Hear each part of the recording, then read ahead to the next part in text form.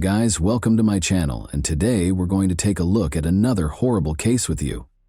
Lam Kor Wan, Hong Kong's first serial killer, was introduced in 1982. He worked as a taxi driver, but at night he was known as the Rainy Night Butcher and the Jars Killer. Over the course of 7 months, he killed 4 young women, concealing their bodies beneath his family's couch and preserving their body parts in jars. Every murder was more graphic than the one before it. They all appeared in unsettling movies, from suffocation to the amputation of body parts. What perverse ideas motivated this man, and who was he? How did these women end up as his gullible victims? Let's discover the terrifying reality that was born on May 22, 1955, in the center of Hong Kong. Lam Kor Wan had a challenging childhood. With 10 children, a legal wife, and 2 mistresses, his father, Lam Weil Lok, led a difficult life. This set the stage for Lam's turbulent early years. Lam was subjected to cruel treatment during his early years while residing in Malaysia with his biological mother. His father violently abused both of them at home. Lam's situation was made worse by the fact that his parents divorced when he was a child. Due to a horrific event in which his father slammed his head against a wall, leaving 2-year-old Lam unconscious with periorbital bruises and a fractured skull, his father had a fierce temper. Following a period in Brunei from 1957 to 1962, during which Lam shared a dormitory with his father's half-siblings and mistresses, despite his academic success in primary school, Lam returned to Hong Kong in 1968 to attend Ricci Middle School in Sham Shui Po for junior high school. Having to balance 2 different school schedules because of his father's work had affected Lam's performance, particularly in mathematics. By 1970, Lam's academic standing had declined due to the demands of managing his father's motorcycle shop after school. His relationship with his father deteriorated even more, and this was marked by harsh treatment. Lam also started running away from home a lot as a result of this. Up until middle school, it had become a recurring pattern in his life. Lam had begun working in his father's motorcycle shop years after he had graduated from high school. He later went on to learn how to service air conditioners from a relative. The entire ordeal, which was replete with family issues during difficult times, had prepared Lam Kor Wan to become the enigmatic individual he would become. After a fight with his father outside a public restroom on Hakuin Street in early 1973, he was expelled from his house and sent home. After forcing a woman into the bathroom with a knife, he touched her lower body in an inappropriate manner. He was arrested as a result of this incident. A doctor examined Lam and determined that he had mental health problems, making him unfit for trial or incarceration. He was therefore ordered to receive treatment at King Shan Mental Hospital. He chose to change his name to Lam Jiao Koang by the time he was 19, after being treated for 102 days and being released from the hospital. Along with his collection of locked-away pornography kept in a metal ammunition box, his family noticed his odd fascination with the female body. Even though his family made an attempt to assist him, nothing seemed to change. His behavior changed to something more unsettling when these measures did not satisfy him. The women chased him down the street after he bought a Polaroid camera and started taking illegal photos of them from beneath the doors of restroom cubicles. At their home in Kwantong, he had later been caught snooping on his sister as she undressed outside the restroom. After that, the family decided to move further away, into Kwa Wan at their new residence. There was an agreement in place for him and his younger brother to share a room and sleep in different parts of a bunk bed. They were to keep their possessions separate and free from outside interference. He officially began working as a taxi driver in 1978, after obtaining a license and assuming the name Lam Kor Wan. His family only saw him every 14 to 15 days after he was moved to the night schedule around 1980. He then developed an intense interest in photography in 1981, which led him to study the art form. But since he didn't have a darkroom at home to print color pictures, he looked for a photo studio. He enrolled in a photography course offered by the Chinese YMCA of Hong Kong at the Waterloo Road Association in order to avoid suspicion. His classmate was employed at a sim shots. Lam made up a story about needing help with autopsy photos because he was a part-time photographer and worked in a mortuary. Surprisingly, his account was approved, and the classmate edited Lam's images to prevent alarming other students. His mother observed a significant shift in his behavior after he had been a night taxi driver for a year. He began to disregard personal hygiene, declining to take a shower or change his clothes. On the gloomy night of February 3, 1982, at the age of 27, his mother even saw him wander home like a sleepwalker in the dead of night, but his demeanor became forlorn. During his time as a taxi driver in the Simshasui district, Lam changed from being a simple peeping Tom to something more sinister. He was looking for clients one day who were coming home from a night out. This is where things started to go south. When Chan Feng Lan, a clearly drunk woman, emerged from a restaurant at around 4 in the morning, she was in such need of a ride that many taxi drivers refused to give it to her. Lam, apparently unfazed by this, accepted her into his taxi and consented to drive her home. The inebriated woman asked to stop halfway through the trip, and when Lam braked close to a gas station, she opened the door to throw up. Uncertain of where she was, she asked Lam to return in the opposite direction after this disturbing incident. Later, Lammy admitted that he had considered killing her, but something inside of him snapped and he decided he had had enough after being initially disgusted by her vomiting. He went into a garage in the Simshasui neighborhood, circled to the passenger door, and strangled the young lady with an electric cable. He drove to his house at 5 in the morning when he usually finished work and parked in front of the building as usual. The night watchman slept on a cot in the entry hall and did not wake up, so he concealed the body in a big bag and carried it across the pavement into his apartment building while the street was empty. After Lam died, he went into the apartment as quietly as he could and spent several hours hiding the body beneath the sofa. Lam waited for his family to depart after breakfast while feigning to be asleep in his bed. He woke up and began preparing his room after his brother and parents had left the apartment. Lam purchased a power saw from the street using 500 yuan that he had stolen from the victim's wallet. To ensure that even the baseboards were adequately protected, he covered the floor with plastic. He began to dismember the innocent woman's body after placing it on the plastic. Despite his best efforts, he was unable to avoid leaving any blood traces, and some of it splashed onto the walls. He continued to dismember the victim's body for hours, taking pictures and videos of the entire procedure before naming the videotape a serious secret. After chopping her body into 7 parts, he wrapped paper around her head, limbs, and torso before sealing it in a plastic bag. The fact that he preserved the private parts in a Tupperware container with rice wine was the most unsettling aspect. In order to remove any traces of the horror that had transpired, he meticulously cleaned the crime scene, scrubbing the walls and floor and rolling up the plastic sheet. He drove to the new areas, making multiple trips to carry the body parts to his taxi while avoiding attention from onlookers who were confident he had removed any traces of the unsettling act. He stopped when he discovered an empty area on the banks of the Xingmun River, close to Shatin. He was determined to find a remote location to dispose of the body. He removed the packages from his trunk one by one and tossed them into the river, making sure no one was looking. The bundles were carried to the sea by the murky waters. The limbs floated from Lucky Plaza to the Bel Air Gardens area after being washed down by the intense rain. Lam had heard the terrifying news on the radio more than a week after the horrible deed. A limb had been found on the shores of the Xingmun River. More body parts were unearthed in the following days, leaving the police to piece together the tragic puzzle. To determine the approximate time the body was dumped into the river, investigators looked at tidal patterns. Interestingly, one arm had a unique tattoo of a heart with a knife through it, which was uncommon for women at the time. They arrived at this conclusion. Recognizing the victim, it was Chan Feng Lan, age 21. The police encountered regrettable difficulties even after issuing a public call for witnesses. Neither the taxi driver nor Chan Feng Lan's companions had seen the license plate.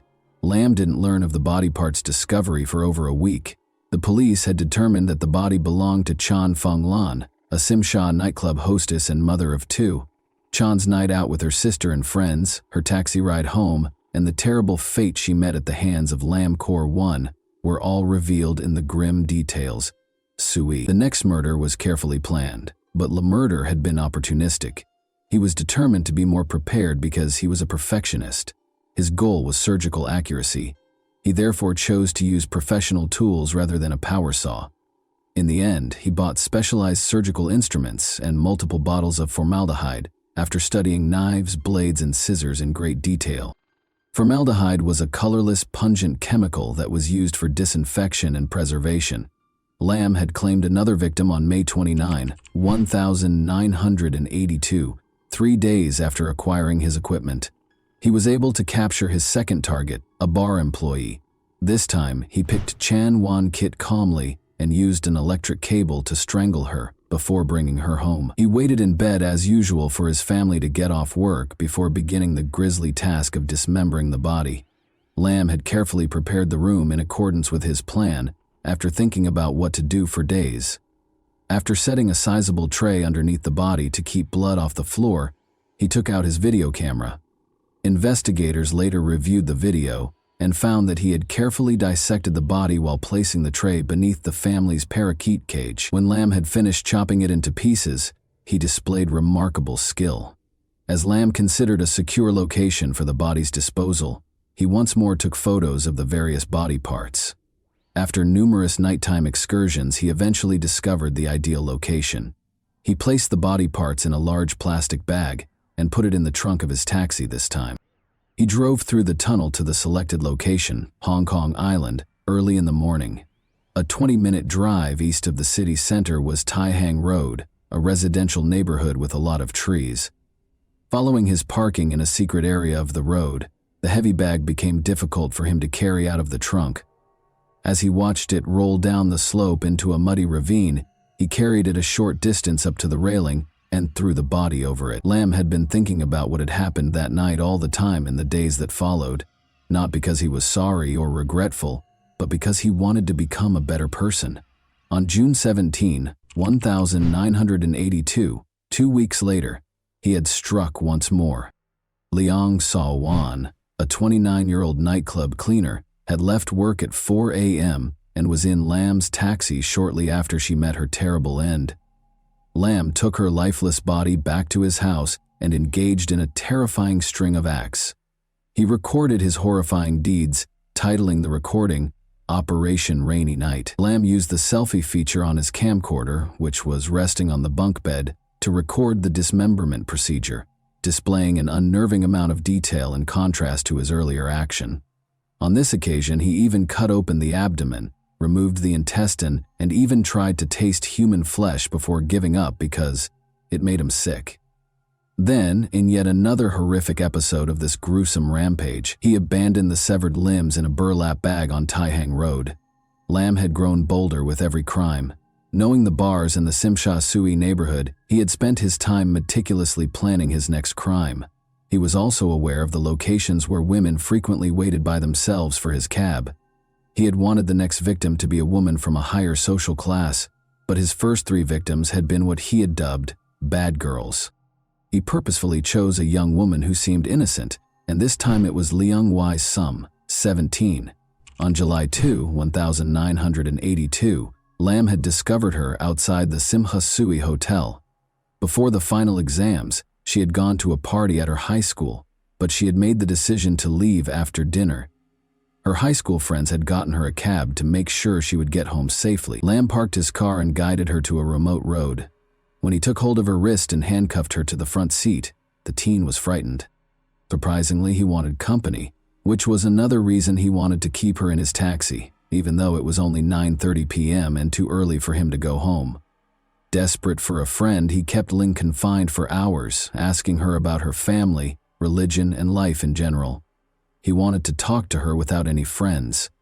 Lamb was generally enjoying her company, but that didn't stop him from carrying out his gruesome scheme. Lamb began strangling the teenager with the electric cable after she fell asleep at around 4 in the morning. He then brought the dead girl's body home and, as usual, waited for his family to vacate the apartment. He hung his video camera from a high shelf and started recording when no one else was home. This was the video that the police would eventually play in court. The video wasn't just unsettling. Lamb was acting necrophilically, that is, performing inappropriate acts with the dead body in the video.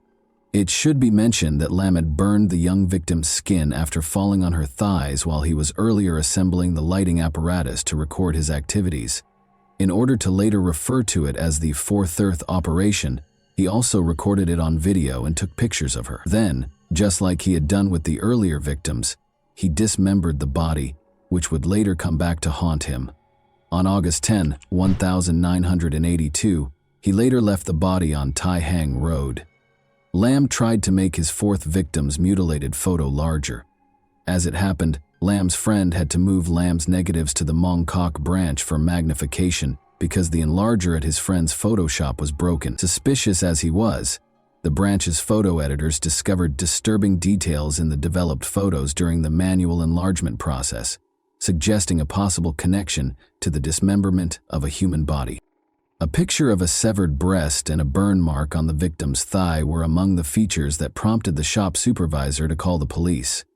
The Kowloon Regional Homicide Squad was given the case by the police after they received the report. Detectives under the direction of Sergeant Lee Kwon obtained statements from the clerks at the Sima, Sui, and Mongkok branches while safeguarding the negatives and photograph. After a thorough examination and analysis of the flesh and blood color, the forensic officer from the Scientific Forensics Department concluded that the photographed corpse had been dead for less than 3 hours. The dismemberment technique ruled out the possibility that the perpetrator was teaching pictures because it implied that they lacked medical anatomical knowledge. The typical green sheet used in autopsies was conspicuously missing. Additionally, forensic specialists verified that the images were taken directly from a real body rather than from printed materials. In one picture, a tiny drop of water also reflected half the face of a girl who looked like Leong Wai-sum, who had disappeared on July 2. The police decided to make an arrest after concluding that Ling had been murdered, based on the results of the Scientific Forensics Division and medical examiner. Sergeant Lee had led the team in an ambush at the photo shop early on August 17.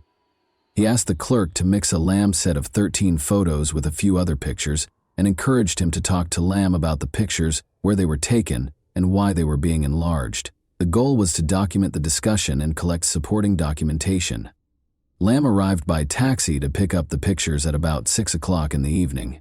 Following his friend's request, he carefully examined each picture and clarified that the enlarged images would be used for courtroom presentations, especially so jurors could see the contents more clearly. Lam said that he worked in mortuaries on a regular basis. Sergeant Lee revealed his identity after verifying the images and making the payment, and he immediately took Lam into custody. Lam first made up a story, claiming that the pictures were taken by a four-eyed man he had met in Kwan who worked for the Oriental Daily. Investigations, however, showed that there was no such individual. In order to gather tangible evidence, the authorities promptly requested a warrant so they could search Lam's home within the allotted 48 hours. Otherwise, they would have needed to let him go. During the search, they found personal belongings, preservatives, anatomy books, surgical instruments, Lam's cupboards, and severed body parts, including the deceased women's breasts and vaginas. His taxi was also seized and searched by the police, who left a note on the windshield stating that it was not to be towed and that it had been involved in a crime. Subsequent investigation of the car turned up evidence like wire and handcuffs in the glove box, as well as 2 holes in the back of the front seat that were probably made by one of the women who died wearing high heels during a struggle. Investigators allegedly recovered a large collection that included 1,900 carefully coded photos, 1,500 color slides, and 696 negatives that documented coronavirus victims at different points in his crimes. His thorough documentation greatly facilitated the police inquiry. All of his victims' body parts were eventually found by authorities, allowing for their identification and eventual return to their families. To assist with the investigation, Lam Korwan was taken to the police station with his father and younger brother. Authorities suspected that the taxi driver wasn't acting alone because of the small living area and the amount of evidence found in Lam and his brother's bedroom. After 3 days of intense interrogation and detention, Linwas was freed. The younger Lam insisted that he had little contact with his brother because of their divergent schedules and was neither involved in nor aware of the incidents to expedite their release. Korwan was pressed by their father and younger brother to make it clear that they had nothing to do with trying to get her son to confess. Lam's mother went to the police station as well. Korwan assisted law enforcement in identifying the victim's body parts. The police, however, continued to suspect the younger Lam of involvement despite their cooperation. As a result, both brothers were brought before the Sanpo Kong magistrates' courts on 4 counts of murder. In order to support the younger brother's persistent denial of involvement, they were later moved to the Su Lam Psychiatric Center for evaluation. After the 6th hearing, he was ultimately freed because there was not enough evidence.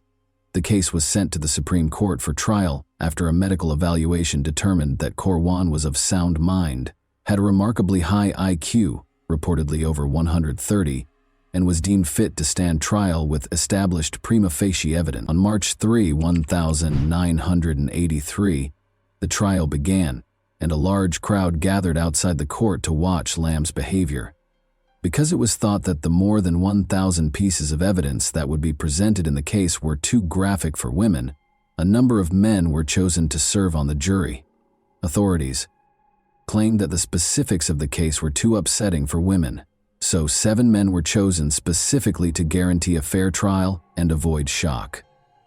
The only people who could watch Lam's videotapes were the jurors, judges, and attorneys.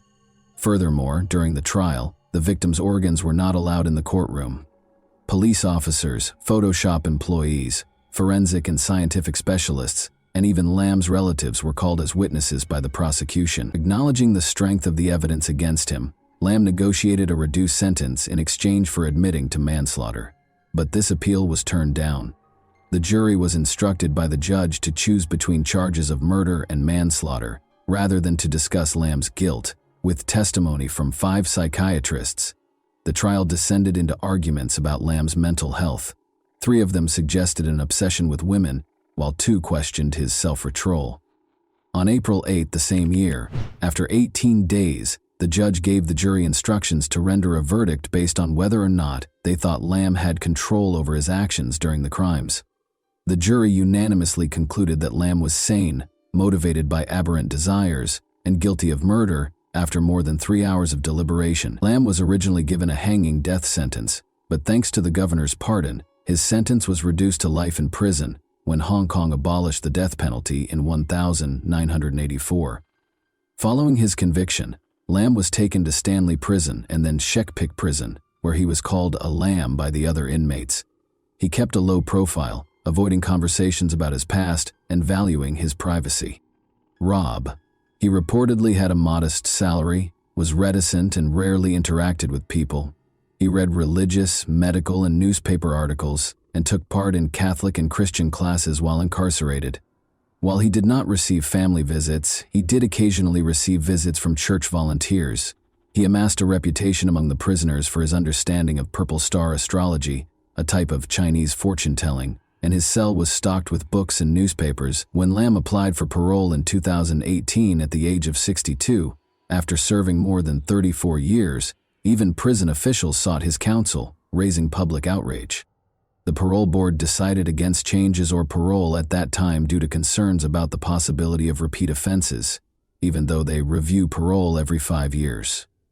According to reports, during the 1983 trial, Lam was also observed by some inmates dissecting cockroaches in the prison and making elaborate displays out of them while they were kept in a matchbox. In her testimony, Lam's mother described the physical abuse her oldest son had suffered as a child. The father of coronavirus had even caused severe head trauma when the boy was only 2 years old, leaving him with 2 black eyes. She had also been the victim of domestic violence. Experts have connected severe head injuries sustained as a child to psychological problems like necrophilia later in life. Lam reportedly told a psychiatrist that he thought God had given him the order to carry out the murders. Lam's actions remained mysterious throughout the investigation. Investigators were baffled by his decision to develop films at a Kodak store, even though he had the required equipment. Some conjectured that he may have secretly wished for arrest because he had almost been arrested before the gruesome autopsy results, and the manner in which the bodies were dismembered suggested that a professional killer was at work. However, despite these disturbing facts, Lam's family had difficulties because of the case's publicity. They tried to sell their apartment but were unsuccessful because of its fame, so they were forced to stay after the case ended. The police, concerned about possible media exploitation, destroyed all of Lam's tapes and photographs. Some of the victims' organs, however, had a different destiny there. and were kept for educational purposes at the Wan Chai Forensic Medicine headquarters. As our journey through Lamkor, Wan's haunting saga, comes to an end, it is important to remember these 4 innocent women whose lives were tragically taken. Lam's father sought atonement for his son's sins on November 16, 1986, by dedicating a memorial tablet at Yuan Shin College for the lives lost to his son's evil. The story of Lam Kor Wan serves as a chilling reminder of the intricacies of the human psyche and the terrible outcomes they can produce. Such tales act as a forceful plea for greater comprehension, awareness, and attention to mental health. As the first serial killer in Hong Kong's history, Lam Kor Wan, now 68, is serving a life sentence in the maximum security Shek Pik prison on Lantau Island for the gruesome killings that rocked Hong Kong in the early 1980 CE. His reign of terror came to an end on August 17, 1982, the fateful day of his arrest, when he was just 27 years old. His horrifying post-crime rituals, which included hiding victims under the family couch and preserving body parts in jars, earned him the terrifying nicknames the Rainy Night Butcher and the Jars Murderer. Such unsettling behaviors reveal a terrifying picture of a disturbed mind. And that wraps up today's chilling story. If you enjoyed this video, don't forget to like and subscribe so you never miss a new upload. Also, let me know in the comments what part of this story shocked you the most. Thank you for watching, and I'll see you in the next video.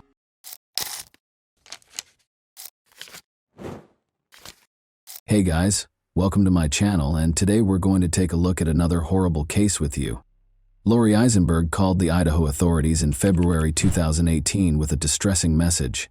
She said she was sailing on Lake Coeur d'Alene with her husband, Larry Eisenberg, when he suddenly fell into the water. But after the body was recovered, a medical examination revealed a different picture, which made authorities believe that a more intricate and nuanced story was involved. Born in 1950, Larry Eisenberg earned a degree in forestry from the College of Idaho. He worked in forest cultivation, maintenance, and harvesting. He started working in the woodworking industry after completing his college education. He spent his entire life striving for success because he enjoyed working hard. In 1974, Larry married his first wife, with whom he had 2 children. But after the kids grew up, the couple got divorced. He soon met Lori Barnes, who was born in 1953. Lori's life used to be extremely impoverished. On occasion, her family even had to stay the night on farms that were deserted. She got married in 1973 at the age of 19, and the couple divorced in 1996, but they had 6 daughters together. She moved out after the divorce and became a single mother to her daughters. Many were drawn to Lori because of her amazing laugh and smile, and she was very good with people. Larry has consistently stated that he loves his wife more than anything else since they were married in 2004. Their neighbors and friends said their 17-year marriage was perfect. In northern Idaho, they led a contented life. Lori was the executive director of the North Idaho Housing Coalition at the time, which remodeled homes for impoverished families to buy or rent. Larry was retired but still involved in a number of community activities, and she was a well-respected member of the community. Lori and Larry decided to take their boat to Lake Coeur d'Alene on February 13, 2018, so they could watch the sunrise from Sunup Bay, a beautiful location. Given that Lake Coeur d'Alene is generally regarded as having serene waters, what happened that day was nearly unthinkable.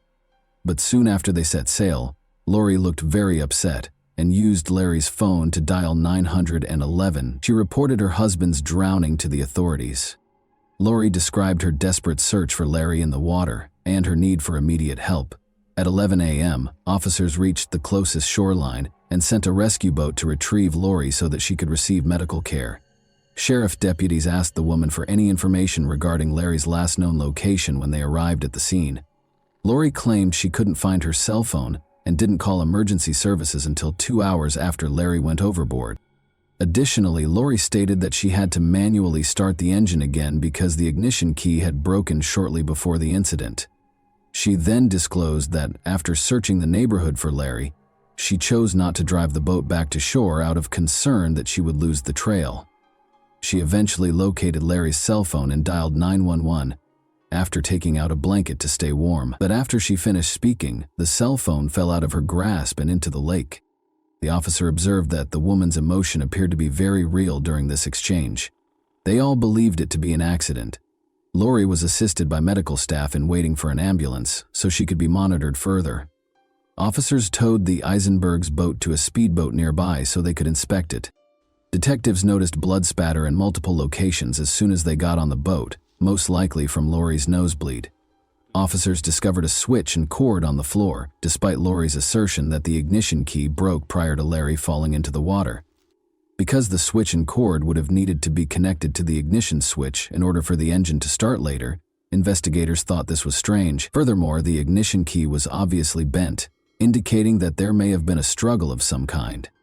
Along with Lori's purse, which included an empty juice bottle, officers also discovered a number of additional keys.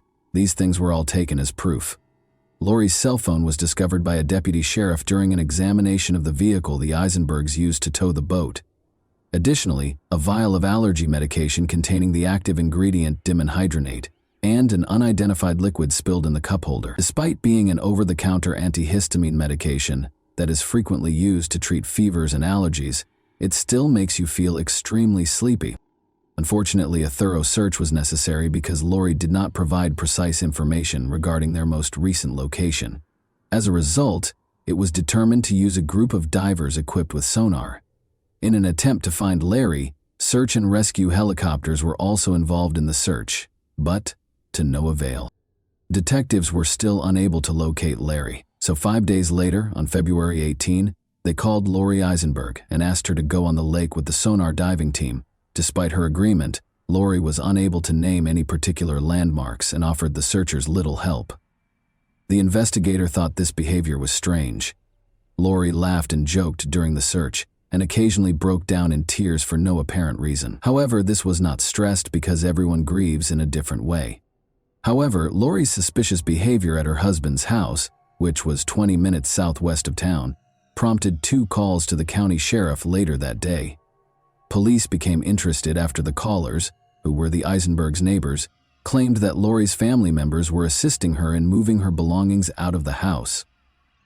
On February 21, 2018, a startling discovery was made that completely changed the course of the case. Due to Lori Eisenberg's potential fraudulent activities, the North Idaho Housing Coalition, where she had worked for years, notified police officers that it would no longer be working with her. It turns out that the coalition's accountant found errors in the report and that $500,000 was missing from their budget total. That was the amount that only Lori had. Those who knew Lori Eisenberg were shocked by this news because, according to law enforcement, she was a law-abiding citizen with no prior criminal history. Larry's son made the decision to speak with the investigator at this point. He told him about Lori's peculiar actions and the potential role she played in his father's passing. However, the detective was certain that the woman had nothing to do with Larry's death and saw it as merely his personal grievance. However, in response to Lori's fraud charge, a search warrant was issued for the Eisenbergs' residence the following day. Several pieces of evidence were found during the search, including red stains on the floor outside the house, paper towels that appeared to have dried blood on them, black latex gloves, and a Ziploc bag that contained an unidentified white powder. Lori was immediately briefed on the evidence by the investigating detective. She countered that she was unaware of the brown stains in the backyard and that the blood they discovered on the gloves and towels was her own. The red marks on the concrete were later identified by forensic analysis as paint drips that had stained the boards. Lori was arrested on 40 counts of forgery on February 27th. Since the coalition was partially financed by taxpayers, the nearly $500,000 she was accused of stealing would escalate into a far more serious offense. On the following day, one of Lori's daughters posted her $75,000 bail. About 3 miles from the location where Lori claimed Larry fell overboard, Larry's body was discovered floating face down, close to the shore on March 1, 16 days after the tragic event. An autopsy the following day verified that the body belonged to Larry Eisenberg. That's not all, though. Toxicology tests conducted by the coroner's office showed that Larry's blood contained deadly amounts of the antihistamine dimenhydrinate. Experts concur that despite the extremely low frequency of overdoses, the drug is fast-acting and can be lethal if taken in excess in a short amount of time. Although the autopsy results were not made public by the authorities, Lori had previously claimed that her husband took several pills daily and frequently neglected to take the recommended dosage. Larry also had flu-like symptoms, according to Lori. Larry only ever mentioned being sick once in a message to his friend, but was Larry the one who sent that message? The expert analyst concluded that the last time the cell phone signal was present close to Lori's son's house was when Larry vanished into the lake, despite the fact that Larry's phone had drowned. Given that Lori said the phone fell into the lake on February 13, this was strange. Detectives concluded that Larry's death was most definitely not an accident. As a result of all of this, Lori did not show up in court for her fraudulent fraud case in late May. A warrant for her arrest was consequently issued, but she never showed up. Investigators kept questioning the Eisberg family's close associates, and soon the idyllic relationship started to show signs of weakness. Despite their apparent happiness, Larry had been very dissatisfied with Lori's recent spending patterns and the fact that she frequently provided financial support for her kids. Investigators also discovered that Larry was one of 3 men Lori had cheated on her first husband with. Furthermore, it was found that Lori herself had handwritten modifications to Larry's will a month prior to his death. According to the will, Larry's children would receive 80% of the estate, while his own would only receive 20%. Authorities chose to make the autopsy results public and declare the case a premeditated murder since Lori was still at large. It was discovered that he overdosed on the antihistamine Benadryl and died from diphenhydramine toxicity. Diphenhydramine, an antihistamine used to treat allergies, is marketed under the name Benadryl. It is also used as a sleep aid because it makes you drowsy. Even at standard dosage levels of 1,0,100 nanograms per milliliter, diphenhydramine induces drowsiness. Larry's body contained a deadly 7,100 nanograms of diphenhydramine at the time of his death. Larry's doctor was questioned by police to see if they saw any indications of a stroke or other medical irregularities, but the doctors said Larry was in perfect health. Investigators concluded that Lori texted Larry's daughter that morning before poisoning her husband, based on all the evidence they had collected. Subsequently, she added the pills to the man's juice. Larry became ill and went overboard near the coast. They also conjectured that before dialing 911, Lori purposefully steered the boat further away from the location. The entire Eisenberg family was uninsured. What was the motive? That was the only question left. It was probably coming to pass that Lori would inherit their shared house in the event of Larry's death, which she could then sell to raise the money she needed to pay for the money she had stolen. Additionally, according to friends, Larry had no idea what Lori was doing at the Idaho Housing Coalition. 2 months after going missing, Lori finally made an appearance at the sheriff's office by herself in July. Until the fraud case was tried in court, investigators were eager to discuss her alleged murder of her husband. Eisenberg consented to enter a guilty plea to 3 counts of wire fraud and 1 count of federal program theft in November 2018. She also consented to make restitution of about $580,000. Eisenberg was found guilty of embezzling over $500,000 and given a 5-year prison sentence.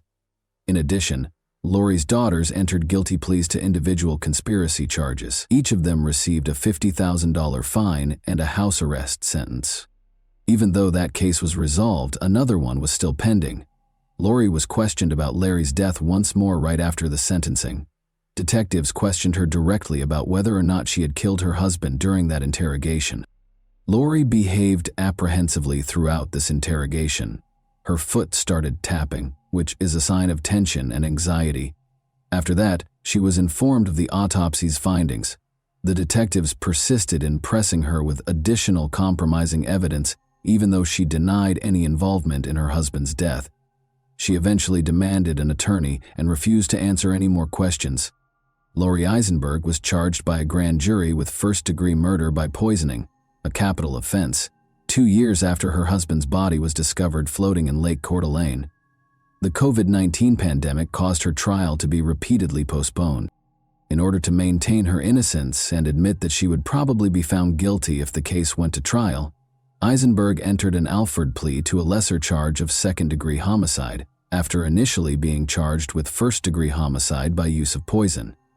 She entered a guilty plea to the lesser charge of second-degree murder in February 2021.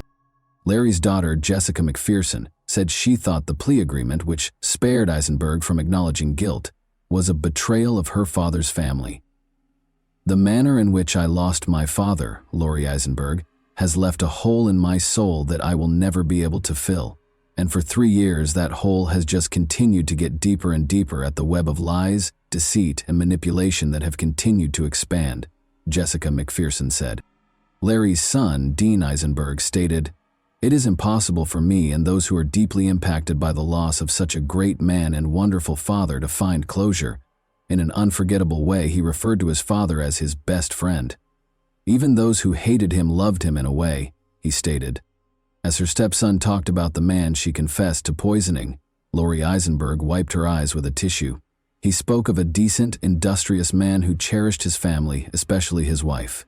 "I can only hope she did what she did to save him the embarrassment of finding out what his soulmate had done behind his back," said Dean Eisenberg. Lori's daughter, Amber Barnes, claimed that her mother controlled the household. "Larry dedicated his life to Lori. He loved her, he trusted her, and she killed him," Barnes stated. The pain felt by everyone who lamented Larry's passing was exacerbated by Lori's plea to Alford. "She deserves to be held accountable for her actions and be seen for who she really is," Amber Barnes stated. She saw Lori Eisenberg as a father figure and a great-grandfather who would give her children bear hugs and stroke their hair while telling them he loved them. "Our family lost 2 people that day on the lake. We lost Larry, the grandpa we loved, and we lost Lori, the mother and grandma that we loved, trusted, and thought that we knew. Lori shattered our lives when she took Larry's life. But it didn't stop there," Amber Barnes stated. Before the judge sentenced Lori Eisenberg, she spoke to the court for over 45 minutes. She claimed that she started stealing from the coalition because she was having financial difficulties with her daughters, one of whom she had expelled from her house when she was 15. She claimed that she felt unable to express to her husband her desire to support her daughters financially. She emphasizes that they lacked health and dental insurance. "I saw my precious little grandchildren suffering because their mothers were not able to have a double-income family and not able to provide what they needed," she said. "So what do they do when the kids get sick and have to go to the doctor?" According to her, "I got to the point where I was torn between adhering to the life and Larry's standards of life and being able to do what I thought I had to do. And so I came up with the most stupid, shameful plan ever, and that was to steal money from my employer." Eisenberg killed her husband, according to the prosecution, to avoid the additional humiliation of losing half of her assets in a divorce. Eisenberg, however, told the court that her husband wasn't supposed to consume the poisoned drink that killed him. Eisenberg claimed that she had considered suicide ever since her embezzlement was uncovered. Her words, "I knew my life was over." She claimed that after drinking the drink she had tainted with Benadryl, she intended to drown in Lake Coeur d'Alene, but her husband discovered it while she was asleep on the boat. "I had 2 options, death or life in prison. I never wanted to get away with anything. I know Larry would still be alive if it weren't for me," she replied. According to the judge, he was convinced that Eisenberg's account of what happened in court was accurate, at least the version she had chosen. "Your truth doesn't hold up in the light of all the evidence," he responded. Eisenberg was given a life sentence with 30 years fixed and credit for time served, according to the judge's ruling. Following the delivery of the sentence, Larry Eisenberg's family silently embraced it. And that wraps up today's chilling story. If you enjoyed this video, don't forget to like and subscribe so you never miss a new upload.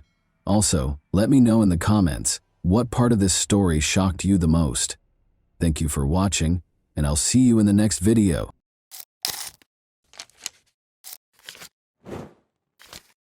Hey guys, welcome to my channel, and today we're going to take a look at another horrible case with you. We examine the events that occurred in the U.S. state of Florida today. On October 16, 2018, 28-year-old Laura Peicher was last spotted having dinner at a bar in Sebring. An employee at the Tampa restaurant called 911 3 days later after noticing something odd close to a dumpster. The case was solved by detectives using surveillance footage. Laura Peicher was an extremely beautiful and consistently upbeat woman. She was gregarious. In remembrance of his daughter, her father, an art teacher, said this: "In 1989, Laura Peicher was born on a chilly day in Michigan. She had 2 nephews, one of whom she never met, a sister-in-law, an older sister, and a brother. She was born with 2 fingers and a thumb on her short left arm. Throughout her life, she struggled with discrimination due to her physical differences. She worked with individuals with physical and mental disabilities as a job coach at Goodwill. She was disabled, but that didn't stop her. It was a feature of her distinct character. Growing up, Laura lived in Michigan. She relocated to Sebring, Florida when she was 26 years old. Her grandmother was getting too old to care for herself, so she moved to Florida. With a big heart, Laura left her job to visit her grandmother in Florida. The incident started with a 911 call on the morning of October 19, 2018, when staff members at the restaurant reported discovering the woman's body hidden under a wood board and wrapped in a plastic bag close to a dumpster behind the establishment. In a restaurant parking lot, a woman reported a bad smell next to a dumpster by calling 811. She initially believed it to be a dead animal, but upon closer inspection, she discovered what she initially believed to be a dead woman. Investigators showed up on the scene. Face down, the victim was discovered. She was half naked. She was discovered wearing a dress, and a plastic bag was placed over her before the bed's headboard was placed over her body, but the gown was lowered beneath her breasts. Her hands were tied behind her back by the criminal. They discovered a wallet that eventually held an ID card and a clear plastic bag filled with personal belongings, the most crucial of which was mail, by using a purse strap inside the dumpster. Laura Peicher was identified as the victim. She lives in the city of Sebring, Florida, which is roughly 2 hours' drive from where she was discovered, and investigators concluded that she is not truly from Tampa. After more research, it was discovered that Laura owns a silver Toyota Tundra pickup truck. Her pickup truck was not in the parking lot close to where Laura's body was discovered, even though she may have driven it to Tampa. In case it was spotted anywhere, the truck was registered as a stolen vehicle and added to a law enforcement database. In the meantime, the restaurant manager was interviewed by investigators. The body was found on Friday morning, 2 days after the establishment's owners had cleaned the parking lot on Wednesday. This implied that the body had to have been there from Wednesday through Friday.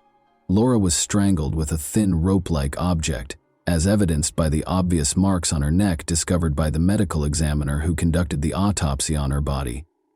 Laura's death date was determined by additional indicators found on her body. It was obvious that the body had been on the ground for a long time because the skin was discolored. 2 days before she was discovered, on Wednesday, the medical examiner came to the conclusion that Laura had passed away. Meanwhile, police in Michigan, 1,200 miles away, informed Laura's family of her passing. Her parents were taken aback. In order to allow investigators access to Laura's trailer, Laura's parents drove 20 hours from Michigan to Sebring. Investigators sought to determine whether the trailer was a scene of a crime. They entered and searched the house to see if anything out of the ordinary had occurred, but there was nothing there. Everything had a place. No sign of a struggle had occurred there, which might indicate that Laura had been attacked elsewhere. Nor was Laura's pickup truck present. The investigators were aware that reconstructing the timeline of Laura's final hours would be necessary to solve this case. They wanted to know who Laura had met, why she had come to Tampa from Sebring, and what had happened to her pickup truck. On Wednesday, investigators looked through Laura's cell phone logs. She stopped answering calls between 1 and 5 in the morning. It is a clear sign that something has occurred. According to the records, Laura called a man named Vidal Cortez twice on Wednesday morning. Detectives wanted to speak with a man named Vidal Cortez, who became the first possible suspect after Laura's friends disclosed that he was Laura's boyfriend. They needed to know if there had been any issues in their relationship and when he had last seen Laura. However, the police learned that Laura's pickup had been seen outside a Tampa convenience store before they could locate Cortez and speak with him. 3 miles from the scene of Laura's body, the detectives visited a convenience store. Laura's pickup truck was gone when they arrived. Nonetheless, the detectives hoped they could obtain some answers from the surveillance cameras that were placed both inside and outside the store. They saw a pickup truck arrive at the store and park after viewing the footage from those cameras. Although they attempted to zoom in, the video quality was subpar, making it impossible to identify the driver. A man exited the passenger seat of the pickup truck after it had parked. This indicated that the pickup truck had a driver and a passenger, or at least two people. It seems that the man who exited the pickup truck was aware that the cameras were recording him. He wore a baseball cap and kept his head down. He went into the store, but as before, detectives couldn't see his face on the videotape due to its poor quality. The picture was excessively grainy. The employees of the store stopped him from stealing the beer. The man went back to the pickup truck and sat in the passenger seat after leaving the store. Neither did the driver exit the pickup truck, nor did he appear on any of the cameras. Patrol officers found Laura's pickup truck about an hour later. It looked like it had been in a small collision and was parked in the street. At the time of his arrest, investigators noticed the same man sitting in the passenger seat on the surveillance footage. He introduced himself as Calvin Gary. He wore a tracking monitor on his ankle and was on probation. In the driver's seat was nobody. The pickup truck's driver had clearly run away, as only a pair of shoes remained. The detective started questioning Calvin Gary, while Laura's pickup was turned over to forensic so they could thoroughly inspect it for any evidence. He claimed that a man named Hot had given him the truck. They were going to steal beer from a convenience store, and Hot had just moved into the area. Calvin Gary was asked by detectives if he was aware of how hot the pickup truck got. "I don't know anything about Laura," he said, adding that he didn't know the answer to that question. "I don't know what happened to her," he said. He informed detectives that Hot was a short African-American man. Calvin Gary also provided detectives with Hot's location. When they spotted them, they proceeded to the designated address. The short man hid in a bushy grove. He was mistaken in his hope that the detectives hadn't noticed him. They invited him to approach them. The man had on a shirt and pants but no shoes when he came out of the shrubbery. He refused to give his name when detectives asked him to do so because he was uncooperative. The detectives then requested that he approach the car. They were able to quickly identify fingerprints thanks to specialized equipment. Detectives discovered a match in the database when they scanned the man's fingerprint. Gary Daniel was his real name, and he had a long criminal history. He was already a 3-time prisoner. The fact that Gary Daniel was from Sebring was another noteworthy detail. Be mindful, Laura was a resident of Sebring as well. Detectives assumed Danielle was the driver of Laura's pickup truck because he was shoeless. Remember how the police discovered shoes inside the pickup truck when they located it? Gary Danielle was therefore a suspect in the Laura Peacher case, due to all of these factors. Nevertheless, the detectives had to release him because there was insufficient evidence at that time for the police to bring any charges against him. Because Calvin Gary had an ankle monitor, they focused on him and the fact that he, Gary, and Daniel used Laura's pickup truck. But the police were able to follow him around. They learned that Calvin Gary had never visited Sebring where Laura lived, or the dumpster where her body was discovered. Following the discovery and interrogation of Laura's boyfriend, Vidal Cortez, detectives ruled out Calvin Gary as a suspect. However, he told detectives that Laura had gone to a Sebring bar on the evening of Tuesday, October 16, since she had been there the night before she died.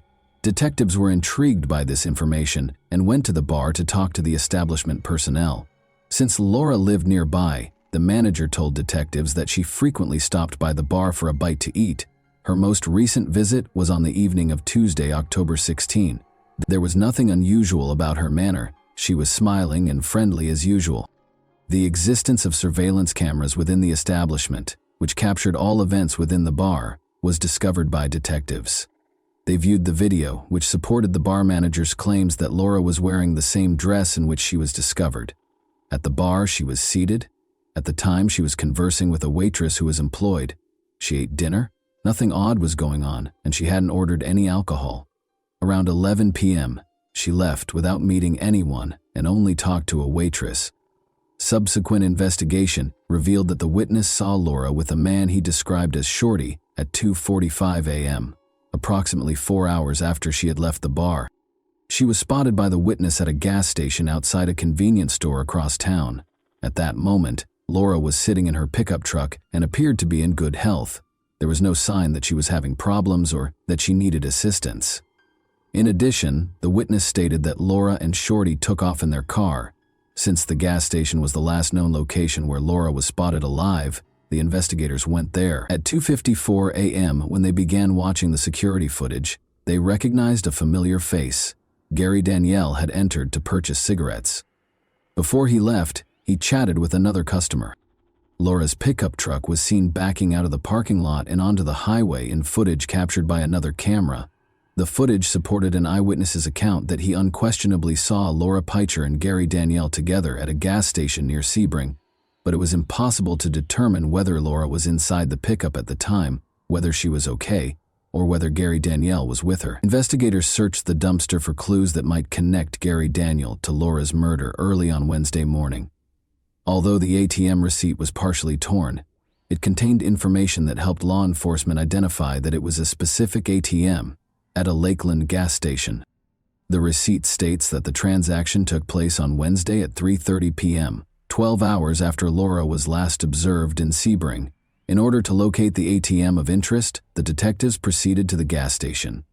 With any luck, the surveillance footage would help them solve the case. They could see Laura's pickup truck in the video, but they couldn't make out who was sitting in it. Fortunately, there were several cameras. The detectives watched Gary Danielle exit the pickup and go to the store after it had been parked. After taking out cash from the ATM and purchasing a soda, they departed the establishment. Detectives believed Laura was dead by this point because she was not seen and did not exit the pickup truck. Gary Danielle returned to the pickup truck and headed toward the location of Laura's body. They located him. For interrogation, Gary Danielle was brought to the police station. The only proof the police had at that point was that Danielle had used Laura's pickup truck, so they started interrogating him about it. The only thing he did, Danielle said, was to use an unlocked truck that had keys inside for that purpose. He didn't know who owned the pickup. The pickup truck's interior was fine, he said. He saw nothing out of the ordinary. After showing him a photo of Laura, the detectives asked him if he recognized the person in it. "I don't know the woman," Danielle said.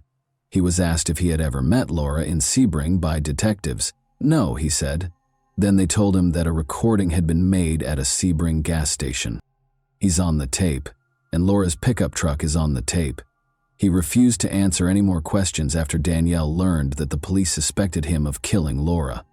There was no tangible evidence available to detectives at the time to convince a jury that Laura Peicher was murdered by Gary Danielle. A person has a set amount of time to stand trial. The clock begins to run as soon as the suspect is taken into custody. The detectives chose to release Gary Danielle because they were still awaiting the forensic findings. Naturally, there was a significant risk that Danielle would flee, but the investigators determined that the risk was warranted in this instance. Many questions were addressed by forensic analysis. Drops of Laura's blood were discovered by the experts in the rear seat of her pickup truck. This suggests that Laura's body was either in the back seat of the pickup truck when she passed away, or that the crime was committed inside the vehicle. A forensic report on the objects discovered close to Laura's body has been obtained by investigators. Gary Danielle's DNA was discovered under Laura's fingernails, and it matched the DNA on the strap that was used to bind her hands. Gary Danielle was taken into custody after the DNA evidence found in surveillance footage was sufficient to file charges. Danielle used his right to silence and remained silent when he was arrested. He was accused of carjacking, tampering with evidence, and first-degree murder. The investigators attempted to create a timeline of Laura's final hours based on the evidence. They were aware that Laura was in a Sebring bar. At around 11 p.m., she left the bar by herself and went to the town center, where she met up with friends. She met Gary Danielle that same evening. There was no connection between them, and they had never met before. Because Gary Danielle wouldn't answer questions, investigators think Laura agreed to give him a ride, perhaps in return for money. Investigators don't know how he and Laura met, but they do know that she was found alive and unharmed in a pickup truck by an eyewitness at a gas station, where she and Gary Danielle ended up. After they left the gas station, it seems that something happened. Laura was strangled in her own pickup truck, though it's unclear where the truck was when she passed away. Surveillance footage showed Laura's pickup truck at a gas station 25 miles outside of Tampa, where Danielle was taking out cash from an ATM, 12 hours after it was last seen in Sebring. After that, Danielle took a car to Tampa. 2 days after, he hid Laura's body in a restaurant parking lot next to a dumpster. It was discovered. The trial didn't happen until nearly 3 years after Laura's passing. The global situation was the reason for the delay. It took a long time for Laura Pietro's father to go to court and face the man who killed his daughter. Rather than condemning Danielle, the father used his words to discuss the lost young woman. A young boy once pointed out her short arm, according to a story her father told. She was told by another boy that he had asthma. "Don't you know there's something wrong with everyone?" she replied. Her father brought some of his daughter's belongings to court, including her journal, which bore the inscription, "Live the life you've imagined." Because she lived alone and no one was around to do the dishes, she wrote in it that she detested cooking. She expressed her distaste for littering in her writing. On August 24, 2021, she wrote about her 4 tattoos, the most significant of which was a black bird in memory of a deceased sister-in-law and based on a Beatles song. In a deal with state prosecutors, Gary Danielle entered a guilty plea to second-degree murder. Danielle, 50, agreed to a 30-year prison term in exchange for a guilty plea to second-degree murder. He also acknowledged committing grand theft of a motor vehicle and tampering with evidence. In the brief court hearing, Danielle, who was short, gray, bald, bearded, handcuffed, and wearing orange, stood silently in a jury box. To Laura Pietro's family, he remained silent. The case was punctuated by a guilty plea, but it left many questions unanswered, including how Laura met Danielle and why she was murdered. And that wraps up today's chilling story. If you enjoyed this video, don't forget to like and subscribe so you never miss a new upload. Also, let me know in the comments, what part of this story shocked you the most? Thank you for watching, and I'll see you in the next video.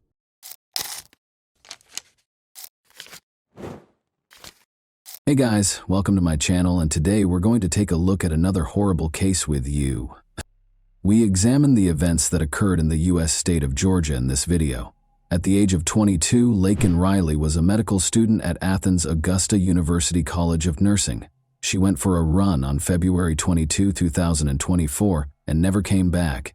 Her death, which attracted a lot of media attention, happened on a trail close to the university campus. Using surveillance footage, detectives investigated the case and apprehended the offender. Both the president and the media were alerted to Laken's passing.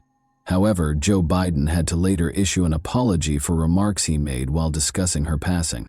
On January 10, 2002, Laken Hope Riley was born in Marietta, Georgia. She had 3 siblings and was the daughter of Allison Phillips and Jason Riley. Laken participated actively in the cross-country team at River Ridge High School in Woodstock, Georgia, where she graduated in 2020. Her high school athletic involvement demonstrated her dedication to health and fitness. Following high school, Laken pursued an undergraduate degree at the University of Georgia before transferring to Augusta University to obtain a nursing degree. She pursued her education at Augusta University with an emphasis on healthcare, which reflected her desire to work as a nurse. Laken was well known for her lively disposition and commitment to learning. In August 2023, she was awarded her honorary white coat, signifying the start of her nursing career and her dedication to compassion and humanism in the medical field. She was a cherished sister and daughter with a promising future, according to friends and family. Unfortunately, on the morning of her death, all of her dreams and plans were dashed. "Good morning, about to go for a run, if you're free to talk," Laken texted her mother, Allison, at 8:55 a.m. A doorbell camera recorded her leaving the house. She shared a rental home close to the university with other female students. Morning jogging was an essential part of Laken's daily routine because she loved running. Allison called her daughter at 9:24 a.m. after reading the message, but she didn't get a response. Allison didn't believe that anything negative could have occurred at that time. Since she was running, she figured Laken hadn't responded. Allison sent her daughter a text message 14 minutes later, saying, "Call me when you can." Allison kept attempting to call Laken, but no one answered. Allison texted Laken again at 9:58 a.m., saying, "You're making me nervous not answering when you're out running. Are you okay?" Lakin's mother and sister kept trying to get in touch with Allison, but they were all unsuccessful. Other calls, including from Lakin's stepfather, also went unanswered, and at 11:47 a.m., Allison texted, "Please call me. I'm worried sick about you." Another 2 hours or so went by. It was clear that something odd was happening. Lakin's run could not have lasted longer than 3 hours, and she was always in contact with her family. The police were notified of Lakin's disappearance at 12:05 p.m. Her dead body was discovered in a wooded area close to the lake where she had been jogging 30 minutes earlier. Her mother and sister had already arrived when the police discovered Lakin's body. The moment Allison received the worst news of her life was caught on camera. Lakin Riley died from a combination of asphyxia and blunt force head trauma, according to an autopsy. She suffered severe injuries, including several head traumas from blunt force. Her disappearance investigation was changed to a homicide investigation. Police used surveillance footage to identify the culprit behind Lakin's ordeal. Lakin texted her mother at 8:55 a.m. on the morning of her death, and a doorbell camera recorded her leaving the house. A security camera caught her running with her phone in her left hand toward the location, where she was eventually located 10 minutes later at 9:05 a.m. At 9:06 a.m., she was out of the camera's line of sight. Her heart stopped at 9:28 a.m., 22 minutes after the camera took her picture, according to data from the smartwatch she was wearing. Lakin was dead. But it turned out that prior to her passing, Lakin had called 929. 5 minutes after she stepped out of the camera's line of sight, the call was placed. Before the call was disconnected, the dispatcher who took the call had no time to speak. The 911 dispatcher followed instructions and made 2 follow-up calls to Lakin's number, but neither time anyone picked up. Police searched the area surrounding the trail where Lakin was discovered in the early phases of the investigation. Potential witnesses who might have heard or seen something strange were interviewed. A suspicious male who was also captured on camera was spotted by several people. The suspect is seen discarding his jacket in this video. 15 minutes after Lakin's passing, the video was captured. Forensic analysis was essential in identifying the offender, in addition to witness accounts and surveillance footage. Lakin had resisted frantically, as evidenced by the DNA samples that investigators took from the crime scene, including beneath her fingernails. In order to find traces of evidence that might connect the suspect to the murder, the forensic team also looked through objects discovered close to her body.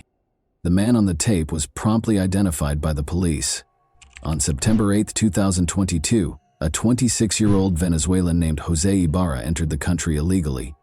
Ibarra crossed the southern border between the United States and Mexico close to El Paso, Texas, where he was met by Customs and Border Protection officers. He was released for additional processing after being granted parole. Ibarra initially stayed at a migrant shelter before starting to travel the nation, according to officials.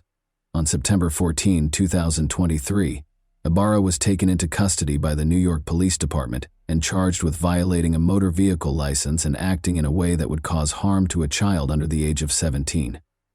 He was accused of riding his moped with a child who was not wearing a helmet. Then, before a detainer could be issued, he was released by New York officials. Jose Ibarra and his brother, Diego Ibarra, relocated to Georgia from New York City. His brother deserves a few words as well. Diego Ibarra, 29, is linked to a dangerous Venezuelan gang, according to court documents.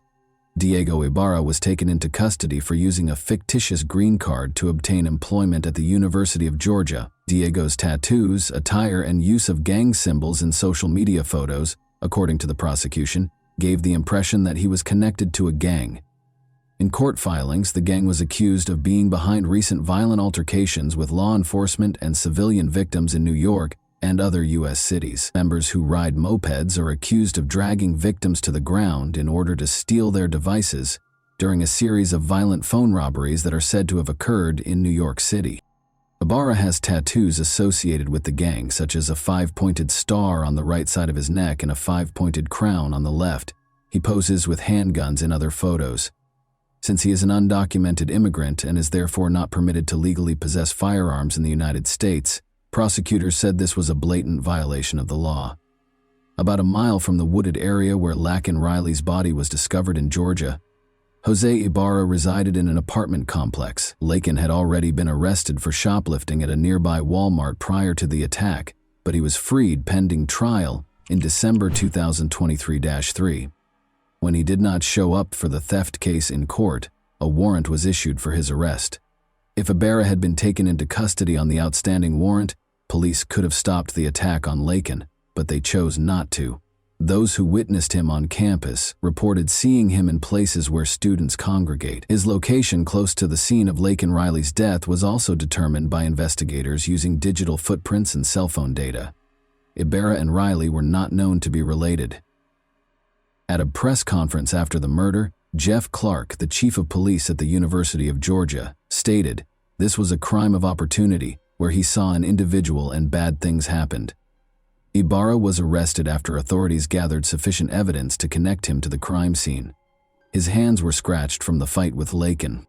3 counts of felony murder, 1 count of malice murder, 1 count each of kidnapping, aggravated assault, aggravated battery, obstructing an emergency phone call, tampering with evidence, and peeping Tom were among the charges brought against Ibarra. The peeping Tom charge stems from Ibarra's observation of an apartment window in a university housing building on the day Riley was killed. The funeral for Lakin Riley took place on March 1, 2024. Her departure brought with it unexpected and unwelcome fame. Too much was known about her death and its raging aftermath, and too little was known about her life by many who had heard of her. It makes sense that those closest to her were reluctant to participate in interviews. The absence of someone like Lakin, whose light never stops shining, makes the world seem even more hopeless. Simon Mossad, the lead pastor of the church, wrote to the media, "Don't even begin to scratch the surface. She was a loving daughter, sister, and friend. She had a gift for making anyone she was around feel comfortable and seen. Lakin was special. She was a gift to anyone who knew her, smart, kind, compassionate, and thoughtful." A wooden sign was located on the shore of Lake Herrick in Athens, close to the spot where Lakin made her final run. The murder of Lakin Riley and the immigration status of the man accused of it swiftly became a rallying cry for some prominent Republicans to blame immigrants for crime in America and criticize the Biden administration for its handling of the southern border situation. Someone had used black tape to change the word lake to Lakin. The untimely death of Lakin Riley has caused national indignation and touched the hearts of Georgians everywhere. At the time, Georgia Governor Brian Kemp wrote on X, "Joe Biden's failed policies have turned every state into a border state, and I'm demanding information from him so we can protect our people when the federal government won't." The brutal murderer who took the life of Lakin was one of the millions of illegal aliens that the Biden administration simply released and unleashed upon our country, House Speaker Mike Johnson stated on X. During his Georgia campaign stop, Donald Trump had a meeting with Lakin Riley's family. "What Joe Biden has done on our border is a crime against humanity and the people of this nation for which he will never be forgiven," Trump said, claiming that Riley would still be alive today hadn't Joe Biden willfully and maliciously eviscerated the borders of the United States and set loose thousands and thousands of dangerous criminals into our country. He continued, "He was an illegal immigrant, and he should not have been in our country, and he never would have gotten into our country if Trump was president."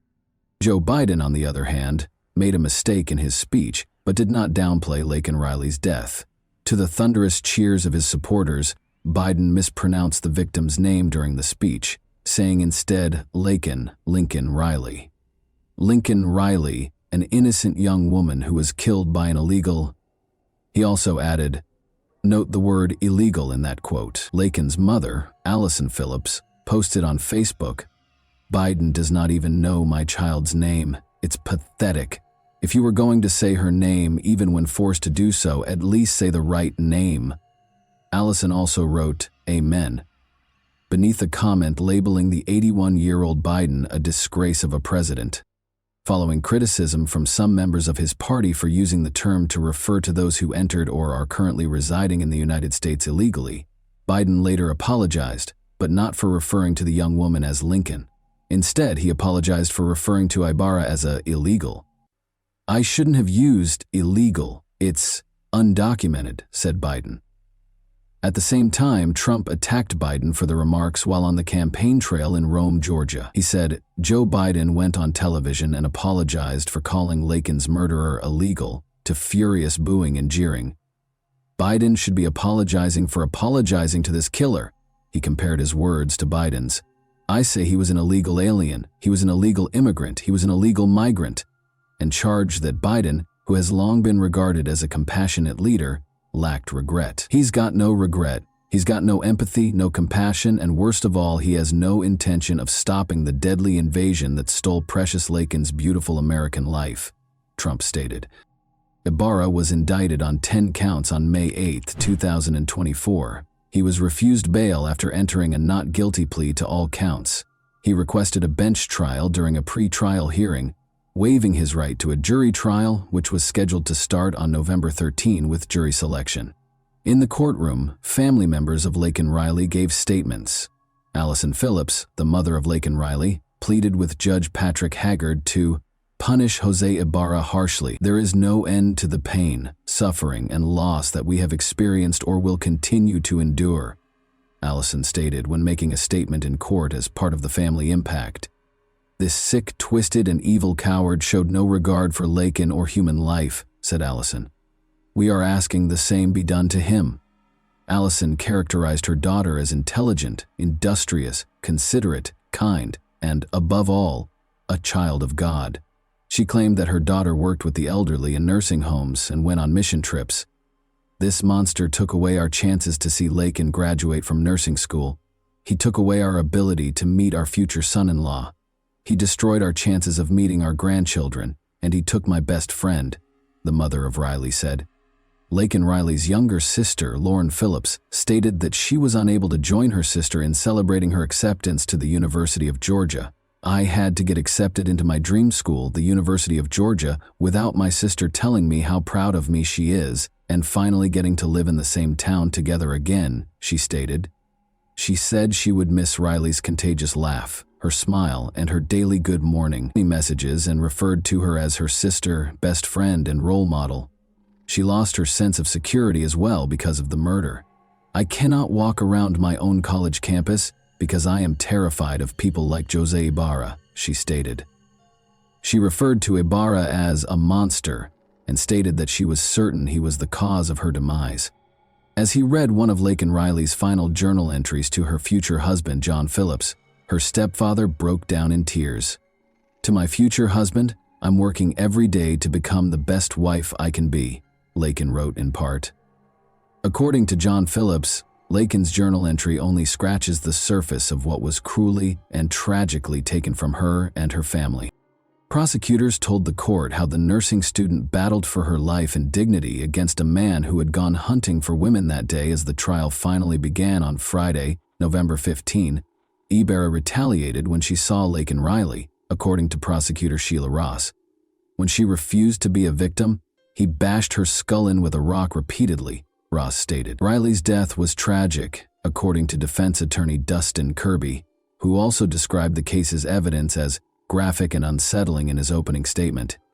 He questioned how Ibarra's fingerprints could be on the phone if he was allegedly wearing gloves, though, and stated that there was insufficient evidence to prove that it was Ibarra. The evidence in this case is very good that Laken Riley was murdered, Kirby stated. Ibarra, a Venezuelan national and non-citizen of the United States, has no known relationship to the student and no violent criminal history, so the evidence that Jose Ibarra killed Laken Riley is circumstantial. Rather, investigators characterized Laken's death as an opportunity crime. Ibarra's fingerprint on Laken Riley's phone screen and her DNA beneath her fingernails were among the evidence the prosecutor produced. The Georgia Bureau of Investigation's medical examiner informed the court that Laken Riley suffered cuts, bruises, and scratches on her head, neck, torso, abdomen, left arm, and left leg. Ibarra struck Laken Riley in the head with a rock, according to prosecutor Sheila Ross, and 2 rocks at the crime scene contain Laken Riley's DNA. Additionally, according to the DNA expert's testimony, tests revealed that a jacket that police found in a trash can at Ibarra's apartment complex contained both Ibarra's DNA and a blood stain that tested positive for Laken Riley's DNA. Judge Patrick Haggard granted the wishes of Laken Riley's family and friends on November 20, 2024, when he found Ibarra guilty on all counts and sentenced him to life in prison without the possibility of parole. In addition, he imposed a second life sentence and 27 years of consecutive imprisonment on him. Today, the integrity of our judicial process and the pursuit of justice transcended political considerations, said Deborah Gonzalez, the district attorney for Athens Clarke County within her circuit. No sentence can undo the harm caused by Jose Ibarra's actions, but we hope it brings justice to Lakin's family and the community, she said. Our hearts remain with Lakin's family and friends as they continue to grieve this tragic loss. The Lakin-Riley Act was approved by the House of Representatives on March 7, 2024.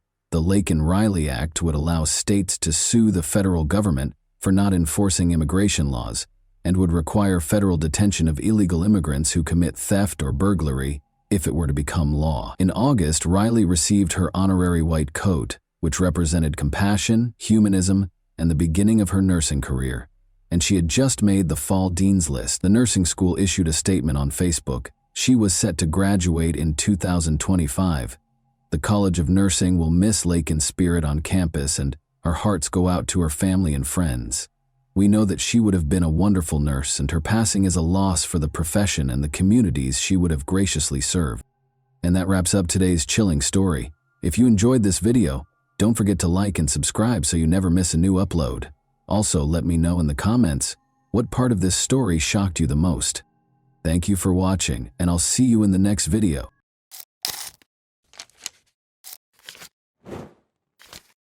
Hey guys, welcome to my channel, and today we're going to take a look at another horrible case with you. Born on May 23, 1973, in a small Tennessee town, Matthew Winkler came from a family where religion was very important. His life was centered around church activities from a young age, and his parents, who were devout Christians, gave him a solid moral foundation grounded in Christian principles. Matthew was taught the value and strength of faith at a young age, and it seems that his relationship with God served as his beacon. He was the youngest of 4 children, and despite their lack of wealth, the family was content, despite their financial struggles. Although Matthew enjoyed his studies, it wasn't until he was in his teens that he realized his true calling when he started participating in church ministries and assisting with youth events. He exuded confidence, charm, and a unique ability to connect with others. He made the decision to become a pastor at the age of 18, having already completed his education. Following his high school graduation, Matthew enrolled at Henderson, Tennessee's Freed-Hardeman College. Students from all over the nation who were looking for a theological education were drawn to this university because of its strong Christian tradition. Despite his concentration on his studies, Matthew remembered to engage in extracurricular activities. He served as the soccer team's captain. He frequently planned events for students and took an active part in campus life. He immediately made a name for himself as a leader among his peers thanks to his enthusiasm and drive. He met Mary, his future wife, at the same college. Despite attending the same college, Mary's personality was very different from Matthew's. She was quiet and unassuming, and even though their paths crossed at different occasions, she did not receive the same level of attention as he did. Born in Tennessee, Mary came from a traditional family. Her family always upheld modest values, and she had a mild upbringing. She was more concerned with building a family hearth than she was with ambition, unlike Matthew. However, they were united by their shared religious convictions and a desire to serve God. Matthew first became acquainted with Mary while she was volunteering for student council-organized projects on campus. Her kindness and gentleness of heart impressed him. Mary wasn't looking for attention. She was not overlooked. He started their friendship, which swiftly developed into a more committed partnership for someone with Matthew's charm. Surprisingly, Matthew's vivacious personality was ideally matched by Mary's serene and prudent disposition. They were soon inseparable. The couple started assisting the underprivileged, volunteering at community events, and working together on church projects. In addition to being his wife, Matthew viewed Mary as a ministry partner who shared his philosophy of life. Mary, however, believed she had found a man who shared her beliefs and was supportive. After graduating from college, they got married and relocated to Selmer, where Matthew accepted a position as a pastor at the nearby Church of Christ. There was more to the Church of Christ in Selmer than just worship. It served as the town's most significant hub for activity. It was situated on a hill with a lovely garden all around, and the congregation always congregated there. The entire town seemed to have assembled for prayer. Matthew immediately won over the locals with his innate charm and talent for communication. He planned a lot of charity concerts, youth classes, and events to aid the underprivileged. Everyone was talking about him, and he rose to prominence in the community. Mary actively assisted him in this ministry in spite of her modesty. She was present when Matthew took care of the house, assisted with event planning, and delivered significant announcements to the congregation. She stayed in the background, unlike her husband, but everyone could always see how much she loved and cared for her family. The Winklers seemed to be the ideal family. Patricia, Mary, Alice, and Brianna are the three daughters that Matthew and Mary raised. You could frequently hear the children's laughter reverberating throughout the house because they were energetic and full of fun. The sisters were close and, even though they were young, already exhibited the same Christian values as their parents, but there was a very bad life going on behind the closed doors of their home. The tension between Matthew and Mary was occasionally apparent to those who knew the family a little better. Although some claimed that Matthew was an overly strict man, the rumors never spread beyond a small circle.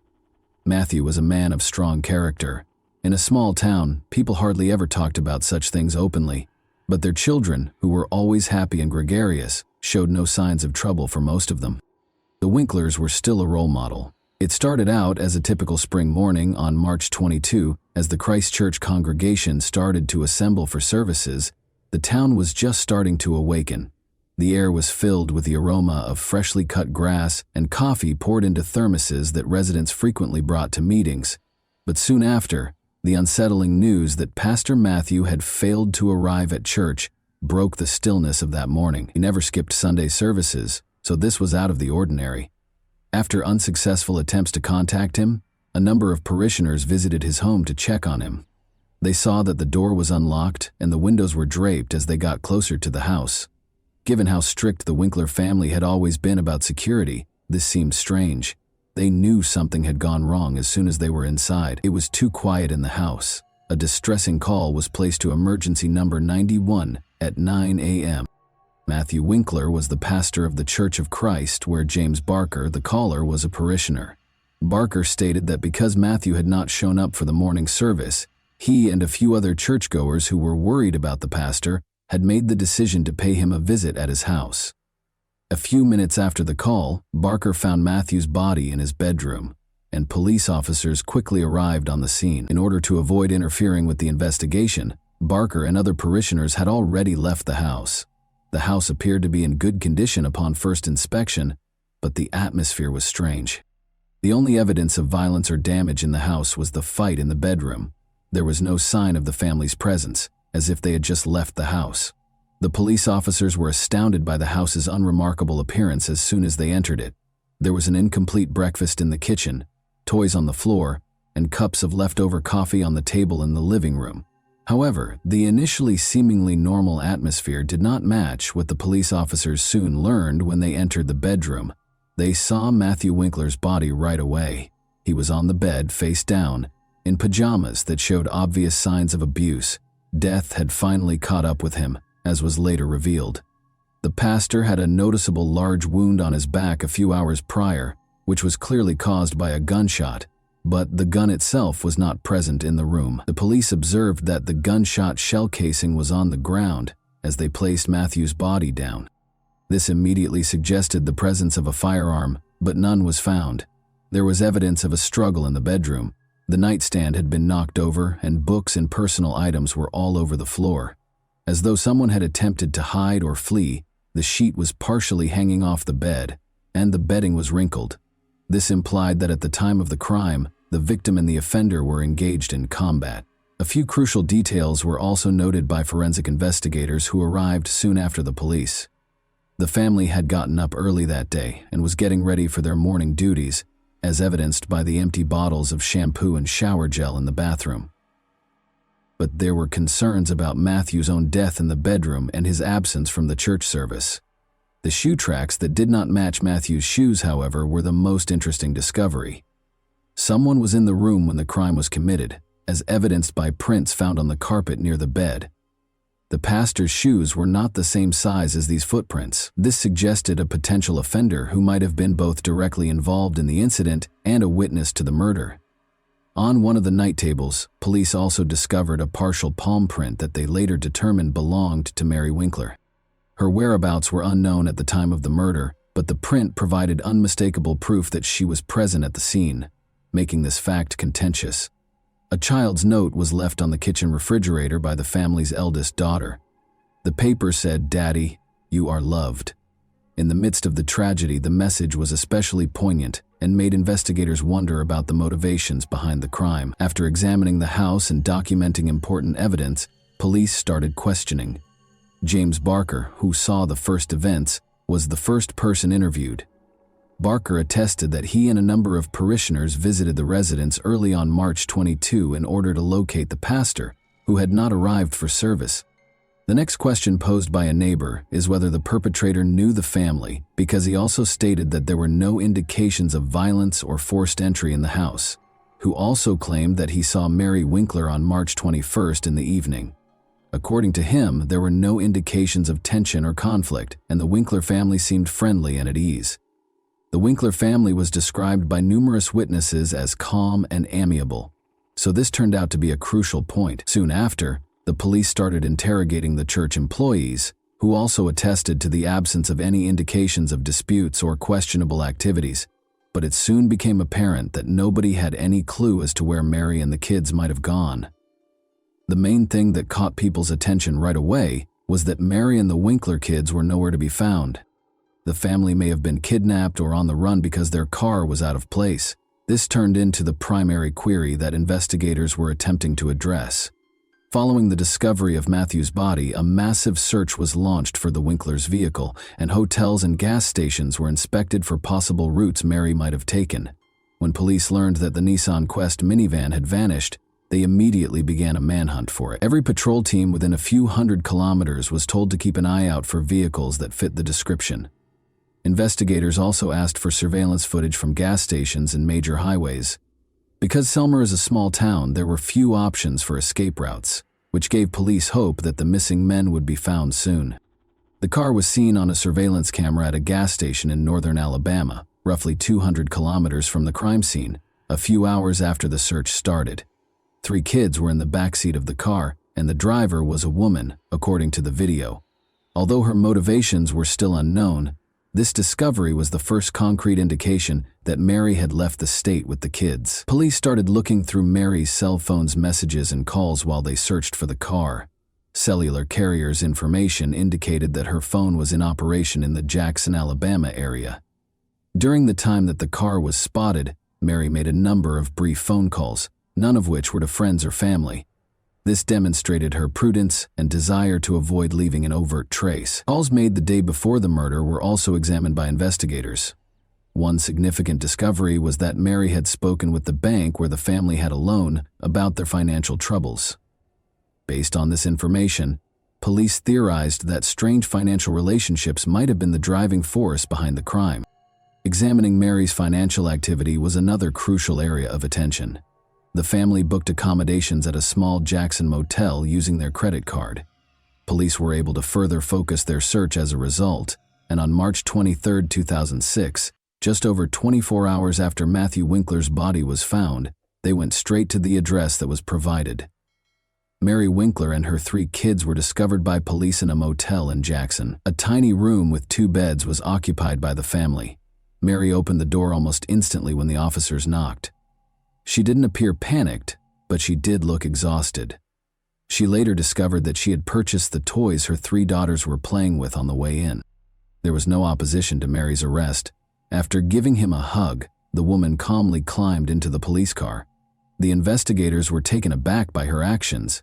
She didn't try to escape or defend herself. She merely said, "I knew you would find us." This was a crucial detail because it showed that she was aware that she was going to be arrested. The kids were treated by psychologists at a nearby social assistance center. They looked healthy at first glance, but they were confused and didn't know what was going on.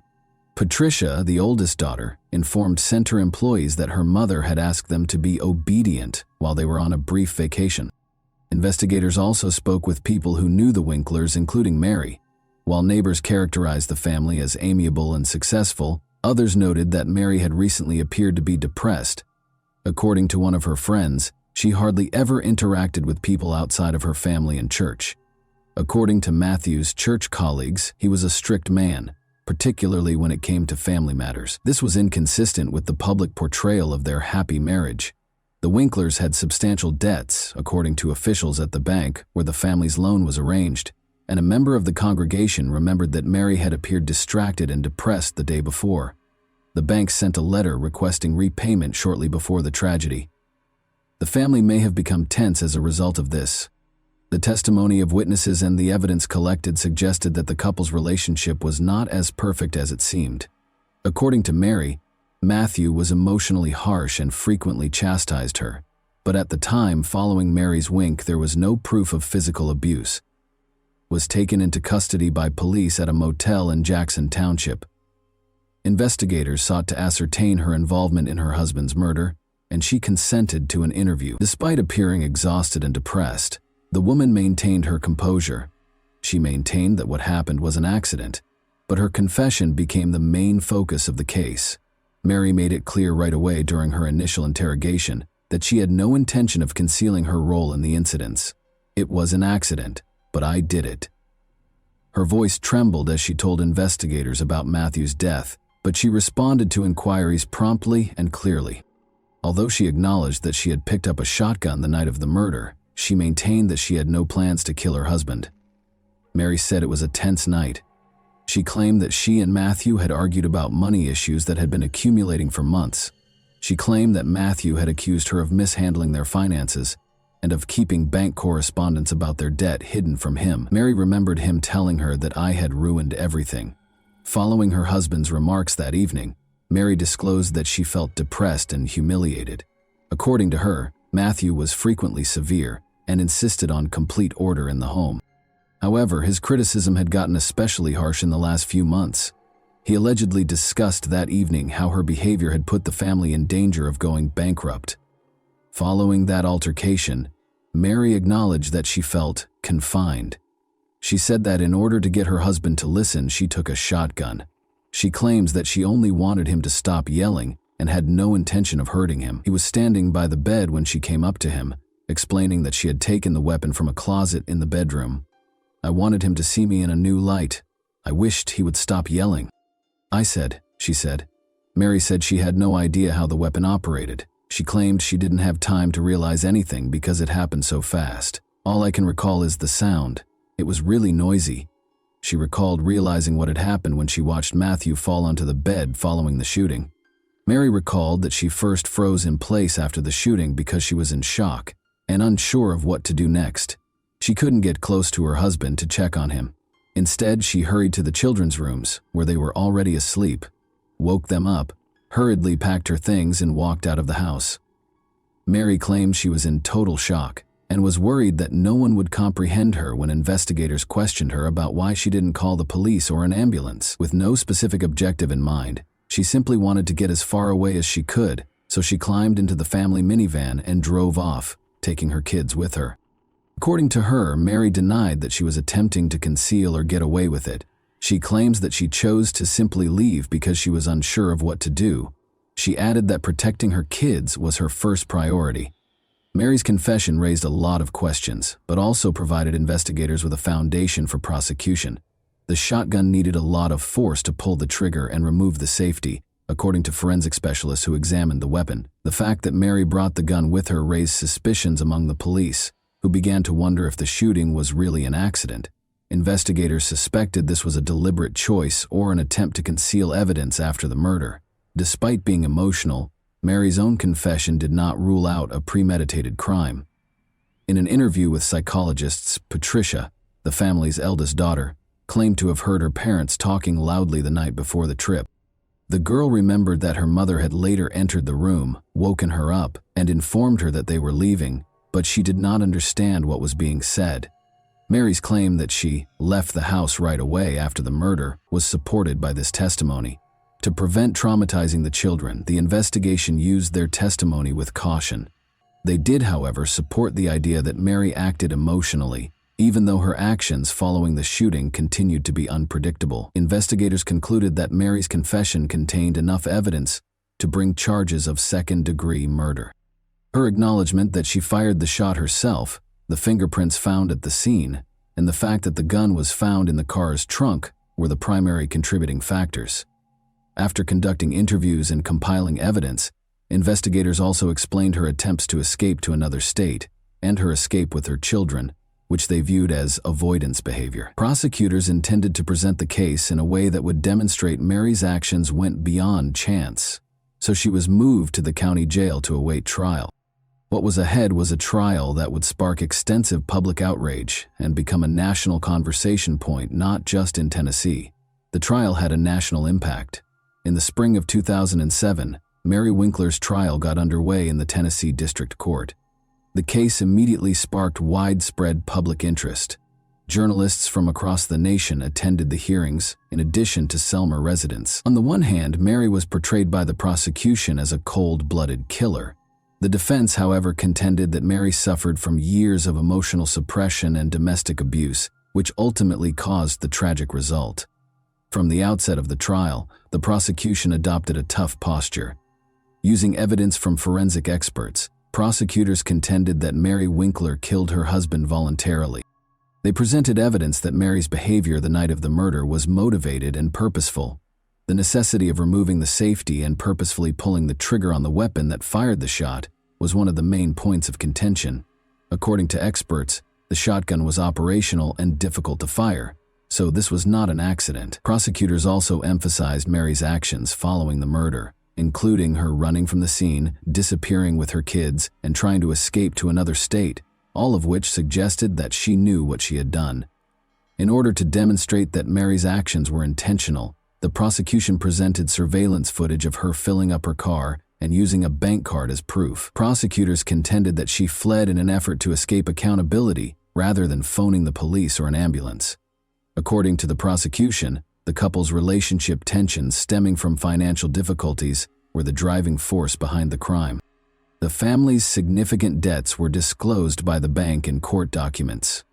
The prosecution claims that Mary concealed letters from creditors, which sparked a dispute the night of the murder.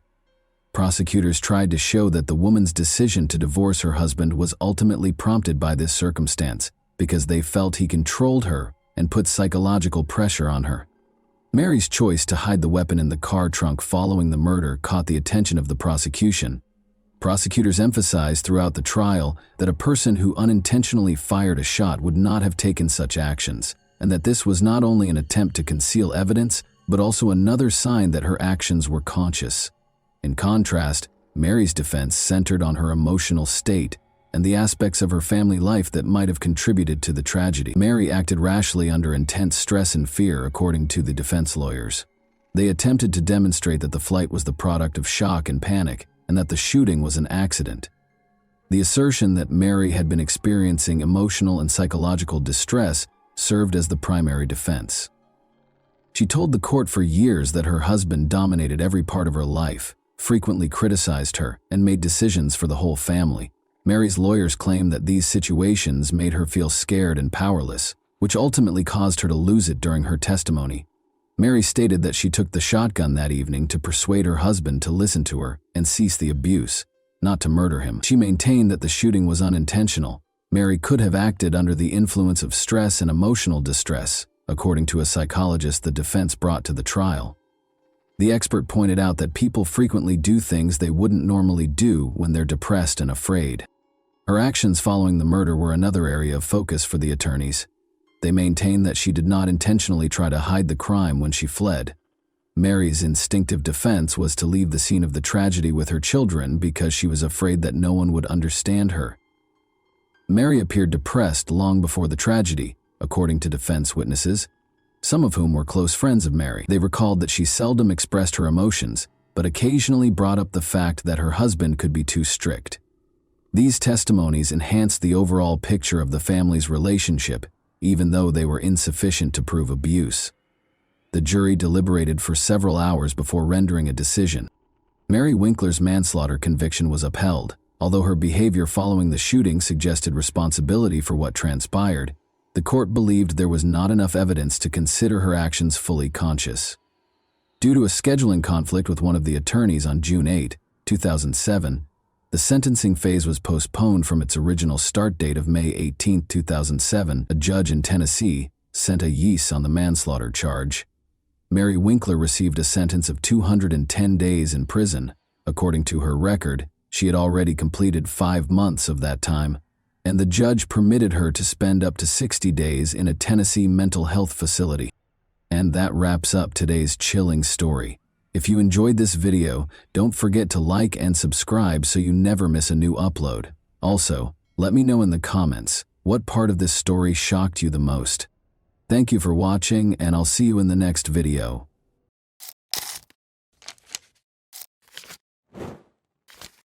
Hey guys, welcome to my channel, and today we're going to take a look at another horrible case with you. A complex network of forbidden feelings and erratic relationships is known as a love triangle. Such circumstances frequently result in emotional upheaval and fierce conflict, which can occasionally escalate to threats against the participants' physical and mental health. When someone is caught in this web without realizing it until it's too late, it's even more terrifying. The plot of Henry Stange's story, which involves passion, deceit, a double life, and struggles with dependency, develops like an engrossing detective thriller. Given their age difference, Henry thought he had found true love with a much younger woman, a relationship that might have been viewed as unusual. Unbeknownst to him, though, the woman was also entangled in another romantic relationship. She deftly used both men to further her own agenda for months before her well-planned house of cards fell apart. Marcus, a hiking enthusiast and amateur photographer, was exploring the desolate terrain of Joshua Tree National Park in Southeast California at around 7 a.m. on Friday, June 5, 2018.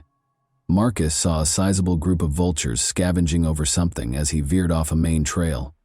He decided to stay away, assuming it was the carcass of a large animal. Marcus chose to photograph the birds circling in the barren desert using a small camera that he usually used for landscape photography. After taking a few pictures, he forgot about the strange sight and resumed his hike. The next day, as Marcus moved the pictures from his camera to their home computer, he told his wife about his hike. His wife's face changed dramatically as she looked at the pictures.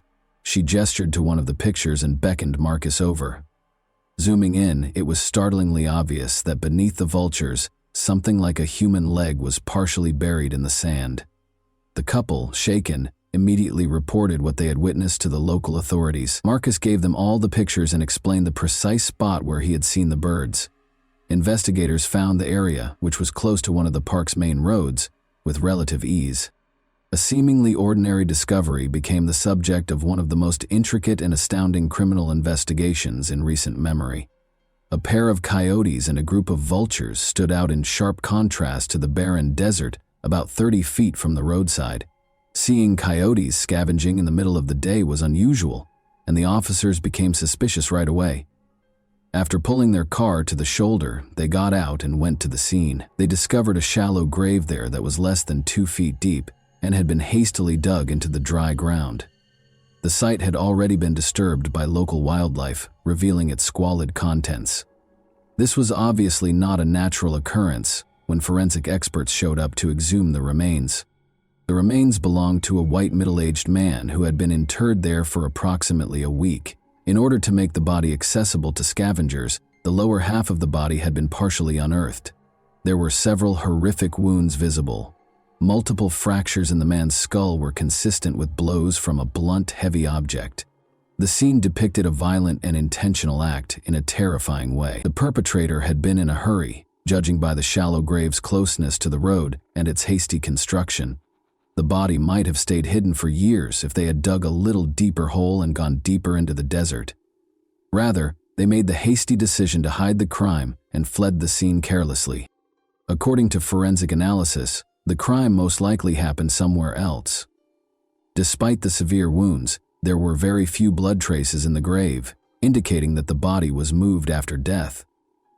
This inference led investigators to the unsettling conclusion that the crime was, at least in part, meticulously planned. But in spite of their seeming haste, the criminal had left no clear evidence or hints for investigators to follow. The medical examiner concluded that severe blunt force trauma to the head was the cause of death. The blow's force and the attacker's extreme aggression pointed to a very personal motivation. The victim's identity and the circumstances surrounding his death were unknown, although investigators conjectured that the crime was motivated by hatred or a personal grudge. Investigators were able to recover multiple fingerprints from the remains despite the body's state, which was deteriorated by scavenging wildlife and decomposition. No matches were found when the prints were scanned through criminal databases. The absence of previous records indicated that the victim had never before encountered legal issues. However, investigators were able to identify the victim after uploading the prints to the Department of Motor Vehicles database. Henry Stange, a 54-year-old resident of the Californian suburb of Murrieta in Riverside County, was the owner of the remains.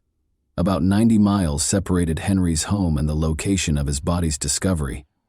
In an attempt to learn more about how and why his life had ended so tragically in the isolated Joshua Tree wilderness, investigators immediately went to his home. Henry Stange lived alone in a messy bachelor pad that mirrored his solitary way of life. Empty pizza boxes and takeout containers littered countertops, and personal items were strewn all over the house. There were no indications of forced entry, theft, or a struggle, but the place lacked the coziness of a home that had been inhabited. Whatever had happened to Henry had obviously happened somewhere else. The most disturbing finding was waiting for investigators in the house's attached garage. This area, which was probably the location of the crime, told a graphic tale. The storage boxes, tools, and walls were all covered in dried blood splatter. A sizable pool of congealed blood lay on the floor, partially smeared as if someone had tried to clean it but quickly gave up, as indicated by the empty bottle thrown close by. There was a heap of blood-soaked rags in the garage corner that had been heavily bleached. Investigators discovered what looked to be the weapon used in the crime, a heavy dumbbell smeared with dried blood near the front door of the house. Wires hanging overhead indicated that a security camera had been taken out by force. Additional cameras were discovered, torn from their mounts in the living room and hallway upon closer examination of the house. The perpetrator of this heinous act was aware of the camera locations and had taken them to remove any possible proof. Regretfully, investigators had little evidence left by the offender. No shoe prints or foreign fingerprints were found, and Henry was the only one with blood or DNA. Detectives had more questions than answers because the scene appeared to have been painstakingly cleaned. There were no known legal issues with Henry. He had no apparent enemies, lived alone, and was divorced. He was a quiet, amiable man who kept to himself most of the time, but was always courteous, according to his neighbors. But given how vicious the crime was, it begged the question, who would do such a barbaric thing? Did it have anything to do with Henry's odd pastimes? Or was it someone from his past? Most concerning of all, why hadn't he been reported missing earlier?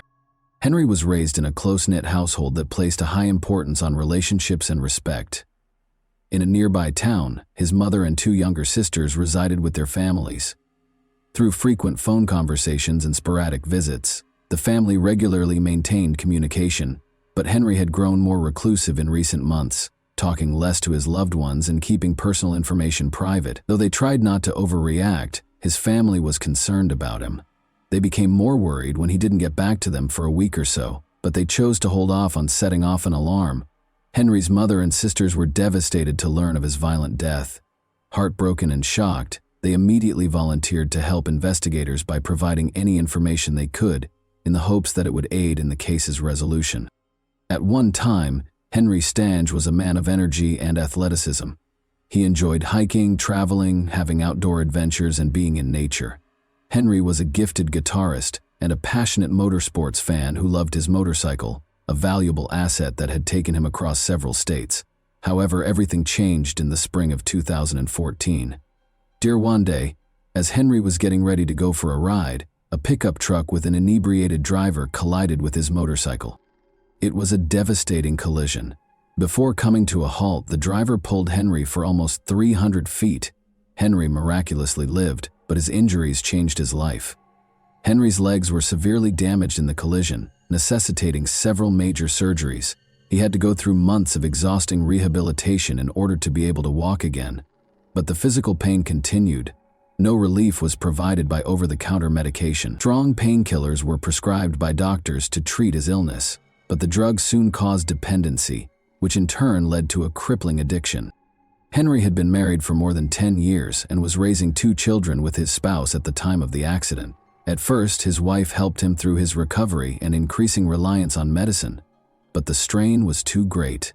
In order to be nearer to her family, she moved to a nearby town and filed for divorce in 2016, taking their kids with her. She remained friendly with Henry in spite of their separation, enabling him to continue being active in their children's lives. Due to his physical limitations following the accident, Henry was forced to give up many of his prior interests. Rather, he focused on his passion for electronics and technology. He converted one room of his house into a fully functional radio studio by spending a lot of time tinkering with devices and equipment. Henry then started a podcast, using it as a forum to talk about current affairs and express his frequently frank and unvarnished views. Henry started broadcasting every day. He freely voiced his opinions, frequently venturing into philosophical reflections or daring remarks on contentious subjects. His show's lack of censorship attracted a devoted audience, garnering him both ardent supporters and ardent detractors. He started to be purposefully provoked by some listeners, especially those who held opposing opinions, which caused him to lose his temper. Videos of these outbursts were captured and circulated on social media, frequently edited to portray Henry negatively. Investigators discovered a particularly antagonistic person who appeared to have a deep-seated grudge against Henry in one online community for amateur radio enthusiasts. This individual regularly made fun of Henry's remarks, posted edited snippets of his broadcasts, and insulted him. However, it soon became clear that Henry was not the only one who exhibited this behavior. As a kind of amusement, the user frequently attacked and disparaged prominent members of the community on the platform. Although it was clear that they were hostile toward Henry, it was unclear if this online animosity was related to the crime. 4 months prior to the tragedy, in late January 2018, Henry Stange went through a terrifying ordeal. His family claims that while he was asleep, someone broke into his house in the middle of the night.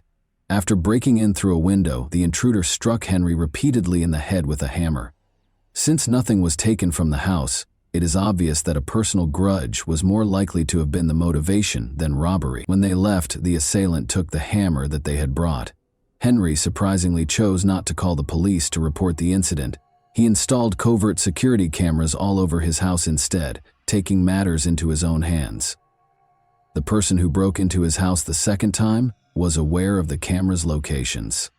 Henry's last known broadcast was broadcast on the evening of Thursday, May 24, 2018, according to investigators piecing together his last days.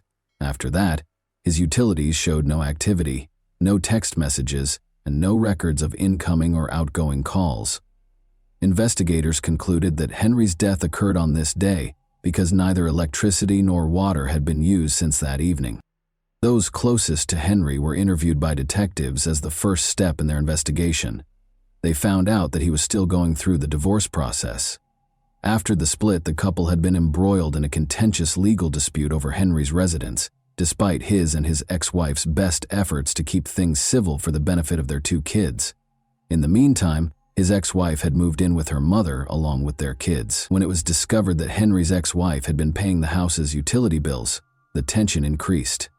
Henry survived on a meager disability allowance following the accident that prevented him from working, but it was insufficient to cover all of his expenses. She continued to provide financial support to him even after they split up. Henry's ex-wife reportedly paid him occasional visits, according to the neighbors, most likely to settle their property dispute. However, the couple's shouting matches could be heard all over the neighborhood, as these visits frequently turned into loud arguments. An important question was brought up by the Discord. Was the mother of Henry's children really so desperate to settle their dispute over the house that she went to such lengths? Henry's ex-wife emerged as the main suspect at this stage of the inquiry. She gave a somber account of their relationship when detectives brought her in for interrogation. After Henry's motorcycle accident, his ex-wife claims that their once happy and stable marriage took a drastic turn. The prolonged use of prescription drugs changed his personality and made him more challenging to live with, despite her best efforts to help him heal and adjust to his new life. After a while, she felt compelled to depart. She made sure he had a roof over his head by continuing to support him by paying his bills, even after they parted ways.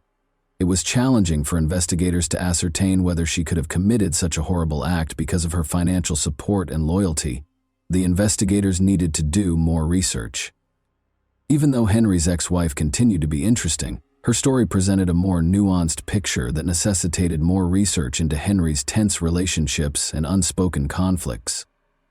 At first, Henry's ex-wife tried to settle their property dispute amicably, but when Henry brought a young girlfriend into his life, things drastically changed. Conflict arose when he declared that he and his new partner would be living in the house. Henry seemed so consumed by his passion that he completely forgot about his children's needs. Despite their disagreements, Henry's ex-wife didn't seem to have any reason to hurt him. Instead, she was sympathetic to her ex-husband. She also had a strong alibi for the day that investigators thought the crime was committed. She was in another state for a week-long business trip. Now that she was no longer under suspicion, investigators focused on the enigmatic young lady Henry had fallen so deeply in love with. According to Henry's mother, her son started dating Ashley Stapp, a much younger woman who was only in her early 20s, approximately 10 months prior to his passing. Both Henry's mother and his sisters disapproved of Ashley because they thought her actions were strange and her motivations were unclear. It was difficult to see why the young college student had chosen Henry, considering his age, disability, and dependence on a meager disability allowance. Even though Ashley didn't seem financially driven, it was clear that she had personal motivations for keeping the relationship going. As the romance developed quickly, Henry's family became concerned and made an effort to alert him to possible dangers. But Henry brushed their worries aside, announcing with pride that Ashley was his perfect woman. Further information was given by a neighbor who mentioned that Ashley frequently visited Henry's house and that they had spoken on multiple occasions. In particular, the neighbor remembered Ashley driving a unique blue Chevrolet with a big dent on the back passenger door. Ashley was seen once more on the day that police searched Henry's house. She appeared to watch the scene from a distance, as witnesses saw her drive slowly past the house before accelerating away without stopping. Her behavior sparked suspicion. Why didn't she ask what was going on if she had seen police at Henry's house after noticing that he hadn't communicated for a week? Investigators wanted to talk to her because of her suspicious behavior. Ashley's social media profile showed a shocking turn as investigators dug deeper into her past. Henry was not mentioned in her public images or posts. Rather, it seemed that she was in a committed relationship with another man, a young, healthy American. Marine, the man in question turned out to be U.S. Marine Corps Lieutenant Curtis Kruger, who was 30 years old. Images of Ashley and Henry together showed them smiling and embracing, but there was no sign that Ashley was involved with Henry. This disclosure raised serious concerns about Ashley's genuine motivations and the dynamics of her relationships with both men, by implying a complex web of lies and deceit.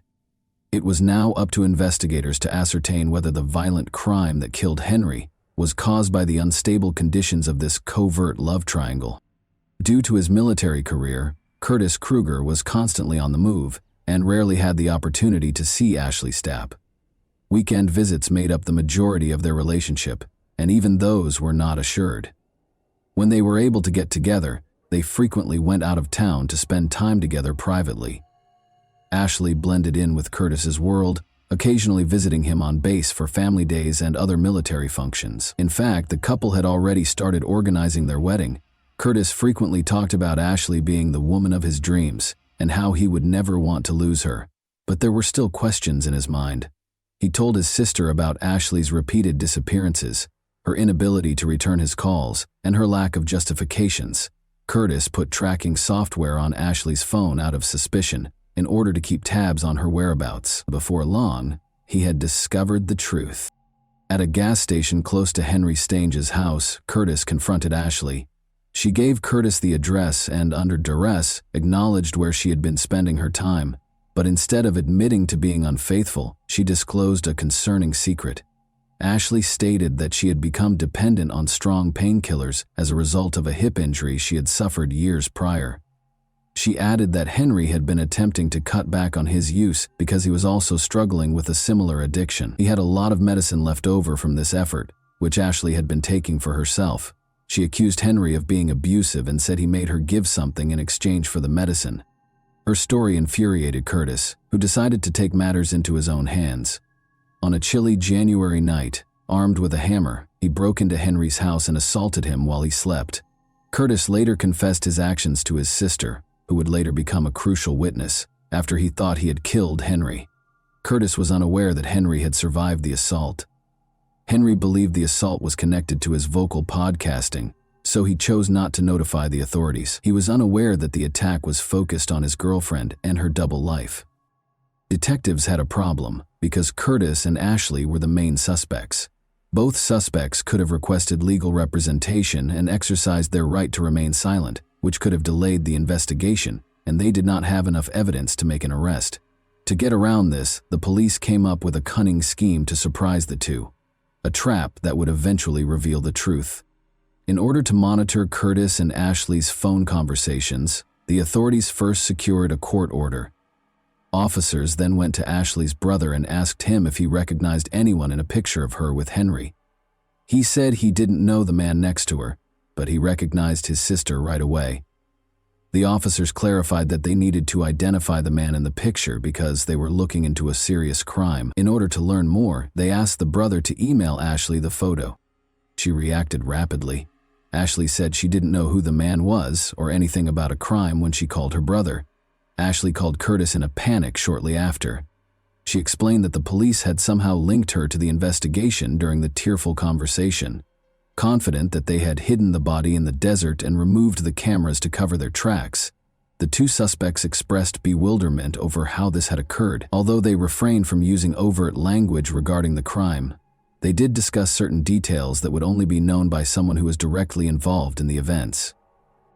Curtis and Ashley were taken to the station separately for interrogation after being arrested on the same day. Curtis asked for a lawyer and instantly refused to talk, but Ashley found herself facing the taped version of her chat with Curtis. She started confessing after realizing she couldn't deny her involvement. At first, Ashley's remarks were ambiguous and inconsistent. Although she acknowledged being at the scene of the crime the night of the attack, she denied seeing the assailant. She initially claimed that Henry was ambushed in the garage after he went to investigate a break-in at the house. Ashley's story changed when investigators showed evidence that her and Curtis's phones were tracked to Henry's house the night of the crime. She acknowledged having a romantic relationship with both men for almost 10 months. Curtis made the decision to confront him after learning of her relationship with Henry. Ashley admitted that he thought Ashley would avoid Henry after Curtis attacked him in January and seriously hurt him. Curtis, however, was furious to find out that she was still seeing him. Curtis drove to Henry's house the night of the crime and attacked him once more.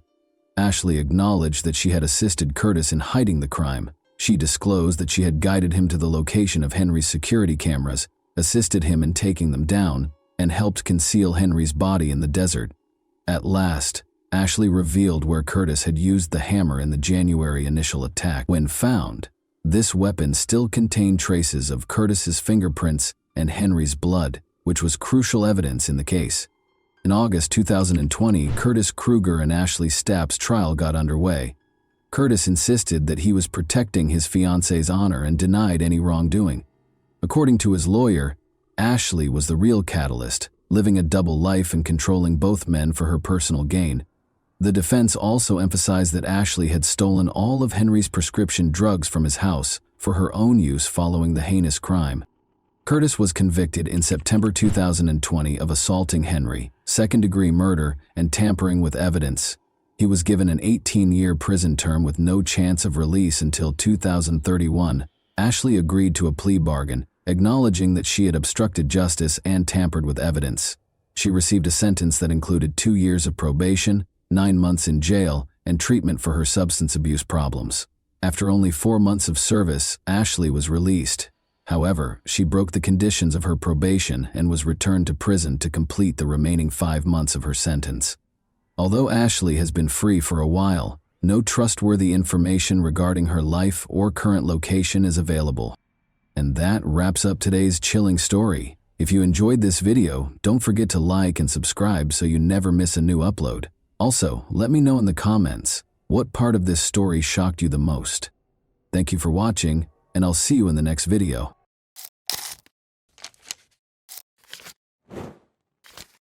Hey guys, welcome to my channel, and today we're going to take a look at another horrible case with you. Crime is frequently associated with a particular motivation. Acts by people with mental health conditions, those under the influence of alcohol or other controlled substances, or incidents that happen during periods of severe emotional upheaval may be exceptions. Although the phrase motiveless crime is used, criminologists contend that the majority of these cases have unidentified hidden motives. Ohio as a whole was rocked by the disappearance of college student Emily Murray in 2000. The individual who caused Emily's terrible demise had been hiding in plain sight, helping law enforcement with their investigation and even providing tips to implicate others, until she was discovered dead a few weeks later. Authorities encountered a bewildering dilemma when they eventually took him into custody. There didn't appear to be any clear reason. Many theories were put forth, but none of them were supported, to explain why he did this. To make things even more confusing, the suspect seemed to like Emily and even to be protective of her. But then something changed, and he became a predator. The perpetrator has never disclosed the reason behind his killing of a helpless young woman, even though it has been almost 25 years since the incident. On February 19, 1980, Emily Miranda Murray was born in Sleepy Hollow, a small town in Westchester County, New York. She came from a wealthy family and was the youngest of 4 siblings. Growing up with her 2 older brothers and 1 sister, Emily remained close to them all of her life. Emily's family moved to Shaker Heights, Cuyahoga County, Ohio, when she was 2 years old. Her father quickly rose to the position of head of one of the scientific university's departments after receiving an offer of a distinguished position there. The family's financial stability allowed them to live comfortably, and her mother devoted herself to raising the kids and providing a cozy home environment. The Murray children achieved academic success, graduating with honors from high school and attending prestigious universities. Emily in particular had a strong interest in biology and medicine and hoped to work in these fields. She frequently placed at the top of her class and was acknowledged as a gifted student. Interestingly, Emily was also able to work part-time jobs and donate her earnings to worthy causes. Emily's parents' strong Christian beliefs had a significant impact on her upbringing. Emily followed the family's example by attending church on a regular basis and being always willing to lend a helping hand to those in need, both verbally and physically. She spent a year traveling the world with different humanitarian organizations after graduating from high school. She visited New Zealand, Australia, Japan, and a number of European nations during this trip. Emily Murray moved into the campus residence halls at Kenyon College in Gambier, Ohio, in 1998 to start her studies. According to those who knew her, she was a positive influence on everyone around her, full of vitality. Emily was very driven, kind, sympathetic, and personable. She did, however, have a sensitive side and frequently displayed moments of melancholy and vulnerability. She wrote down her deepest worries, dreams, and thoughts in a private journal. Emily was in her junior year of college by 2000. She continued to be actively involved in church-based charitable work and worked evening shifts as a waitress at a nearby restaurant in addition to her rigorous academic schedule. She appeared to manage her enormous workload with poise.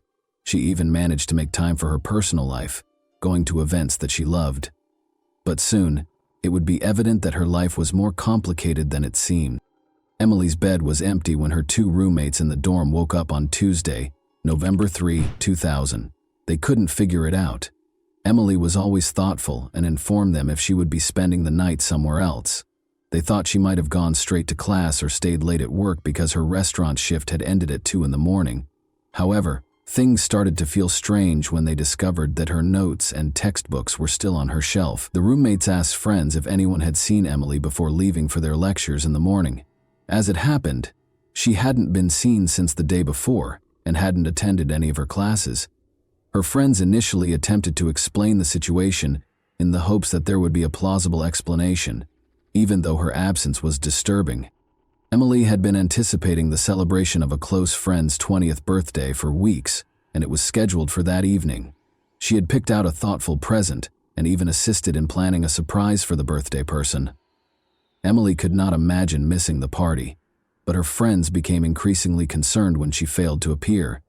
They contacted Emily's family in a desperate attempt to get answers, believing that she might have returned home because of an emergency. When her parents learned that she had disappeared, they became very upset. Desperate to learn what had happened to their daughter, they drove to Gambier that same evening to participate in the search. The Murrays and their older children had reached the campus by morning, and they were desperately attempting to determine what might have happened to their youngest daughter. By then, the college community had become aware of Emily's disappearance. She was not found despite the efforts of several volunteer groups, friends, and classmates. She appeared to have disappeared completely. Emily's car, a dark green Subaru Outback that her father had given her for her 20th birthday, was also found to be missing. The Murrays immediately contacted campus security to report the missing student and ask for assistance in setting up a search, but their worries were dismissed with indifference. Security personnel waved away their concerns, speculating that Emily was probably hanging out alone with a boyfriend and would be back shortly. The family was told to wait a bit longer, even though they insisted Emily would never leave without telling anyone. Emily had not been seen for over 24 hours, and her family was becoming more and more desperate.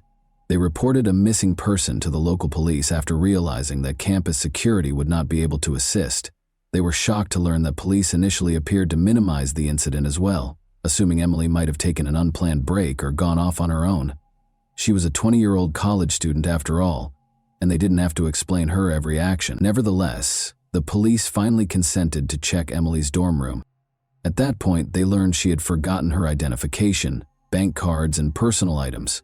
It appeared that she hadn't changed since leaving her job because she had last been spotted in her restaurant shift uniform. This cast doubt on the notion that she had taken an unplanned break or gone off to hang out with a boyfriend. It was improbable that Emily would depart without cash or necessities. Emily was officially listed as missing on the second day following her disappearance, which was also her last day of employment. By that point, her friends, family, and community members who were worried were already searching on their own, distributing flyers featuring her picture throughout the town and searching the neighborhoods. The investigation started at the eatery across the street from the campus where Emily was last seen. The Pirates Cove was a well-liked hangout for students because of its convenient location and reasonably priced menu.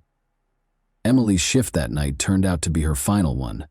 Overburdened by her demanding schedule, she had resigned from her job that evening. She had made the decision to reduce her workload. She had been finding it difficult to balance her rigorous coursework, her part-time evening shifts, and her volunteer work at the church. Her personal life had suffered as a result of her hectic schedule. She had broken up with her boyfriend Adam just a month prior because they hardly ever had time together. Many of Emily's friends came to the Pirates Cove that night to cheer her on her last day of work. However, since they had classes the following morning, nobody stayed up too late. Emily stayed for an extra half hour to complete some tasks, even though her shift ended at 2 in the morning. As a result, her coworkers were the last to see her, and the police would use their testimonies to piece together what happened that night. During those last moments at the restaurant, Emily wasn't by herself. She was assisted in closing up by her friend Olivia, who was also a waitress, and a bartender named David Cale. Around 2:45 a.m., they completed cleaning the dining area together. Everyone started to head home shortly after that. Gregory McKnight, a 24-year-old cook who was the last to depart and shut down the restaurant at 3:15 a.m., confirmed this. Nothing out of the ordinary caught the attention of her colleagues. Emily was being kind, happy, and courteous as usual. She told them she was just going back to her dorm to get some sleep before her morning classes, without mentioning any plans for the rest of the evening. Investigators discovered Emily's personal journal, which had disturbing entries, when they searched her dorm room. Emily had been fighting a protracted bout of depression, which she had kept a secret and attempted to handle on her own, despite her cheerful and amiable manner. Emily was well known for being sensitive and sympathetic, and she frequently internalized other people's suffering, which made her both emotionally vulnerable and incredibly compassionate. Emily was frequently exposed to the harsh realities of life, such as tales of cruelty and injustice, through her charitable work. She gave her all to helping those in need, but she felt helpless in the face of the world's more powerful forces, which frustrated her. She described in her journal how difficult it was for her to handle the weight of her empathy and how overwhelming these feelings could be. Detectives were unable to completely rule out the possibility that Emily may have made the decision to leave her life, even though the journal made no explicit mention of plans to harm herself or take extreme measures. Emily's close friends and family were extremely offended by this theory. They vehemently denied the notion, stating that Emily would never entertain such an act because her faith was so important to her. Because of her strong religious convictions, such behavior was considered an unforgivable sin. In addition, Emily had detailed her aspirational plans for the future in her journal. She drew a picture of her ideal life in one entry, which included a big house, her future spouse, their 5 kids, and a dozen dogs. Her desire to create a life focused on community, family, and love seemed to inspire her daily. At first, investigators thought Emily might have run away because she had vanished along with her car. They speculated that she may have chosen to leave town to contemplate her life due to her battles with depression. This is a reasonable explanation for her disappearance, because it could have been made worse by her recent breakup with her boyfriend and resignation from her job. Adam, Emily's ex-boyfriend, was the first person investigators focused on, which makes sense in situations like this. Their relationship had been turbulent, with several breakups and reconciliations, but it had lasted for roughly a year and a half. But this time, Emily had made the decision to permanently break things off, and she had told Adam so in what seemed to be a peaceful and friendly exchange. Investigators couldn't help but wonder what if Adam hadn't been able to let her go. They decided to stay friends. When contacted, Adam voluntarily went to the police station. He seemed truly upset and genuinely concerned about Emily's welfare. He clarified that he and his roommate had visited the Pirates Cove the night before Emily vanished, but they had departed at midnight. Other students attested to seeing them when they returned to their dorm. According to 2 other roommates, Adam and his roommate spent the remainder of the night inside. Adam was promptly ruled out as a suspect because he had a strong alibi and no evidence of involvement. After that, investigators focused on Emily's colleagues. In the course of their investigation, one of the Pirates Cove's cooks revealed an unexpected fact. Emily was rumored to have rejected the romantic feelings that the bartender David Cale had for her. Emily and Cale worked the same shift, stayed late to close, and left the restaurant 10 minutes apart on the night of Emily's disappearance. After she turned him down, could Cale have waited for her outside and hurt her in some way? They brought David in for another round of interrogation. He acknowledged that he had once asked Emily out, but he had never brought up the subject again after she declined. He insisted that their relationship was merely cordial and business. In addition, David gave what investigators considered a very strong alibi. He was picked up from the restaurant by his father after his shift, and they immediately drove to another state to attend his sister's wedding. Investigators had no evidence to connect him to Emily's disappearance after the alibi was confirmed. The same cook, Greg McKnight, gave detectives a new lead after the bartender was ruled out as a suspect. He implied that Dave Yoakum, another cook, was also strangely attracted to Emily. Dave had a reputation for having trouble relating to women. When rejected, he was prone to losing his temper and was awkward and rude. This behavior was corroborated by other waitresses, who also reported that Dave had awkwardly approached them. He frequently made scathing comments in response to his attempts being rejected and acted in a generally disrespectful manner. Additionally, investigators found it highly suspicious that Yoakum was fired from the restaurant after a heated argument just 4 days after Emily vanished. Yoakum had not been at the restaurant the night Emily disappeared because he was off work, but detectives had to question him and find out where he was. When asked, Dave said he was genuinely shocked to be named as a suspect in the case. He gave a convincing alibi by claiming that he had gone to a rock band concert in a nearby city that evening with friends who corroborated his account. The investigation came to a standstill after all suspects were exonerated and no fresh evidence surfaced. Emily's friends and family prayed for her safe return home and clung to hope, but seasoned investigators suspected she was dead and feared the worst. Let's go back to an incident that at first glance appeared to have nothing to do with Emily's case, which occurred around a month prior to her disappearance. A small car accident happened on the outskirts of Harrison, a small town in Vinton County, Ohio, on October 1, 2000. Ronaldo Hopkins was on his way home when an old Buick swerved into his lane and collided with him. When Hopkins exited his vehicle to inspect the damage, he discovered a gun in the trunk of the other car, which had exploded from the collision. He was so alarmed that he reported the incident to the police right away. Authorities permitted the other driver to depart, even though he was fined for the collision, and the gun was seized. That same driver was accused of participating in a theft on December 9, 2000, more than 2 months later. He lived in a remote trailer park according to the case documents, so 2 officers were sent to deliver a court summons demanding that he come in for interrogation. Officers discovered the trailer in a remote location, far from the other homes in the park. When they got there, 2 rusted, damaged cars that looked unlikely to ever run again were parked in front of the property, which gave the impression that it was deserted. But the officers found a dark green Subaru Outback behind the trailer, which didn't fit the scene. They verified that it was Emily Murray's car, which was reported missing along with its owner, after searching the license plates through their database. The name of the resident of the property where Emily's car was found, as well as information about the car's discovery, were promptly forwarded to the Gambier division looking into her case. The cook from the restaurant where Emily had worked, Gregory McKnight, was that person. In the past, McKnight had tried to deflect suspicion from his colleagues while evading personal scrutiny. In record time, a police team was sent to the scene and a search warrant for McKnight's trailer was obtained. 2 officers went inside to start their search because the door lock was broken.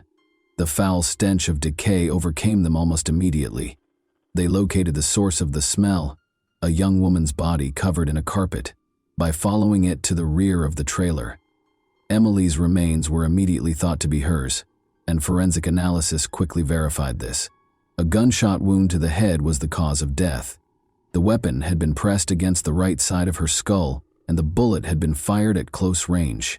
The fact that there was a large amount of blood and spent shell casings at the scene suggested that the crime had been committed inside the trailer. Detectives now focused on apprehending and interrogating McKnight, their main suspect. Later that day, Gregory McKnight was arrested on suspicion of participating in an armed robbery, which was initially unrelated to Emily's death. But when they told him about the discovery in his trailer, he fell silent, refused to comment, and asked for a lawyer right away.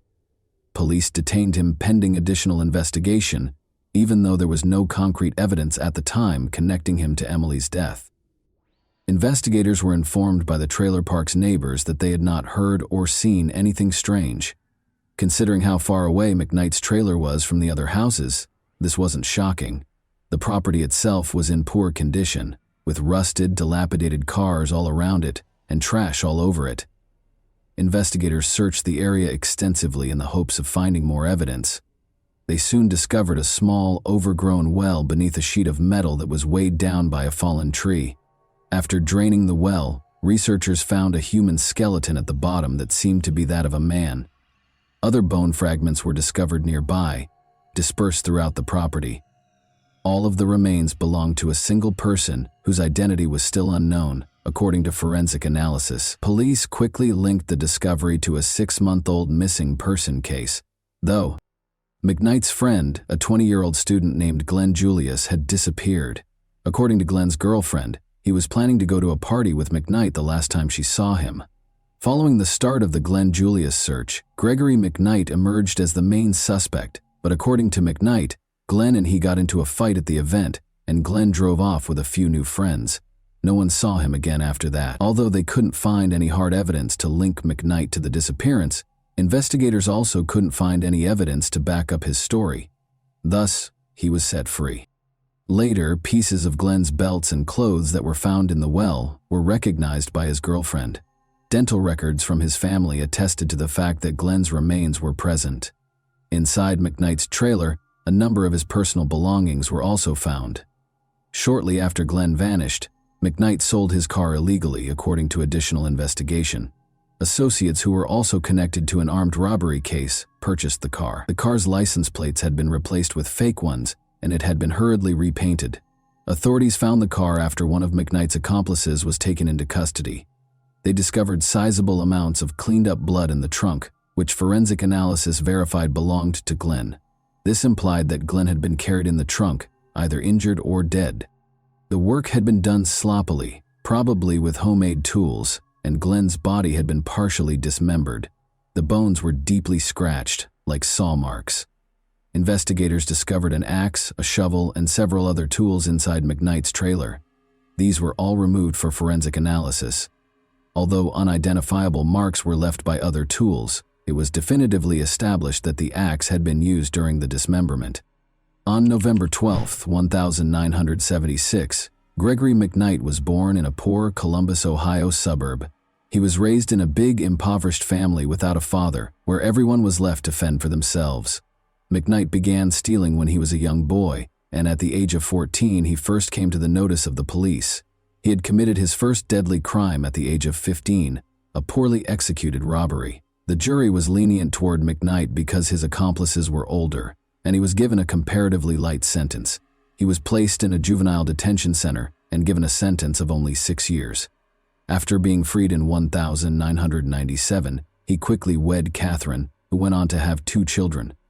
Before McKnight saved up enough cash to purchase his trailer, the couple briefly resided with Catherine's parents, but they never made the move to their new home.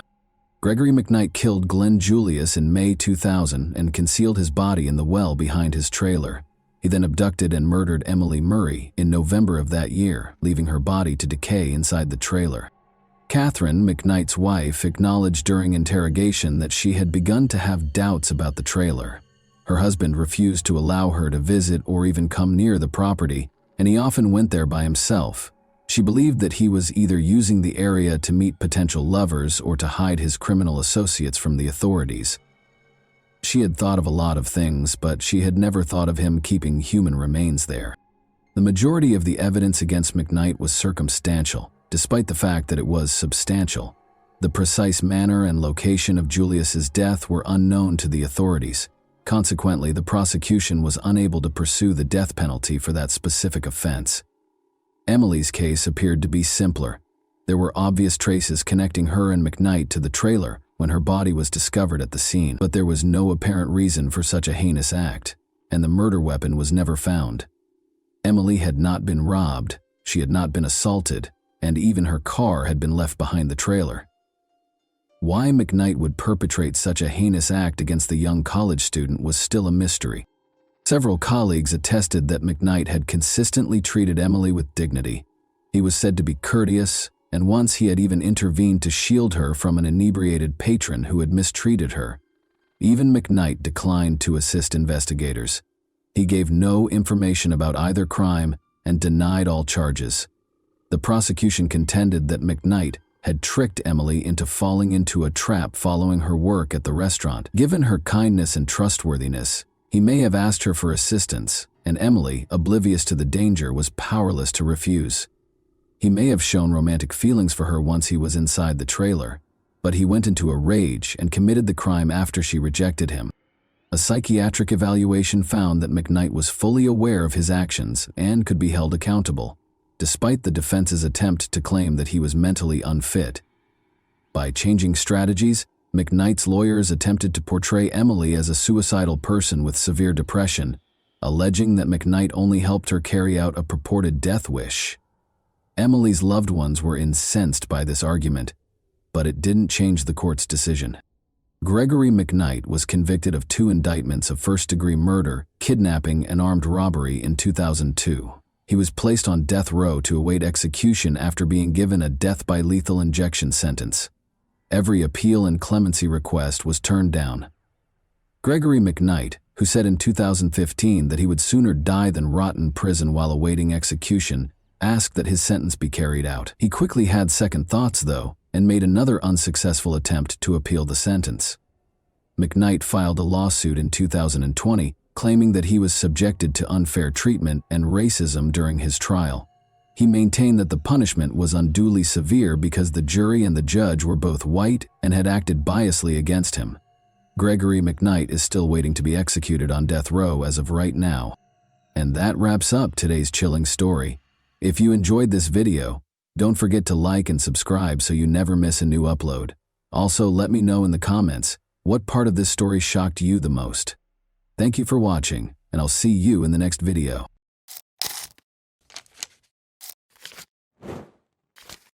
Hey guys, welcome to my channel, and today we're going to take a look at another horrible case with you. We take a look at events that happened in 2019 in the UK.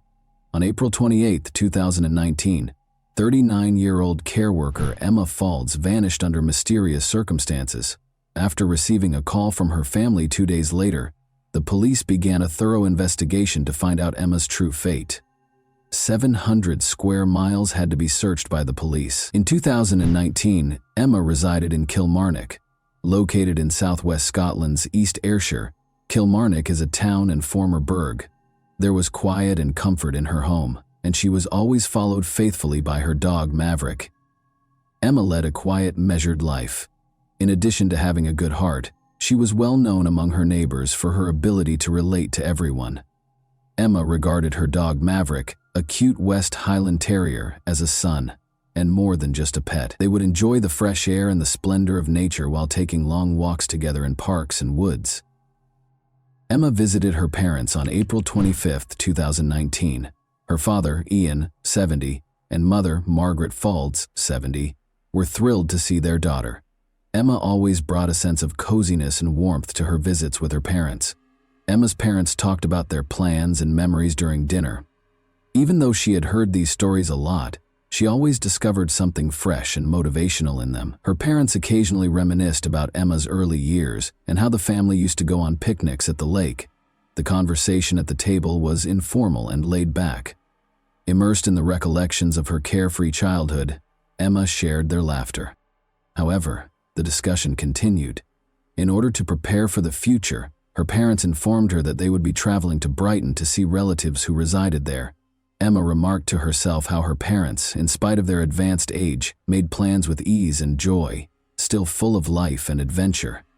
They continued their conversation over a cup of coffee in the living room after dinner. For Emma, this evening served as a reminder of the value of family, of the unseen thread that unites generations, and of what is genuinely important in life, in addition to being a chance to spend time with her loved ones.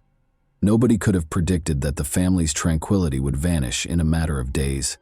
Emma informed her parents that on Sunday, April 28th, she would be meeting up with her friend Ross Willocks. Ross and Emma had been friends for 18 years. Both of them were wardens at Kilmarnock Prison when they first met. Emma wanted to visit Ross after telling her parents that he had adopted a dog from a shelter. Emma told her sister via text that she was going to have a bit of a mad one. Ross resided in Monkton's Fairfield Park. Emma texted a friend at around 8 p.m. to let them know she was at Ross's house, where she would be spending the night and enjoying a glass of wine. Emma's phone was referred to as an extension of her arm because she was typically in constant communication with her loved ones. However, Emma didn't text or call any of her family members or friends the following day. Margaret, her mother, said this was completely uncharacteristic. Emma's parents were in Brighton visiting relatives on April 30th. Emma's employers called her mother, Margaret, to inform her that her daughter had failed to show up for work. Emma's parents were immediately aware that something was amiss because she spoke to a friend or family member every day. "We were on edge and decided to report her missing because it was so unlike her," said her dad. Around 4:30 p.m. when police officers broke into Emma's apartment on Fullerton Street in Kilmarnock that day, they found her pet dog, Maverick, home by himself. A neighbor had heard Emma sobbing. Everyone knew Emma well enough to know that she would never leave her dog alone. Emma kept Maverick in a cage during his recovery from a recent operation on his cruciate ligament to prevent him from jumping and running around. The investigation, known as Operation Soljan, immediately focused on Ross Willocks because he was the last person to see her alive. At approximately 11 p.m., Willocks informed officers that Emma had made the decision to drive back to her apartment, which was less than 9 miles away. He claimed that while they were at his Monkton home, she became anxious about her recently operated dog and wanted to bring it home. They chose to visit her apartment. He claimed that after traveling with her, he took roughly a dozen lines of cocaine. According to Willocks, Emma was cheerful and upbeat and was having fun. She was planning a cruise and discussing her upcoming 40th birthday. At around 7 a.m., he said, he took a taxi home. April 29. After Emma was reported missing, her sister, Myram Faulds, who works in Abu Dhabi, went back to Scotland to assist in the search. On May 1, 2019, she took a plane back to Scotland and started assisting with her sister's search. Emma vanished the following day, leaving a profound sense of unease and uncertainty in her wake. Her family launched a difficult and demanding search for her as soon as they couldn't get in touch with her. The police swiftly acted, coordinating with Emma's friends and relatives. Soon, informational pamphlets with Emma's picture were lining the city's streets. They asked that anyone with information about her contact the police, and they included information about her last known location. On social media, word of Emma's disappearance spread, and every post on her family page drew an increasing number of supportive comments and wishes for her safe return home. Desperate, Emma's family begged for assistance from the public every day. The authors wrote, "Any detail could be crucial. Please help us find Emma." The police also asked for assistance from the town's residents, realizing how urgent it was to solve the case. Private CCTV camera owners were asked to review their footage by detectives. Maybe something suspicious would be captured on camera, or perhaps Emma's figure would be glimpsed among the typical street scenes. A strong feeling of unease was mingled with both hope and fear. Everyone who knew Emma and cared for her, however, remained hopeful. The town was unified by the shared objective of locating Emma and returning her home, despite the fact that hundreds of total strangers did not remain uninterested. The police placed a high premium on gathering evidence related to Emma's disappearance. Every discovery might hold the key to the woman's unexplained disappearance, and every bit of evidence and witness statement added to the puzzle that investigators were attempting to solve.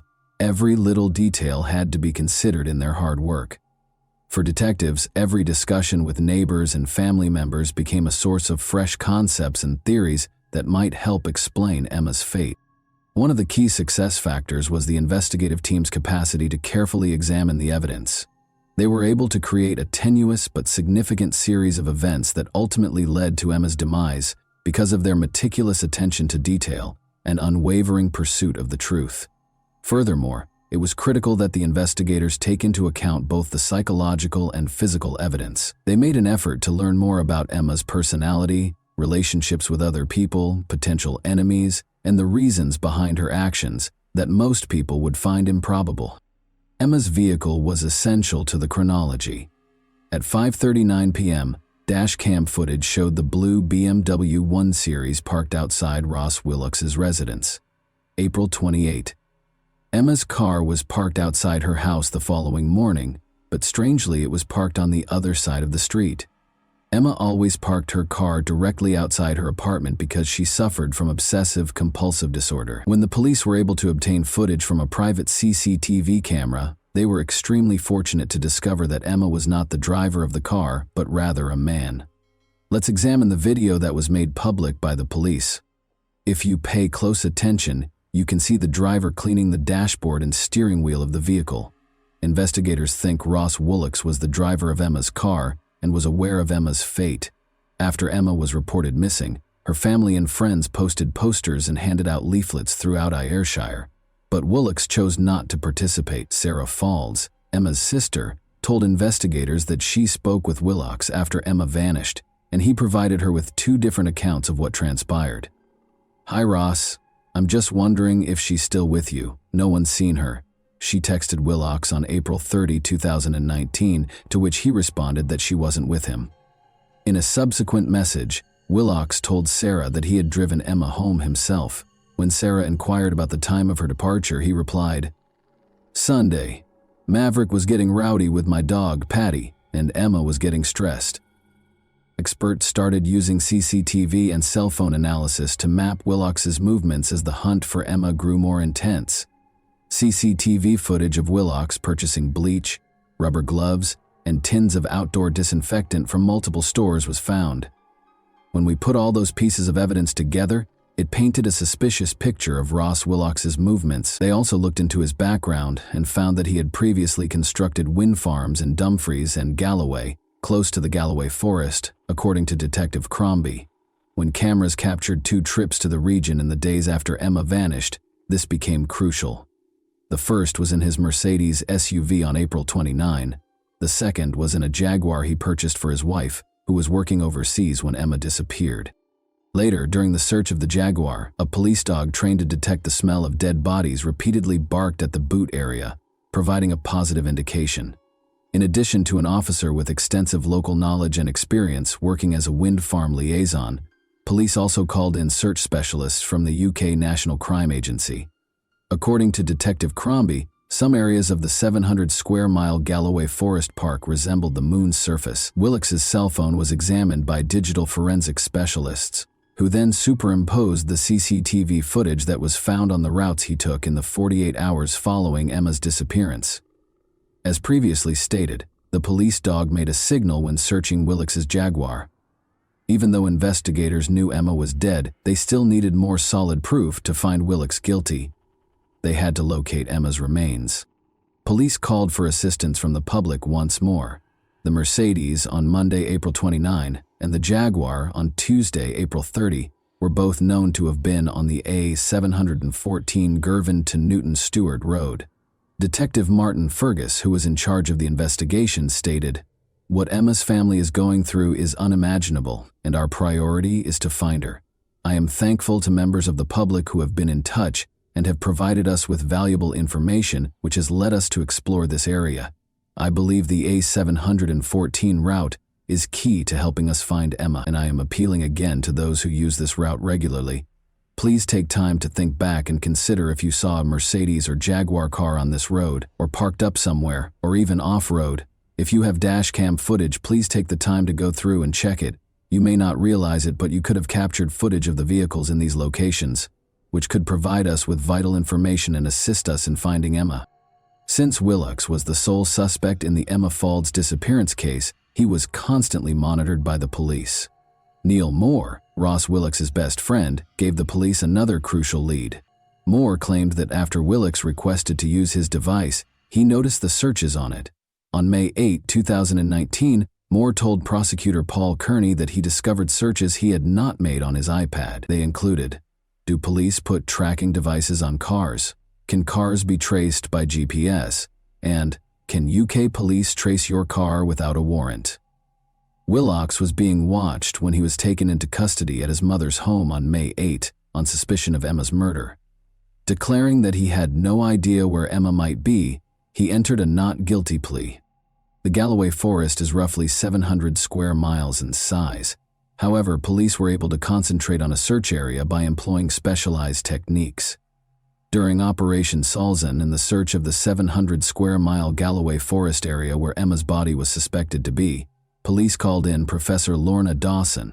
Among other things, the soil expert was asked to inspect Willicks' Timberland boots. On June 11th, Professor Dawson presented her findings.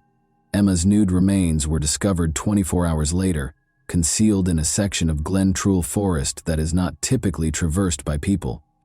When comparing the soil that covered Emma's body to the boots, there was a 92% match. Another potential match from the forest site was discovered beneath the Jaguar car's wheel arch. As a wind farm project manager, Willicks was familiar with the area, but he told police that he was only there to walk his dogs if they saw him. He was also located in and around the area by mobile phone analysis. According to Detective Pakalek, Bear, his dog, who was trained specifically to locate dead bodies, started barking, signaling that he had discovered something. To conduct additional investigation, the officer went back to the location.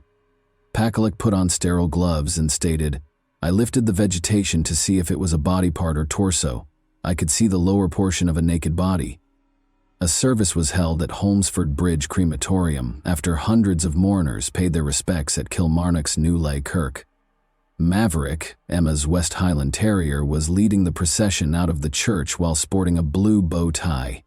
Emma's relatives posted on the family's butcher shop's social media page that they felt compelled to make a public statement only now. They claimed that during this incredibly depressing and agonizing time, they had received fields of flowers, hundreds of messages, and countless cards. This proves that there is a great caring community spirit in Kilmarnock and further afield, indeed worldwide, they stated. The Faulds family and Emma's dog, Maverick, signed off on the message, saying, "Thank you all so much for your support and kindness you have shown us during the past few weeks. We're not there yet, and it will be a long time until we get answers to all the questions that have been haunting us, but knowing that everyone is with us makes it easier to bear." Emma Faulds' murder has been charged against Ross Willicks. In addition, Willicks is accused of trying to thwart the course of justice by concealing Emma's body for several days before disposing of it in a forest, and by trying to conceal his alleged role in her demise from April 28 to May 8, 2019. According to the prosecution, He searched online for information on blood and how to disable vehicle tracking and disposed of Emma's clothes, belongings, and cell phone. Prosecutors also claim Willix asked officers where Emma was and said he was concerned, leaving voicemails on her phone on multiple occasions while feigning to think she was still alive. Despite Emma's apparent neck injury, jurors were informed that her body was so decomposed that a pathologist was unable to determine what killed her. Dr. John Williams, a pathologist, testified in Glasgow's High Court that he examined Emma Faulds after her death, but because of the state of decomposition, Dr. Williams said he could only determine so much from her remains. He added that he was unable to pinpoint Emma's death date when questioned by prosecutor Paul Kearney. According to Dr. Williams's report, there were no significant natural diseases found, and she did not have any fractures to her arms, legs, or ribs. In response to the question posed by prosecutor Paul Kearney, "So nothing to point to a natural cause, but with the great caveat that your examination was affected by the state of decomposition?" Dr. Williams said, "That is right." It was discovered during the trial that Emma Faulds' toxicology samples included traces of alcohol and painkillers. The jury was informed that the cause of death must be declared undetermined after Dr. Williams read from his report saying, "In summary, the medical cause of death has not been established. The degree of decomposition has limited many aspects of the post-mortem." Joanne Cochran, a forensic scientist, described to the court how, while inspecting the BMW in September 2019, she removed a tape from a seat lever. It matched Ross Willix's DNA profile, according to the expert. The trial also heard how blood was found in the accused's house. 2 tiny droplets that matched Ross Willix's father's DNA profile were discovered. According to forensic scientist Joanne Cochran, no additional blood was discovered, but there was a tiny staining of contact blood elsewhere that was thought to match the accused. At the trial, Willix had denied murder. In his version of events, he claimed to have left Ms. Faulds fit and well after partying with her for a while before they drove to her apartment in Kilmarnock, Ayrshire, which was about 9 miles away. Willix's attorney, Donald Findlay, stated that it would not be suitable to offer any apologies on behalf of his client, who disputes his own responsibility. According to Findlay, he is not the kind of person I would have expected to have found himself guilty of a crime of murder. The murder of somebody that he knew and cared for. They cared for each other, not in any romantic sense, but as friends. Something catastrophic went wrong in the early hours of the morning and one life was lost. Margaret Faulds, Emma's mother, described the location of her daughter's discovery on the first day of the trial as, "No one would walk there or drive there. You would have to see it to believe how remote it was."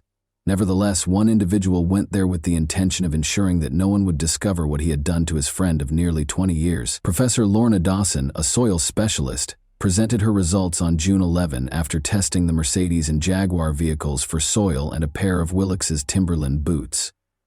Search teams eventually located Emma after refocusing on damp, marshy areas as a result of Professor Dawson's analysis. She informed the trial that the deposition site was not a place you would typically walk through, and that there was no natural path to it. Her words, "You would avoid it." Professor Dawson stated that rather than originating from a similar common bog habitat, the soil recovered from the boots came from the deposition site. A jury convicted Willix of murder and attempted obstruction of justice following a 6-week trial. Miriam and Sarah, Emma's distraught sisters and parents, were there to hear the decision. The judge stated to Woolax, "You know what the sentence for murder will be. It will be life imprisonment. Be under no misapprehension. This was a foul crime on a young woman loved by her family. You would have visited upon them a lifetime of wondering if she was still alive had her body not been recovered as a result of the sterling work by the police and experts. It was in such a remote place, and you had intended her body would never be recovered." Willox showed no emotion as he announced the decision. The heartless murderer acknowledged that he was not involved in Emma's search. He maintained that the bleach bottles were not used to remove any traces of a crime, but rather to clean his decking. Only he really knows what caused Emma's death, and it's still unclear what transpired between them at his house that evening. Ross Willix received a life sentence in prison in June 2021. Before he can apply for parole, he must serve 20 years in prison. Only you will know what happened in your house that night that led to you killing your friend. You were not as clever as you thought you were. Woolix was told by Judge Mulholland. In a statement issued following the guilty verdict, Emma's family stated, "We are absolutely devastated by Emma's death, and her not being with us has left a tremendous void in all our lives. We cannot believe she was taken from us in such a violent way. And what makes it even worse is that Ross Woolix was supposed to be her friend." The last 2 years have been the worst our family has ever experienced, culminating in a 6-week murder trial in the High Court in Glasgow, which ended earlier today. The conclusion, as you are probably aware, is that the man who murdered our beloved Emma has been found guilty. I feel, on behalf of my family, that I should use this message to thank everyone, friends, customers, and the wider community, for their fantastic support, kindness, and help when needed. We know we will never get Emma back, but we feel, with all the professionals involved in the case, we've got justice for her. And that wraps up today's chilling story. If you enjoyed this video, don't forget to like and subscribe so you never miss a new upload. Also, let me know in the comments what part of this story shocked you the most. Thank you for watching, and I'll see you in the next video.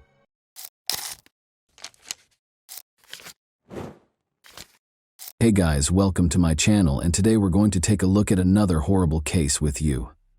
We examine the events that transpired in Jacksonville, Florida in this video. The body of Kim Dorsey was discovered in her house. Detectives discovered during the scene that she had attempted, but failed, to flee through her bedroom window. With multiple suspects, detectives had to put in a lot of effort to solve this case. Kim Dorsey was 38 years old in 2012. She earned a degree in civil engineering from the University of North Florida. She owned her own construction company, was a certified general contractor, and served as the director of training for Inspection Depot's Quality Assurance Division. She and her husband, Derek Dorsey, occupied a lovely home. Derek was a respected member of his community and had been a firefighter for 20 years. Everyone believed that Kim had the ideal marriage and that she was a lovely person. But when the front door of a perfect couple's house closes, nobody knows what happens inside. When Derek returned home from work on October 28, 2012, he found Kim's lifeless body. He dialed 911 right away. Though he believed Kim was dead, he told the operator that he was performing CPR on her. Derek responded that Kim might have hurt herself when the operator asked him what had happened to her. Police and an ambulance arrived on the scene. At the scene, Kim was declared dead. Derek suggested that Kim might have hurt herself to the 911 operator, but detectives investigating the scene knew right away that foul play was involved. Derek covered his wife's body with a blanket after locating her.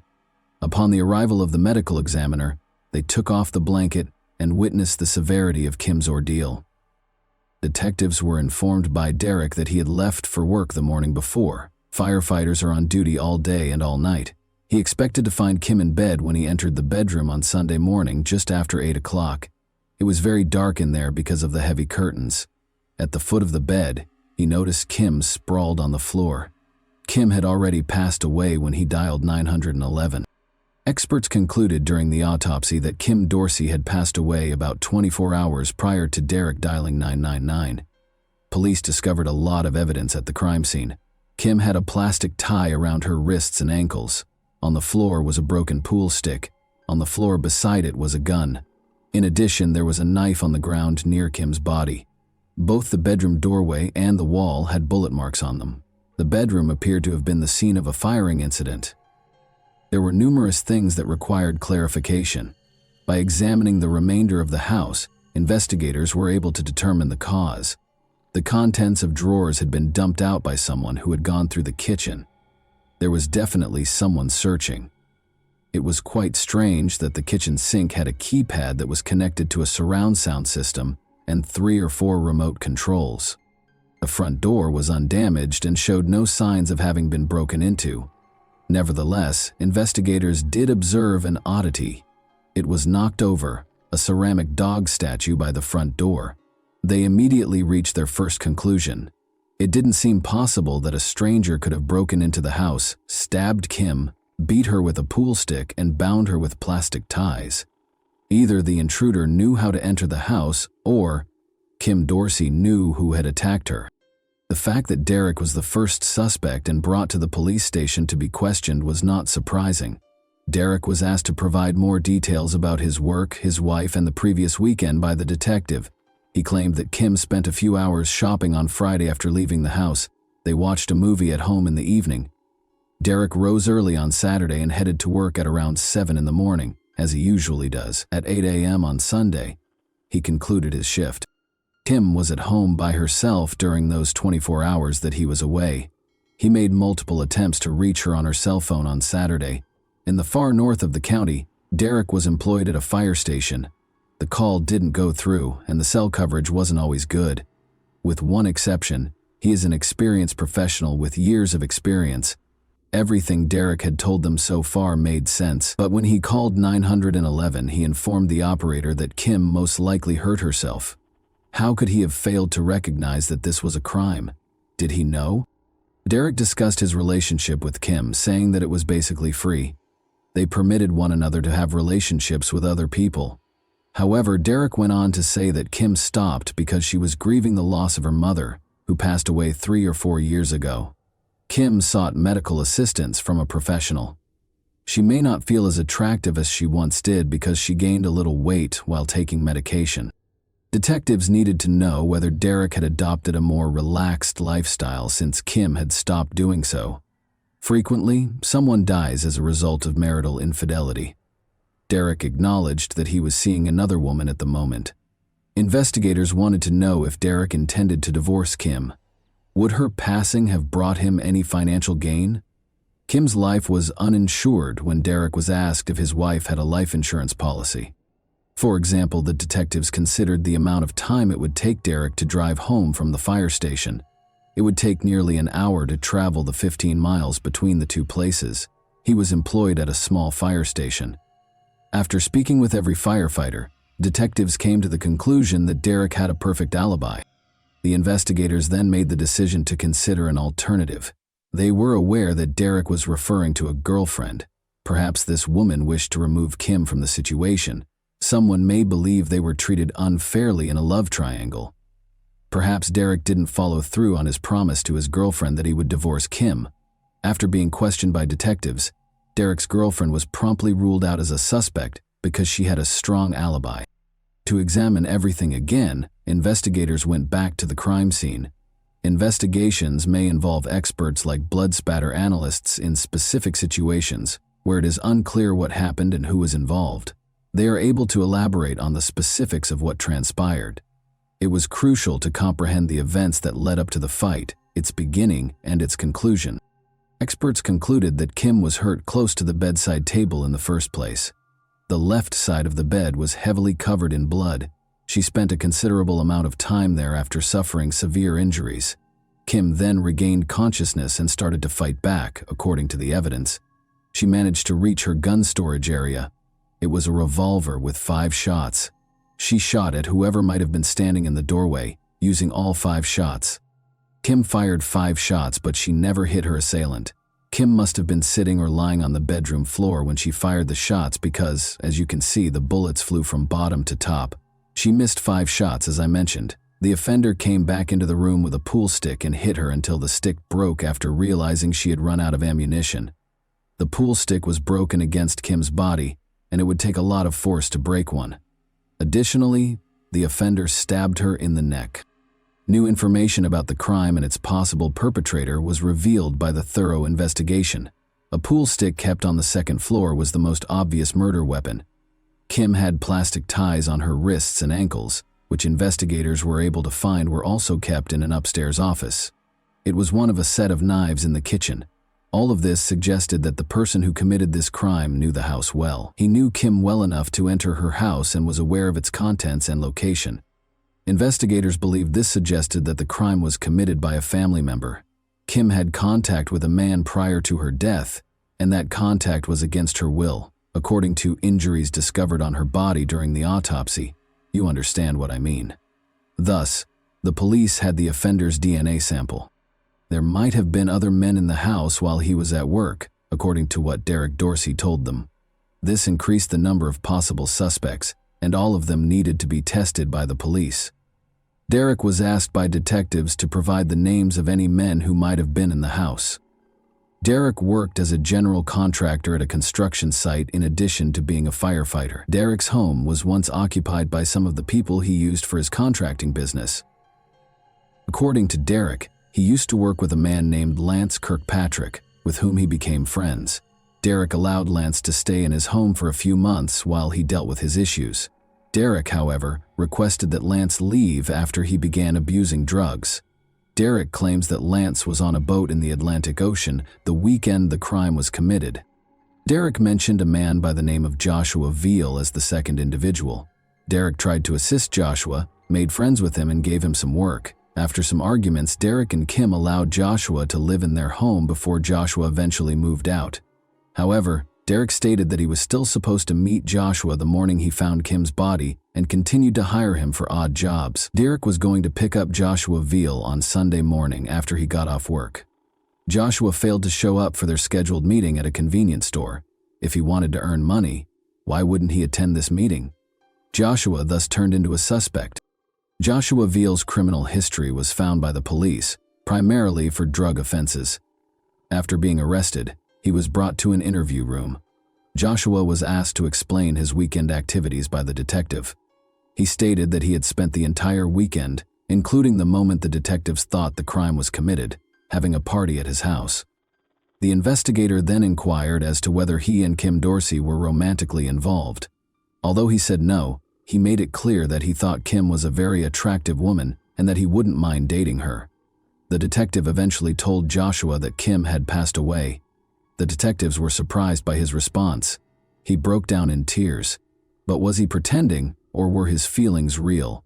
They released him, after obtaining a DNA sample from him. The DNA discovered on Kim Dorsey's body was not Joshua's, according to forensic analysis. The police have one less suspect as a result. Derek gave the police the names of other people who knew his house. They were all excluded after submitting DNA for analysis. After that, investigators made the decision to go back to the crime scene once more. But this time, they wanted to take Derek on a tour of the house. It was quite odd that they discovered 4 remote controls for the surround sound system in the sink. When they first inspected the kitchen, water had been poured into the remote controls, most likely to remove the DNA. When Derek managed to turn on the television, an adult film started right away. According to Derek, it wasn't his film. Is it possible that the offender was watching television? Derek recalled that the house had recently been occupied by another man. They were experiencing issues with both their television system and the remote control. An employee of the business that sold them the system stopped by on Friday afternoon and adjusted the surround sound. About 12 hours prior to Kim's death, this man was in the house. What would happen if he chose to return while Derek was at work?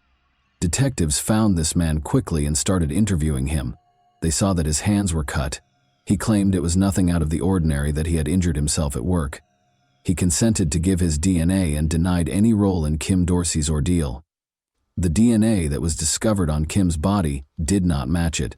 When an officer came across a routine police report of temporary unauthorized use of a vehicle, things quickly started to go south. That's a pretty fancy way of saying that you let someone take the car even though it was stolen. Just 17 hours prior to Kim's passing, the theft took place. A police report was filed by the girl who claimed the car was stolen. Lance Kirkpatrick was the man she let use the car, and he never came back. Early in the investigation, Derek Dorsey was recalling who had visited his home when he heard the name Lance Kirkpatrick. However, Derek thought Lance was in the ocean at the time of the crime, on a boat. Detectives were informed by the girl who reported the car stolen that she, Lance, and other people were at a party on Friday night. She let him use her car, and Lance consented to go get a drink at the store. Lance Kirkpatrick departed at that point and never came back. Investigators made the decision to learn whether the vehicle ever came close to Kim Dorsey's house. Neighbors were interviewed by the police when they arrived on the scene. Dorsey's neighbor first told one of the patrol officers that he had spotted a small blue SUV there that day.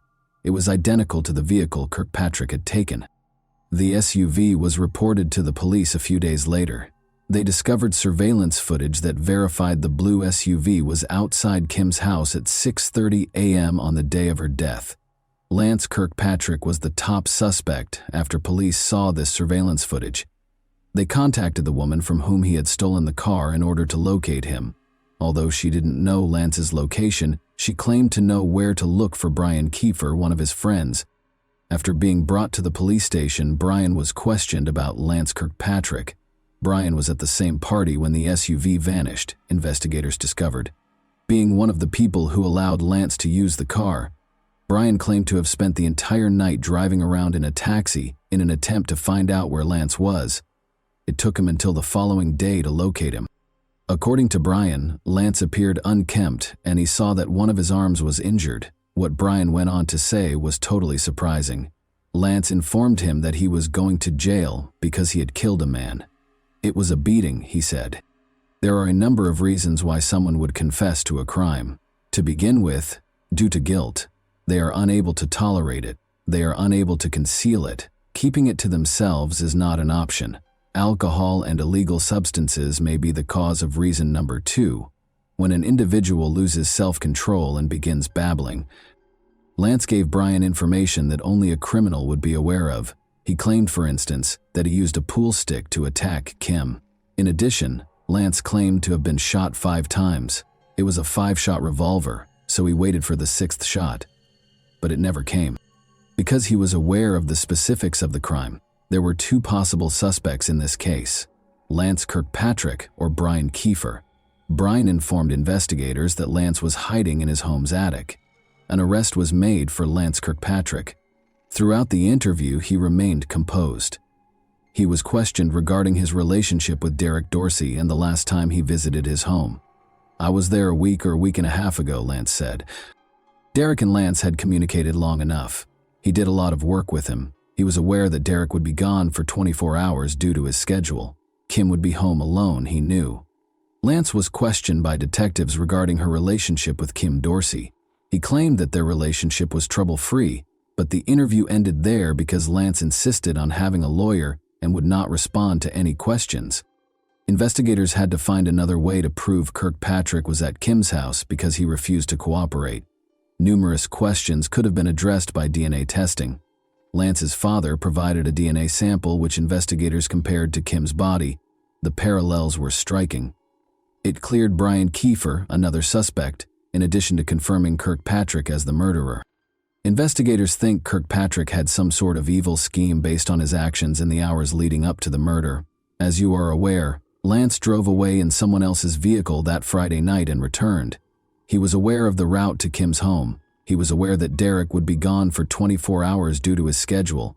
Kim was alone at home, and he knew it. He was aware that the spare key was stored beneath the statue of the dog. Taking that key, he went inside the house. Kim Dorsey most likely heard him at that point. The specifics of what transpired next, however, remain unclear. Lance Kirkpatrick first entered a not guilty plea in spite of the overwhelming evidence.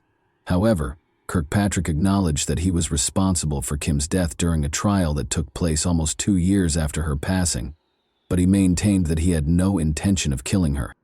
Kirkpatrick claimed that Kim Dorsey was training him and that he was good friends with the Dorseys.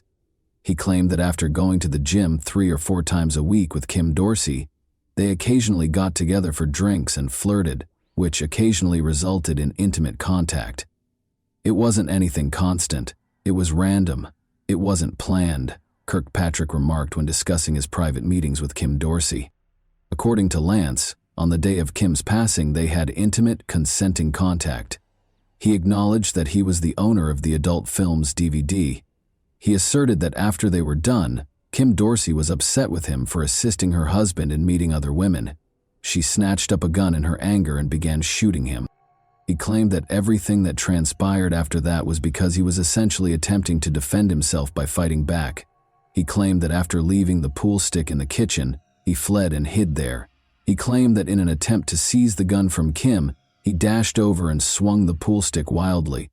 He claimed that after knocking her unconscious, he tied her up with plastic ties and placed the gun in his back pocket.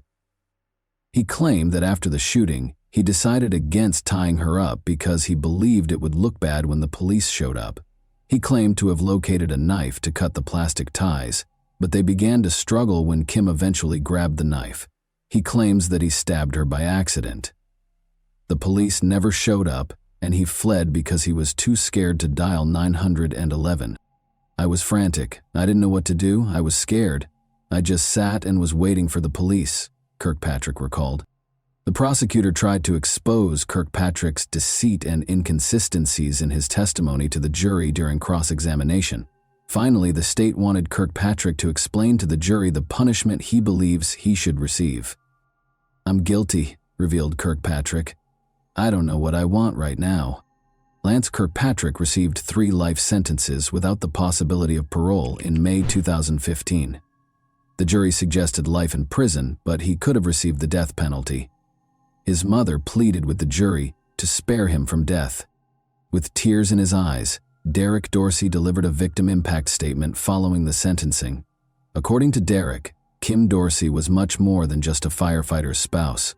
All of her achievements, including earning a degree in civil engineering from the University of North Florida and launching her own company, were attributed to her intelligence, strength, and hard work, he said.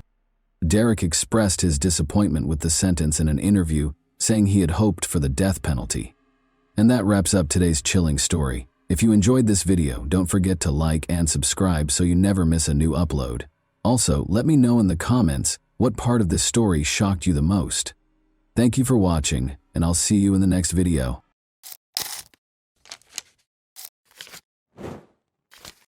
Hey guys, welcome to my channel, and today we're going to take a look at another horrible case with you.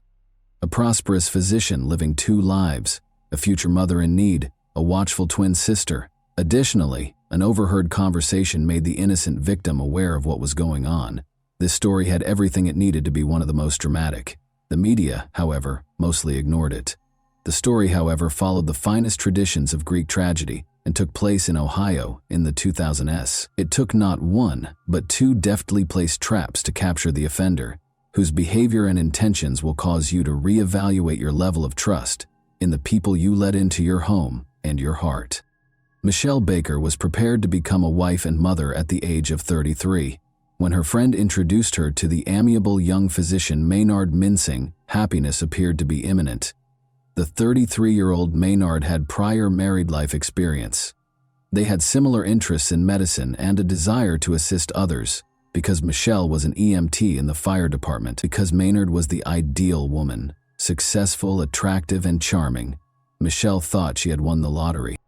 The relationship between Michelle and Maynard was like a fairy tale from today. Her boyfriend moved into Michelle's home in Hoover Heights, Ohio within a month. Maynard's children from a previous marriage would visit on the weekends. Michelle saw how happy he was spending time with his children and knew he would be ecstatic when she informed him that he would once again be a father. She was right. There were no limits to his joy. Maynard started searching for a new house right away so that the young family could live together, and he paid $320,000 for a beautiful and comfortable nest. When Maynard proposed that they go to Key West, Florida, where they would get married at sunset while standing barefoot on the sandy beach, Michelle was ecstatic. The enamored couple left for Florida, but Maynard changed his mind on the first day of their romantic weekend. In order to have a traditional ceremony with his family present, he requested that Michelle postpone the impromptu wedding. Michelle ignored this obviously fabricated justification because she still fervently desired to start a family. The two went to a restaurant for dinner that night. The meal went smoothly, but Michelle felt a sharp pain in her abdomen and saw some faint bleeding after she left. She was terrified that she might lose the baby, of course. She was relieved that there was nothing to be concerned about because her fiancé was a doctor. He asked her to try to fall asleep after putting her in bed. The pain went away the following day, but when she got home, Michelle thought it wouldn't hurt to visit Dr. John Shea, her physician. When the doctor confirmed that the fetus was developing normally, she exhaled with relief. Since it was Michelle's first pregnancy, he was sure she was just concerned. She was concerned that the fetus might be affected because she had endometriosis in the past. However, Michelle had a challenging pregnancy. Unidentified spasms and inexplicable bleeding became frequent occurrences, perplexing the medical staff who were unable to come up with a clear explanation. Maynard, who would soon marry Michelle and be the father of their child, thought it would be the ideal opportunity to confess his lingering feelings for his ex-girlfriend, Tammy Wynn. As if the physical suffering wasn't enough, to all of their friends, Maynard had painted Tammy as a horrible person, despite their complex past. As it happened, he was unable to forget her. After realizing that this was the true cause of her boyfriend's wedding postponement, Michelle valued his candor and chose to put even more effort into their relationship rather than break it off. But on July 1, 2000, Michelle's confidence in her future husband swiftly dwindled. Michelle stayed at home taking care of her own chores while Maynard went out of town to go fishing with a friend. Michelle switched on the radio and tuned into a local station, lost in her activities. She heard her beloved order a song for another girl, and it hit her like a ton of bricks. Maynard's voice sounded exactly like the caller. Michelle stood frozen, listening to the discussion with great interest. Michelle's heart fell when the DJ asked the man his name and he said, "Maynard." She was suspicious of her fiancé's true location. She requested a ride from her neighbor to Maynard's ex-girlfriend Tammy's house. When she saw them together on the street, her suspicions were validated. Michelle went up to the man and told him she was ending their relationship. When Tammy entered the discussion, she disclosed that she was unaware that Maynard was living with Michelle. "I'm staying with a friend," he had been telling her. The unfaithful fiancé was immediately evicted from Michelle's house. However, the man wasted no time in attempting to regain Michelle's favor. He called her a few days later and asked her to join him for a picnic so they could chat. He asked Michelle if they could reconcile and expressed regret for his error. She pardoned him because he seemed so sincere, but when Michelle became really ill, the picnic had to be called off. She was in such terrible shape that she was unable to even leave the park restroom. Her bleeding and cramps came back, but this time she also experienced the inability to keep food down. The doctor, who Michelle rushed to see, found nothing alarming. The doctor determined that stress was the cause of her symptoms after the ultrasound revealed that the baby was healthy. Michelle's twin sister, however, saw a fascinating coincidence. She asked Michelle if she found it odd that she was in excruciating pain whenever they were with Maynard. Michelle's sister's suggestion appalled her. She recalled that Maynard had poured her drink at the picnic before the second severe pain episode, and that he had brought glasses from the bar during their dinner in Florida just before she became ill the first time. With her drinks, though, what could he have done? Even though they had discussed the wedding once more and their relationship appeared to be back to normal, Michelle couldn't deny her sister's sensible observation.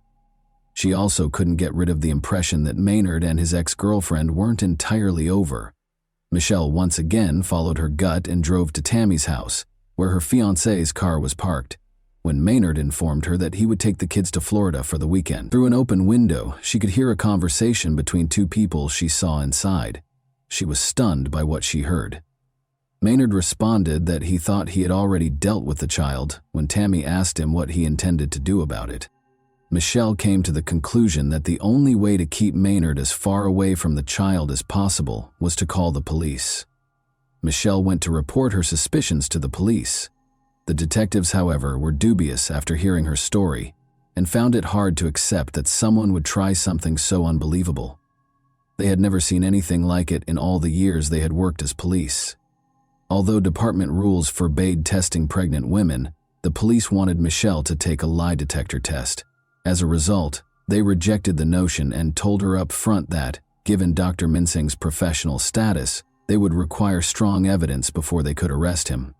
Michelle had to handle things herself because there wasn't much they could do in the interim. Michelle demonstrated her abilities as a true detective.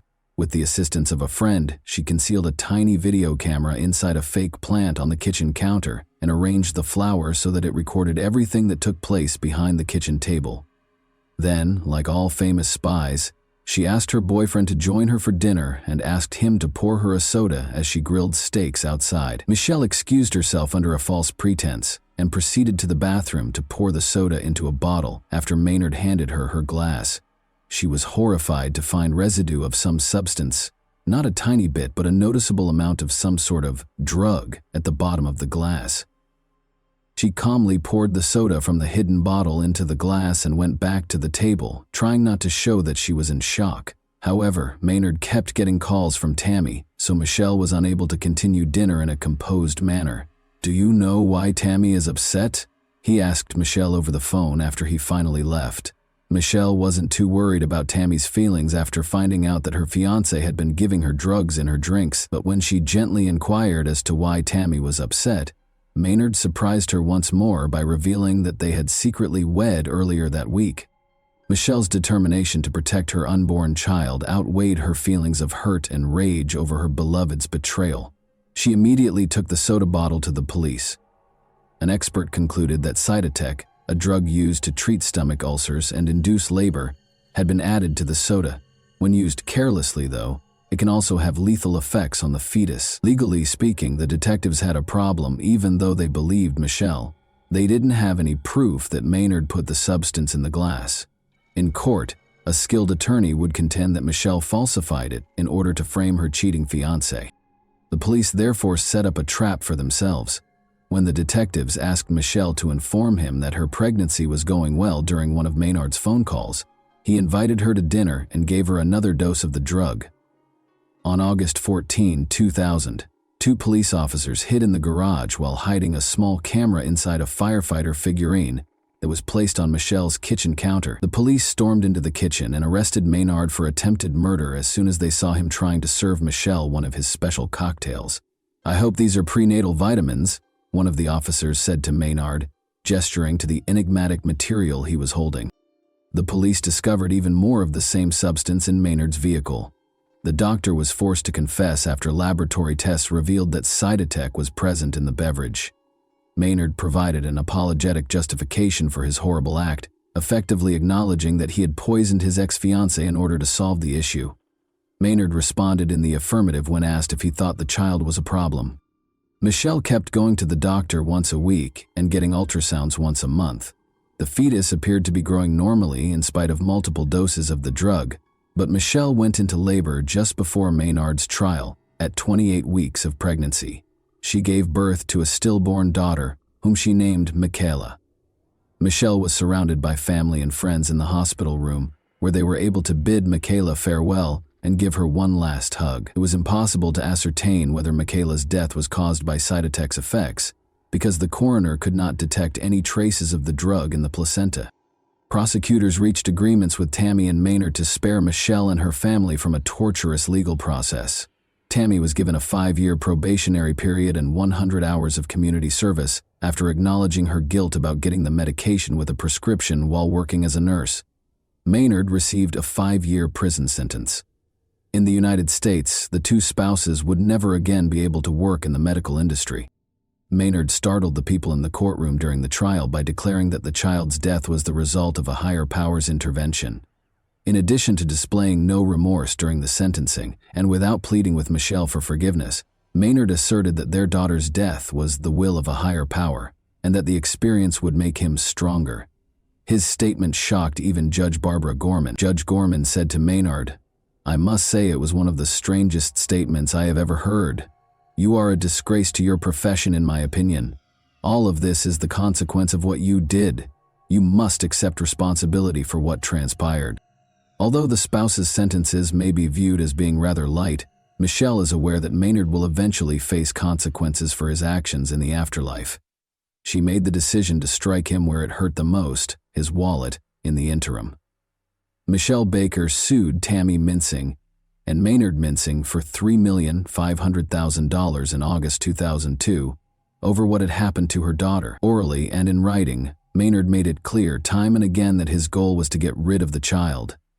His spouse did not want him to be involved with the child in any way. Michelle's attorneys were therefore certain that they would prevail in the case. The success of Michelle's lawsuit is unknown, but it was made public in 2007 that Maynard filed for bankruptcy. In 2013, the Mincing name reappeared in the obituary of Maynard's father, a prominent local youth organization founder. Tammy and Maynard Mincing were still married and resided in Ohio, according to the note. Whether or not Maynard meant to murder Michelle is unknown, but at least he chose to end her pregnancy against her will. However, Michelle made it clear to Maynard that she did not ask him to be involved in the child's life or to provide financial support, so he could have accomplished his goals without his heinous scheme. He must have been aware of Michelle's strong desire to have children and cruelly denied her the chance to begin a new family life with a fresh start. And that wraps up today's chilling story. If you enjoyed this video, don't forget to like and subscribe so you never miss a new upload. Also, let me know in the comments, what part of this story shocked you the most? Thank you for watching, and I'll see you in the next video.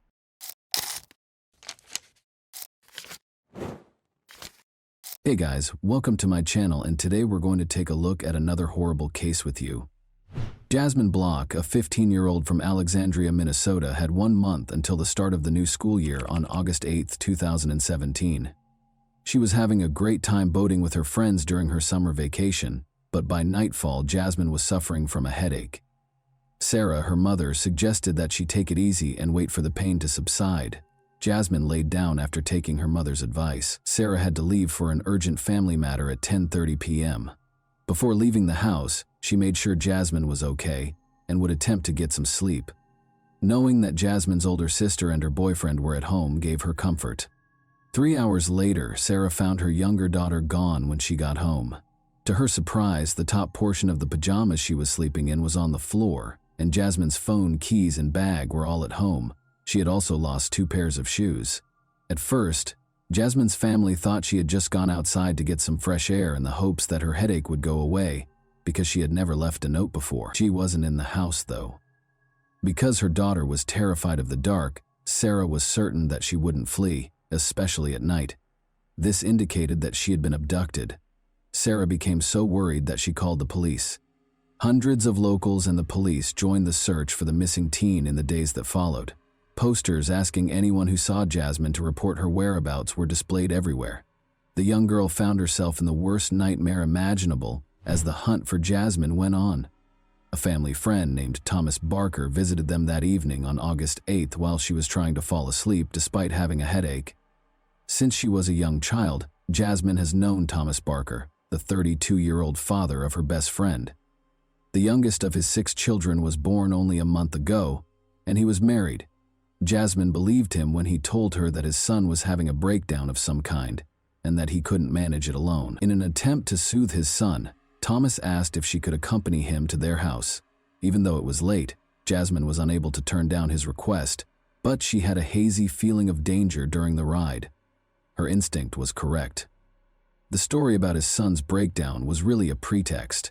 Rather, Barker drove Jasmine 16 kilometers from her home to a remote mobile home in the neighboring town of Carlos.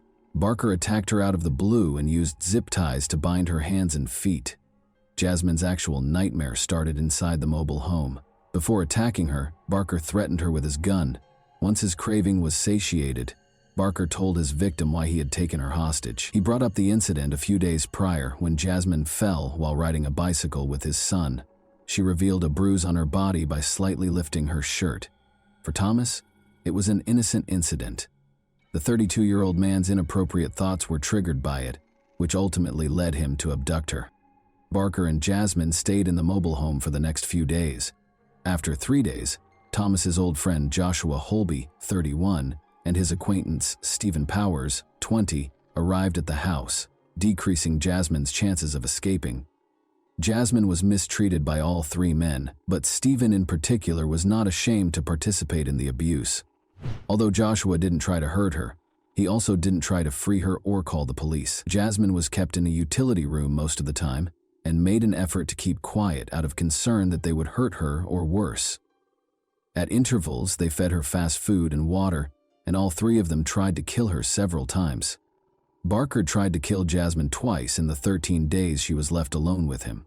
His initial attempt to drown his captive was unsuccessful because Jasmine resisted and fought valiantly to save her life. On his second try, he came up with a darker scheme.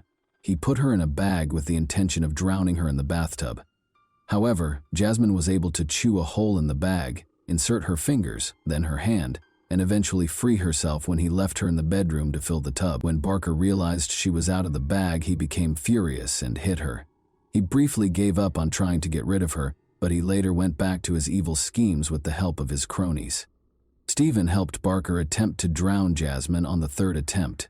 He taped a sock shut after jamming it into her mouth, but despite both men's best efforts, the young girl was fighting for her life with great vigor and they were unable to overcome her. Joshua, the heaviest of the kidnappers, sat on top of Jasmine after the criminals realized that drowning her would not work, and sandwiched her between two halves of a sofa bed with a pillow over her head. They had a very clear idea. They wanted Jasmine to choke, but she persisted in struggling, kicking, and fighting, so this plan also failed. Jasmine's fifth and last attempt on her life took an odd turn. Threatening her with a knife, the men made her stand on a number of stacked buckets, tied a noose around her neck, and fastened a rope to the ceiling. However, Thomas told Joshua to untie the noose because she might die after he unintentionally knocked over the buckets, causing them to roll on the floor. Evidently, the men found it difficult to cross the boundary of taking a life, even after all their efforts to get rid of Jasmine. Thomas later told Jasmine, dejectedly, that he was only doing this to avoid being caught with her, because he was afraid of going to jail. The mobile home's door was unexpectedly knocked on almost a month after Jasmine was kidnapped. A policeman was circulating the neighborhood to ask about a theft that had nothing to do with the kidnapping. The policeman left after the three suspects, who were all inside the house at the time, declined to answer the knock. The criminals realized they needed to find another hiding place immediately following the officer's visit. After placing Jasmine in a sports bag and escorting her into their vehicle, they let her exit the bag. In an attempt to find a new place to hide the girl, they first went to a number of cornfields before setting up camp at an abandoned house in Grant County. Jasmine feared for her life at the hands of Barker and his cronies, and by this time she was certain that they had no intention of letting her go alive. But good fortune was on the girl's side.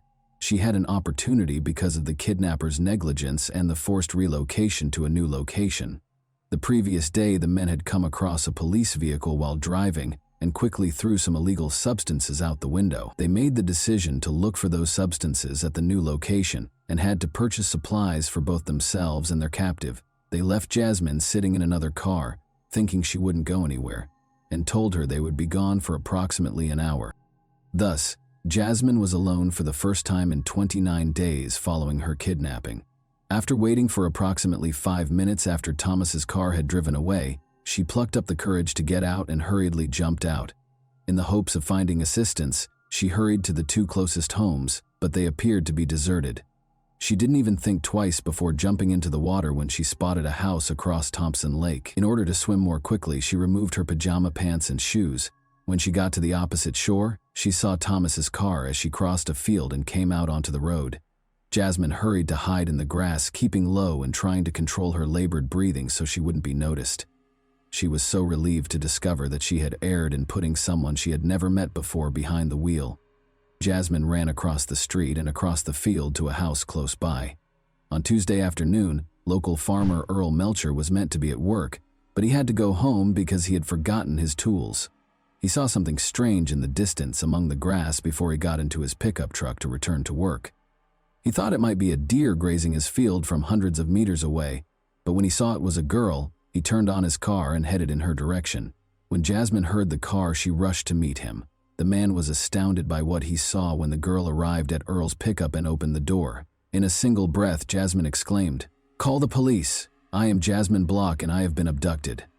But Earl had already seen the girl's face on posters around town, so he knew who she was. For him, as a farmer and the father of 3 daughters, it was an incredible sensation.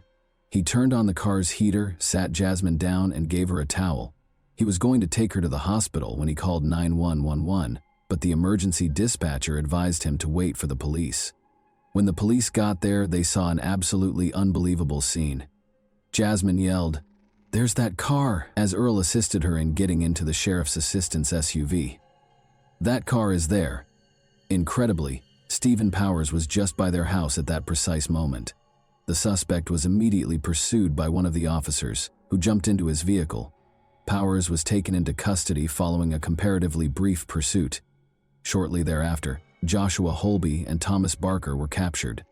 Jasmine's family thanked the brave farmer who just so happened to be home on that fateful day in the days after she returned home. Earl received a reward of $7,000 from the police for helping to save the girl. "Thank you, Earl," said the police chief, praising his actions. "This world is a better place because of people like you." To which Earl replied respectfully, "Anyone could have called 911. I was in the right place at the right time by chance." Earl already knew what he was going to do with the reward money. He gave the money to Jasmine and her family and invited them to lunch.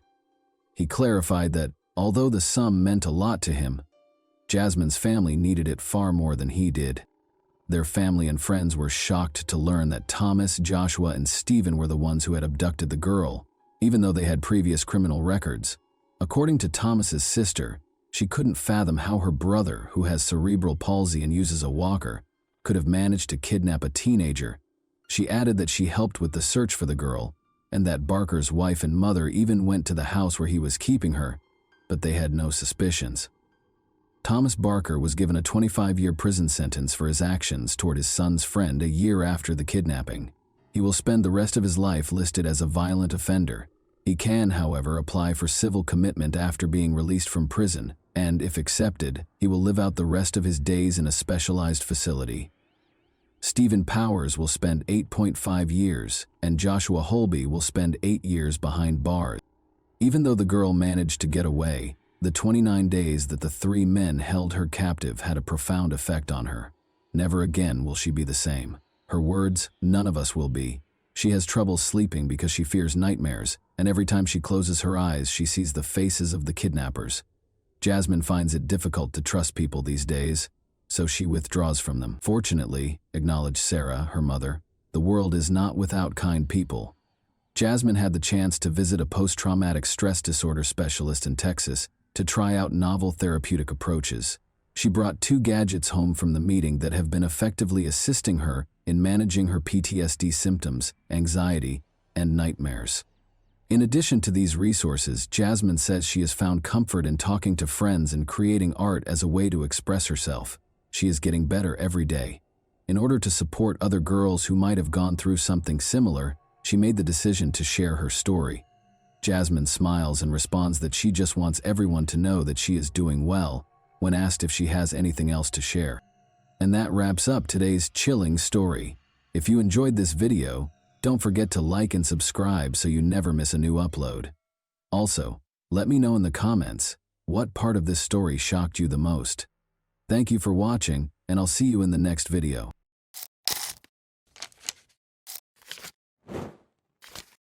Hey guys, welcome to my channel, and today we're going to take a look at another horrible case with you. Brigitta Unto was close to passing away when she got to the emergency room. Despite the fact that her vital signs were rapidly declining, doctors were unable to identify any indications of infection or injury. Together, the police, FBI agents, and medical experts were able to solve the medical mystery and unearth a horrifyingly creative crime. The medical staff at a hospital in San Diego, California, waited for Brigitta, a 28-year-old patient, to arrive on March 5, 2018. An ambulance was taking her from the office of her family physician. Brigitta had called her mother Olga that day to complain of feeling ill. Brigitta's legs shook with agonizing pain, and she could hardly breathe, as Olga fought to get her into the car. The family doctor only needed to glance at the once vibrant and healthy young woman to realize that Brigitta was in serious trouble and that there was nothing he could do to help. In order to transport her to the hospital, he called an ambulance. The medics in the emergency room were also concerned because they thought they might not be able to stabilize her condition, and Brigitta was in excruciating pain, had no feeling in her hands or feet, could hardly see, and could hardly speak. The most perplexing symptom, however, was the clumping of her once beautiful chestnut hair. Immediately after starting their work, the doctors concluded that she had no visible signs of trauma, including no wounds, bruises, or infection. Her illness had an internal cause. According to Brigitta's mother, her daughter had been experiencing severe pain, exhaustion, and unexpected bouts of nausea for a number of months. She would spend days in bed because the symptoms would come on suddenly and without warning. It was difficult for Brigitta to care for herself, much less her husband and young son. She sought advice from several experts, but none of them could figure out what was wrong with her. There was no known illness that matched her symptoms. She was even told by one doctor that her condition was how critical days manifest. Ultimately, the doctors determined that stress was the cause and gave her tranquilizers. But her health deteriorated. The emergency department's medical staff recognized that she was in danger of dying within days if they didn't find out what was wrong with her quickly. Brigida was raised in California, a short distance from the Mexican border. Her mother looked after their two daughters, Brigida and her younger sister, Olga, while her father worked at customs between Mexico and the United States. The girls were raised in a loving and supportive household. Brigida thrived academically while attending a Catholic school with joy. According to her friends, she was the sweetest and most amiable girl they had ever met. Running was Brigida's passion, and she even represented her school in competitions. She met Race Remington Unto, her future husband, while running. Although Race went to a different school, they met in high school and shared a love of sports. Because Brigida's daughter had no interest in dating boys, her family initially paid little attention to their friendship. She spent most of her time studying and playing sports, but over time, the young couple began dating and became more involved with one another. Race was able to bring out Brigida's more daring side, and they quickly became inseparable. Race had a very lofty ambition. He wanted to enroll in the Annapolis-based United States Naval Academy. It was a difficult task because the student acceptance rate was less than 8%. In addition to doing well in school, the candidate had to work on personal growth, play sports, volunteer, be involved in the community, and much more. Remarkably, Race was accepted into the academy and relocated to Maryland to start his studies. The young couple kept up their long-distance romance. Race was eventually diagnosed with a hernia, though, which didn't fully heal. Despite having to leave the academy, he was able to find employment in the Navy as an electrician.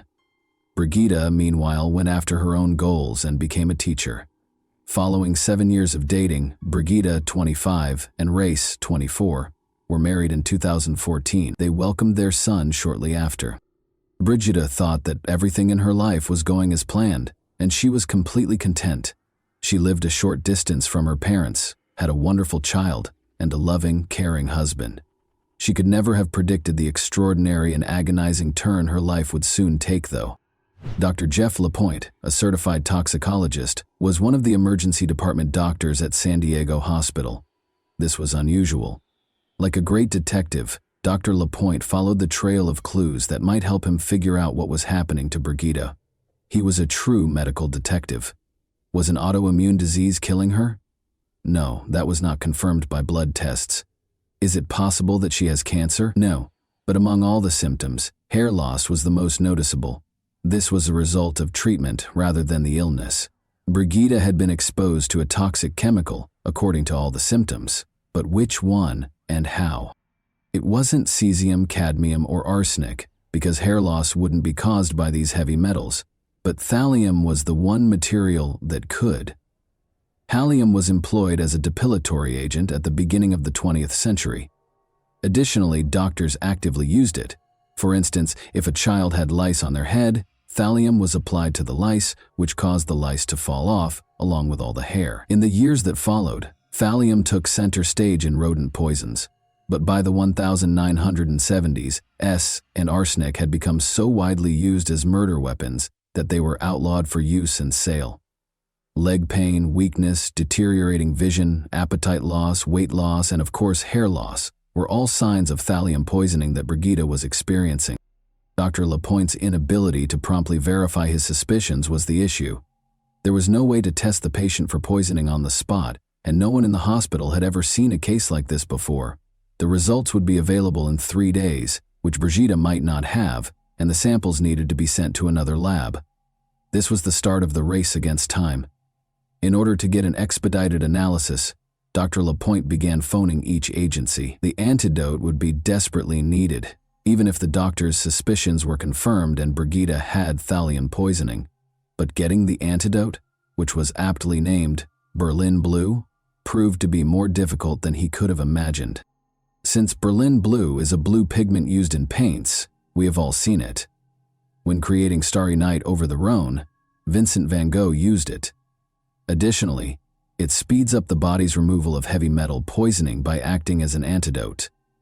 Though blue paint is available at the closest art supply store, it is nearly impossible to find medical-grade Berlin. Despite calling every pharmacy, naval medical officer, and clinic, Dr. LaPointe was only able to locate the antidote at one warehouse, a classified warehouse located in Los Angeles. In the event of a dirty bomb explosion, for example, Berlin blue can also be used as an antidote to radiation exposure. Therefore, until thallium poisoning was verified in the lab, Dr. Lapointe could not rely on receiving the antidote because the government maintains exacting records of every tube of Berlin blue in the nation. Lapointe's worst fears were validated when the toxicological analysis of Brigida's case was delivered. Brigida's body contained 1,000 times more thallium than was allowed. To transport the antidote to San Diego, a hospital employee drove through the night. But the doctor was concerned that one antidote might not be enough for such severe poisoning. In order to purify the patient's blood, he recommended dialysis. After a long and agonizing process, Brigida's family and the medical staff were left with nothing to do but wait and pray. To keep an eye on their health, Brigida's husband and son were moved to a different hospital wing. They might have been impacted as well if she had been exposed to thallium. Where could she have gotten so much thallium? That was still the key question. FBI agents were looking for the answer to that. Remember, this was all taking place in a state with multiple military installations. Additionally, President Trump's scheduled visit was the backdrop against which these events took place. As a result, FBI agents became very interested in what was going on in the city when Dr. Lapointe began searching for Berlin blue. It was ultimately delivered so far away from the city that a local scientist for Harvard chemistry began searching for cocaine flu. When Brigida started having an unexplained illness, police and FBI agents found that she had been treated at an alternative medicine clinic in Mexico a few months prior. After looking into this lead, the police decided to ignore it. Because Brigida's school was a former World War II military installation, rodent poisoning may have happened there in the past. Many of the school's teachers became ill that year. This lead, though, also proved to be a dead end. Because Brigida was depressed, investigators could not rule out the possibility that she had used thallium herself as a cry for attention. She loved life, however, and would never desert her son, according to everyone who knew her. Furthermore, rather than the other way around, her depression developed after the emergence of inexplicable symptoms. Regarding the poisoning of his patient, Dr. Lapointe had his own suspicions. After scanning Brigida's internal organs, he was appalled to find a large number of white spots all over her digestive tract. It became clear that food was the entry point for the poison into her body. The ideal crime had been attempted by someone close to her. The patient was placed in total isolation by doctor, but food was the least of her worries at the moment. The antidote helped Brigida regain consciousness a few days later. She was unable to sit or move, and all of her hair had fallen out. But she was still alive. She was unable to identify anyone who would want to hurt her. Nonetheless, the police were aware that poisoning is always a private crime carried out by a close friend or relative. The fact that Brigida's husband and child were unharmed was also intriguing.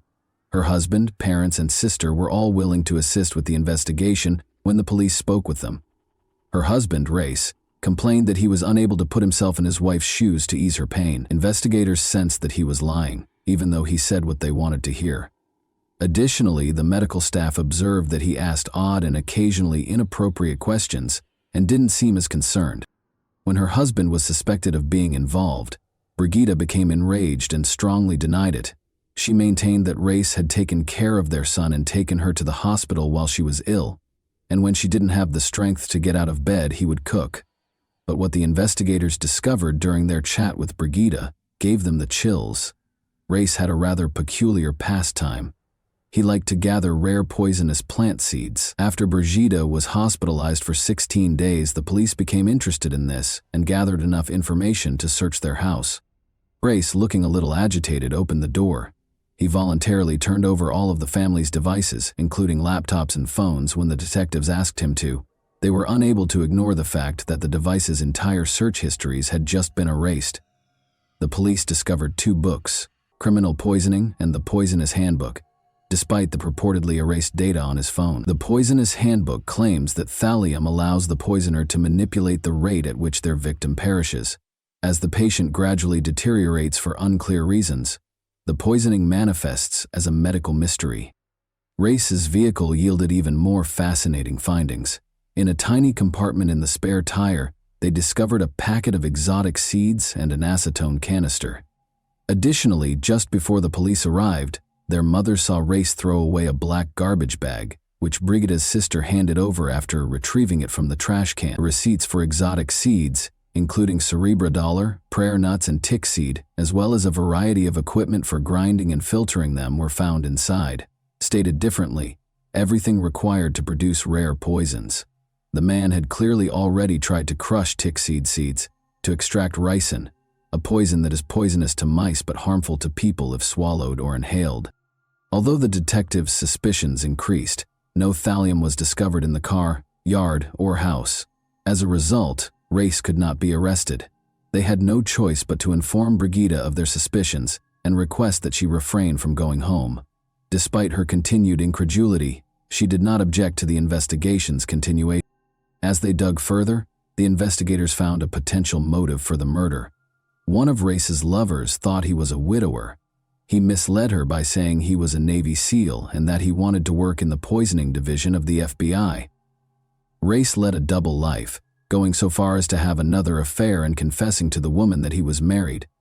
He didn't think twice about taking his young son on their dates, and the boy had become so attached to the woman that he called her mom. But in order to avoid having to share custody of their son, he wished that his wife would be struck by a bus. Why the woman wasn't alarmed by this is unknown. Even so, it was obvious that the man wanted to break up with Brigida. However, as a devoted Catholic, she had informed him prior to their marriage that she did not support divorce and that their union would be lifelong. Her unfaithful husband taking this ending so literally was not something she could have predicted. Race was asked to take a polygraph test by the detectives, but he failed horribly. He didn't try to deny the results when the polygraph examiner told him, and he admitted to everything. Race claimed that in August 2017, he placed 3 online orders for thallium. He started by making his wife a sandwich for breakfast in an effort to incorporate it into her meal. He used her weight to determine the thallium content. Brigida felt ill the following day, but it didn't kill her. She began to get better. Race increased the amount of thallium in the soup by a small amount in December of that year. Once more, he failed to get the desired result. He concealed the poison in a sandwich once more, in January, and increased the dosage 5-fold.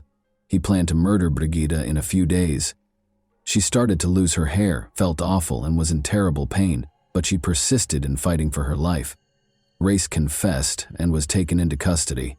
He entered a guilty plea to 3 attempts to kill his wife 8 months later.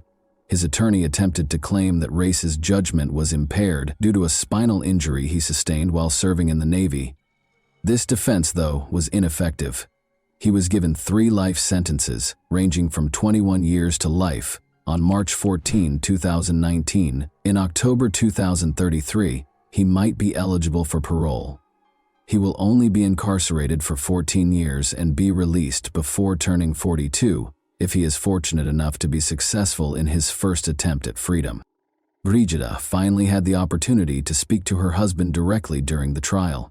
She stated, "I wanted to believe that I knew the man I married 3 years ago, the man I had been dating for nearly 10 years. I wanted to believe that he would never harm me. I am horrified by the thought that he could be responsible for attempting to kill me. How could you do this to the mother of your child? Why do you think you have the right to decide that I am not a worthy mother for your son? How could you decide that the way to end our marriage is by slowly killing your wife, watching her suffer for months? I cared for you, and I loved you." Brigida gets cold sweats every time she thinks about the incident. She was lying in bed feeling ill. Her spouse brought her a peanut butter sandwich. Climbing onto the bed, their young son requested a bite. Race yelled at her to stop giving him any right away. Although Brigida is unsure if the sandwich contained thallium, she thinks her son was at least close to getting seriously poisoned. Brigida eventually got a divorce from Race, even though she was reluctant to acknowledge it. She continues to experience nerve damage, leg weakness, and persistent exhaustion. She is slowly getting better, though, and has resumed her job at a special education school. She acknowledges that finding a way to connect with each student is now much simpler for her. Once unable to walk, Brigida is now trying skydiving, running, and living life to the fullest. And that wraps up today's chilling story. If you enjoyed this video, don't forget to like and subscribe so you never miss a new upload. Also, let me know in the comments what part of this story shocked you the most. Thank you for watching, and I'll see you in the next video.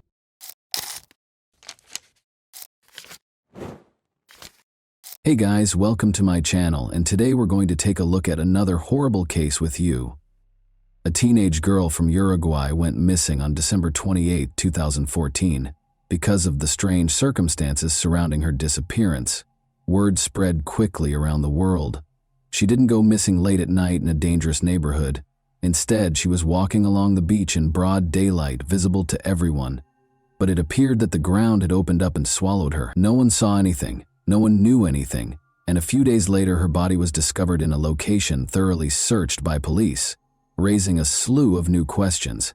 Lola Shumaliz was born on November 4, 1999 in Buenos Aires, Argentina. She grew up with Adriana Belmonte and Diego Shumaliz, the son of the well-known chef Beatriz Shumaliz. When the girl turned 15, her parents decided to give her a trip to New York for the Christmas holidays. However, before that they sent their daughter to Rocha, Uruguay, to relax with her godmother's family for a few days. On December 27, Lola arrived in Uruguay, where she was greeted by her godmother, Claudia Fernandez. Claudia's photo captured the girl in a good mood. Claudia, her husband Hernan Zincunegui, and their 2 children were delighted when Lola arrived. They had intended to spend their few days together sunbathing on Barra de Valisas beach, swimming in the sea, and relaxing. That same evening, Lola, Hernan, and his 14-year-old stepson went to a drum festival in the city center. Hernan and the boy stayed by Lola's side in the crowd, but the boy eventually moved away because he was bored. Nonetheless, after the festival, they all returned home together.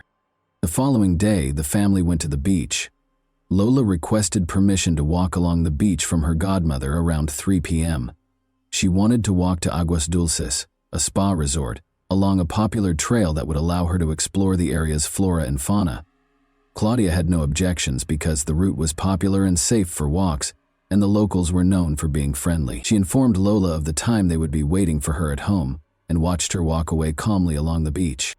Lola was wearing a bikini and denim shorts. She carried a backpack containing a sarong, a book, her ID, a water bottle, and a towel.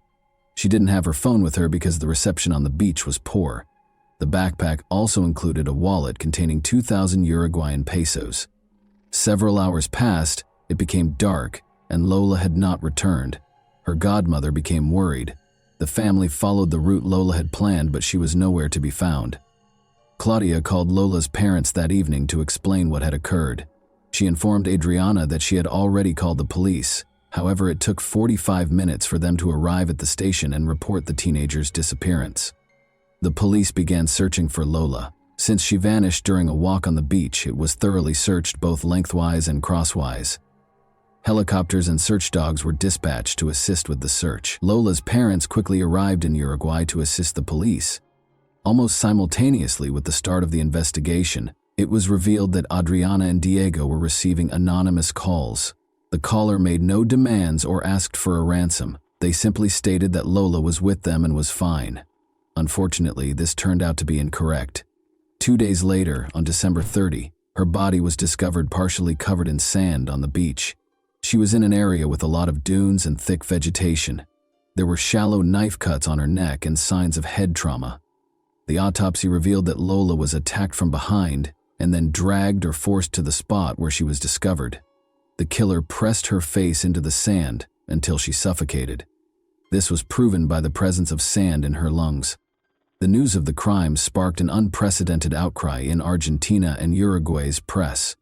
As is customary in such cases, journalists began to propose theories about what could have happened. The Uruguayan police and media quickly focused their suspicions on Lola's godmother's family, particularly Hernan. There were various reasons for this.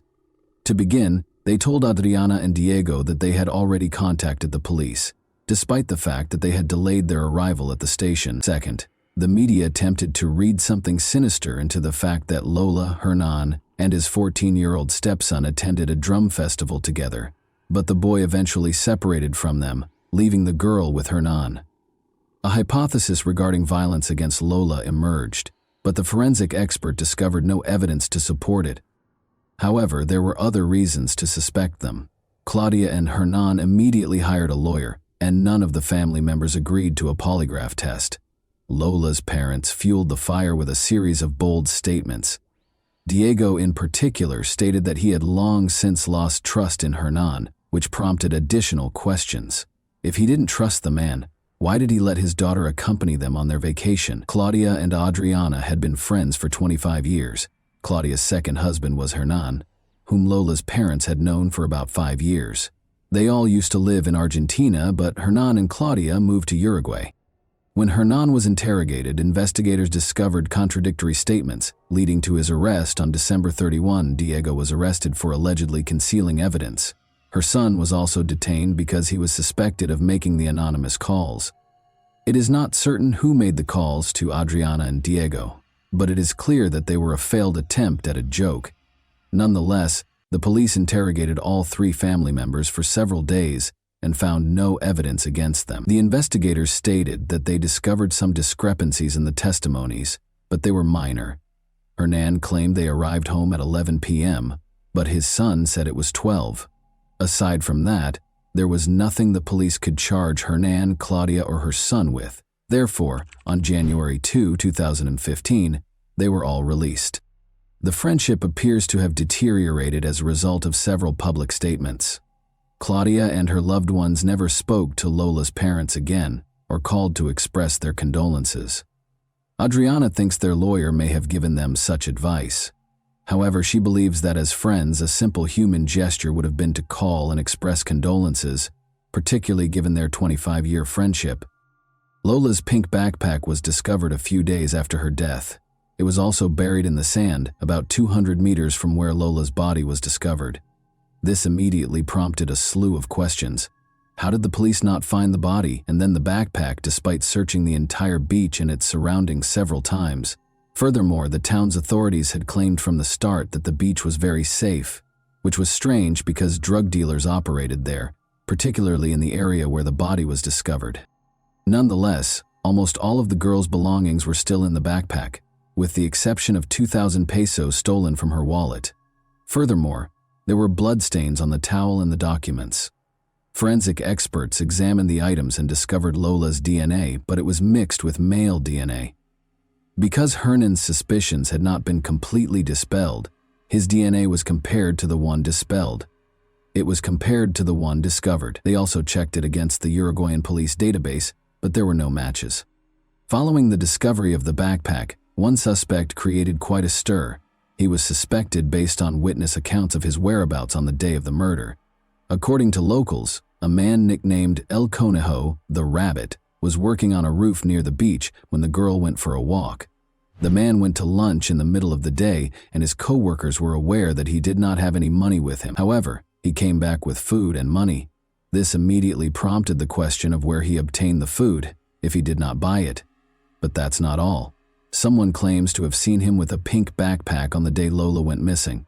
According to one newspaper, he confessed to the murder, and other media outlets reported on the development. However, this turned out to be false. The man explained where he got the food, but police suspected he stole it from beachgoers. There was no evidence linking him to Lola's case. He never admitted to anything, and after being released, he filed a lawsuit against newspapers that published unverified information. The investigation had effectively stalled at this point. The primary suspects had already been released, and the investigators had no leads to follow. At first glance, it appeared that the girl knew no one in town, but she had managed to attend a drum festival in the city center and, being sociable and open, freely interacted with strangers. As a result, the police were compelled to investigate this lead. They detained and interrogated approximately 40 people, primarily beach vendors and dealers, but all were eventually released. The situation was aggravated further by the frequent changes in prosecutors and judges. When a new prosecutor was appointed, the case would be reviewed from the beginning. This severely hampered the investigation. But on February 18, 2015, there appeared to be some progress in the case. An anonymous call was made to police. The caller claimed that Angel Moreira, also known as El Cachila or Keisha, was involved in the crime. The man was arrested and interrogated by the police. He worked on the beach parking cars. Angel said he met Lola while she was walking on the beach. He approached her with some souvenir trinkets for sale. They spoke briefly about where the girl came from.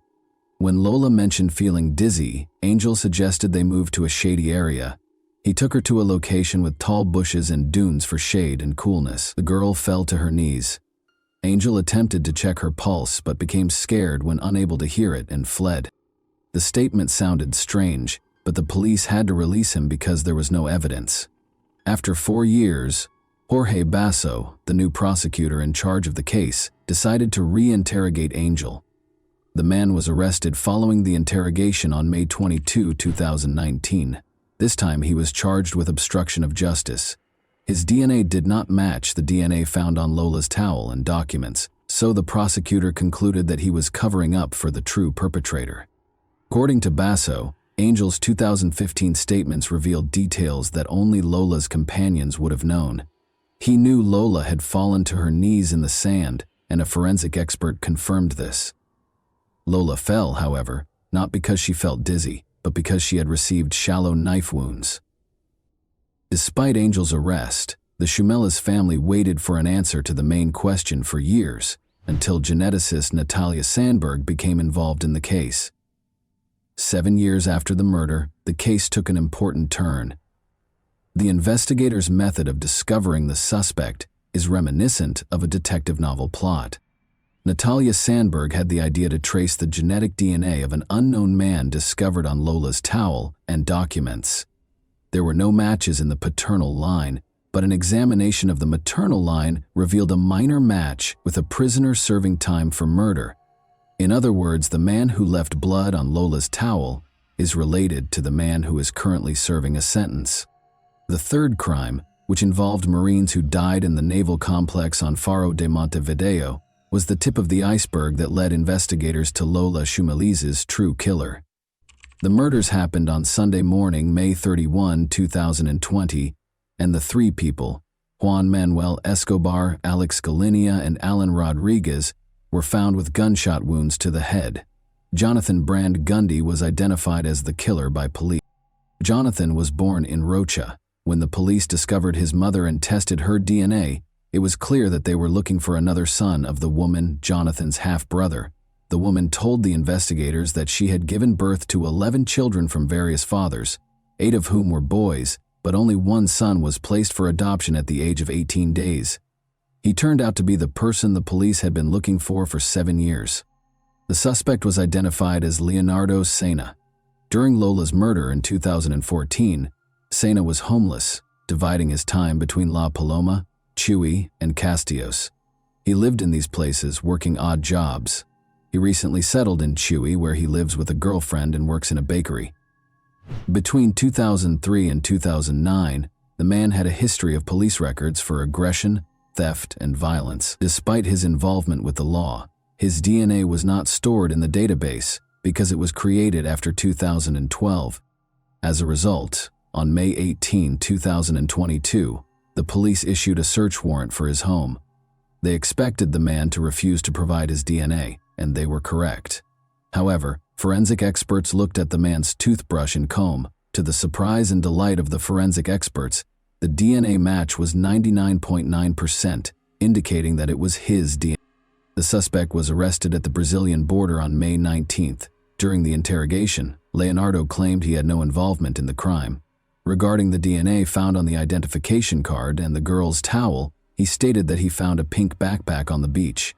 When he looked inside, he saw a wallet containing 2,000 pesos and stole it. Concerning the blood, he stated that he had cut himself with a bottle shard at work a few hours prior, and when he reached into the backpack, the bandage came off and the cuts began bleeding. So he wiped his hand on Lola's towel. However, there were several inconsistencies in his account. For starters, his blood was mixed with the girl's blood rather than simply found on her belongings.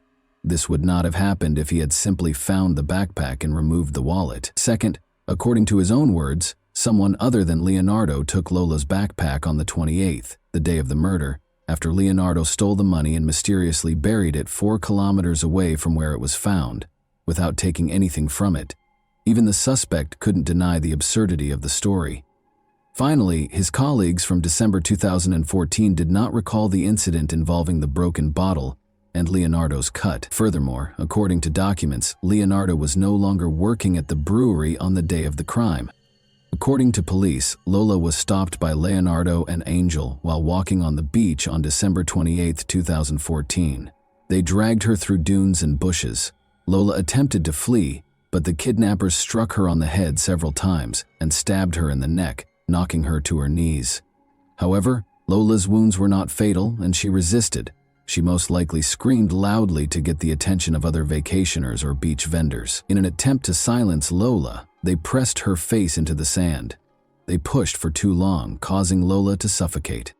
The police believe the crime was motivated by violence, but the assailants were unable to carry out their intended act and ended up killing her because they did not anticipate such fierce resistance from the teenage girl. This hypothesis is supported by the fact that Leonardo was previously tried in a case similar to Lola's. That happened in 2009.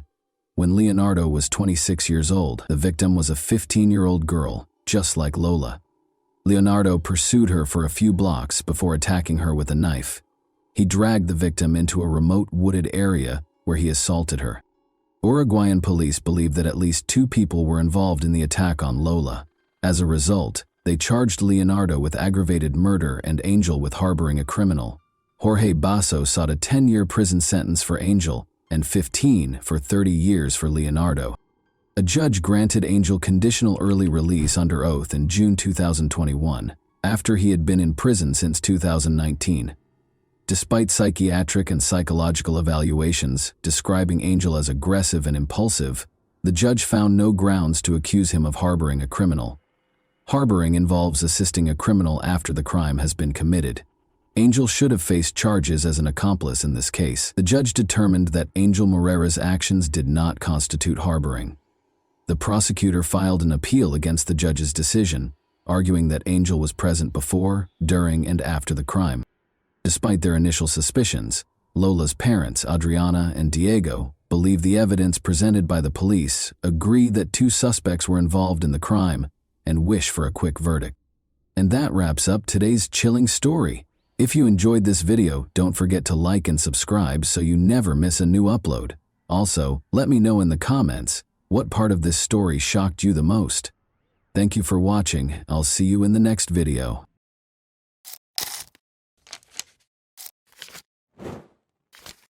Hey guys, welcome to my channel, and today we're going to take a look at another horrible case with you.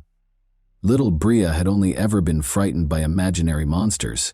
She called her mother, Michelle, on November 20, 2000, claiming to have seen someone outside the window. The day before, 3 armed men wearing masks broke into her house.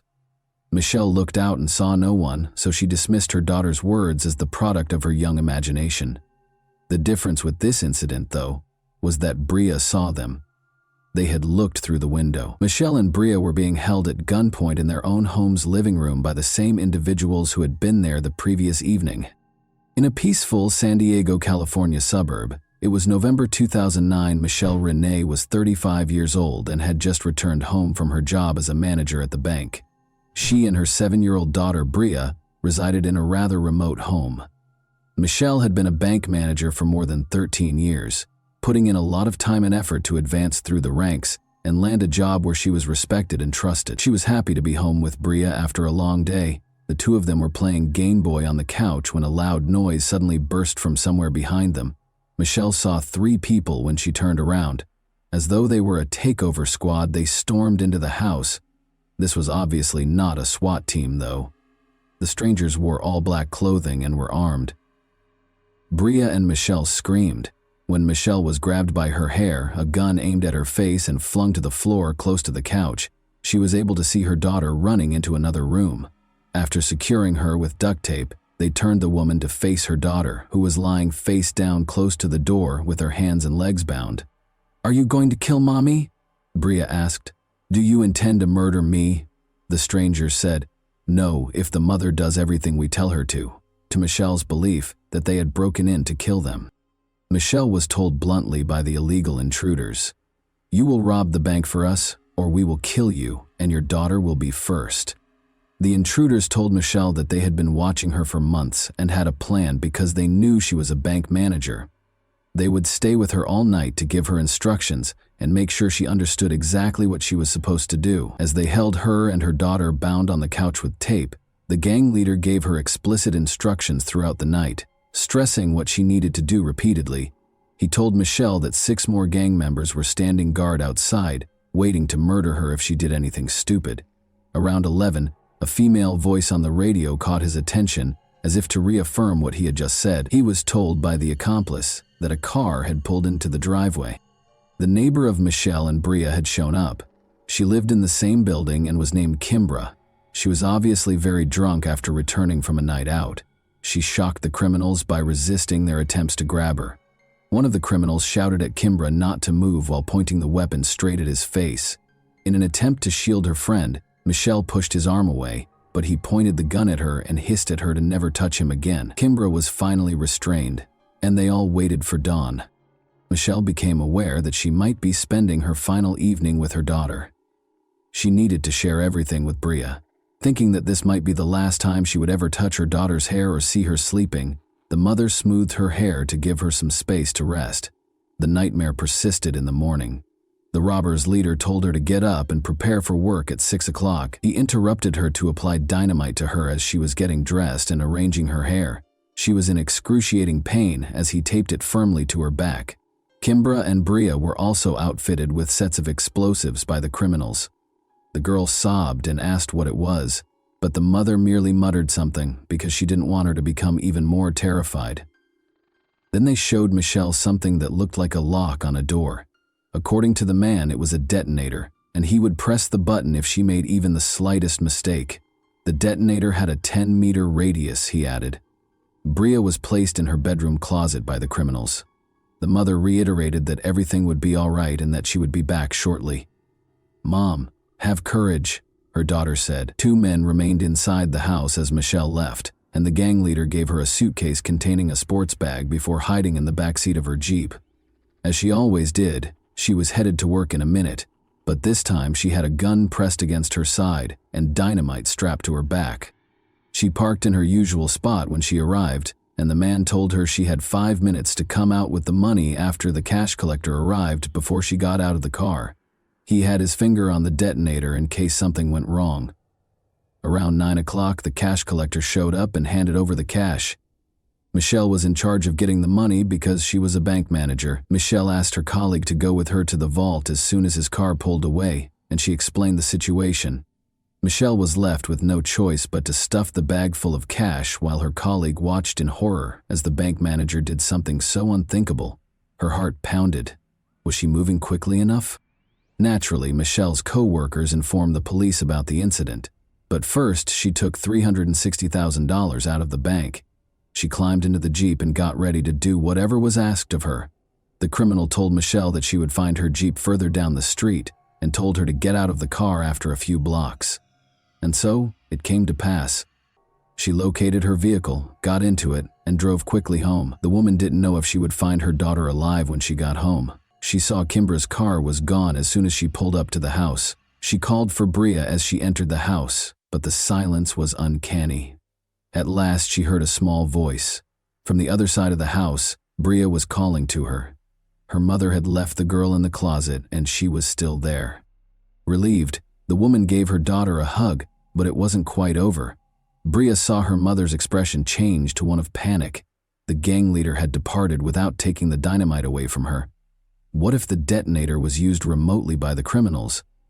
Before departing, Kimbra informed Michelle that they had just cut the tape and thrown the explosives against the far wall, removing the dynamite from the girl and her back. They all rushed to the nearby homes after that. Investigators from the FBI, police, and even a bomb disposal team quickly swarmed the street. The officers soon realized that the dynamite was a fake, consisting only of 2 sticks painted red. However, no one would risk their lives assuming they were fake, given the low lighting and the fact that they were on the victims' backs in such a dire situation.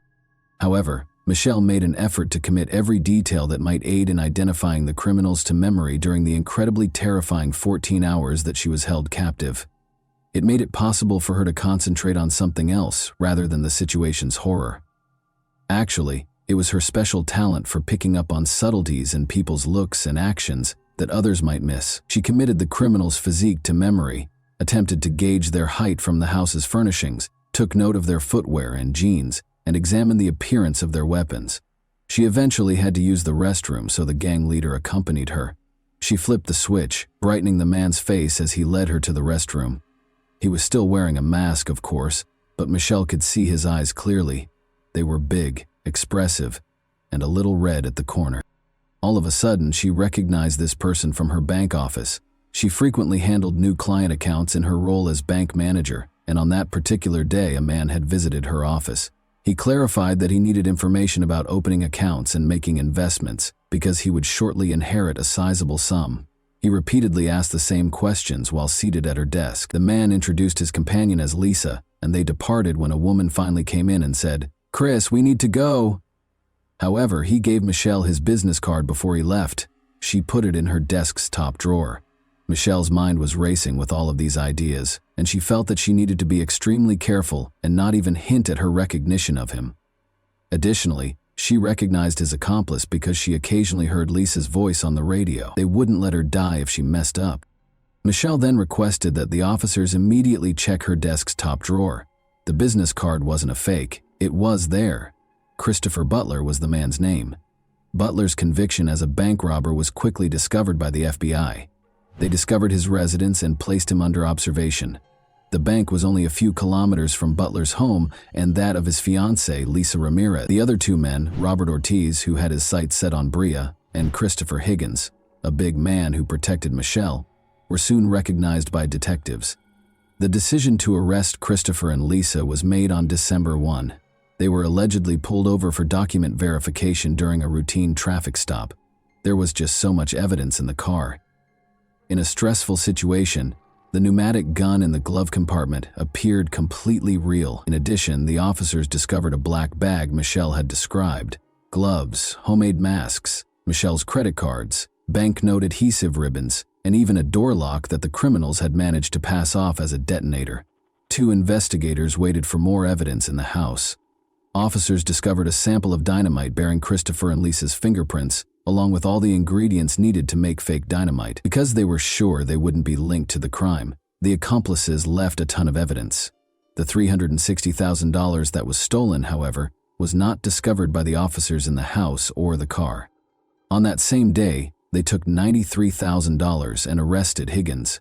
Higgins admitted to everything and talked about going to Vegas for a few $1,000s. Ortiz fled, but he had $32,000 from the bank when he was apprehended in Wisconsin 3 months later, and he admitted to everything.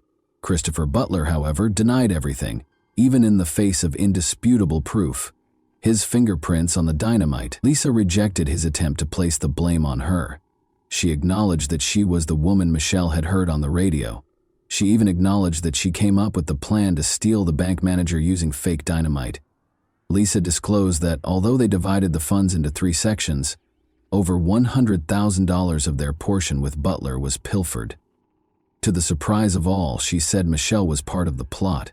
Everything had to be confirmed by the police. Michelle acted exactly like a real victim of the crime would have when they recreated the events of that day.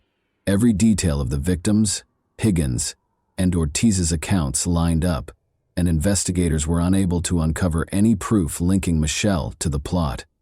All 4 suspects were in custody awaiting trial by the spring of 2001. But Michelle and Bria were still processing that terrifying night. The girl thought the criminals would eventually find them and kill them, so she desperately wanted to hide somewhere.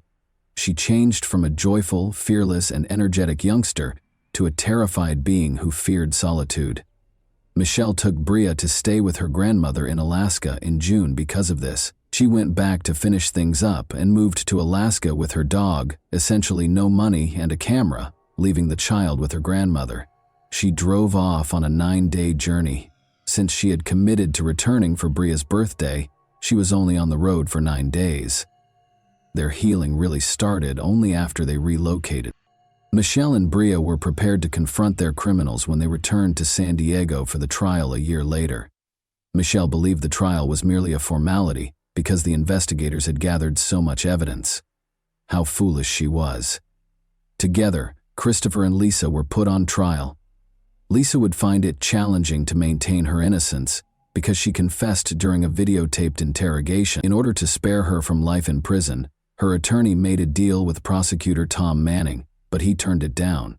However, the judge was compelled to forbid using Lisa's statements in court because she incriminated Christopher as well as herself during the interrogation. The case depended almost exclusively on Michelle's statements in the absence of Lisa's confession. The attorneys for Christopher and Lisa made the decision to pursue Michelle in an effort to damage her reputation. The jury doesn't think angry witnesses are trustworthy. Michelle did not do well on the witness stand and they were successful. The problem was that Michelle wasn't your typical victim. She had been a stripper for many years.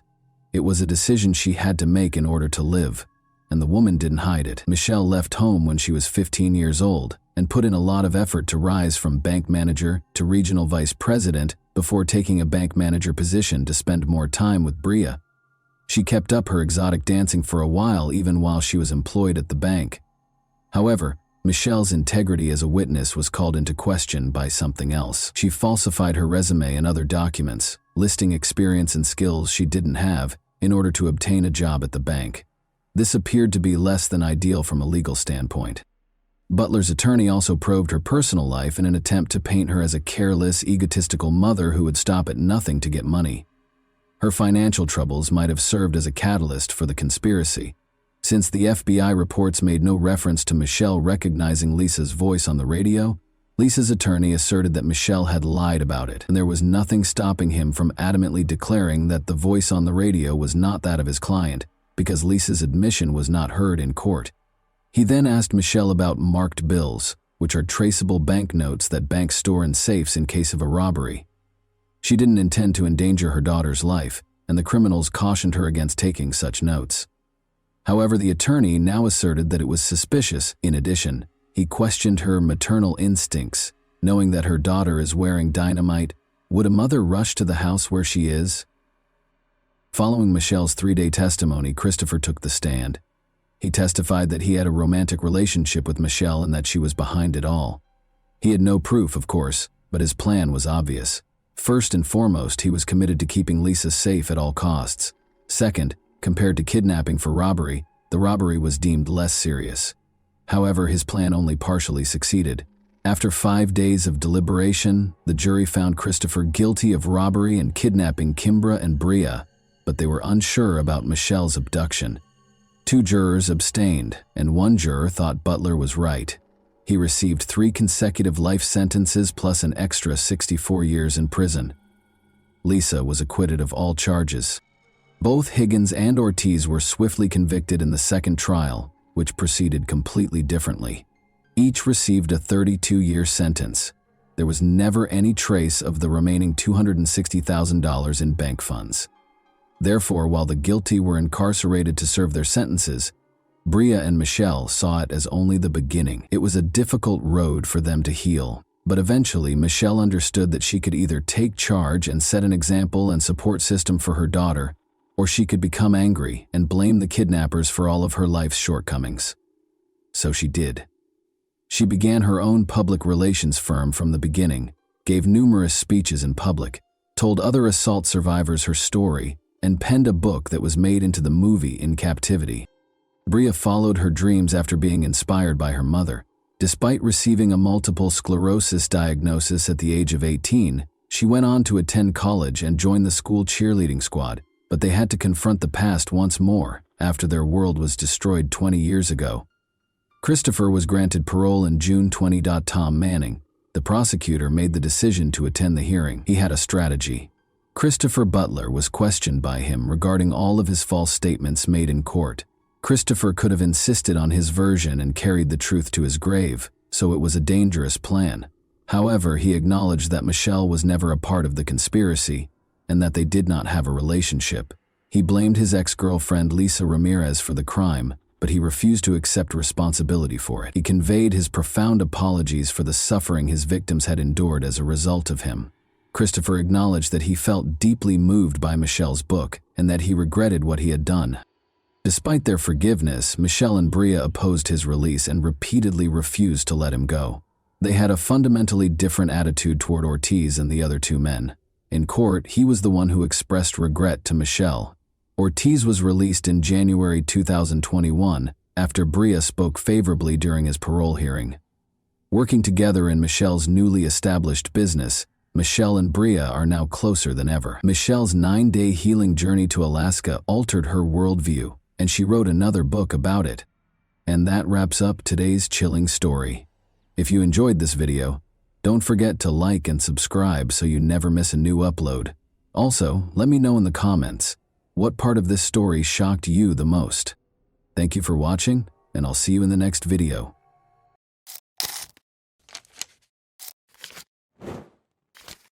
Hey guys, welcome to my channel, and today we're going to take a look at another horrible case with you. Concerned drivers who had spotted an abandoned car on the highway started calling Thurston County, Washington police on August 31, 2022. Officers discovered that their worries were not unjustified when they got to the designated spot. The key was still in the ignition, the driver's side door was open, and the door and steering wheel were covered in dried blood. Beside the car, on the ground, was a broken phone. Whatever happened on the phone happened very quickly, because it was last used at 5:10 p.m. and found at 5:30 p.m. The car was registered to Kenneth Davis from Olympia, Washington, which is 25 minutes away from the location where the car was found, according to the police's check of the registration number. But when they got in touch with Kenneth, they found out that the car had been taken by Gabriel Davis, Kenneth's 16-year-old son, at 4 p.m. Gabriel never returned from school after leaving for football practice. Blood and a smashed phone were clearly bad indicators.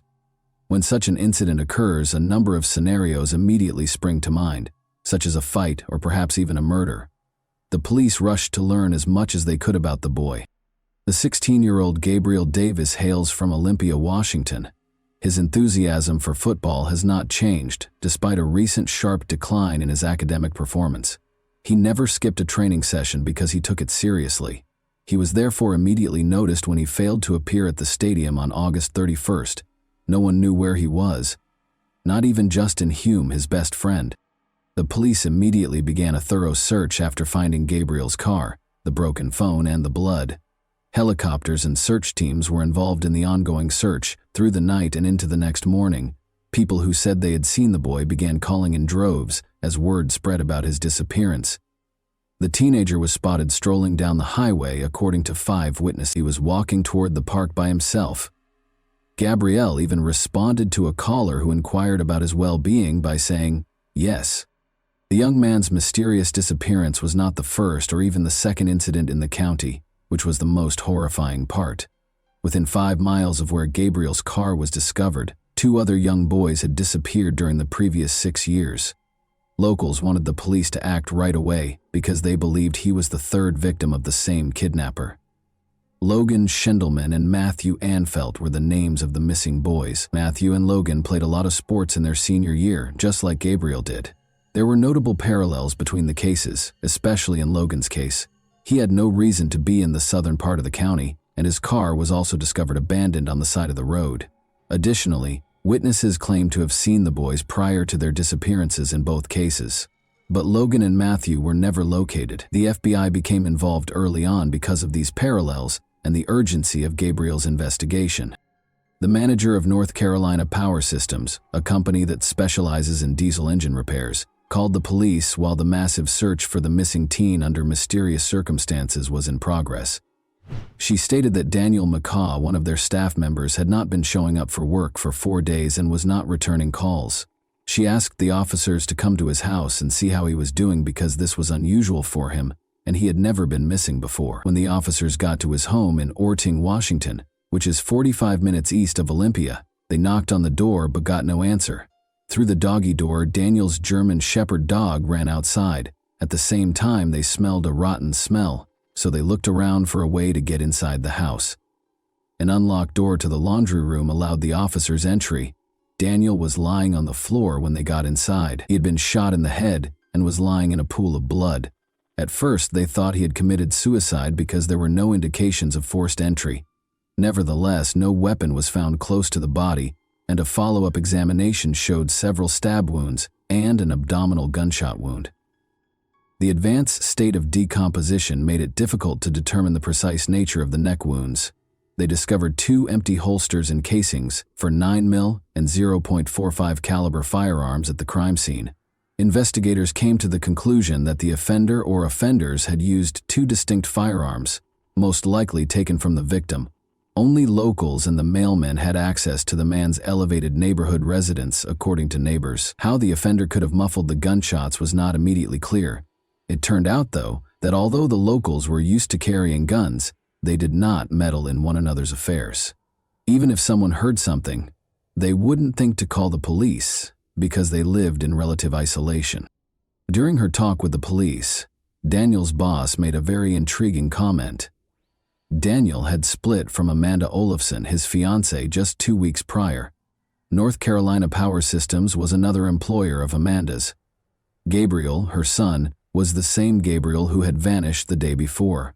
It was an odd turn of events, and now the investigators had to figure out whether the murder of the 51-year-old man and the disappearance of the 16-year-old boy were related in any way. Thankfully, they could question Gabriel directly.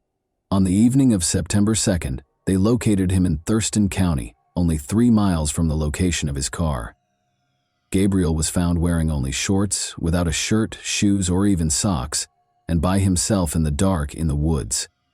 Gabriel said he didn't remember anything and didn't know where he had been when the detective asked him what had happened to him. The police found his response odd. Gabriel had no scratches, but his feet should have had some abrasions if he had been lost in the woods for 36 hours. The blood in his car also didn't match this. Gabriel didn't seem to be able to recall what had happened over the last 36 hours, possibly due to drug use. But in the end, the teenager's account was altered.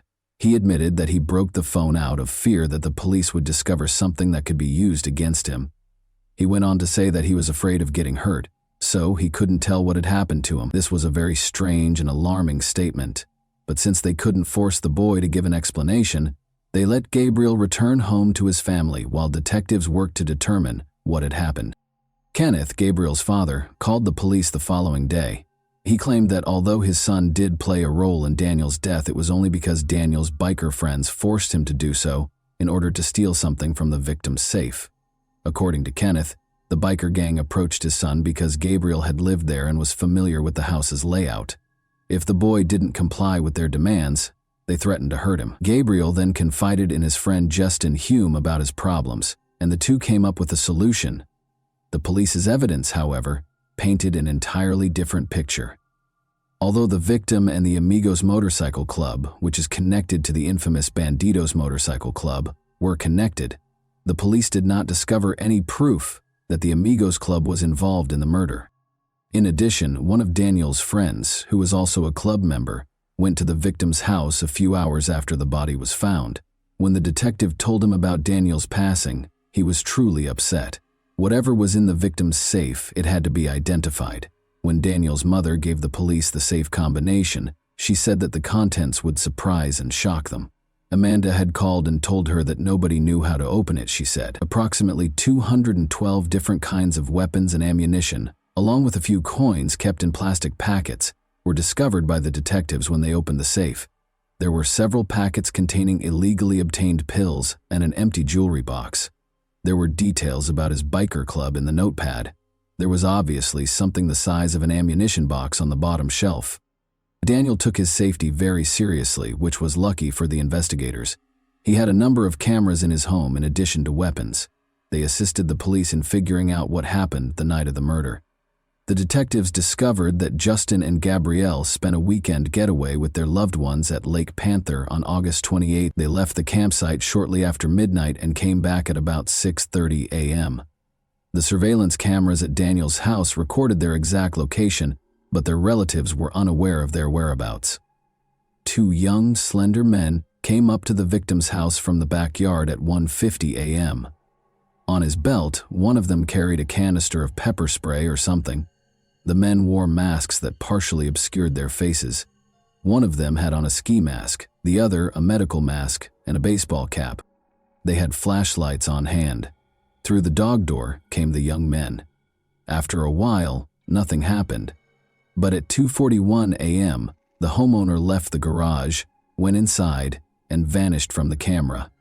6 minutes later, his German Shepherd was seen on camera hastily leaving the house through the dog door. After leaving through the side door, the unidentified men wandered for a few minutes between the house and the garage while carrying what appeared to be a toolbox or a crate of military ammunition.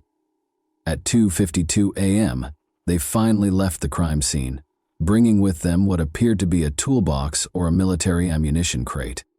Gabriel informed his father that Justin followed Daniel after he came inside from the garage, stabbed him, and then there was a gunshot. The safe was in the garage, so Gabriel went there. At that moment, he says he heard 2 gunshots. On August 29th, the guys went back to their regular lives after disposing of the weapons close to Daniel's house. Gabriel, though, vanished prior to the 31st. He claimed that after bikers found him, they dragged him from his vehicle and struck his head against the steering wheel, spilling blood inside. Then, after beating him for a while driving around with him in a Suburban, the kidnappers let him go. Additionally, they mysteriously took his shoes and shirt and looked through the car for the stolen item from the safe. They found nothing because he didn't steal anything. As a result, the teenager chose to portray himself as a victim, similar to Danielle. That being said, this version isn't cohesive. Why couldn't the teenager enter the house and flee right away if bikers were the ones forcing him to commit the crime? Why wasn't everything finished sooner if, as Kenneth claimed, they had planned it? It was illogical. Once more, why did they enter the house when the safe was in the garage if the goal was to steal something? In any case, Justin and Gabriel were searched and taken into custody by police on the evening of September 2. They discovered a black ski mask and a handheld flashlight in Justin's home, and a black mask in Gabriel's vehicle. Gabriel showed the investigators where he had thrown the weapons close to the former Olympia Brewery in Tumwater after the police arrested the teenagers on September the 2nd. Similar weapons to the one used to shoot the victim were found by the detectives, a .45 caliber Sig Sauer pistol and a 9mm Ruger handgun. More than a dozen knives were also discovered. The firearms were found inside an ammunition box, the same type that vanished from the victim's safe. Although Daniel had friends among the bikers, the police did not discover any indication that they planned to murder the man or even steal anything from his home. The real reason for the crime is not disclosed. However, Gabriel's past might conceal the crime's motivation. He has encountered numerous difficulties in spite of his youth. Gabriel and his older sister were at the center of a terrible custody battle that started when Gabriel's parents divorced when he was just 3 years old. A 2010 court ruling stated that the children lived with their father on weekends and with their mother during the week. After Amanda separated from an abusive husband and remarried twice, the decision was not reviewed. Kenneth, however, sued her after she moved in with Daniel in 2018.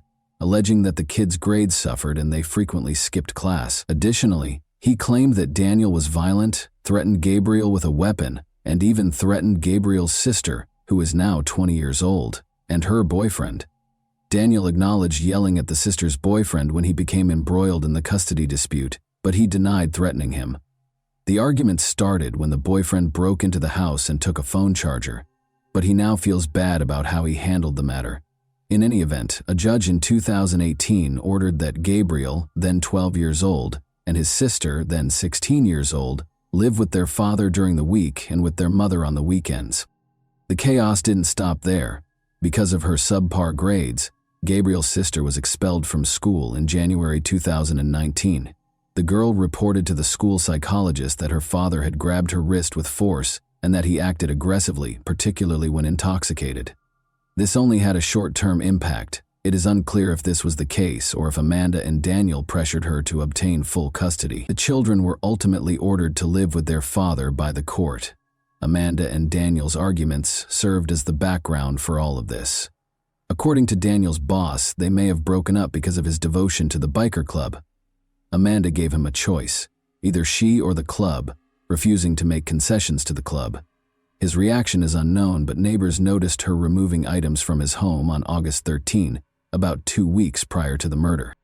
Gabriel made friends with Justin Hume during this period, who also had a history of getting into trouble at a young age. He was accused of making false bomb threats in high school and threatening a classmate with a knife in middle school. As a result, he had to transfer schools as soon as the academic year started. There are numerous pictures of the boy at the shooting range with Gabriel, demonstrating his intense interest in firearms. They caused mischief at school.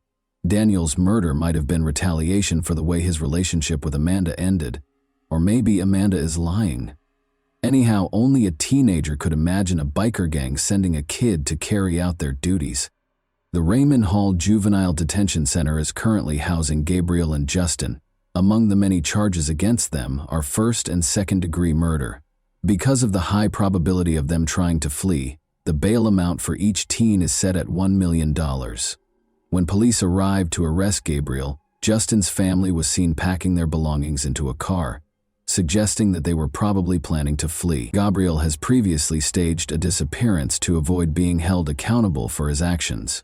The teenagers will face adult trials.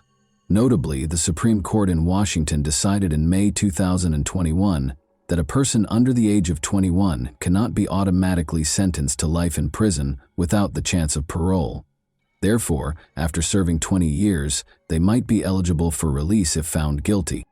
And that wraps up today's chilling story. If you enjoyed this video, don't forget to like and subscribe so you never miss a new upload. Also, let me know in the comments, what part of this story shocked you the most? Thank you for watching, and I'll see you in the next video.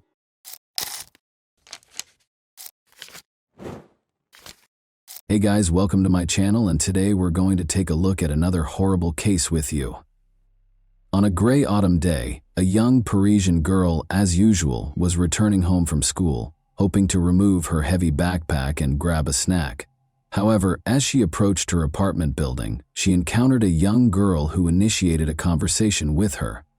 It took little effort for the girl to persuade the young girl to accompany her to her apartment. The schoolgirl probably didn't notice anything unusual about this because, after all, she was a petite girl, not an unfamiliar man whose mind could be filled with a variety of ideas. Furthermore, they were neighbors and lived in the same building. The girl followed her new acquaintance into the apartment, but as soon as she entered, the door slammed shut, and a nightmare began that is difficult to describe in words. Lola Davy, 12, disappeared and was never seen again. The date was Friday, October 14, 2022. Johan and Delphine Davy waited for their daughter Lola to return from school. The girl was aware that on Fridays the family would travel to their family cottage in Béthune, which was 3 hours away from Paris. As a result, she understood that she should not linger.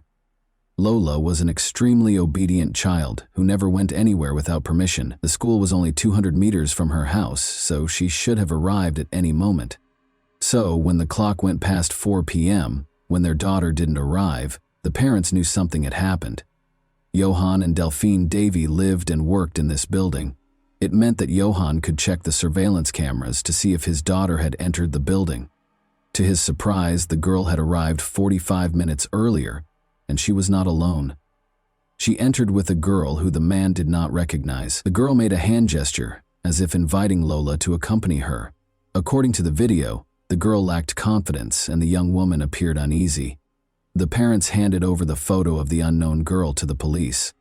Delphine also shared her photo on Facebook, stating that her daughter was missing.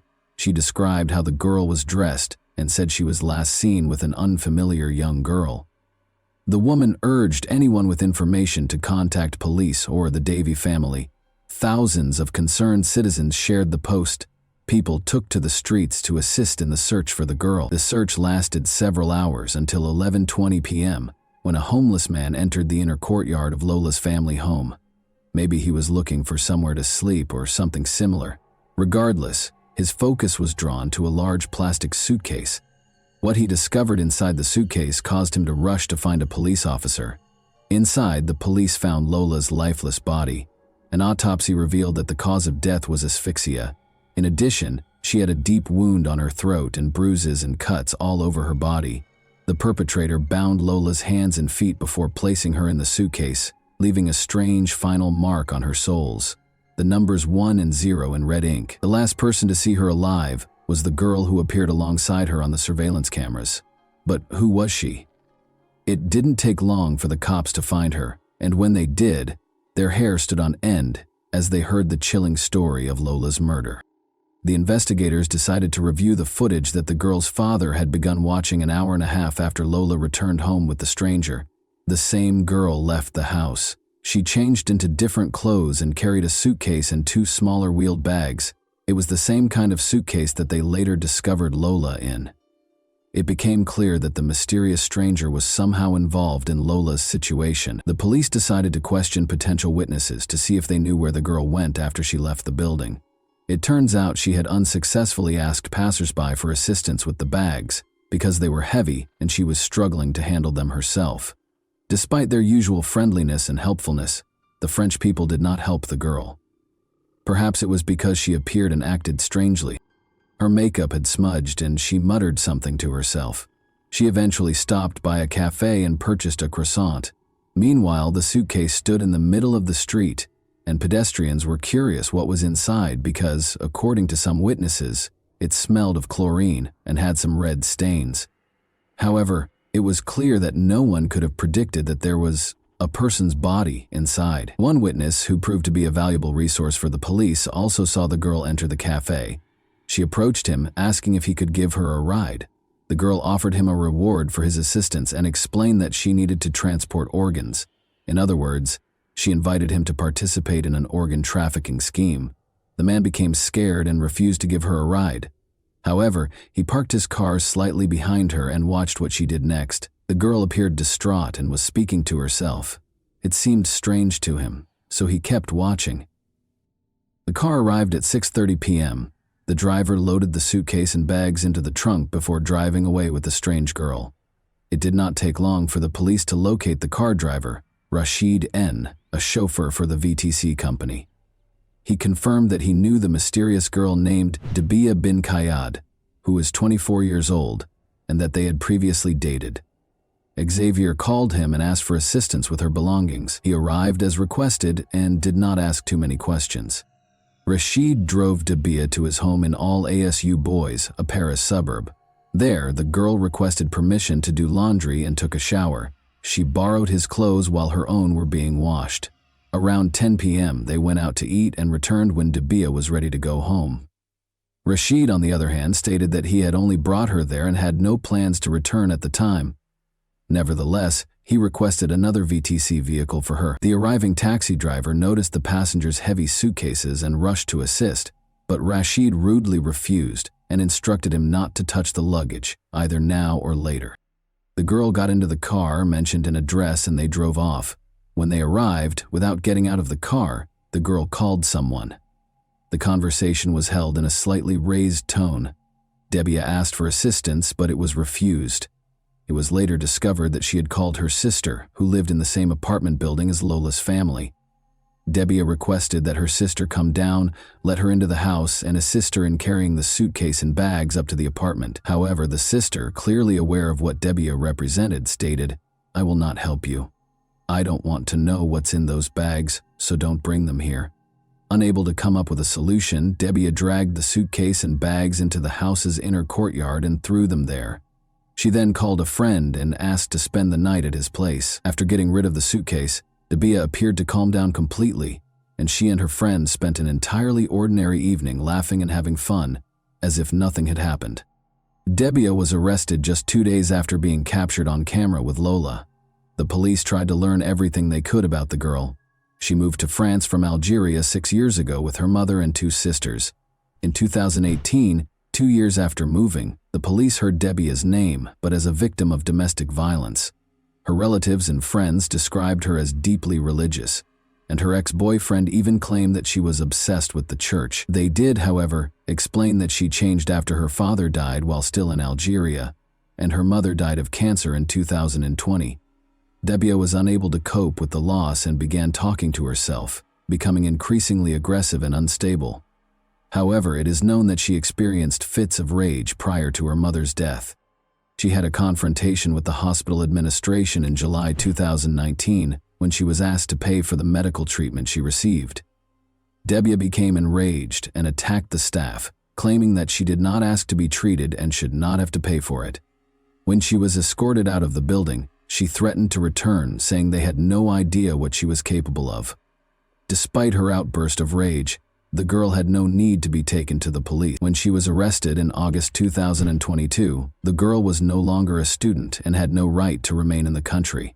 However, because she had no criminal record, She was released and given a 30-day window to complete her paperwork or leave the country. But the girl did not do either. She simply vanished from the sight of the official authorities. She didn't work, didn't have a permanent home, and was officially homeless, despite having moved in with her sister. Her older sister admitted that Debbia had been exhibiting obvious mental issues for some time. She couldn't handle failure, and whenever she was told no, she would explode. However, Debbia refused treatment and her sister had no idea what else she could do. During the interrogation, Debbia admitted her guilt in the incident several times before retracting her statements.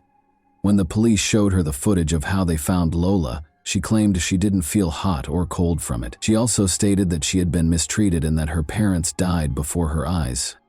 She told the investigators that she lured Lola into her sister's apartment and forced her to undress and shower. The autopsy confirmed that Debbia assaulted her, tied her hands and legs, and taped her face with duct tape. As a result, Lola lost consciousness and eventually her life. Debbia went about her business as usual, drinking coffee and listening to music. Then, for unknown reasons, she slashed the lifeless body with either a knife or scissors. Later, Debbia abruptly retracted her statements, claiming that she would never commit such an act against a child, and accusing an unknown armed individual of the crime. She then revealed that she wasn't fighting Lola, but a ghost. Later, she returned to her initial confession, and it appears that the investigators were able to uncover an even more bizarre and inhumane motive for the crime. Debbia stated that shortly before the murder, she approached Lola's mother and addressed her as the building administrator where her sister lived. She requested an electronic card, a pass to the building, so that she could come and go whenever she wanted without having to ask her sister to let her in. Delphine had such authority because she did not live in the building but was a guest of her sister. Debbia, who refused to accept no for an answer, harbored resentment toward Delphine, and when she saw her daughter on the street, an exact replica of her mother, fury boiled inside her, and she resolved to seek vengeance. In other words, she committed the murder because, at the age of 24, she was not used to being denied and expected all of her wishes to be granted. Investigators believe that at some point, the attack moved from the apartment to the basement of the multi-story building, where they discovered clear signs of fighting. However, the police are still unfamiliar with certain aspects. Certain details, such as the numbers on Lola's legs and Debbia's admission that she drank her blood, suggest a ritualistic nature. In any case, the police confidently dismissed the black market organ trafficking theory. They see it as just another stroke in the accused's psychological profile. Debbia has been charged with murder, torture with violence, cruel treatment of a minor under the age of 15, and concealing a body, all of which carry a maximum sentence of 30 years in prison. However, it is possible that she was not acting alone. Initially, police arrested 5 more people. First and foremost, Debbia's sister was arrested because everything occurred in her apartment and the basement of her home. However, the police later determined that she had no knowledge of the crime and was not at home at the time. The other 3 suspects were also released fairly quickly, and their names have not been revealed. Rashid, Debbia's former boyfriend, 43, has been charged with concealing the corpse. The girl claims he is the mastermind of the crime. It doesn't help him that he turned down a taxi driver who offered to help Debbia with her suitcase. Those words also raise suspicions about the man. Did he know what was inside? He claims he didn't know what was in the suitcase, didn't open it, and had no idea what was inside. In the first week of November, a closed hearing was held in this case. The judge noted that the accused appeared completely calm at the time. The main question is whether Debbia's crime was the result of a nervous breakdown or a desire to exact revenge on Delphine. If she is discovered to be mentally unstable, she will be treated by psychiatrists in a suitable specialized facility. If she is found competent to stand trial, she will be prosecuted. In early December, the psychiatrist who examined Debbia submitted his report to investigators. He described her as extremely dangerous but not mentally ill. In other words, while she is not completely stable, this does not render her insane or incapable of being held accountable for her crime. She is fully capable of admitting that her actions were terrible and illegal, and that she should be judged for them. Of course, Debbia's lawyers will most likely request additional consultations with psychiatric specialists. The defendant is currently being held in solitary confinement at France's second-largest prison, Fresnes, which is located slightly east of Paris. According to media reports, She rarely goes for walks and prefers to watch TV. According to reports, whenever she sees herself on television, she expresses joy and does not conceal her pride in herself. Debia had been living illegally in France for several months prior to the crime, so politicians used this story to bring up issues that were important to them. They quickly declared that France's anti-legal migration measures are deficient because migrants are responsible for many crimes in the country. In other words, if Debia had been deported sooner, Lola would still be able to attend school, participate in gymnastics and figure skating, and spend time with her parents and older brothers. However, Lola's parents believe that politicians are using their daughter's tragic death to score political points. Johan and Delphine have decided that staying in Paris is too difficult, so they have left for Pas-de-Calais, where they originally came from. And that wraps up today's chilling story. If you enjoyed this video, don't forget to like and subscribe so you never miss a new upload. Also, let me know in the comments what part of this story shocked you the most. Thank you for watching, and I'll see you in the next video.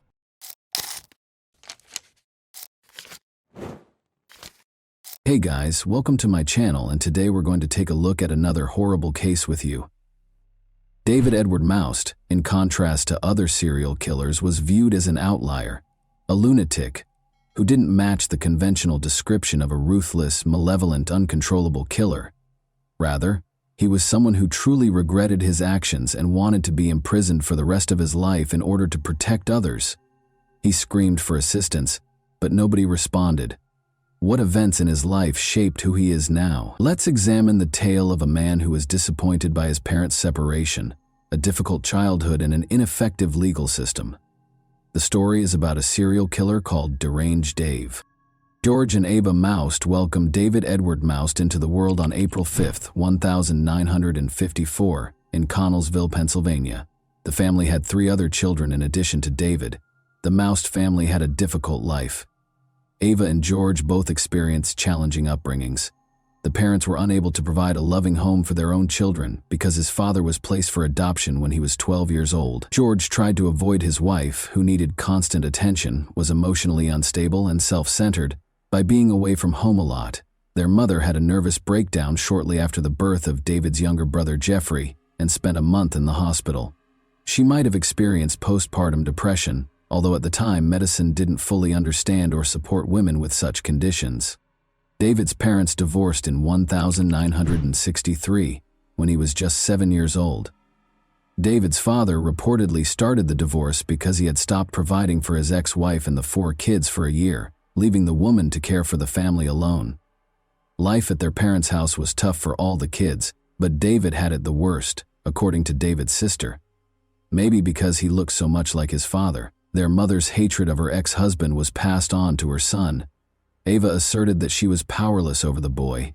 David allegedly attempted to kill his brother Jeffrey twice by the time he was 8 years old, once by pushing him into a lagoon and stepping on his fingers to prevent him from climbing out, and again by trying to burn Jeffrey's bed. Additionally, according to his mother, she frequently looked in her son's pockets to make sure he hadn't stolen anything. She said he would take her valuables and sell them, all allegedly before he was 9 years old. Ava said she no longer wanted to deal with a challenging, troublesome child when he turned 9. The 9-year-old child was admitted to a mental health facility after she went to the court and claimed she needed assistance because he was mentally ill. The doctors and staff, however, did not observe any of the behavior that Ava had described. Instead, they came to the conclusion that the mother had just left her son behind. It made the boy's already challenging life at home even more so. Numerous other patients, including those with aggressive criminal tendencies, developmental disorders, and schizophrenia, had to share common areas with him. David felt confused and angry. Given that both his mother and father had deserted him, he felt stuck and had nowhere to go. He waited by the window on visitation days, hoping to see his mother, but she never showed up. In an attempt to comfort him, the institution's staff offered explanations for his mother's absence, such as her illness or another reason. The boy eventually came to terms with his circumstances. He and the other kids just thought their parents were in need of a vacation. In part, the kids were correct, but in reality, they hadn't been abandoned, at least not in David's case. As terrible as it sounds, Such institutions were used in those days to essentially leave a child there. Later, David remembered a boy who was sent to the mental institution by his parents, who treated it like a summer camp while they took their own vacations, and who spent many summers at the clinic. Their son miraculously recovered from his mental illness by the time they got back from their vacation. Doctors evaluated David's intelligence right away. He was always able to express himself clearly and showed remarkable skills remembering sports events with vividness. As a result, the medical staff quickly came to believe that David's mother, Ava, rather than her son, was mentally ill. In order to send David home, they waited for her to recover. But each time they attempted to arrange for the child to return home, his mother turned him away. The clinic staff was forced to formally recognize David's lack of mental abnormalities when he turned 13. But he had nowhere to go yet. As a result, he was moved to a children's home a few blocks from his family's residence. His realization that his relatives lived close by but didn't want to interact with him must have been extremely upsetting. But David ended up with other boys going through adolescence in a shelter. It was only natural for them to try out relationships with one another because they were unable to engage with people of the other sex. Another boy started clamoring for David's attention as soon as he arrived at the children's home. Being extremely persistent, he threatened to tell everyone about David's stay in the mental institution, effectively blackmailing him. Despite his resistance, David would later write in his diary that he gave in and kissed the young blackmailer, feeling instantly repulsed and angry at himself. David adapted to the shelter quite well aside from this incident. Even though David Most had a rough upbringing, spent time in the clinic, and lived in a shelter, his intelligence was innate and unaffected by these experiences. He maintained his focus and dazzled everyone with his extraordinary memory.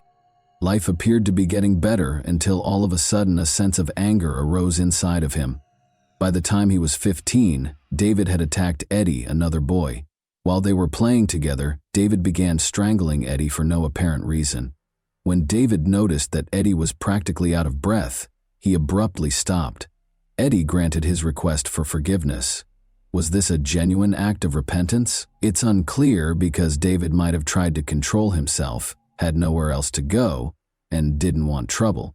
But because he wrote about it in his 87-page prison journal, we are aware of this incident. However, David's restraint was short-lived, as he soon tried to choke Daniel, another boy. David seized a rope and wrapped it around Daniel's neck while they were in a room together, just watching TV. When he realized Daniel hadn't done him any harm, he stopped once more. "Enough," I told myself. "Leave the rope," he wrote in the diary, and Daniel fell to the ground. He was analyzing his actions and persuading himself that they were wrong. It was as if I was trapped inside myself and someone else was trying to kill Daniel, and I couldn't stop.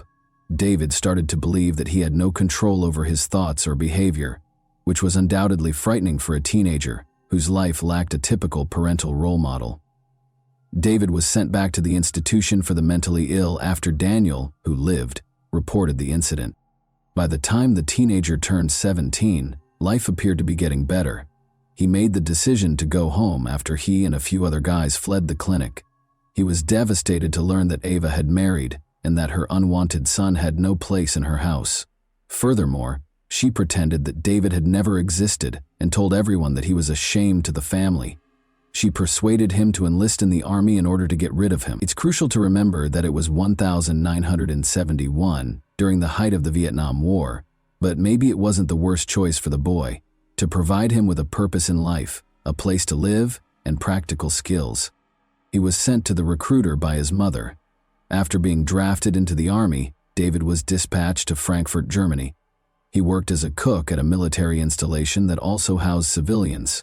James McLister, a 13-year-old who everyone called Jimmy, was one of them. On the base, his parents were engineers. It was at the Army bowling alley that David and Jimmy first met. David also found another talent. He was a great bowler who competed and made a respectable living doing it. After becoming friends, David and Jimmy spent time together until one night when David woke up in his bed with Jimmy, naked. He became furious. He recommended that Jimmy take a moped ride. The boy obviously viewed him as an older brother, trusted him wholeheartedly, and complied without hesitation. If only he understood David's thoughts. David tied Jimmy to a tree and beat him with a plank he found there after they drove a long way from the base to a location where a World War II bomb crater still existed. Jimmy's killer just untied the body and left it there when Jimmy stopped breathing.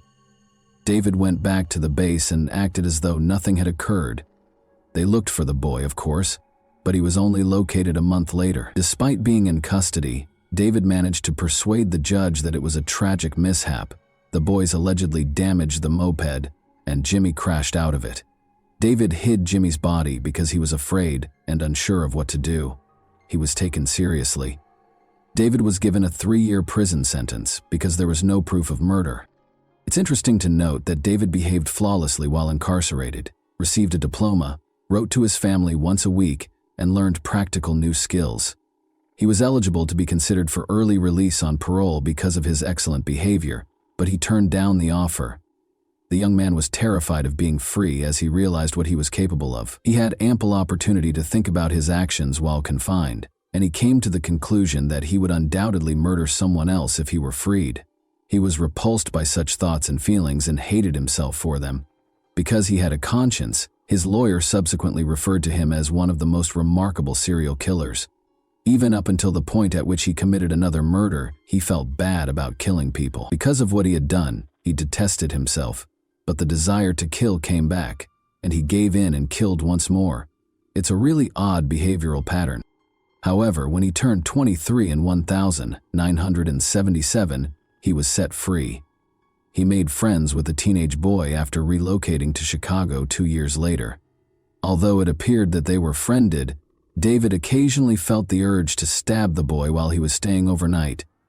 David gave in to this overwhelming desire after they had another drink, and the teenager dozed off on the couch. He nearly disemboweled him by stabbing him in the abdomen with a knife, but the teenager lived. David was found guilty of attempting to kill someone. He was found not guilty, despite lying on the witness stand. We don't know what he said to convince them. Maybe he was also a devilishly convincing person when needed. David had not been able to learn to control his desires by the time he was 27. He remembered the kiss at the orphanage when a boy came up to him, trying to figure out what was happening to him. He hypothesized that his bad behavior stemmed from this unpleasant, intimate experience. He therefore made the decision to track down and murder that boy, who was now a man. He thought he could stop his destructive impulses and desires by doing this. He therefore embarked on a quest to target this man with his anger. But he found out that the man was incarcerated when he got to the location where the boy had lived. Therefore, David wasn't the only person who got into trouble after leaving that orphanage.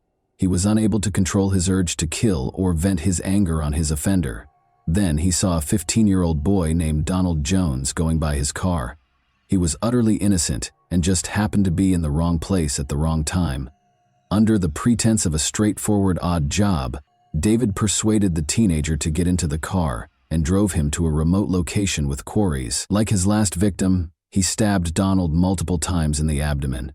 He later described in his diary how the boy repeatedly pleaded with him not to be killed, saying, "Don't kill me, I'm only 15 years old." Nevertheless, David was powerless to stop himself. Then, unable to leave the teenager alone, he led him to the section of the quarry that was flooded. The teen died. David left the town without waiting for the body to be found. He was aware that Galveston, Texas, was where his uncle resided. David was given a job in his construction company and was permitted to live with his uncle. Once more, David demonstrated that he was a great worker, but after he unintentionally damaged the company van, his uncle fired him. The situation worsened. He offered a 14-year-old boy alcohol and illegal drugs when he invited him to his hotel room, but instead he started beating him. He stopped abruptly, as though the regular David took over and realized he had committed this terrible deed. Embarrassed, he dropped the weapon and started crying. David was given a 5-year sentence and the boy lived. He once more believed that he would carry on killing if he were released from prison. He was extradited to Chicago in 1982 in connection with the murder of Donald Jones, after investigators began linking him to the Donald case. They kept him in a mental health facility for a long time because they didn't think he was competent to stand trial.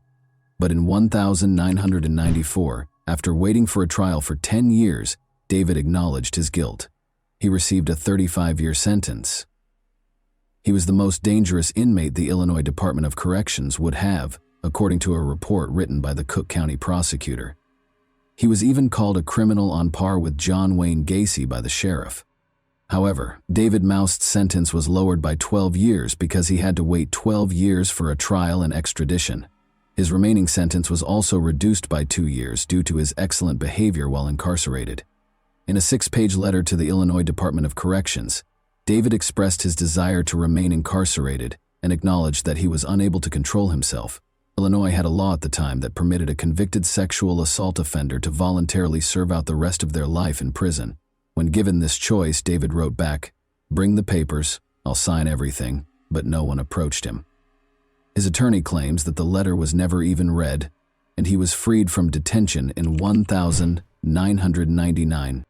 Following a subsequent release, David relocated to Oak Park, Illinois. A year later, he attacked his friend Anthony by striking him on the back of the head with a metal pipe, despite his hope that a new place to live would allow him to start over. It would seem reasonable to assume that the police would deal with him more severely this time, but since Anthony was a former gang member who didn't want to involve the police and wouldn't testify against David, no charges were even filed against him. After his parole expired in 2002, David made the decision to relocate once more, this time to Hammond, Indiana. He discovered a local job that frequently involved and was frequented by teenagers. Employers were already able to investigate the backgrounds of potential hires by that point. David was just permitted to work with young boys in spite of his history of abusing teenagers. He soon fell back into his old routine, going to public pools and other places where teenagers congregated. By assigning the boys what appeared to be easy tasks, he gave them chances to make money. No teen would turn down the opportunity to make some cash by performing an apparently simple task, but these tasks turned out to be sinister. This went on until the disappearance of James Rainey, 16, and Michael Dennis, 13. That summer, David had made friends with these boys at the public pool and invited them to his house. The boys disappeared on September 10, 2003, the last time they were spotted. Given Michael and James's disobedient behavior, the police initially thought they might have simply fled. Therefore, the disappearance of Nick James, 19, on May 2, 2003, garnered more attention than the disappearance of these two boys. Nick James's family had been putting pressure on the police for months, and he wasn't rebellious. Investigators looked into his background after discovering that he shared a store with David Moust. They asked him to take a polygraph test because they had no proof, and he passed. He said he hadn't seen them in a while, which was pretty much accurate, but they didn't inquire as to whether he had murdered the boys. Investigators chose to search David's home even though he passed the polygraph exam. In 2003, the canine-wielding officer, Emo, was on the hunt for bodies. In order to search David Moust's basement, the police invited the dog and its handler. The dog started barking at the basement's far wall when the officer gave Emo the order. The handler told investigators that although the dog had been trained to pretend to dig, this behavior was strange because the dog was acting against its training. However, there had to be a reason why the dog wouldn't leave that specific location, so it was necessary to break through the concrete and investigate what was behind it. They were asked to go back to the same house a week later. Nothing was discovered when officers dug a deep hole in the floor. They went around and drilled a longer hole, but they were unsuccessful, so they gave up. They requested that they bring the dog back. He went straight to the hole this time and lay down. Since the officer was unable to record this, he asked the handler to give the dog another command. The dog then went to another hole and lay down again. After bringing in a concrete specialist, police discovered that David had used a staggering 80 bags of concrete. This was obviously done to conceal something, most likely bodies. 3 bodies were discovered when the police finally removed the concrete. Along with Nick, David had buried James and Michael beneath the basement after suffocating them in his apartment. David's brother and mother, who hadn't spoken to him in a long time, suddenly showed up. In numerous interviews, Jeffrey questioned whether the events could have been avoided had the police taken notice of David sooner. He claimed that his brother had committed horrible things when he was younger, but he had no proof. In addition, his brother and mother, who had not spoken to David in a long time, appeared to be desperate for attention. Jeffrey even had aspirations of becoming a writer. Thomas Wayne, his lawyer, claimed that although David was a serial killer, he wasn't born that way. The lawyer genuinely thought that his childhood was the recipe for making a serial killer, if anyone was looking for it. He never learned how to interact with others or live in society. David entered a guilty plea to the killings in November 2005 and received 3 life sentences. David died in January 2006 at the age of 51. He confessed to 5 murders, including 3 in Hammond, in a note discovered in his cell. He expressed his disappointment in not receiving a death sentence because he believed he deserved it. He felt that he would not have committed as many crimes if he had been kept out of the public eye. He also didn't want his existence to be funded by taxpayers. He accepted responsibility for his actions and begged the families of the victims for forgiveness. He only blamed himself, not his parents or upbringing. David wrote that although he loved his family, they never loved him back. And that wraps up today's chilling story. If you enjoyed this video, don't forget to like and subscribe so you never miss a new upload. Also, let me know in the comments what part of this story shocked you the most. Thank you for watching, and I'll see you in the next video.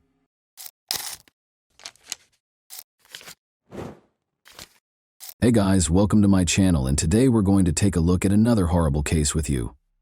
In the suburbs of Manchester, Karen Spooner and John Lewis, their children Jane, Nicola, John, and Jamie, were a typical family. In 1997, everything was different. In Britain, May 5th was a holiday, therefore kids were exempt from attending school.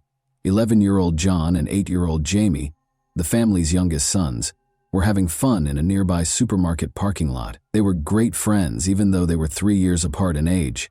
Despite their disagreements, John always looked out for Jamie. John was playing with pals that day when he failed to see his brother vanishing from view, but it didn't disturb him.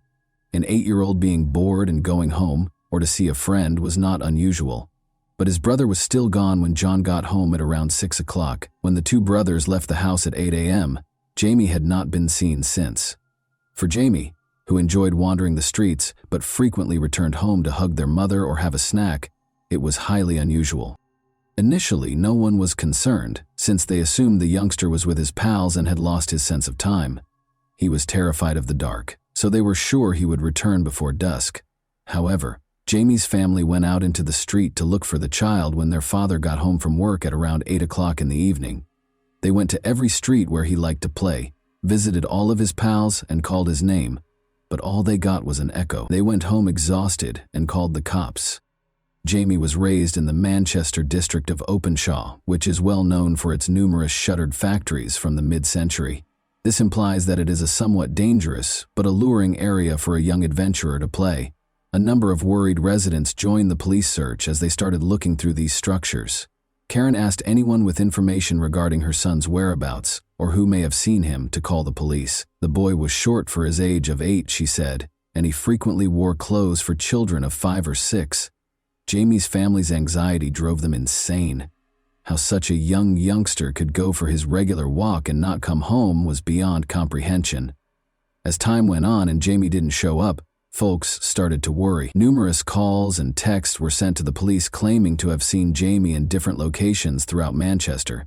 However, all of these leads were later found to be untrue. A few days following Karen's public appeal, a man claiming to have seen Jamie's sibling approached Jamie's older sister. The girl nodded in agreement when he inquired as to whether the boy was dressed in a dark blue suit. The man was identified as 28-year-old bus driver Darren Vickers. He reported seeing Jamie on his bus to the police and his family. He clarified that the boy was able to travel all day on any bus in Manchester, since he had bought an all-day rider ticket. Darren's bus was the one Jamie had picked, and they rode it together all day from Ashton to Manchester on Route 219, looking out the window and getting off at the same stop where he had boarded. Because Jamie enjoyed automobiles, railroads, and buses like most boys his age, his parents thought it was their kid right away. He probably went to the bus stop to buy a gift for his mother's birthday at the store, but the bus trip distracted him. Darren Vickers gave off the impression of being a really nice guy who honestly wanted to help the missing boy's family. He volunteered to help Jamie's relatives if they needed it after visiting their house. He was invited to supper by Karen and John, who were astounded by his kindness and empathy. Jamie's family was going through a lot at this trying period. To assist in caring for her brother and sister, their 15-year-old daughter Nicola even dropped out of school. Darren sympathized with their predicament and offered assistance. By serving as their spokesperson, he attempted to lessen the load that had been placed on them. Speaking on the family's behalf, he encouraged anyone who may have seen the boy to call the police. He appeared to be a gift from God, and John and Karen had complete faith in him. On the other hand, the police did not fully believe that Darren Vickers was as amiable as he seemed. His story contained contradictions that made the investigators suspicious right away. First off, it was illegal to sell tickets to minors, so the boy could not have had the one that Darren claimed he had, allowing him to go all day on any bus in Manchester. Why then would the driver let Jamie accompany him for 6 hours? Out of compassion for a youngster who is enthralled with transportation, or for a worse motive? Other travelers on Route 219 also started calling the police. They claimed that Darren had misled them regarding Jamie's actions that day. Instead of spending the entire day sitting by the window, the child transformed the bus into his playground.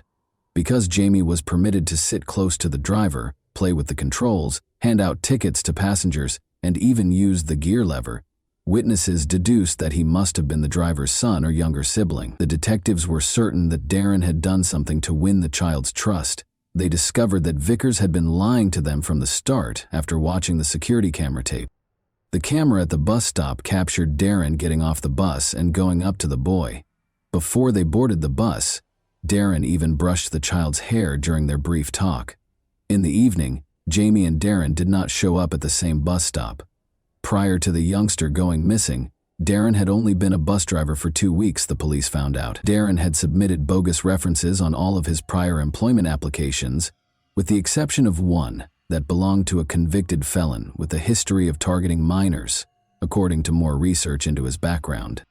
The investigators invited Darren Vickers, who was a very nice person, to the station to be questioned when he unexpectedly became the main suspect.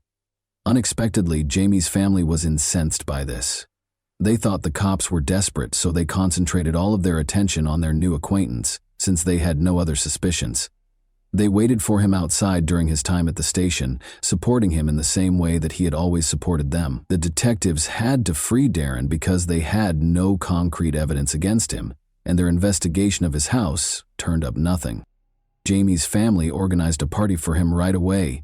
Not only that, but Darren also moved in with them, taking up residence in Karen and John's bedroom while the parents, unable to find any rest, slept on the living room sofa. This was shocking and unbelievable to the police and many residents of the community who suspected that Darren was not who he claimed to be. The more he spoke to the media on behalf of the family, the less people thought he was innocent and sincere. Darren specifically gave himself away during interviews by repeatedly shaking his head and shrugging his shoulders when addressing reporters, according to body language and gesture expert Cliff Lansley. Because people make these tiny head motions without realizing it, and because they obviously contradict the statement they are conveying, they were a gift for a gesture master. In an attempt to restore control, Darren called a radio station and begged everyone to stop holding him responsible for the kidnapping of the boy. He said that because he lived close by, he offered Jamie a ride home in his own car after the boy had spent the entire day on his bus. This claim exposed more contradictions in his account. After all, he first stated that he had driven him to his grandmother's house after dropping him off at the same bus stop where he had picked him up. Darren seemed to have taken the child home now. The man's feigned affection and his desire to bring their kid home alive blinded the Lewis family, despite the fact that everyone could see through his falsehoods.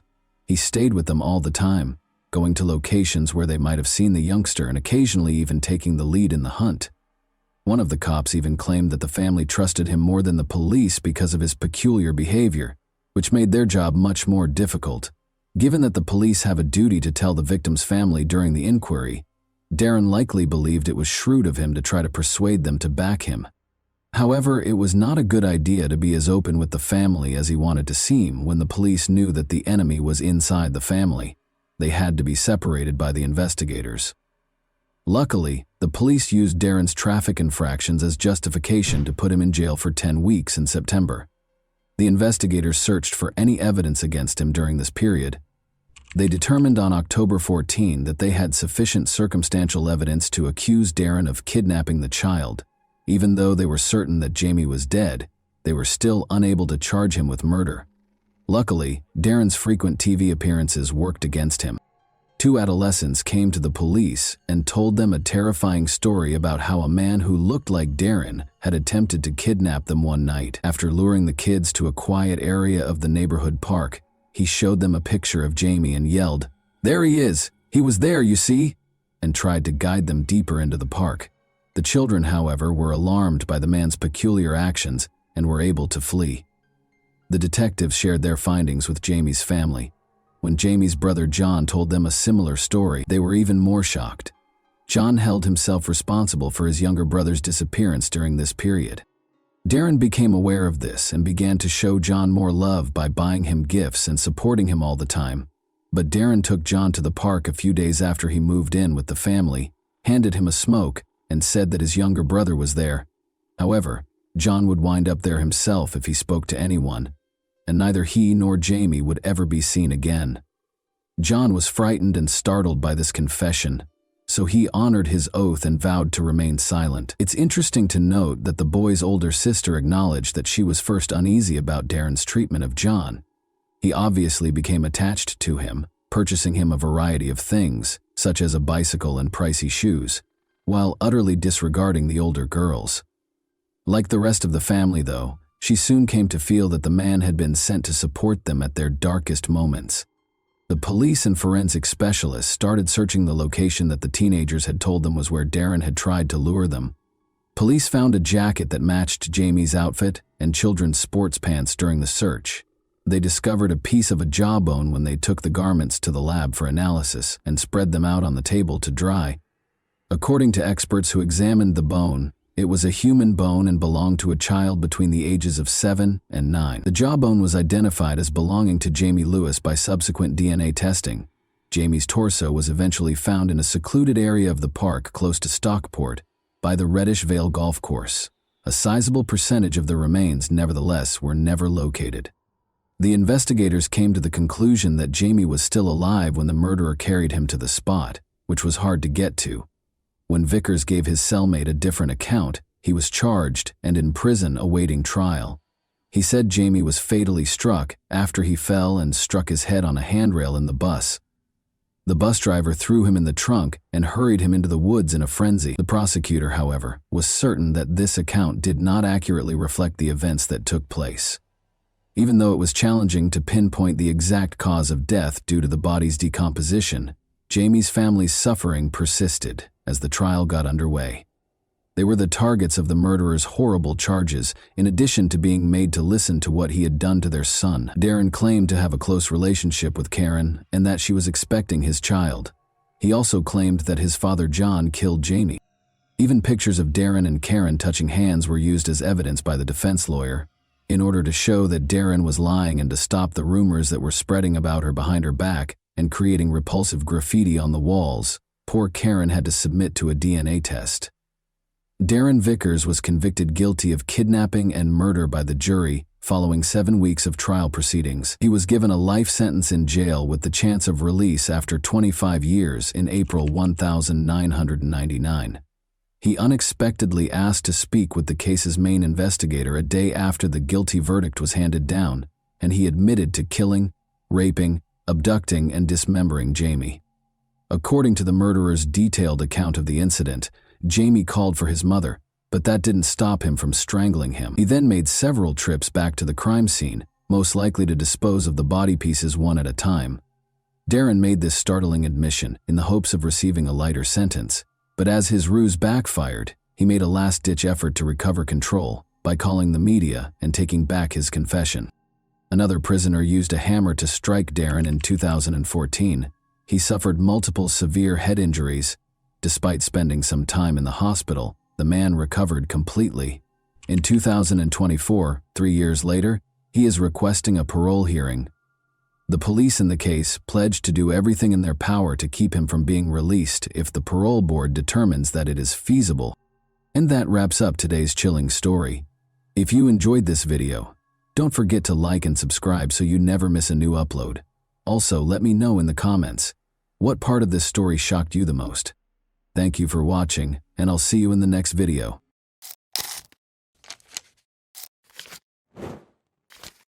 Hey guys, welcome to my channel, and today we're going to take a look at another horrible case with you.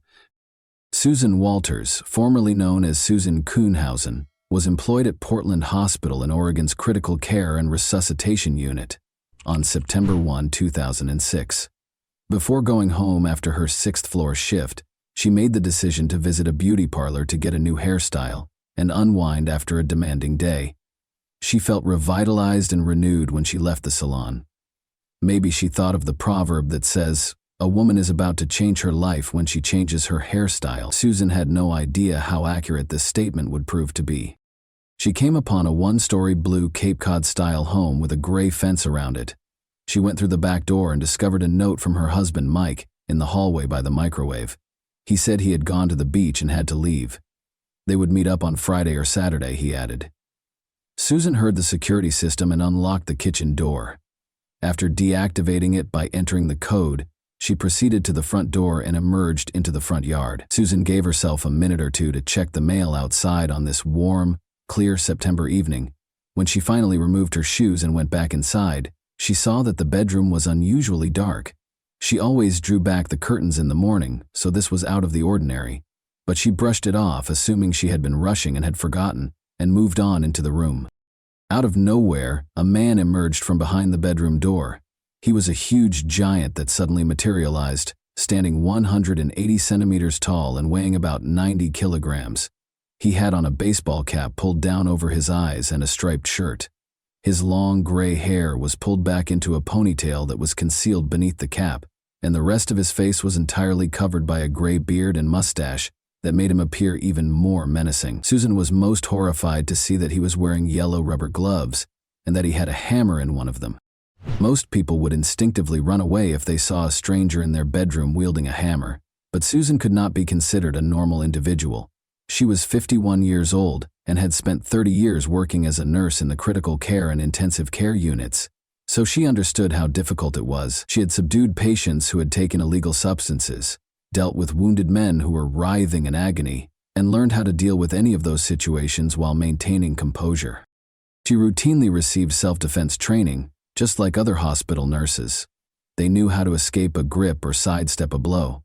Susan had gained self-confidence through years of training, so she didn't flee when the stranger tried to hit her with the hammer. Rather, she sprang at him. She was aware that if she got close, the hammer's swing would be much weaker. One blow to her temple, however, proved to be very painful. "Who are you? What do you want?" she yelled as loudly as she could, overcoming the pain. But he didn't stop or respond. Susan's knees ached from multiple surgeries, and she was significantly shorter than the man at 164 centimeters, but she weighed more than the stranger. Susan threw her body at him, hoping to take advantage of this. He pushed her back against the wall, but he didn't fall. Then he said the one and only thing he would say that night: "You are strong." Susan felt her body tingle with adrenaline. She suddenly understood that the stranger had come to her house to murder her rather than rob her. His intentions were obvious, and she wasn't going to wait for it to happen, even though she didn't know why or who he was. For the second time, Susan shoved him. She yelled, "Who sent you?" once more. The only answer was silence. Luckily, the woman was able to knock the hammer out of his hand, and then hit him 3 or 4 times in the head. Susan caught him by the throat as he recovered control of the instrument. She interrupted his breathing with her hands and repeated, "Who sent you here?" The stranger's face first turned red, then purplish, and then nearly blue. In a panic, Susan released his throat. She just wanted to get out of there because she was tired and in pain. However, the man caught up to her before she could escape the bedroom and enter the small hallway. Her lip was smashed when he pushed and struck her. Even now, she is plagued by the memory of what transpired next. Susan looked down at the floor and thought she was going to die as he stood over her with the hammer. However, people needed to know that she battled for her life if death was her destiny. She was unable to describe how she did it, but she was able to knock the man down on the floor beside her and began biting him so that, should she die, her killer would be identified by her tooth marks. She rolled with the man on the floor, biting his hand, his thigh, and even ripping his pants zipper to get to his groin. For her, though, even that was insufficient. She felt the man's clothes with her hand in an attempt to find any identification or proof that she could conceal in a closet or beneath the bed for the police to find. For a full 14 minutes, the struggle went on. "Tell me who sent you here and I'll call an ambulance for you," she yelled as she threw her left leg over the intruder, climbed on top and put her left arm around his neck. He remained silent. Rather than letting her off his back, the intruder just growled. Susan pressed her hand more firmly against his throat as she leaned in. The man eventually ceased to move. Susan ran to the neighbor's house, grabbed his hammer, and dialed 911. When Susan's neighbor told the emergency dispatcher that the injured woman may have strangled an unidentified intruder who had broken into her home with the intention of killing her, the dispatcher was shocked.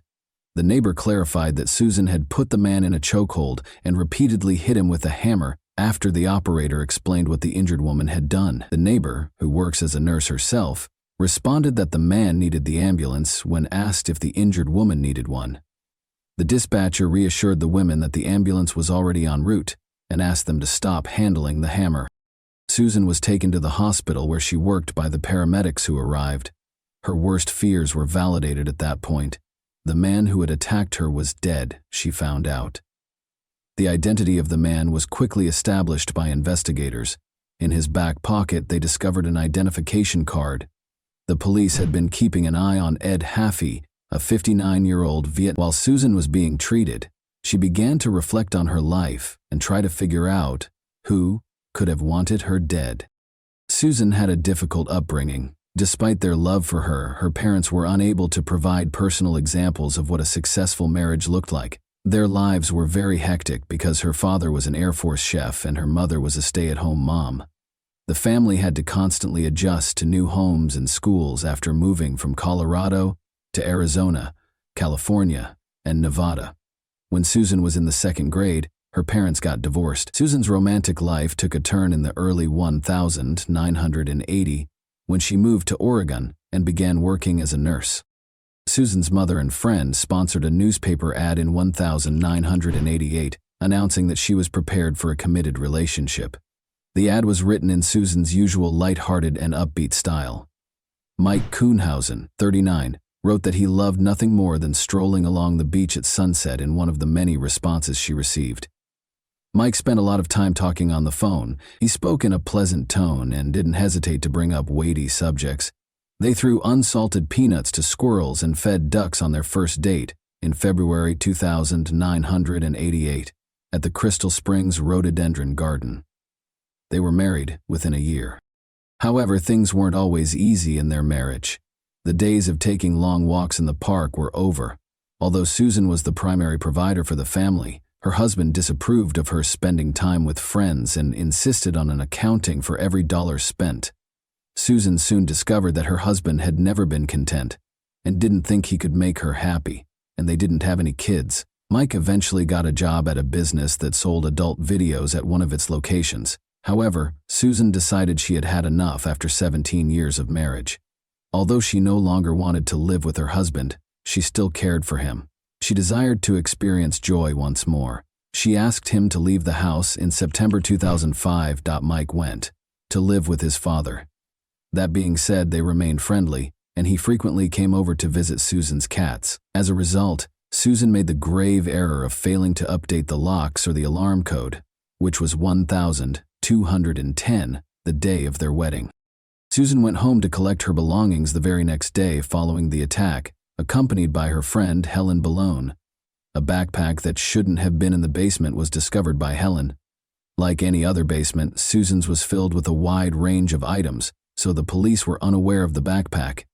Dessert syrup, diabetes medicine, $200 in cash, a journal, and a receipt for a payment made to Ed Haffey were all found inside the backpack. The diary entry, from September 4, 2006, states that Mike was supposed to get a call from the man.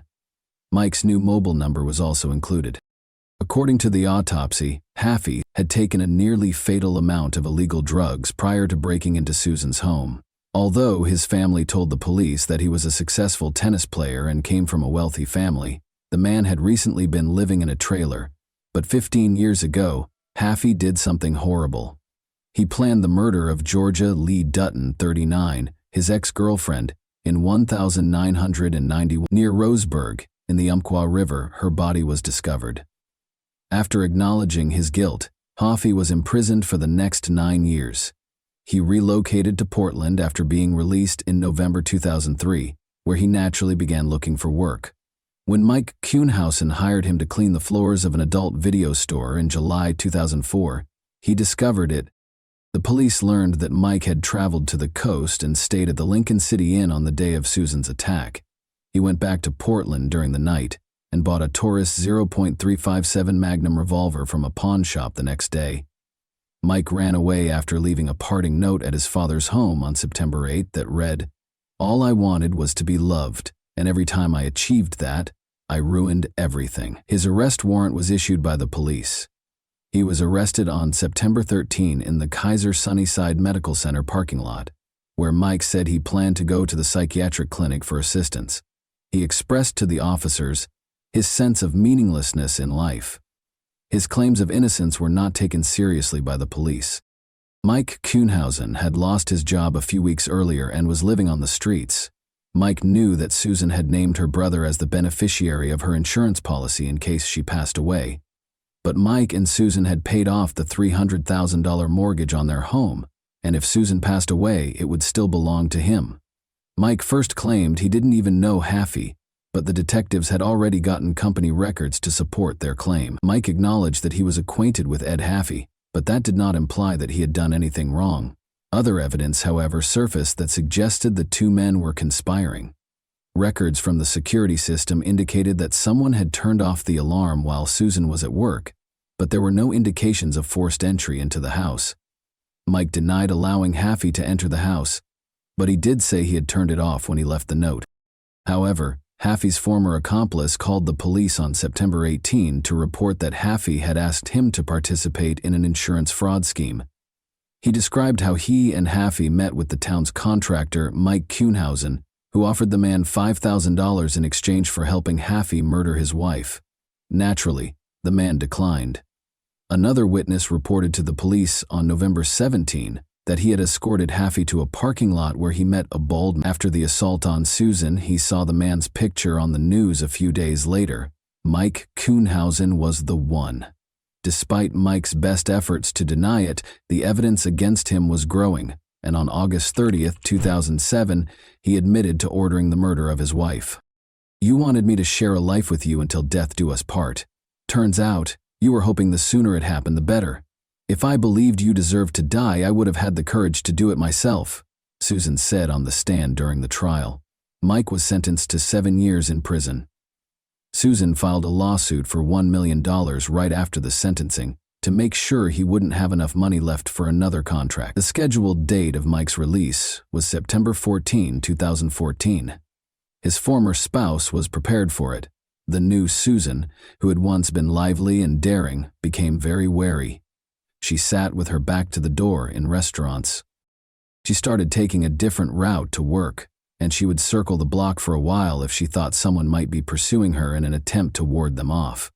In Portland, she relocated to a new home on a gravel-lined dead-end street where she could hear footsteps if someone came to the window or door.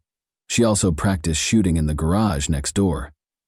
"I'm serving a life sentence for choosing the wrong husband," she quipped. Susan did everything she could to make sure Mike would never be able to harm her, but her ex-husband was never given the opportunity. 92 days prior to his release, he passed away from cancer on Friday, June 13, 2014. The prisoner's letters reveal that he only confessed to the crime in order to avoid a longer sentence and never really admitted his guilt. Mike thought he was the true victim of the incident.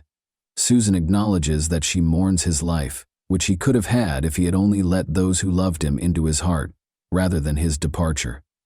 She also laments that he passed away in prison, far from all of his loved ones. Since it is difficult for a victim of crime to get the information they need, Susan looked for information about Mike's release and her rights following his release while he was incarcerated.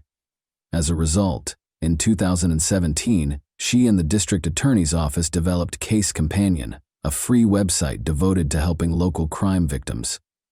It provides answers to all of the victims' inquiries concerning the legal system. Victims can also follow the defendant's court dates, sentencing information, and the date of the convicted person's release after the district attorney's office files charges.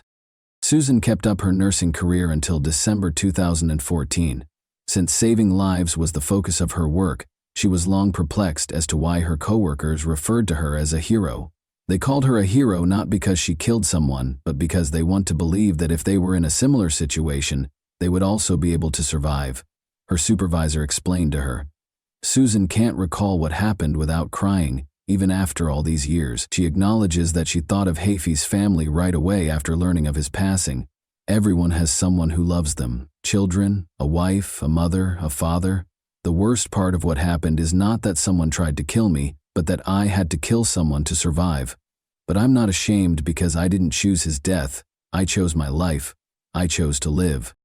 Although what happened was terrible, no one in this family thinks poorly of you. You did what you had to do, and by doing so you protected many from a similar fate. Susan finds comfort in helping others, knowing that they can also survive after an attack. Aunt Ada Duffy wrote her a letter in 2010 after learning about her suffering. If you can't run and can't hide, you have to fight, she states. You can't know that you won't survive.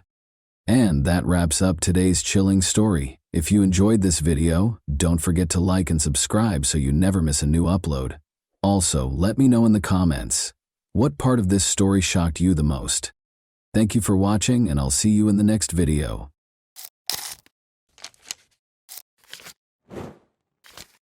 Hey guys, welcome to my channel, and today we're going to take a look at another horrible case with you. Gazella Diode heard her phone ring at 2 in the morning on March 1, 2011. The screen displayed an unidentified number.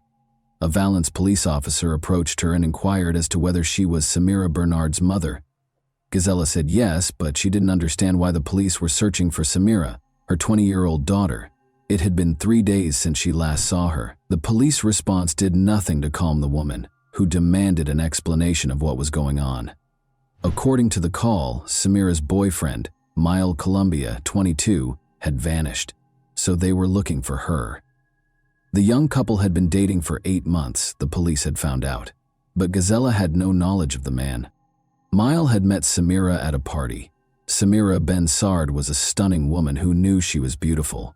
She enjoyed posing for pictures and aspired to be a model. In turn, Mile was a very pleasant and kind young man. Their attraction to one another was instantaneous, and they began dating. But at 9:45 p.m. on February 28, 2011, Mile's supervisor at the construction company called the police. Since he hadn't heard from his employee in 3 days, he was concerned. When the man arrived at work on Saturday morning, his phone rang. Without giving a reason, he hurried to his feet and disappeared, never to be seen again. His boss was taken aback when he still hadn't arrived on Monday morning. It was his first absence from work, and they regarded him as a responsible and punctual worker. After learning that Mile was not returning calls from friends and co-workers, his boss made the decision to call the police. The police first visited the man's residence in Valence's downtown, but their efforts were unsuccessful, as no one answered the doorbell, nor was his car at the house.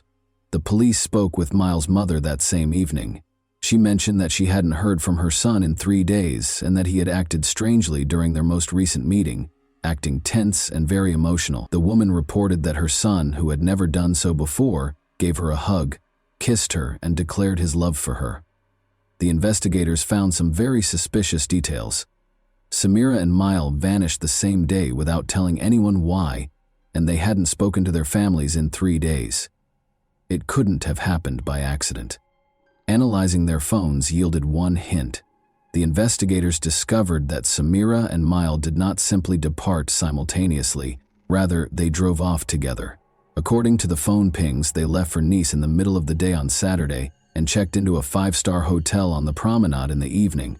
After getting in touch with the hotel, the investigators discovered that 2 men and a woman were being recorded by security cameras. Samira and Mile fit the description exactly.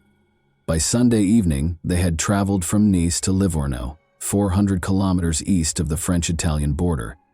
It was evident that the young couple was moving deeper into Italy, so the French police asked their Italian counterparts for help.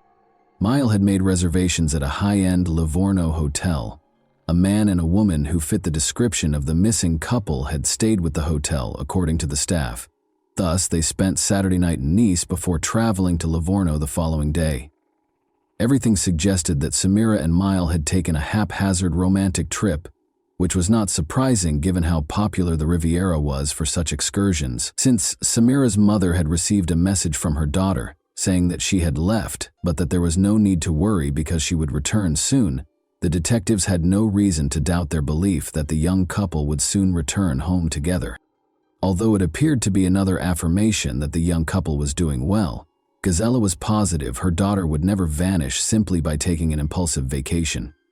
Samira never skipped work and was a responsible woman. Additionally, Gazella was troubled by a detail. She couldn't comprehend how her daughter, who loved being photographed and never left the house without wearing carefully chosen clothes, applying makeup and styling her hair, could leave for several days with a young man without taking anything with her. The fact that Samira sent an SMS also baffled her. The problem is that she would typically just give her mom a call. Since they were close and could talk for hours, getting a text message didn't make her feel any better. On the contrary, it made her anxiety even worse. The city of Imperia, which is about 80 kilometers from Nice in northern Italy, provided the next update on the case. Massimo Bessin was traveling to work on Monday, March 3, 2011, when he decided to take a shortcut and turned onto a small street. Something odd caught his attention along the road. When he opened the door, he saw that it was a woman, but initially he thought he saw a mannequin. Massimo yelled something but got no answer, but the woman was obviously on the move. He summoned an ambulance in a hurry. She was identified by Italian police as the French woman who had gone missing. Her skull was pierced by a bullet that had been shot in the back of her head. At this point, the romantic trip theory could be disregarded. The French police couldn't understand. They first believed it to be a romantic escape, then it was a suspicious disappearance, and now they were dealing with a girl who had been injured in an attempted murder. Despite being critically ill, Samira was still alive. Her mother was notified and she was taken to the hospital right away. At first, Gazella didn't even recognize her own daughter when she got to the hospital. The sight is hard to describe. Samira looked like a 9-year-old girl with her head shaved bald. The woman found it hard to accept that her daughter had been shot in the head and ended up in Italy. Since the bullet was embedded in her daughter's skull, the doctors informed the mother that there was little chance of recovery. Gazella refused to accept this and made arrangements for Samira to be taken to a hospital in Marseille. She was told directly by a surgeon there that although he would do the surgery, he would not give her false hope. The patient would never fully recover, even if she lived. Samira had surgery for 10 hours. Despite surviving the surgery, she was unable to speak and did not recognize anyone when she opened her eyes. Like a child, she had to relearn everything. Samira was unable to provide any information regarding the events in Italy, but without her testimony, the police had to look for the perpetrator. There were numerous signs that the crime was being planned. The Italian police were unable to locate any of her possessions when they discovered her lying on the side of the road close to a landfill. No passport, no phone, and no purse were present.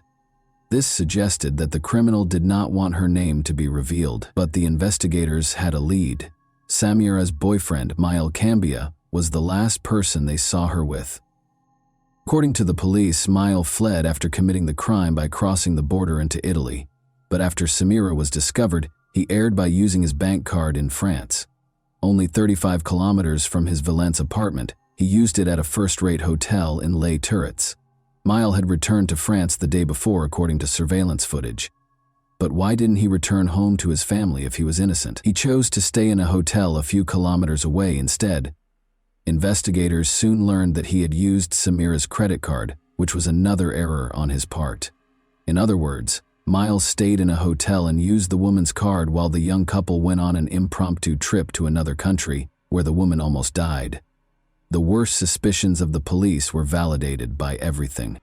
The detective talked to the young man's friends and family in an attempt to find a motive. Samira and Miles' relationship was evidently far from ideal. Miles was bothered by the fact that Samira was a very attractive woman and that many men were interested in her. Their disagreements frequently turned violent. In front of their friends, Miles had the authority to slap Samira, and once he even put out a cigarette on her. He was obviously not a particularly stable individual. However, the motive remained a mystery. Was everything prearranged? Or did Miles act out of rage?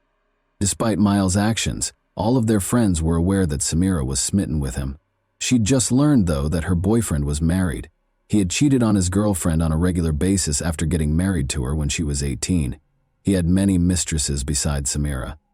Despite being upset by the information, she didn't end their relationship because she trusted Miles' statement that they were divorcing and living apart. The investigator went to Miles' house after learning of this, but as soon as he stepped inside, he saw that Samira was wrong. The husband and wife were obviously living together. In addition, Miles would soon become a father. The name Combi was written on 17 ultrasound pictures of the apartment. A love triangle involving Miles, his wife, and Samira was clearly in place, and one of them was bound to vanish. Finding Miles was essential, and it was far simpler than the police had expected. 5 days after the disappearance, Miles Cambia turned himself in on March 4 at the Valence police station. The investigation was extremely fortunate to have this. Miles not only willingly arrived at the station, but he also came clean and admitted to shooting Samira. He went on to describe what had transpired. According to the young man, Samira was merely a friend with whom he could have fun. She knew there was no future in their relationship. Samira was unable to accept Miles' explanation that their romance was over. She never left him alone, calling him non-stop and occasionally dialing his number 150 times in a single day. He showed the investigator his phone, which showed evidence of about 1,000 calls from Samira in a month. Although Miles acknowledged that Samira's actions might be categorized as stalking, would this be sufficient grounds to shoot her? The young man soon began to fear for his life as the situation worsened. He described the events of the Friday night before they left for Italy. He was kissing another woman in a nightclub when Samira confronted him. After leaving the club in a hurry and using her key to scratch his car, she got into a fight with Samira's cousins. Miles was frightened by this incident, since they threatened to kill him and claimed to have weapons. Miles was terrified. After deciding that he needed to find a way to protect himself going forward, he hurriedly got into his car and drove out of the nightclub. He considered purchasing a weapon for his personal protection. When he received a call the following day, he left without thinking and went to buy a revolver. Still, none of this clarified why he had shot Samira. Miles clarified that his intention in traveling to Italy was not to murder her or carry out any other heinous deed. All he wanted was for their tumultuous relationship to end. In an attempt to defuse their tense situation and give Samira an explanation, he took her to Italy, but things didn't work out. Miles got out of the car after they argued once more. Samira trailed after him. Miles claims that he did not intend to shoot when he grabbed the weapon, only to frighten her, but the revolver accidentally went off. Then he dropped her to the ground, climbed back into the car, and drove off. He claimed to be afraid when asked why he didn't call for an ambulance. He didn't know what to do, so he went into hiding for a few days after she fell. The police already knew the rest of the story. In general, the man asserted that what transpired in Italy was an accident, and that he was the victim of his compulsive lover's pursuit. The police weren't entirely convinced by his explanation, so he was arrested for attempted murder. A few things didn't add up. Why would someone go abroad and stay in a 5-star hotel only to break up with someone? Why did he use her credit card after stealing all of her personal items, and who used her daughter's phone to send Samira's mother the message? Although it was hard to prove without Samira's testimony, the investigator was certain that the young man was lying. Thankfully, Samira was able to testify after some time and therapy. First, though, Samira spoke very slowly and in a weak voice. She gave her account of what happened 8 months after the attack on October 11, 2011. Samira's statements ran counter to what her ex-lover had said. He said they needed to talk when he arrived at her house. He persisted, so she gave in, even though she didn't want to. She accepted Miles' invitation to a weekend retreat. When she asked him where he wanted to go, he said, Spain. The fact that this upset her made him take her to Nice, and then to Italy. Miles abruptly swerved off the road on the 3rd day of the journey, following 2 days of relaxation. He told her not to worry, saying he just needed to get rid of something, when she questioned why he had turned onto a road that led to a landfill. Miles halted the vehicle and exited. After letting her out through the passenger side door, he took out a revolver and aimed it at her. She was going to die, he said. She yelled, "Shoot if you're a man," and he pulled the trigger. The revolver was discovered by forensic experts on February 7, 2012, 1 year after the attack on Samira, and this finding totally disproved Miles' allegations. He claimed that the gun in his hand suddenly detonated. Ballistic analysis, however, demonstrated that such an occurrence was impossible. The shooter must carefully prepare before firing, pull the trigger back, and then fire. Two separate actions, the expert explained. The revolver won't just fire when you wave your hand. In addition, the revolver must be held in one hand while a considerable amount of force is applied with the other hand to pull the trigger backward. There was no way such a gun could be accidentally fired. Mile Cambia lied because he intended to murder Samira.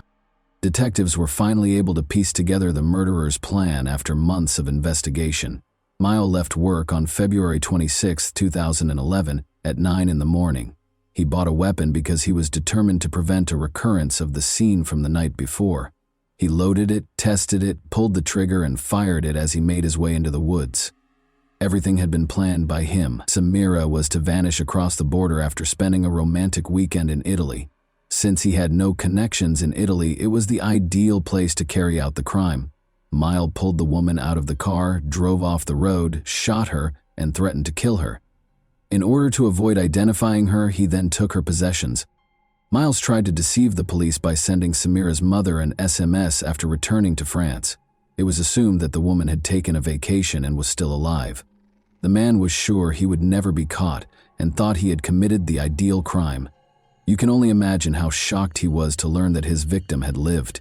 He hid for 5 days close to his hometown while the police searched for him, thinking about what he should do next. He came up with a new self-defense tactic since he lacked the resources and beneficial contacts to flee. Mile Cambia made the decision to tell his version of events to the police. The trial of Mile started in the city of Valence on February 10, 2014. For the victim and her family, the trial was a true ordeal. Miles stuck to his version of events, much to their astonishment. He maintained that everything that transpired in Italy was a regrettable accident, and that he was the victim in this instance, having been harassed by Samira. According to his friends, he had never been violent and bought the revolver out of fear after Samira's cousins threatened to kill Mile and destroy his car and apartment. He took his phone with him when he drove to Italy, keeping nothing hidden. He was emotionally worn out from Samira's incessant calls and just wanted to take the woman on a trip to help her relax. It is also important to note that Mile charmed the jury with his exaggerated displays of civility and respect throughout the trial. His plan worked, and he received a 13-year prison sentence. The lenient sentence raised questions about whether Mile's actions in court and the jury's decision to impose a relatively short sentence were related. After all, it is hard for people to convict a charming young man with impeccable manners, and they frequently associate criminals with unpleasant personalities. Samira feels that this penalty is excessively light. She will always be confined to a wheelchair because she loved a man who chose to kill her, but by the time he turns 40, he will be free and able to lead a normal life. According to the surgeon, Samira recovered 80% of her abilities in a year of therapy, but the effectiveness of rehabilitation drastically decreased after that, leaving her reliant on assistance for the remainder of her life. She acknowledges that he paid her back in this way because she was prepared to do anything for love. And that wraps up today's chilling story. If you enjoyed this video, don't forget to like and subscribe so you never miss a new upload. Also, let me know in the comments, what part of this story shocked you the most? Thank you for watching, and I'll see you in the next video.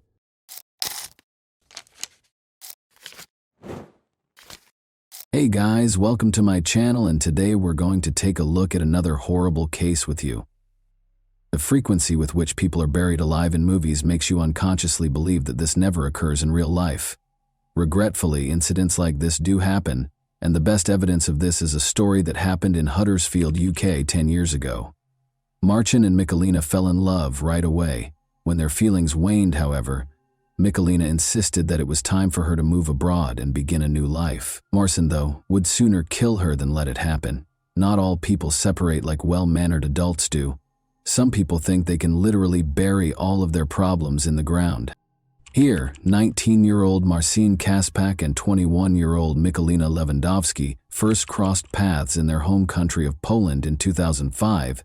A year later, Marcin asked Michalina to marry him, and the two of them relocated to the UK to begin a new life together. But things soured between them in 2008 after Michalina found out she was expecting a child. They canceled their engagement, but they still lived together in Marcine's parents' home. Michalina wore her engagement ring even after the engagement ended because she still loved Marcin and hoped they could resolve their differences. That was not meant to be, unfortunately. By 2011, Marcin's lack of interest in making amends with Michalina was clear. In an effort to stay away from her, he trained 5 times a week at the gym and spent nearly all of his free time there. Unexpectedly, however, Marcin asked Michalina to accompany him and his friend, 18-year-old Patrick Boris, on a shopping trip on Saturday, May 28, 2011. Michalina was taken aback because Marcin didn't often show an interest in hanging out with her. Still, she was relieved and hoped that things would get better now. The girl quickly went to the restroom to apply makeup. Jakub, their 3-year-old son, was fortunately with his grandmother, Marcin's mother, on that particular day, and was not present when the events transpired. Upon exiting the restroom, Michalina noticed Patrick and Marcin gazing at her with a horrifying smile on their lips. Taking Michalina's hand, Marcin said, "I want to show you something." Then he took a 300,000-volt stun gun out of his pocket, put it to her neck, and pressed the trigger. The agony swept through Michalina's body as she collapsed to the ground. Bodybuilder Marcin, who weighed 101 kg, saw her convulse from the electric shock while kneeling on her chest and holding her down on the ground. Momentarily regaining consciousness, Michalina asked Marcin if he meant to murder her, to which he replied that she should not be afraid, as he would simply take her somewhere. Patrick was then told to get some packing tape. The men taped Michalina's mouth shut, gagged her, and then tied her wrists and ankles. They shocked her with electricity once more before abandoning her, frightened and bound. Even though she initially believed it to be a mean joke, she was now certain of their true motivations. She was immobile and worried about fainting, not knowing if she would ever regain consciousness. Michalina was hauled into the kitchen and crammed into a cardboard box by Marcin and Patrick a few hours later. One day, they brought up a plastic bag. Marcin started to tape the box shut, but she thought they were going to put it over her head to suffocate her. The girl struggled to scream as she lost what little peace she still had. Then Marcin got on his knees, chuckled, and declared, "I've been hating you for 4 years. Your son will never be seen again." His uncanny composure on his face was more terrifying than the hateful words he spoke in this scene. The cardboard box was sealed. Then the men picked it up from both sides, carried it to Patrick's car, and put it in the trunk. The girl knew they had gone far before Patrick and Marcin took the box away. Michalina felt her back being scratched by the stones as the men pulled her along the ground. The fact that Marcin and Patrick had taken her to a wooded area close to Huddersfield was hidden from her inside the box. After digging a shallow grave beforehand, they buried the box containing Michalina inside. Michalina was lying in the box, still in excruciating pain and terrified, when she heard the men hurling dirt onto her grave. The box itself was dark and extremely small. In an attempt to keep from passing out, Michalina began breathing as shallowly as she could, because she was certain she would suffocate.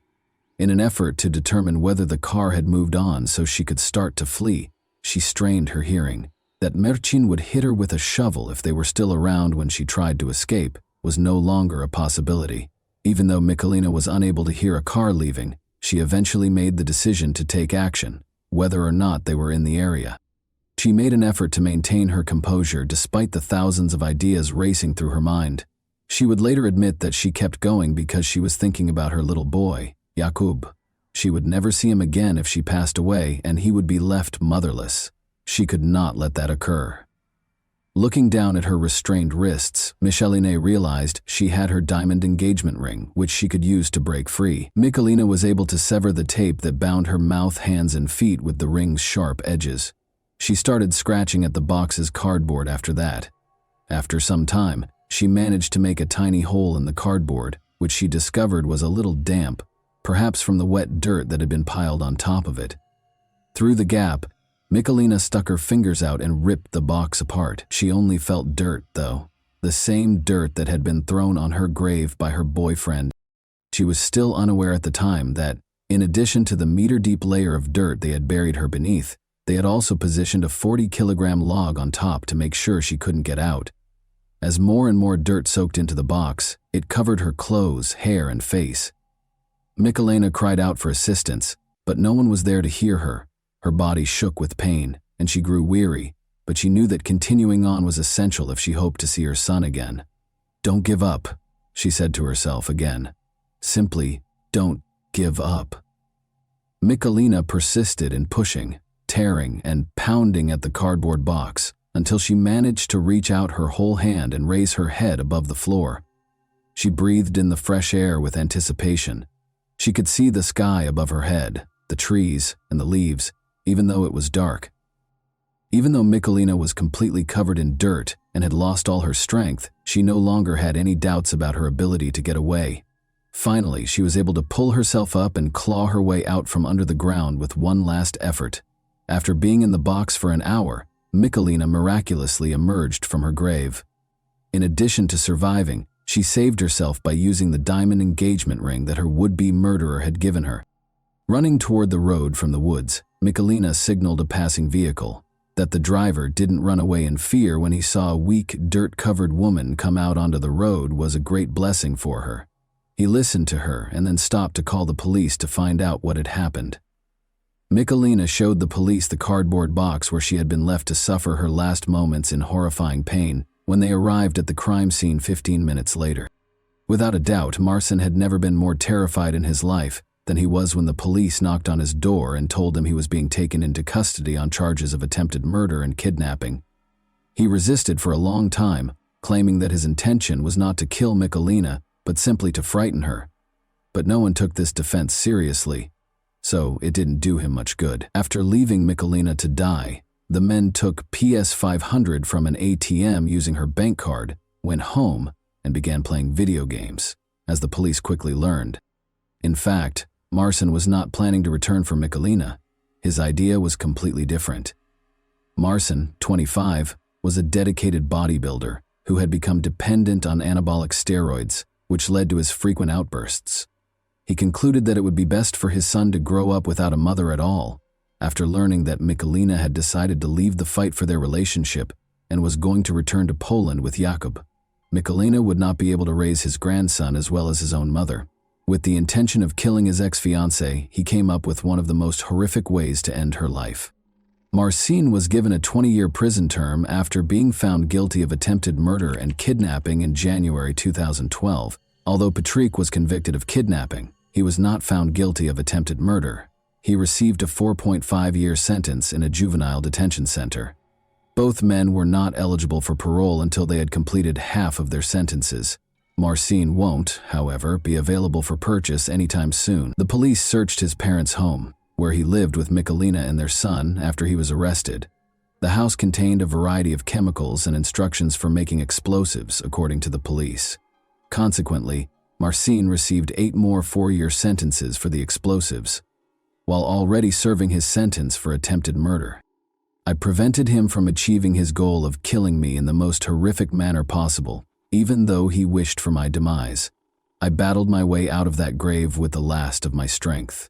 Following the delivery of the guilty verdict, Michelena remarked, "Now it is he who is imprisoned." Even after learning that her ex-lover had received a 20-year sentence, Michelena is still terrified. Despite having moved to a different home far from Huddersfield with her son, whose address is kept secret for their safety, Michelena acknowledged following the trial that she still has nightmares about what she endured. "I was buried alive and trapped in that shallow grave, and I was afraid that my life was over and that I would pass away. In order to survive and care for my young son, I prayed to God. I had the courage to leave that box and flee when I thought of my son. I had a deep affection for Marcin Kasbach for many years, but after the terrible attack on me, my affections for him deteriorated into hatred. I still have nightmares about Marcin returning, finding me, and killing me. I'm hoping he understands how wrong what he did to me was. The difficulties I faced that day, at the hands of a man I trusted and loved, are something I hope no one else will ever have to go through." And that wraps up today's chilling story. If you enjoyed this video, don't forget to like and subscribe so you never miss a new upload. Also, let me know in the comments, what part of this story shocked you the most? Thank you for watching, and I'll see you in the next video.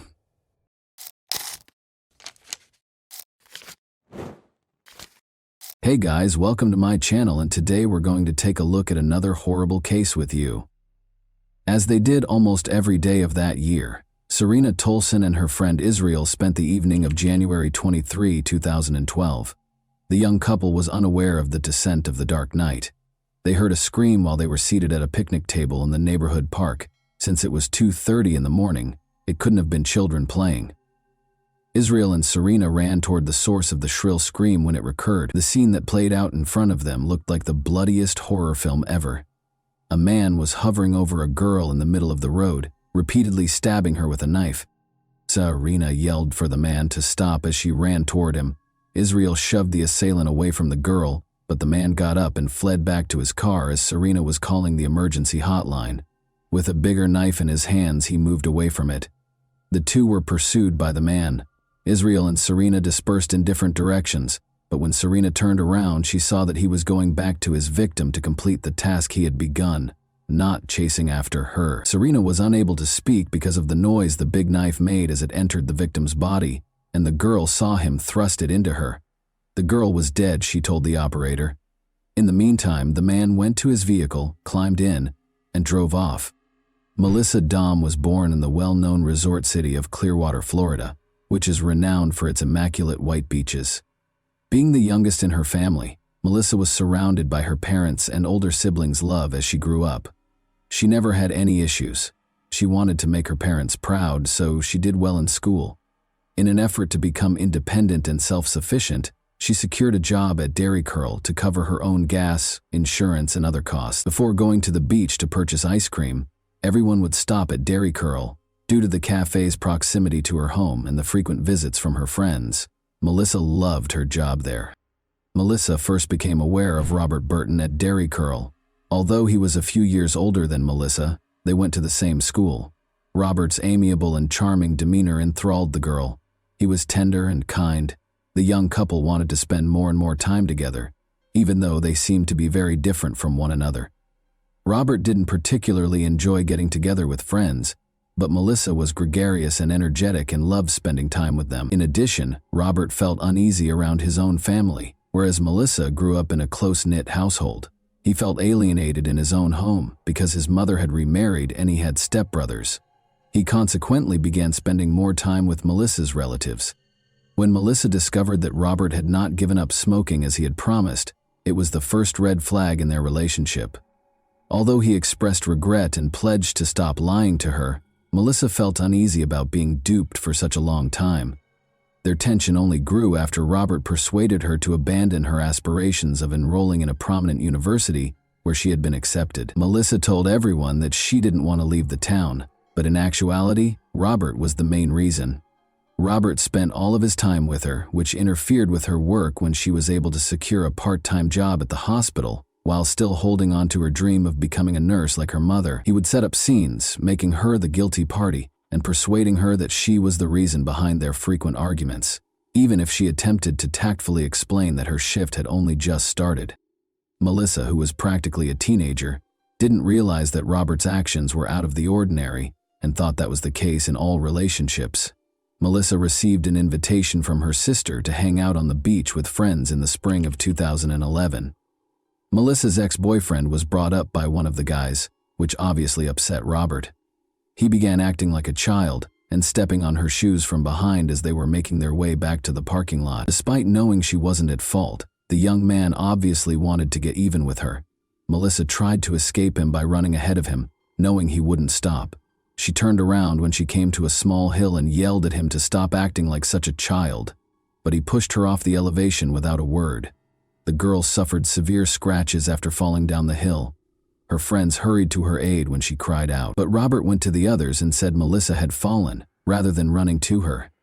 Robert called Melissa a liar after she claimed he had shoved her. If Melissa's older sister hadn't stepped in and taken her home, it's unclear how the argument would have ended. The young couple shouldn't be left alone, in her opinion. Melissa's mother insisted that her daughter end the relationship with him after hearing about the incident, and the girl appeared to comply. But 2 weeks later, to her astonishment, Robert returned to her home.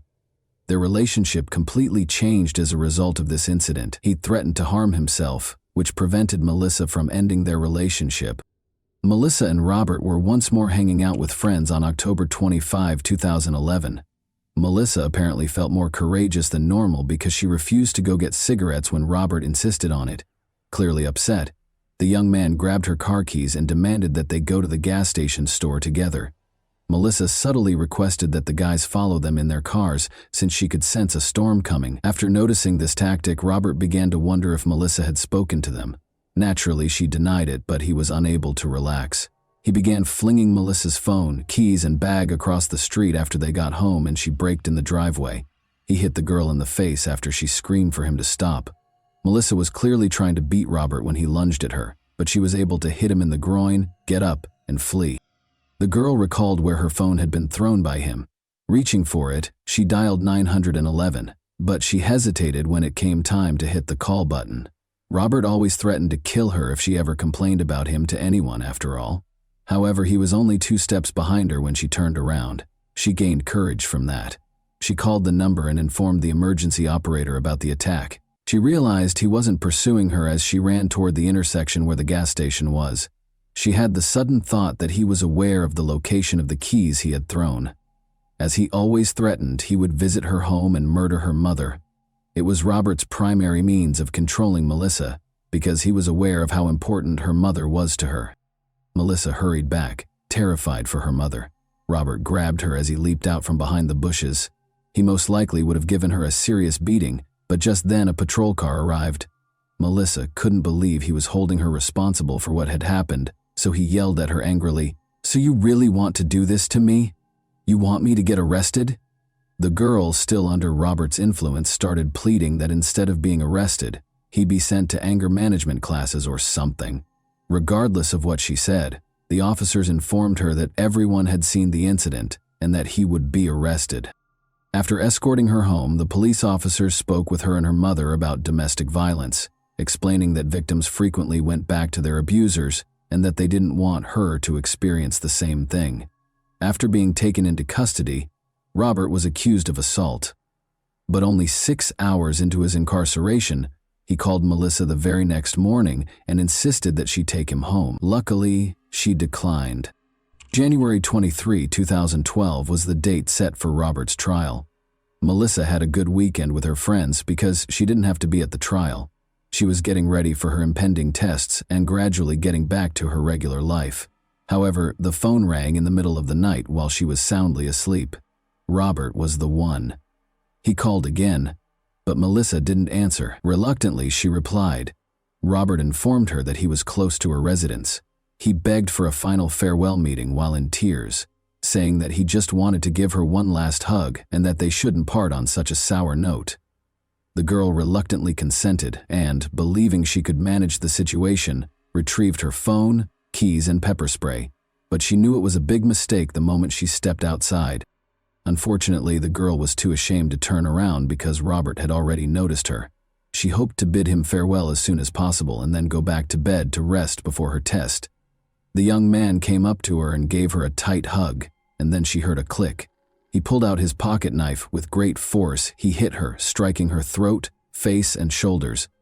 Melissa let out a cry and struggled for her life. Suddenly, a girl came out of the shadows and told him to stop. Melissa reached for the girl's hand even though she didn't know her and wasn't sure how she could help. She hoped to call for assistance when she noticed a phone in her hands. Israel complied with Serena's instruction to push the assailant away from the girl at the same moment, because that was her name. Robert got up and walked calmly to his car. Robert abruptly started chasing after them as Serena went up to Melissa and was ready to take her hand. Fearing she would be his second victim, the girl was frightened. She reported the attack to 911 while she was running. However, she turned around to see that the man had gone back to finish what he had begun with the bloodied girl on the ground. The girl was dead, Serena was sure. In actuality, Melissa was still conscious, but she was certain that everything would end when Robert ran her over with his car. That evening, Clearwater police officer Melissa Harris was working on paperwork in her patrol car when a radio call regarding a crime was received. She was told that the man who had attacked the girl had driven off in a red pickup truck and that a dead girl was lying on the side of the road on the north side of the park, but there was nobody there when she got there. Unable to comprehend what was going on, she slowly looked around the park. Melissa was certain Robert was aware that assistance was on the way, and that everything needed to be completed as soon as possible. In order to prevent him from running her over with his car, she crawled and did everything she could to get off the road. Her neighbor's mailbox was close to two sizable cement piles. She knew that the cement and the mailbox would keep her safe if she could crawl there. She even succeeded in getting to her feet at one point. The weary girl reached the mailbox, collapsed in the dirt, and heard his car just pull away. It grew very quiet, slowly. Melissa thought she was going to die. When she was illuminated by a police car's spotlight, she prayed for sin forgiveness. Officer Melissa Harris acknowledges that she had never witnessed anything like it in her years of police work. The victim had numerous wounds, many of which were still heavily bleeding, and her teeth had been knocked out. However, she was able to provide Melissa with Robert's name, address, birth date, and car make in addition to Melissa's own name. To dispel any uncertainty regarding the identity of the offender, she even spelled out his last name. The girl whispered that she could now go after giving all the information. But the oncoming medics stopped her from closing her eyes because they knew she might not wake up again if she did. Melissa's mother woke up as they struggled to treat her most serious injuries. The woman was asked to accompany the police officer, who had already arrived at their house after the girl had been attacked, because her daughter had also been attacked. She was positive that Melissa was sleeping upstairs because the police had misidentified the door. She realized, however, that the officer was pressing her along in order to get her to see Melissa before it was too late. Every second that went by made Melissa's condition worse. She was clearly in need of helicopter transportation. Cameron, a firefighter who also showed up on the scene, recommended landing on the football field. He marked the landing area with signal cones after jumping over the fence. Melissa was placed on a stretcher in a matter of minutes.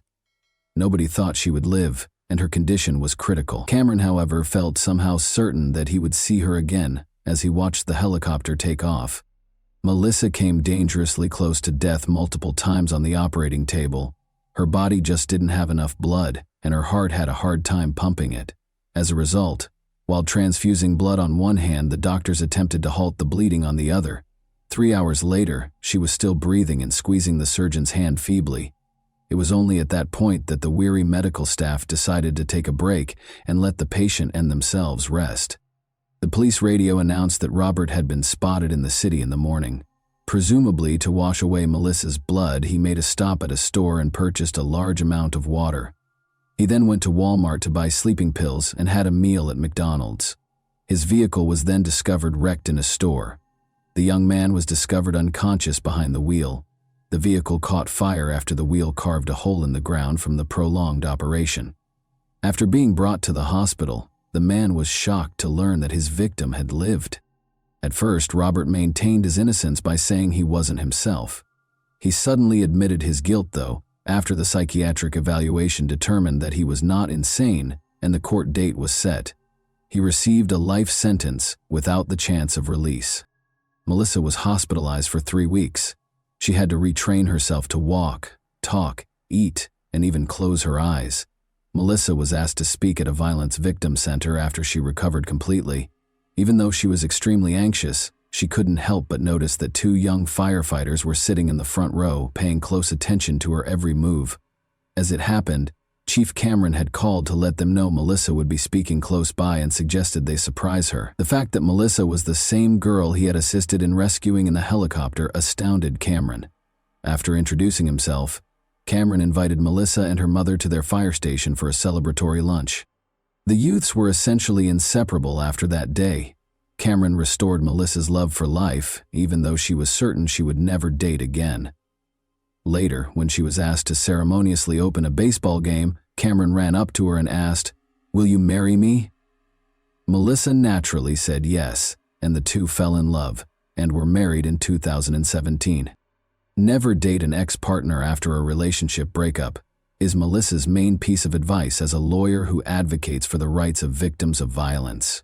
Even she was unaware of the potential danger. She believes she lived to fulfill the vital duty of assisting young women who feel they are undeserving of respect and true love, despite having nearly died. And that wraps up today's chilling story. If you enjoyed this video, don't forget to like and subscribe so you never miss a new upload. Also, let me know in the comments, What part of this story shocked you the most? Thank you for watching, and I'll see you in the next video.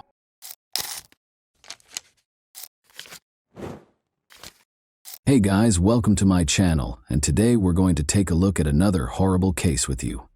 While investigating the crime scene on April 29, 1998, Delaware police noticed a car in the distance. However, the car suddenly stopped, turned around, and started back without even approaching within 100 meters. Although they were aware of the driver's actions, detectives paid little attention to them. Why would they do so after all? They had no idea, though, that this story might have turned out very differently if they had followed the enigmatic driver. When Debbie was 21 and Nino Pitts was 24, they first met. At a party, Nino asked their mutual friend Bill Sharp if he knew of any attractive girls he could introduce to his mother. This led to their introduction. Debbie was introduced to Nino by Bill, who said she was a wonderful girl. After dating for a while, Debbie and Nino were married in 1973. For 25 years, their lives were just like those of millions of other couples in the modern world. Both of their twins, Michael and Melissa, had grown up and were enrolled in college. The couple was getting ready to celebrate their 25th wedding anniversary in a low-key way when all of a sudden, things changed. On a lovely sunny day in Delaware on April 29, 1998, Debbie made the decision to plant rose bushes in front of their home. She had never been a gardener, so Nino was shocked to see her doing this when he got home, but he was happy to see that she was obviously enjoying it. Debbie was expecting a call from work, so she asked him to give her a call at about 4 p.m. With a nod, Nino entered. When Debbie had a gut feeling that it had been over 4 hours, she kept caring for the flowers.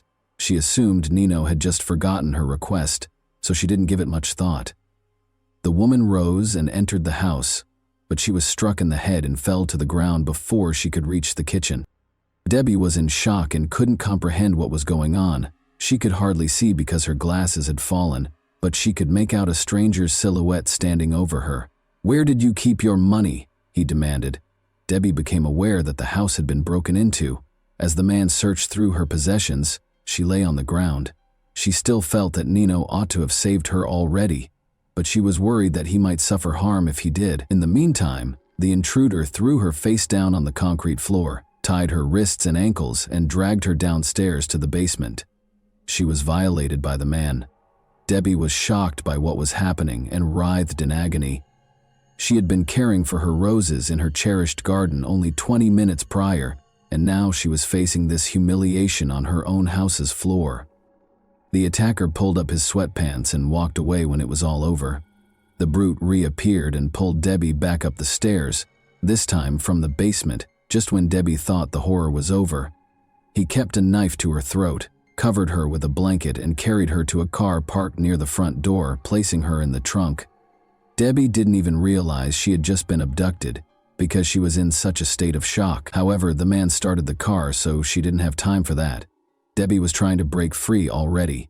She wanted to break the bonds so she could begin kicking, biting, screaming, or doing anything else to get away or draw attention when the criminal opened the trunk again.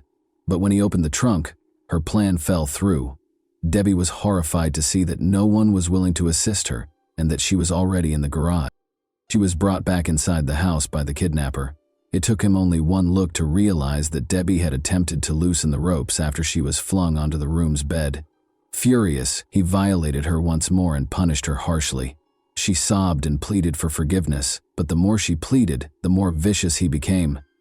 He chuckled and obviously enjoyed her suffering. Debbie saw that he probably had some illegal substances in his system. He bound her hands and feet to satiate his desire, then tied the ropes around her ankles and wrists to render her immobile. The attacker left her, closing her eyes and mouth. She thought she was saved when she heard 2 loud shots shortly after, assuming it was the police rescuing her. Debbie's absence was immediately noticed at work. As a hospice nurse, her dependability and timeliness were always undeniable. Therefore, a co-worker went to her home at 6:30 p.m. when she was unreachable. When Debbie's co-worker noticed the Pitts family's neighbor, she introduced herself and inquired as to whether he had seen her. She had been planting roses in the garden, he retorted, adding that the house's side door was always open if she wasn't answering. The woman came inside. There was silence. She summoned Debbie. Her glasses were on the floor, and her possessions, including her wedding ring, were on the kitchen table. The woman kept phoning Nino and Debbie. She discovered Nino in the bedroom, but Debbie was nowhere to be seen. He had been shot in the head, and it was clear that he was no longer able to be helped. Only the following day did Debbie see the kidnapper. He described how he saw the headlights pointed at his windows and assumed the police had found him. Concerned that the neighbors might have heard or seen something, he fired 2 shots from the window. Then he loudly turned up the TV or the radio. Debbie was horrified to learn that Anthony Pitts, Nino, had been shot in his own house when the news program began. The police suspected her of killing her husband and made her a fugitive. She hadn't even considered the possibility that Nino had suffered any harm until that point. She felt that everything had happened so fast. She had gone inside, she had been attacked by a stranger, and her husband had no idea where she was. Debbie found it hard to believe that Nino had been hurt by her kidnapper. The woman was shaken when the man abruptly apologized for having to kill her husband and just walked out of the room. She had just learned something that was really hard for her to understand. She understood that she would be her attacker's next victim, because he was not only a thief and a violator but also a murderer.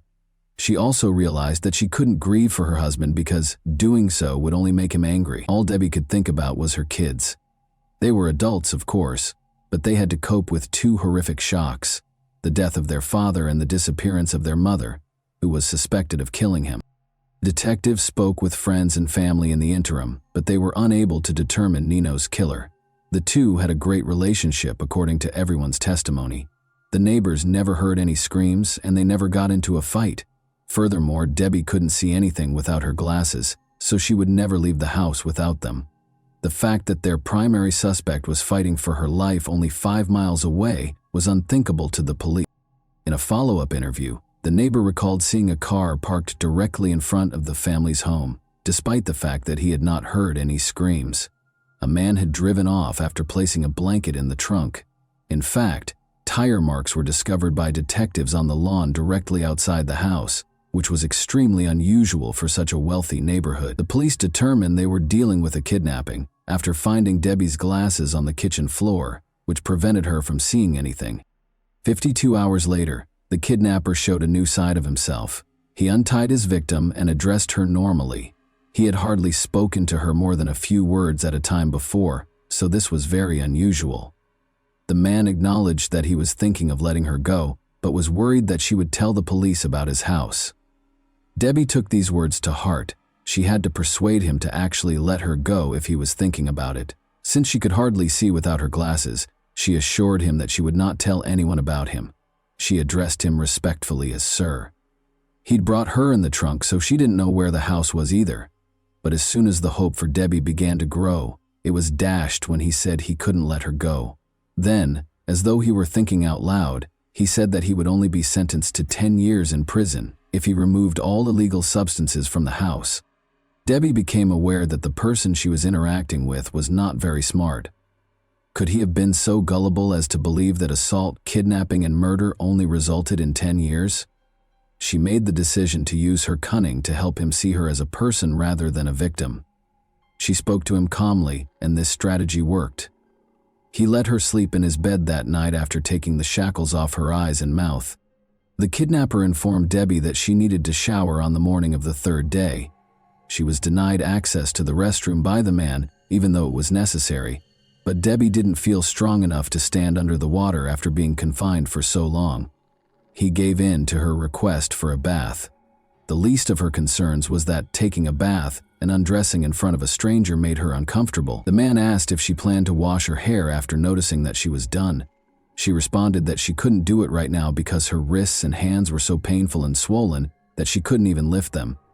He therefore gave her hair a wash himself. Debbie felt uncomfortable allowing her husband's killer to touch her hair because it felt like another act of violence.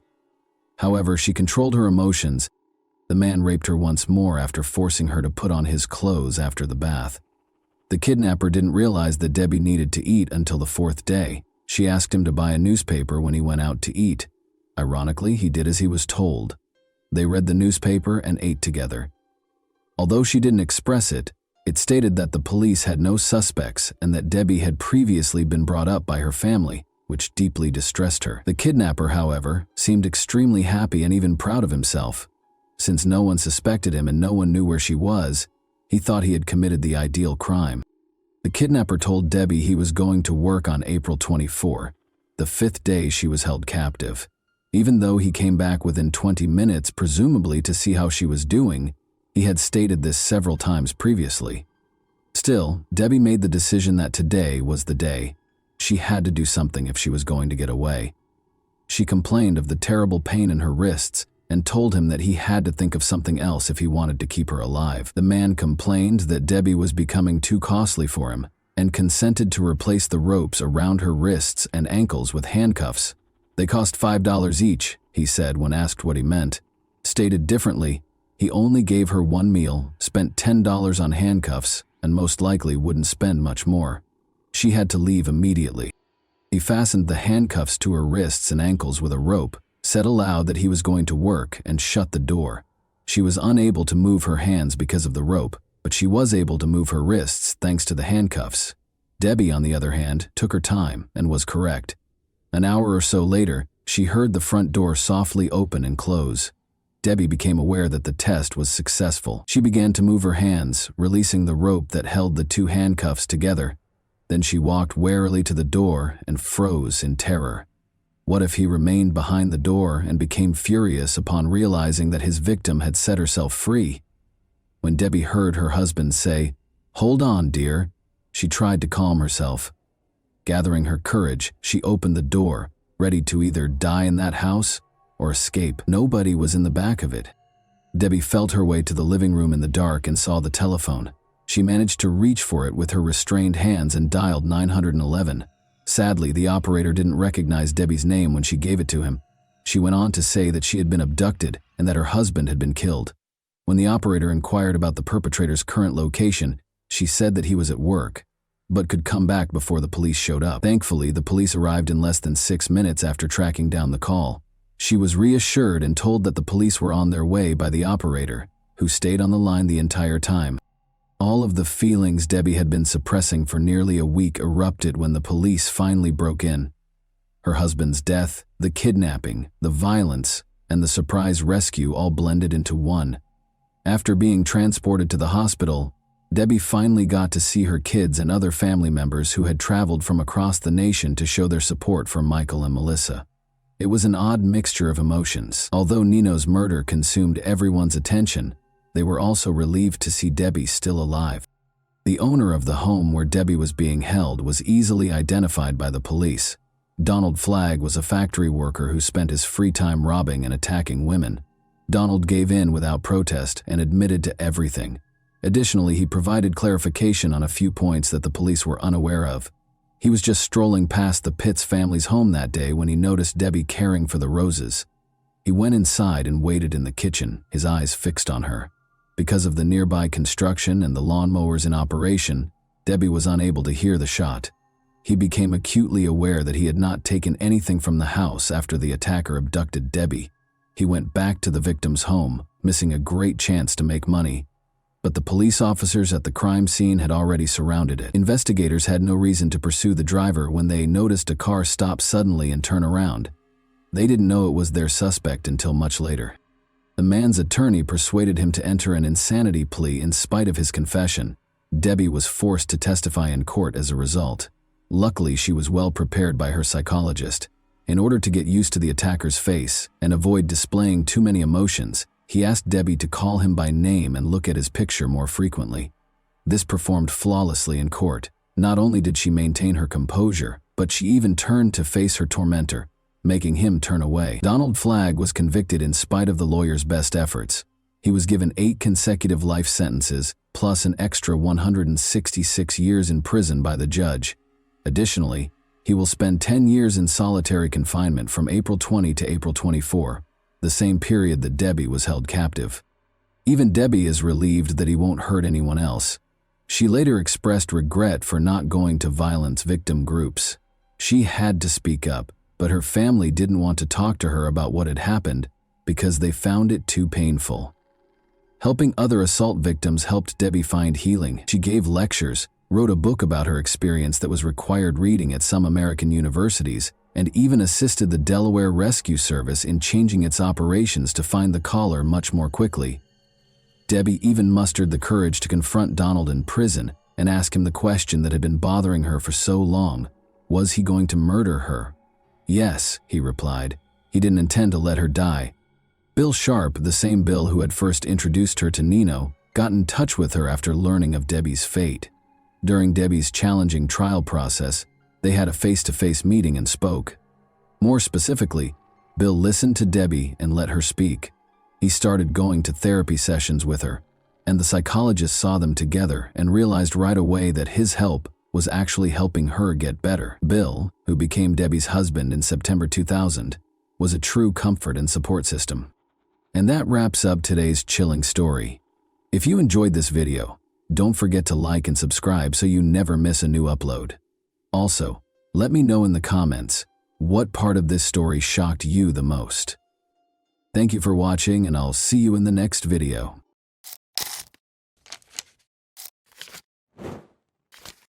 Hey guys, welcome to my channel, and today we're going to take a look at another horrible case with you. Horia and Bouvier, both foreign students, became friends while attending the Sorbonne in Paris. The girls studied the history, social and political movements and culture of the region because they were fervent about foreign cultures, particularly those of Latin America. Horia was 24 years old and was born in Morocco. She chose to set aside her books and travel to Argentina after finishing her thesis on the subject. At 29, Cassandra was accustomed to seeing the world, so she accepted her friend's invitation with pleasure. After packing their bags, the girls set out on a journey across the Caribbean basin, Central America, and South America. The friends traveled to Salta, a province in northwest Argentina with a fascinating history, geography, and social scene, in July 2011. The terrain varies from tropically dry plains in the east to snow-capped peaks in the west. Curiosity-driven students can explore and study the architecture, which includes churches and cathedrals constructed during the colonial era. It is important to note, though, that Salta upholds conservative traditions, much like many northern provinces in the nation, and most likely throughout Latin America. The distinctions between social classes are noticeable, and the Catholic Church has a big impact on people's daily lives. A small number of powerful families have dominated politics for many years. It should be noted that the details will become clearer as this story develops. Since they intended to return to Buenos Aires, Cassandra and Horia checked into a hotel in Salta on July 15 and left to explore the sites without unpacking. A popular tourist destination, Salta is renowned for its low crime rate and welcoming locals, particularly to visitors.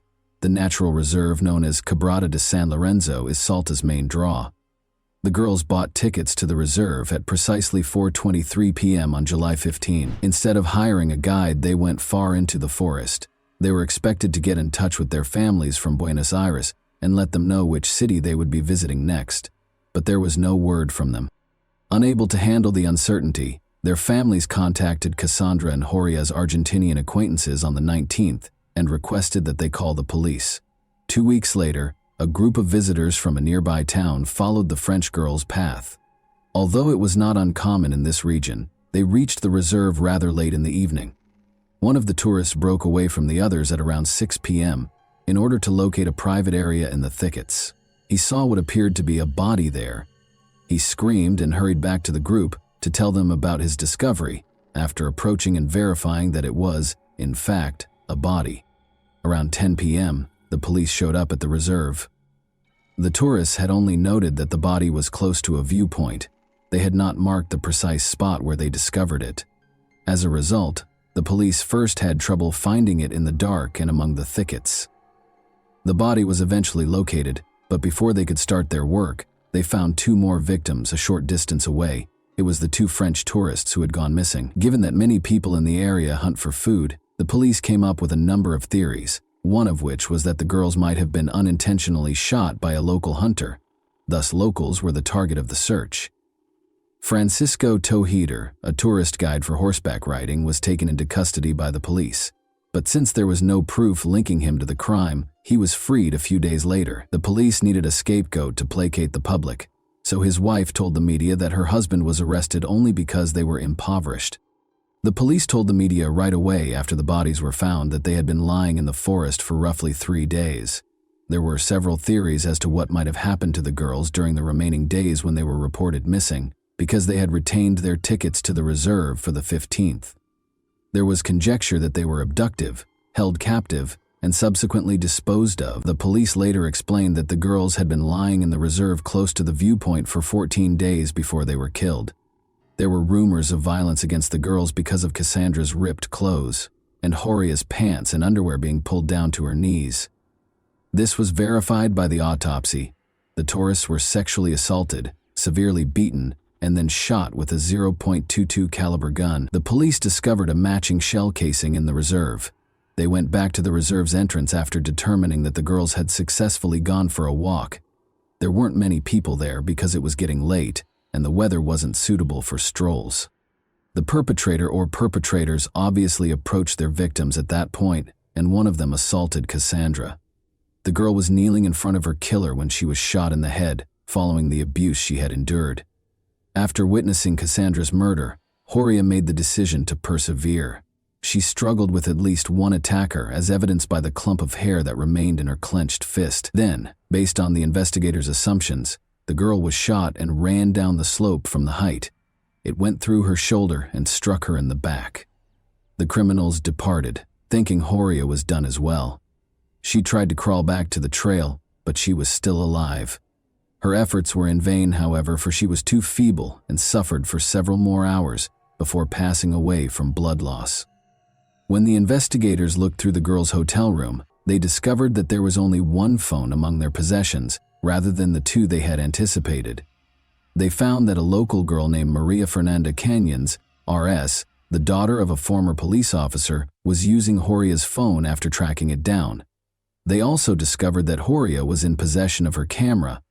According to the girl, these were presents from Gustavo Lassi, her boyfriend. The 23-year-old Gustavo was a guide in the reserve, and his father was a tourist ticket vendor. Gustavo had offered the French girls his services, but they turned him down. Gustavo thought that changing the SIM card in the phone would be sufficient to evade detection. Gustavo Lassi admitted to being at the crime scene and taking part in the violence, though not right away. He asserted, however, that he was only a witness and neither the murderer nor the instigator of the French girls. He described how, after hearing a commotion and rushing to the cries, he saw 2 men, a stonemason named Daniel Vilt, 24, and a gardener from the plains of San Lorenzo named Santos Clemente Vera, 31, tormenting the girls. These men allegedly forced him to take part in the violence before letting him go. He did, however, remember to bring the girls' camera and phone. The gun that fired the deadly shots was found by the police during a search of Gustavo's house. The police were able to determine the precise moment of the attack on the French girls thanks to Horia's camera. Before starting their hike through the reserve, the girls took a few pictures while they were sightseeing.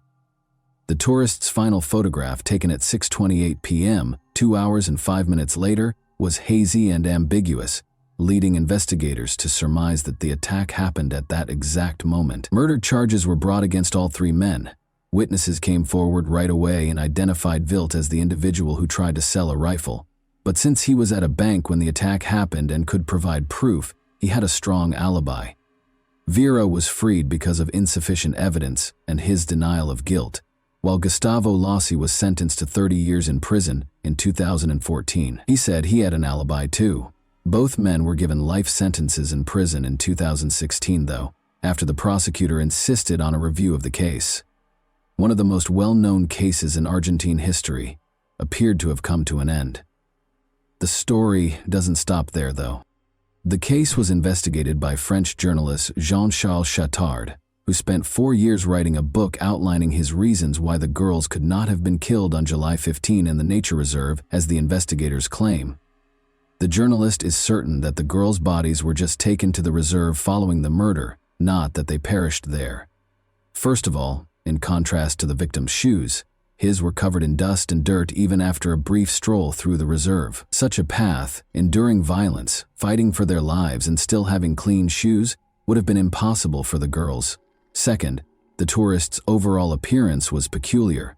They weren't dressed for a hike in the nature reserve, but rather for an evening event in the city. The bodies were left in Quebrada de San Lorenzo for 2 weeks, which is the next oddity. The reserve is an open, wild place where condors, foxes, and pumas live. The police might have discovered fully gnawed bones after such a time. Despite the fact that the bodies were found in a well-known reserve close to a popular viewpoint, they were found to be spotless.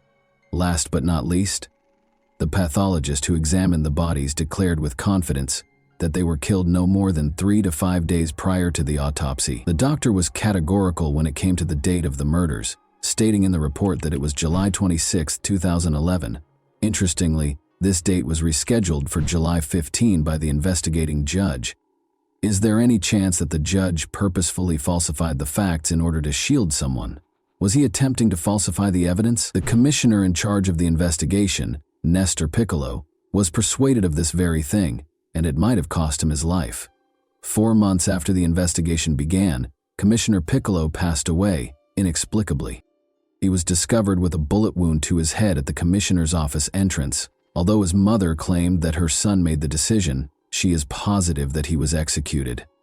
Nestor was developing a new version prior to his passing, and no signs of gunpowder were discovered on his hands. Clemente Vera claims that Gustavo Lassi is merely an accomplice of the true criminals, who are representatives of the province's upper classes, and that he is innocent. Many people, including the judge and powerful local families, were concerned about Nestor's investigation because they did not want the truth to be revealed and could not permit the deaths of the French girls to come to light. But in April 2014, an anonymous letter detailing the same trail that Commissioner Piccolo was looking into broke this conspiracy of silence.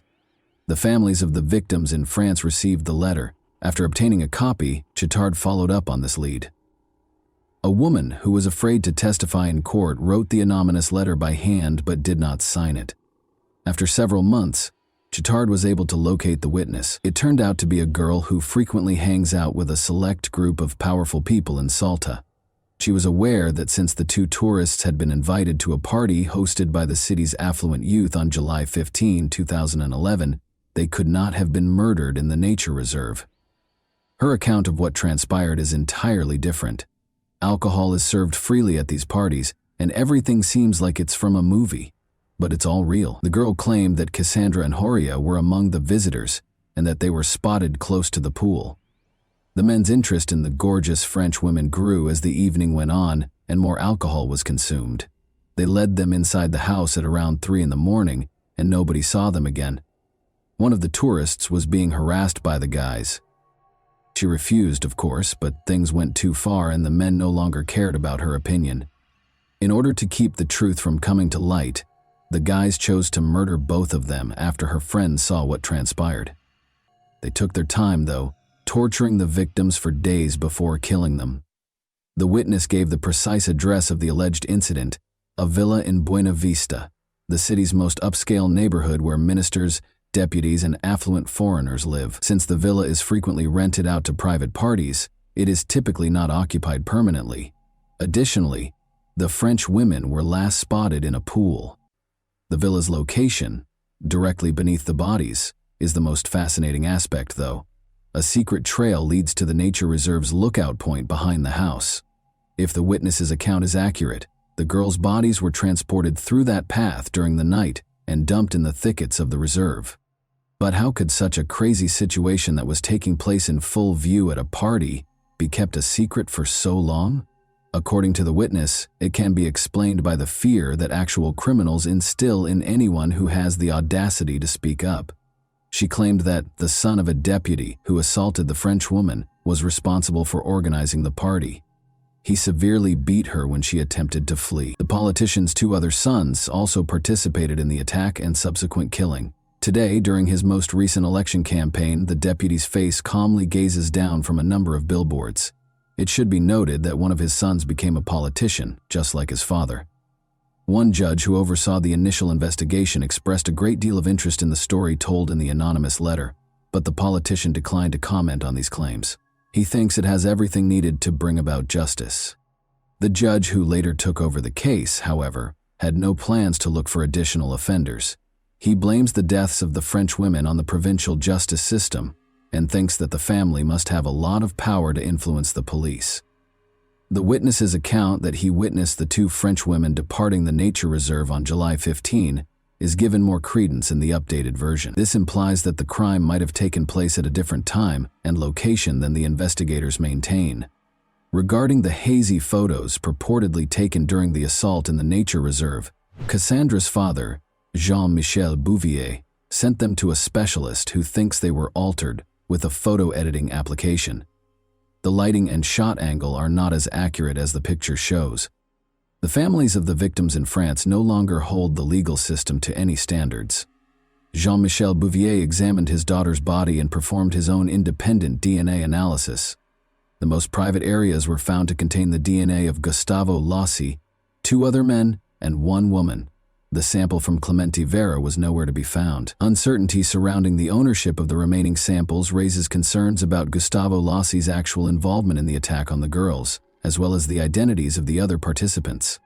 Meanwhile, Clemente Vera's parents' modest house still stands in the center of San Lorenzo, just a few hundred meters from the location where Cassandra and Horia's bodies were discovered. They struggle to make ends meet after their son's arrest, because they are too old to work the land or take care of the animals. Many locals, including Clemente's wife and parents, maintain his innocence. They think his only fault is that he didn't have the money to hire lawyers and lived close to the crime scene. The fact that there is no evidence linking him to the crime in the case files makes it all the more tragic. According to him, the police demanded a confession to the murder, beat him, and threatened him and his child. They searched his home for any incriminating evidence after he refused to comply, but they were unable to find any. Regarding this, Santos Clemente Vera complained to the Supreme Court of Argentina in 2017 and was given permission for a case review in June 2020. He hopes that a new trial will be held and that he will be found not guilty. It's interesting that Cassandra's father believes he is innocent. After conducting his own investigation, attending all of the hearings and visiting Argentina several times to learn more about the case, he came to the conclusion that Vera was not guilty of the crime. As a result, he apologized to Vera while he was incarcerated and launched a social media campaign to secure his release.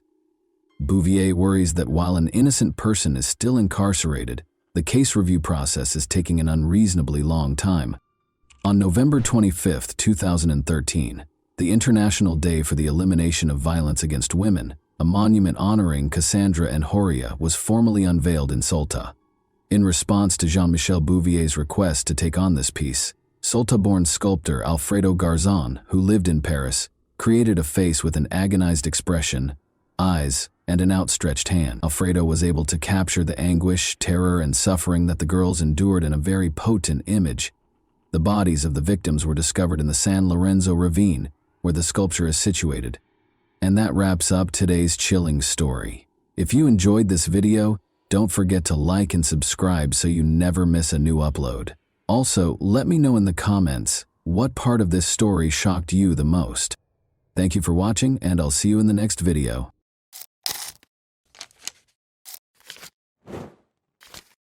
Hey guys, welcome to my channel, and today we're going to take a look at another horrible case with you. A woman who was determined to return home safely to her children risked her life to get out of a predator's grasp. She had no idea that her courage in assisting in the kidnapper's capture would reveal a much more sinister force and save the lives of innumerable others. By working with the police, she was able to expose the rapist's true identity as well as that of a serial killer. Her testimony's credibility was called into question, though, given the process used to retrieve her memories of the assault. Shackled in chains, the prisoner paced the field, moving across the ground with deliberate steps. He lost himself in recollections, his gaze never leaving the tall yellow grass. The simple clothes he used to wear, jeans, a shirt, and a cap, had become luxurious, and his once dark auburn beard had gone completely gray since his last visit. He was now with police officers, the very people he had avoided for almost 20 years. The prisoner had recently broken his lengthy silence by confessing to the disappearances of multiple young women in the 1990s and agreeing to help the police locate their bodies, which were buried in a field outside of Houston, Texas. Families in Texas and Oklahoma had been tormented for years by the loss of their daughters, who had disappeared in the middle of routine situations, like going for a morning run, getting washed, or coming home from a theater group party. There were no answers for a long time. Finally, the man who had caused their pain, a 56-year-old Texas prisoner who was charged with violence and kidnapping but not murder, spoke. At least 7 victims, including 4 girls who did not survive their interactions with him, were connected to him by the police. When taken as a whole, these cases depicted a serial killer posing as a good Samaritan who preyed on a particular kind of young brunette who was discovered on the streets. Although his surprising admission helped reveal the truth about what had happened to some of the victims, the family's most important question was still, why? Sandra Soppel, then 19 years old, completed her high school education and began working as an exotic dancer in May 1997. She was bringing up 2 kids and getting ready to have a third. Sandra's intelligence and determination, which would ultimately save her life and open a Pandora's box of horrific crimes, were characterized by those who knew her. An frightened young woman called the police on May 17, 1997. Sandra was the one. She described the nightmare she had just gone through. She had been abducted and had thrown herself out of a moving car in a last-ditch attempt to get away. She was taken to a nearby hospital after reporting the crime, and despite her severe injuries, she insisted on talking to detectives. Keeping the kidnapper from hurting anyone else was her top priority. But the fall from the car had messed with her memory, and she had forgotten important details of the crime in her subconscious. Later on, Sandra's recollection would prove to be crucial in cracking the case. After failing to find any early leads, the police changed their strategy and had Sandra put under hypnosis. She remembered specifics of the attack after the session. She remembered the kidnapper's face in addition to the make, model, and color of his vehicle. The police's suspicions about a possible suspect were confirmed by this discovery. Sandra was asked to choose her assailant from a lineup a few weeks following the hypnosis. A man named William Lewis Rice was indicated by her gesture. The police had seen Rice before. He had long been of interest due to his criminal past and actions. Although Rice had a challenging upbringing, he had a strong bond with his mother, who would stop at nothing to help him. Rice was born and raised on a farm in Yukon, Oklahoma. He left school to work as a horseshoer in the 9th grade. He married Judy Fleming, a shy girl he met in Anadarko, Oklahoma, when he was 19 years old. Judy remembered that if she didn't date Rice, he would shoot himself. She initially thought he had good intentions, but she quickly discovered he was capable of extreme cruelty. Their turbulent marriage was characterized by violence and adultery. After Rice broke into her new house, beat her, and put a knife to her throat, Judy finally filed for divorce. Even after getting married and getting divorced once more, Rice's violence spiraled out of control due to his growing hatred of women. Rice's first attack is known to have occurred in the spring of 1986, when her Mustang broke down on Interstate 35. The 19-year-old aerobics instructor, daughter of a sheriff's deputy, found herself stranded. Rice offered to help, but instead he kidnapped her, taped her hands together, and pushed her into his truck's sleeper cabin. After saying he loved her and that they would live together in Houston, he later attacked her. By calling her family from a payphone and feigning the need to use the restroom, the girl was able to get away. For the kidnapping and assault, Rice was taken into custody and given a 25-year prison term. However, because of prosecutorial misconduct, an appellate court lowered his sentence to 10 years in October 1996. Following his release, Rice went back to Anadarko to live with his mother, where he assimilated. His background was unknown to many locals, and he came across as modest and courteous. But by the spring of 1997, local young women were starting to go missing. Now in his late 30s, Rice had relocated to Houston, where he continued shoeing horses and working on construction sites. Although his actions raised suspicions, there was no hard proof that he was responsible for the crimes. When Sandra Soppel identified Rice, it was the last straw for the police. By connecting him to Sandra's attack and other unresolved crimes, they compiled evidence against him. Rice's trial took place in April 1998.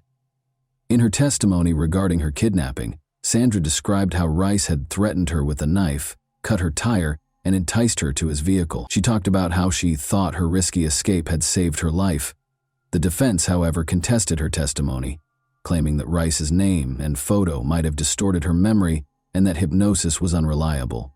In spite of these defenses, the jury convicted Rice of aggravated kidnapping and gave him a 60-year prison term. The community experienced brief respite after Rice was imprisoned, but it wasn't until years later that he came forward with his most sinister secrets. Detectives were able to re-examine cold cases in the mid-2000s thanks to developments in DNA testing. In one instance, Tiffany Johnston, a 19-year-old recently married woman, was kidnapped in July 1997 from a car wash in Bethany, Oklahoma.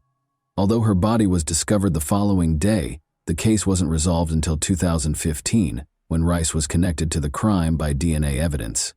In order to avoid being executed, Rice consented to assist law enforcement, which helped them locate the remains of two additional victims, Kelly Cox and Jessica Kane, who were interred in the Texas killing fields. Although Rice's motivations were still unknown, his confessions gave his victims' families closure. Some saw his cooperation as a perverted form of pride, while others thought it was motivated by a wish to avoid the death penalty.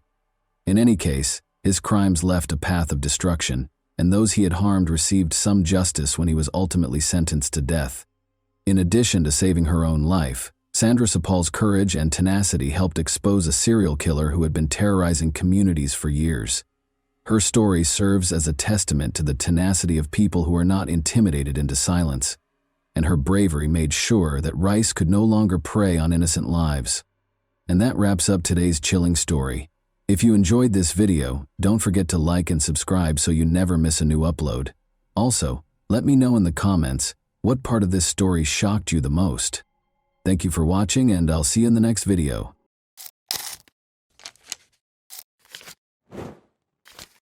Hey guys, welcome to my channel, and today we're going to take a look at another horrible case with you.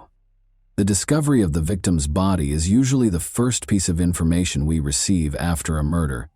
From that point forward, the police begin their investigation to determine what happened and who committed the crime. But not this time. In this case, the typical scenario was disrupted when the victim identified their assailant before he committed the crime. This story occurred recently, in early May 2022, in the city of Peleon Norte de Santander Department, one of Colombia's 32 departments. In this city, there lived a 16-year-old girl named Ana Karina Blanco Duran. She was the oldest of 3 children in a modest family, similar to many others in the region. However, this had no impact on Karina's personality or dreams. She was in the 11th grade and eagerly awaiting graduation.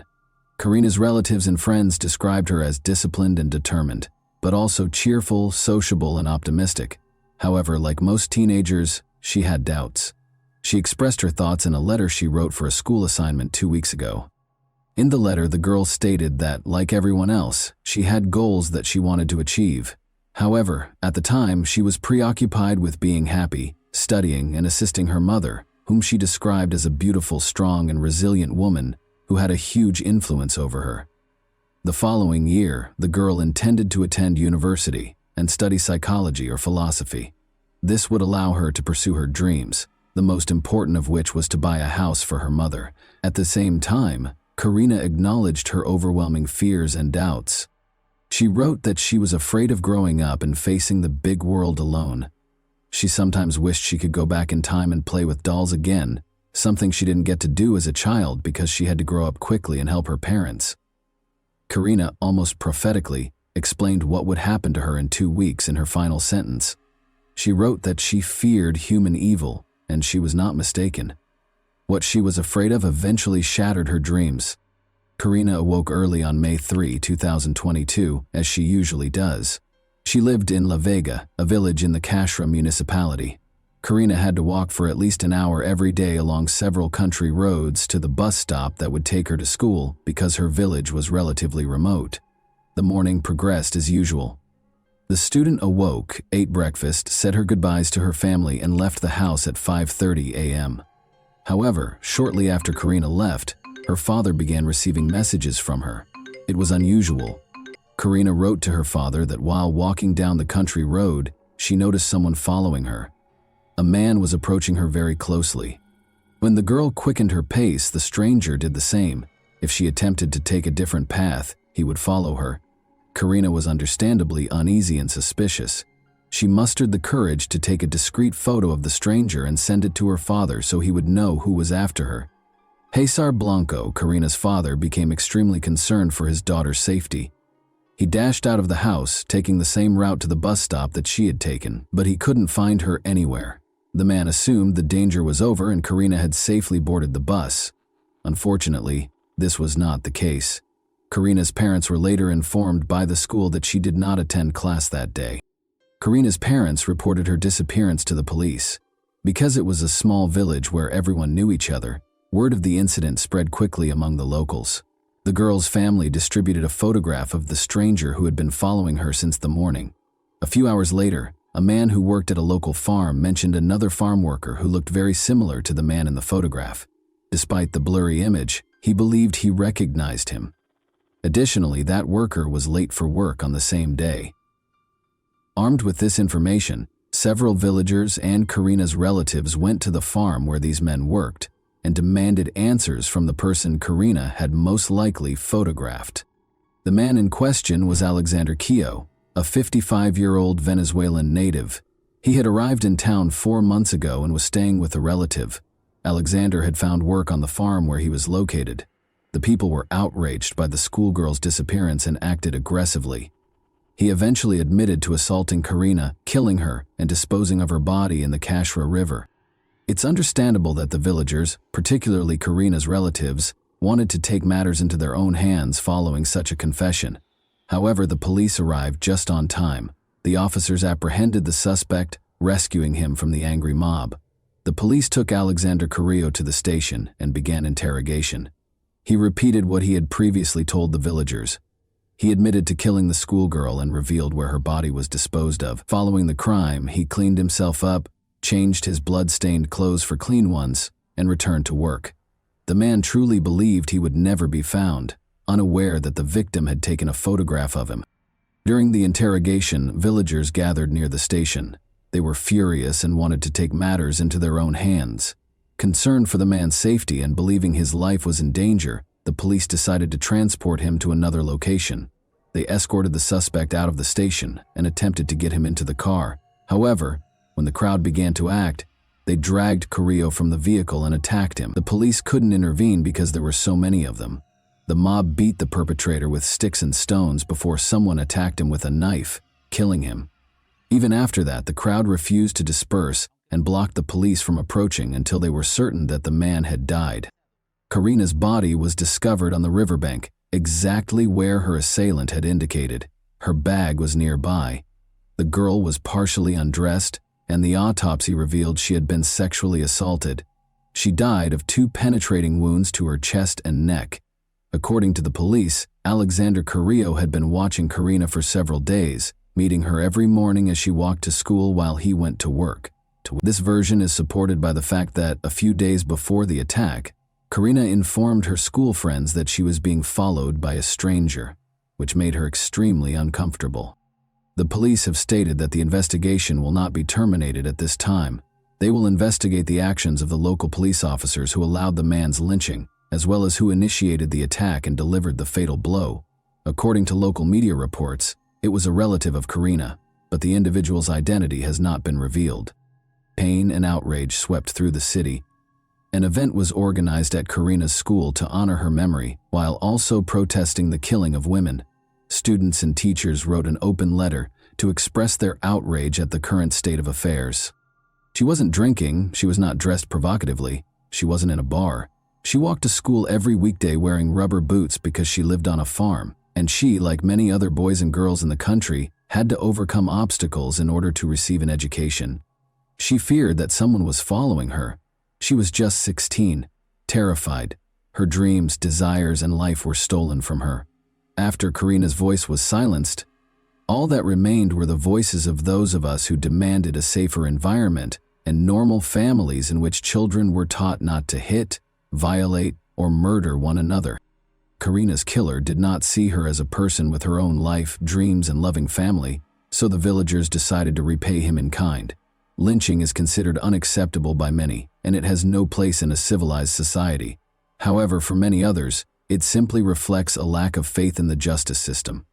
They are dissatisfied with the prevalence of impunity and the fact that the criminal will never face the harshest penalties. They believe the police are not doing their jobs, so they have decided to take action to remedy the situation.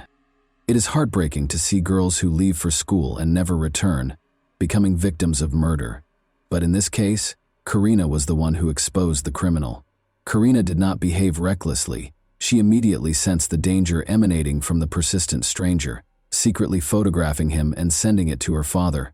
She let him be caught before he could harm another innocent girl. Unfortunately, it was too late for her. However, without that photograph, the police could have gone days, months, or even years without finding the killer. And that wraps up today's chilling story. If you enjoyed this video, don't forget to like and subscribe so you never miss a new upload. Also, let me know in the comments what part of this story shocked you the most. Thank you for watching, and I'll see you in the next video.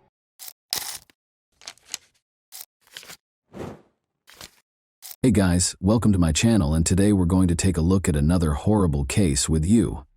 On May 13, 2015, around 5 p.m., firefighters extinguished a raging fire in a garage by the road in the village of Sand Lake, Michigan. At that moment, a terrified woman dashed up to their car, screaming that her neighbors had died. Several firefighters accompanied the woman to her neighbor's house. Two lifeless bodies lay on the bedroom floor in a pool of blood. It appeared that they'd been shot. To preserve the evidence at the crime scene, the firefighters avoided touching anything and immediately informed the police that they had discovered two bodies and needed investigators and forensic experts. Forensic experts had been at the crime scene for about an hour, collecting evidence and photographing the bodies of 46-year-old Martin Durham and 47-year-old Glenna Durham, when one officer noticed a small movement in Glenna's chest. He rushed to her body and attempted to feel for a pulse, but Glenna's eyes opened wide and she sat up abruptly, screaming, "What are you doing, Marty?" The officer immediately summoned paramedics, who transported the injured woman to the local hospital. Marty and Glenna met as teenagers in the early 1980 SS. Marty invited the girl on a date to a local open-air theater, where they both lost their virginity in the same evening, with little interest in the film itself. Their relationship progressed quickly and passionately, but it ended after a few months, in part because Glenna, 17, married soon after. Marty started a family on his own. Christina Keller was 14 years old when she met Marty, then 19, at a party at his house. The young man appeared charming and amusing to the girl, but also a little strange because he immediately declared that he would marry her someday. Marty arrived on her doorstep the following day. He must have made a good impression on Christina's parents, because he has never left her life since. Their friendship turned into a romantic relationship, and Christina, then 16, discovered she was expecting their first child. Within 2 years, she was carrying their second son, prompting the young couple to marry. Christina and her husband had a daughter 11 months later. Christina was 19 and Marty was 24 at the time. Initially, the young family lived with relatives, but in early 1995, Marty secured a higher-paid job at a factory in Michigan, and the family of 5 relocated. However, Marty was involved in a car accident on the evening of February 16, 1995, on his way home from work. Another vehicle speeding through a red light collided with his vehicle. The larger vehicle nearly crushed Marty's car, trapping him inside. Marty was transported to the hospital, where he had been clinically dead for approximately 5 minutes. He suffered severe injuries to his left side and was in a coma for more than 3 weeks. When he regained consciousness, he had no memory of his wife, children, or much of his previous life. He spent a year and a half learning to walk, speak, eat, and care for himself again. Christina provided physical support for him during this time. Marty began to resemble his former self, but psychologically he had changed. He became enraged as a result of the brain trauma. He never fought with his wife or children, but he became a domineering figure. Even his sense of humor grew darker. Christina filed for divorce in 2000, nearly 5 years after the accident. She still cared deeply for her husband, but her feelings had shifted to a more maternal nature, as she had taken on the role of his caregiver and could no longer relate to him in any other way. Marty purchased his first home in May 2001 using funds from the insurance company and a bank loan. The house was located in Sand Lake, Michigan, a small village with a population of 500 people. Marty was overjoyed with his new home, which he had moved into with his 2 sons and an African gray parrot named Bud. 2 months after moving in, Marty received a knock on his door from a 16-year-old girl claiming to be his daughter. Marty inquired as to her mother's identity, and Glenna, his first love, revealed herself. The girl knew her mother had an affair early in their marriage, and she was born a few months after. She wished to establish her paternity for certain. A DNA test confirmed that the girl was Marty's biological daughter, born outside of marriage. Clearly, Glenna had never forgotten Marty, as she had a tattoo of his name on her arm throughout their marriage. Glenna divorced her husband and moved in with Marty. They were very happy together, and they quickly had a new wedding ceremony. Glenna's new husband was everything to her. The couple spent their entire time together, visiting family and going to the local casino once or twice a week. Glenna would sit in the car and read a novel while Marty went hunting. Glenna was paid $3,200 per month to care for her husband, after officially taking on the responsibility. Marty received more than $1,000 in disability benefits each month. Glenna also sold Marty's excess medication, bringing their total monthly income to around $5,000. When Marty's sons moved out, this income was enough to support them in the small village. However, by 2010, Marty's mental and physical health had deteriorated significantly. The couple continued to spend their entire time together and with their friends, including Connie and Keith Ream, another neighboring couple. On Monday, May 11, 2015, Marty offered to mow Connie and Keith's backyard. He enjoyed the work and did it for free. Later that evening, Connie, Keith, Marty, and Glenna sat on the neighbor's terrace, and the Durhams returned home around 9 p.m. Keith sent Marty a message the next day, Tuesday at 8:26 a.m., asking how he was feeling, but he did not receive a response. This was strange because Marty was always quick to return calls and messages. Throughout the day, Keith sent several more messages to his friend, all with the same result. Later that day, Connie approached her neighbor's door and knocked. She heard the Durham's dog bark, but no one opened the door. Keith even sent a joking message to Glenna, asking, "What did you do to Marty?" But she didn't respond either. On Wednesday at 7:30 a.m., Connie approached the neighbor's house again and rang the doorbell. The only response she got was the dog barking. She walked around the house, checking for any open doors or windows. Everything remained locked as usual. Throughout the day, Connie and Keith attempted to contact their neighbors, growing increasingly concerned. After work, around 4:30 p.m., Connie approached the neighbor's house for the third time and knocked. She assumed she'd have to break the door, but when she touched the handle, she discovered it wasn't locked. This time, Connie cautiously opened the door and called out for the neighbors, but she was only greeted by the Durham family pet, who led her into the living room, which was a gruesome mess. Documents and photographs were all over the place, along with a broken lamp and other miscellaneous items. Connie followed Shelby into the bedroom and discovered the homeowners lying on the floor in a pool of blood. Marty was only wearing underwear, whereas Glenna was fully dressed, her legs covered by a blanket. Connie dashed out of the neighbor's house and ran toward a fire truck she saw further down the road. Marty did not have the same luck as his wife. He was shot 5 times in the back, forearm, and chest, leaving him with no chance of survival. He'd been dead for a few days. Glenna was shot twice, both times hitting the area behind her right ear. Blood was discovered not only in the bedroom, but also on a chair in the living room and a pillow with 2 bullet holes. Under the chair, a gun and 2 empty shells were discovered. In the bedroom, there were 5 more shell casings, 1 near the door and 4 near Marty's body, for a total of 7. However, the gun found near the chair was designed to fire 6 bullets. This indicates that the perpetrator had time to reload the gun before continuing to shoot. Aside from the living room and bedroom, the rest of the house appeared to be in perfect order. There were no signs of forced entry, and the kitchen table was set with a bowl of spaghetti and a piece of garlic bread. Later that evening, when Glenna was taken to the hospital, Marty's children were allowed to bring the family pets, a dog and a parrot, to their mother's home, Christina. Despite the fact that the children were only allowed to take the pets, the trio took advantage of the opportunity to search the house and discovered a sealed envelope labeled "Personal." Inside, they discovered letters from Glenna addressed to her children and ex-husband. In the letters, she expressed her love for the children and apologized for not being the best mother. She also asked her ex-husband to care for the children. In Glenna's drawer, they also discovered a packet of unpaid bills.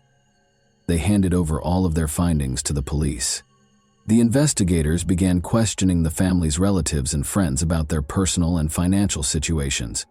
They enjoyed spending time together and became completely absorbed in each other's company. However, it quickly became clear that they were having serious financial difficulties. Glenna was in charge of the family's finances, and relatives suspected Marty was unaware of the gravity of the situation because he was so frugal. On the other hand, Glenna had developed a serious gambling addiction. She would buy hundreds of lottery tickets and lose thousands of dollars at the casino. But whenever her husband approached her, she pretended to be playing with $1 bills. Glenna played every week, and in 2010, she spent $75,000 on her addiction. The family had fallen behind on tax payments, had credit card debt, and Marty's car was about to be repossessed. However, their most pressing concern was their home. Glenna hadn't made mortgage payments in over a year, and they owed $48,000. Marty's mother saw a list of homes that would be seized due to debts in early April 2015, a few weeks before the family was attacked. Marty's address was on the list. She called Glenna, who assured her that the newspaper had printed the incorrect address and that she would resolve the issue. Of course, it turned out that their home was being repossessed. Despite the fact that Marty had taken out a mortgage, Glenna received notice on April 28 that their home would be auctioned if they did not pay $5,000. Interestingly, the auction was scheduled for May 12th, just one day before Marty and Glenna were discovered by their neighbor. The investigators concluded that Marty was unaware of the impending loss of their home because he had been renovating it for the previous 2 months. He painted the bathroom just 2 days before they died. Glenna was able to regain consciousness after 3 days in intensive care. She had no recollection of the day of the murders or the days before. She couldn't remember writing the letters to her children or ex-husband. Because the eyewitness couldn't provide any useful information, the police had few leads or clues to work with. Marty, an avid hunter, frequently showed his firearms to friends, so the weapon contained multiple DNA samples. Glenna and Marty did, however, sell drugs for cash, and large sums of money were kept in envelopes in a safe.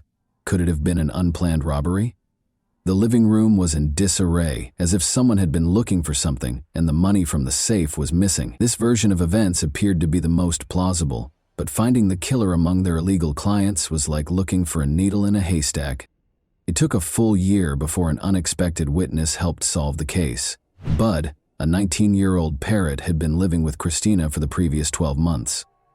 Bud was an African gray parrot with the unique ability to mimic not only sounds and words in his environment, but also human voices. Originally, he was Christina's beloved pet, but Marty took him, presumably to retaliate against his ex-wife for leaving. When Bud returned to his beloved owner, he began repeating various conversations he had overheard while living with Marty, such as how Marty interacted with the dog. However, at some point, he started repeating an argument between a man and a woman. They were clearly arguing with one another, raising their voices and occasionally mixing profanity with everyday words. At the end of the conversation, a male voice said loudly, "No, don't shoot." Christina recorded this scene performed by the parrot on video, but did not report it to the police because she assumed it would be laughed off. However, a year after Marty's murder, a local journalist interviewed his mother, and she mentioned the video.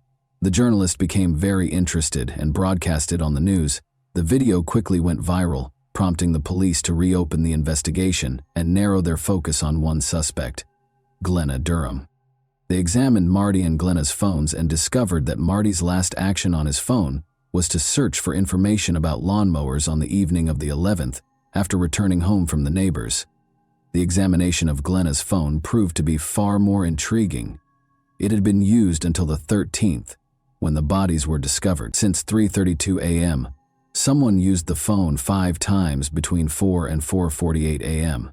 to learn more about the gun used in the shootings, including how to reload it. The final message was sent to Glenna's mother at 4:48 a.m. and said, "I love you, please forgive me." Glenna was arrested and charged with first-degree murder. She maintained her innocence, and her lawyer attempted to show that another family member or a stranger had broken into the house to steal medication, cash, or Marty's weapons. However, the forensic experts found no evidence of forced entry into the house. What about the money from the safe? Marty's children had taken it while they were searching the house for Glenna, who had been taken to the hospital, and their father to the mortuary. When investigators discovered this, they claimed that no one had asked them about the money at the police station, so they did not say anything. In any case, the version of a robber was abandoned because nothing was stolen. The prosecution's version of events seemed much more plausible. They believed Marty was killed on the morning of the 12th because he was wearing underwear. When the man realized he was going to lose the house, he became very upset, and a heated argument ensued. Marty attempted to flee into the bedroom after Glenna grabbed the weapon. She shot him in the back. Marty was still on his feet, reaching for another weapon from the bedside table. Glenna fired again, striking his forearm.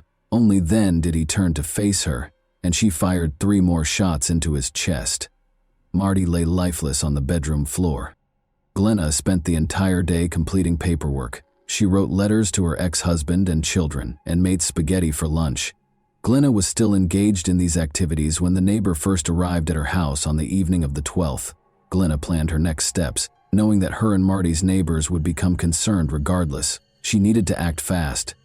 She sat in a chair in the living room, placed a pillow against her head, and fired. However, nothing occurred. The pillow absorbed the impact of the shot, and the bullet only grazed her. She had to look up how to reload the pistol because it was down to its last bullet. This means she didn't try again until the early morning of the 13th, when she sent a message to her mother. Perhaps she still had doubts when Connie knocked on the door again at 7:30 a.m. and found it still locked. But after Connie left, Glenna must have unlocked the door, sat in the chair, grabbed the pillow, and tried again. This time, the injury was more severe, but her doctor later explained that she did not strike any important veins or arteries or penetrate the skull. It's difficult to imagine what condition she was in, but because head wounds always bleed profusely, she may have decided to simply bleed out. She made her way to the bedroom, where her husband's body had been lying all along, and collapsed on the floor, a blanket covering her legs. It's unclear whether she staged a scene when the police officer touched her or simply regained consciousness at that point, and we may never find out, because Glenna continues to claim memory loss. The jury believed the prosecution's version. On Wednesday, July 19, 2017, after 9 hours of deliberation, they found her guilty of murder. Glenna Durham was sentenced to life imprisonment. Of course, the parrot named Bud was not called as a witness in court, and it's not because he swears a lot.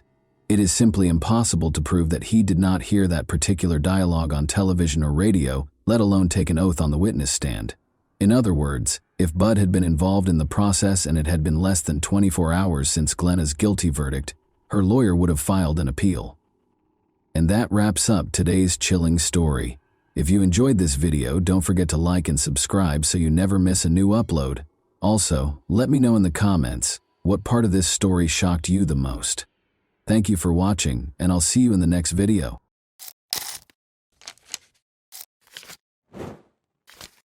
Hey guys, welcome to my channel, and today we're going to take a look at another horrible case with you.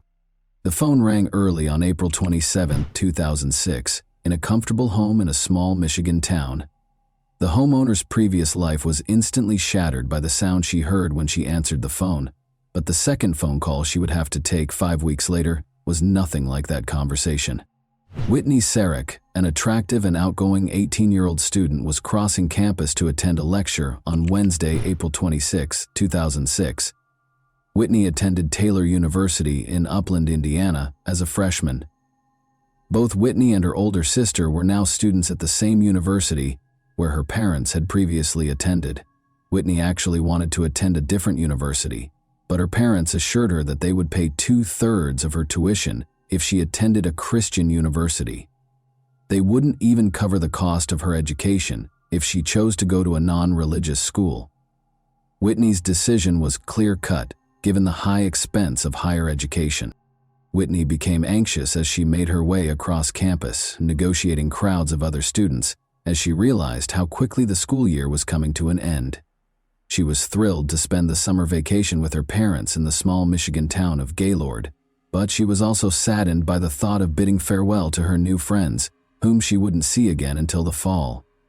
During her first year of college, Whitney had made a lot of new friends. She soon found that the older students were just as amiable as the freshmen and had gone through many of the difficulties of college life, So she also had a few older friends. They were willing to help if she asked for advice. Because she thought she might learn something useful, Whitney seized the chance to engage with older students whenever she had it during her studies. Whitney saw a poster asking for student volunteers to help decorate the banquet hall for a celebration honoring the new university president just that morning as she was making her way to her lecture. As she got closer, Whitney found that the majority of the volunteers who had signed up were older than she was. When she heard this, she also wrote her name down. The student had a typical rest of the day. After studying and hanging out with friends, she went back to her dorm room in the evening and fell asleep quietly. Naturally, she had no idea that the events that would alter her life would occur just 24 hours later, when she laid her head on the pillow that night. Whitney got up early the following morning, showered, brushed her teeth, and took her time choosing her outfit. Whitney wasn't conceited, but she wanted to look respectable because she knew she would be interacting with university employees and senior citizens all day. As she got closer to the parking lot meeting place, she noticed some students standing close to a university van. Despite not knowing them, she greeted them with confidence, introduced herself, and since she was the first person they had been waiting for, they all boarded the van. With ease, the car began traveling north on Highway 69 in the direction of Fort Wayne. It was the banquet hall, where the event was scheduled to take place, and it was only an hour away. Whitney immediately started talking to Laura Van Ryn, a 22-year-old who was seated beside her. Another student questioned whether Whitney and Laura were related, despite the fact that they were strangers. In addition to having similar appearances, the two stunning blondes who were tall and slender learned that they had been raised in small Michigan towns. Whitney's hometown of Caledonia, 2 hours south of Gaylord, was where Laura had traveled to study. In addition, they were both younger daughters of devoutly religious parents and were involved in sports, playing football, basketball, volleyball, and running. The students went into the banquet hall as soon as the van came to a stop. It was their responsibility to get ready for the celebration. As they set the tableware, arranged the chairs, and arranged the tables over the course of the following few hours, Laura and Whitney remained together and spoke amicably. The volunteers ultimately determined that their work was finished at around 7 p.m. They took their seats on the van again, and the van drove back south. Laura and Whitney chatted for a few more minutes on the drive, but they soon felt the weariness from their work, just like the other children. They fell silent as they looked thoughtfully out the window at the passing landscape. When the van was within 2 miles of the campus, about 30 minutes later, a bright beam of light filled the van's interior. It quickly grew stronger, bouncing off the faces of those inside, and in a matter of seconds the whole interior of the van was blazing. After a horrified scream, there was total quiet. In a matter of minutes, distressed drivers on Highway 69 called the 911 hotline to report that something horrible had happened. Rescue personnel were shocked by what they saw, even though they had prepared for the worst when they got to the scene. Bodies, glass fragments, and wreckage littered the area. The headlights of a fully loaded truck driven by Robert Spencer were the source of the sudden light that filled the van's interior. While traveling north on the highway, the truck driver had dozed off behind the wheel. The truck didn't stop when it swerved off the road and onto the grassy median strip. After veering back onto the road, it struck the southbound van that was transporting the students. The truck literally tore off the van's back end when it hit it, sending it spinning uncontrollably. The pupils were thrown out and dispersed in all directions, since half of the vehicle was gone. Sadly, 5 of the 9 people in the van could not be saved, but when the rescue crews arrived, they discovered Robert still alive inside his truck. A few hours later, on April 27, Whitney's mother in Gaylord got a call early in the morning. Her husband wasn't at home because he was helping the church rebuild houses following Hurricane Katrina's devastating effects. The coroner, who was on the other end of the line, told the woman that her daughter had died in a terrible accident. The Van Ryn family also had to take a late phone call at the same time, 3 hours south of Gaylord in Caledonia, but they were informed that Laura had survived the same accident and was in critical condition. Early in the morning, the girl's boyfriend, Aaron, and her parents arrived at the hospital. In the hallway, Laura's classmates were already anticipating their arrival. The girl was in a coma, swollen, bandaged, and wearing a neck brace as she lay in a hospital bed. Laura's leg, elbow, collarbone, and ribs were all broken, the family was told, but the brain trauma was the most serious injury. The patient had been stabilized, but it was unclear if she would ever awaken from her coma. Even if she did, she would probably not be able to live independently because of the severe damage to her brain. Laura's family made the decision to move her to a Grand Rapids rehabilitation facility that specializes in brain injuries because they knew that her recovery would be a long one at best. Additionally, Whitney's sister and mother showed up at the hospital. Even though they were only a few feet from her body, the coroner reassured them that they didn't need to identify her and even discouraged them from going inside the mortuary. They were also given Whitney's handbag, which was filthy, stuffed with broken items, and smelled horribly of gasoline. When the handbag was discovered close to Whitney's body, the women knew that her body would be in an even more appalling state. They didn't want to remember her that way, so they couldn't bring themselves to look at the body. They merely returned their daughter's body to Gaylord, their hometown. Whitney's 19th birthday fell on her farewell, so her family chose to play a collection of videos from her past birthdays. More than 1,400 people, or roughly half of the town's total population, came to bid her farewell. She was laid to rest in a closed casket the following day. Meanwhile, Laura's family members, who alternated between sitting in the girl's hospital room, received a startling update. Brain scans suggested Laura would emerge from her coma, but it was not clear when.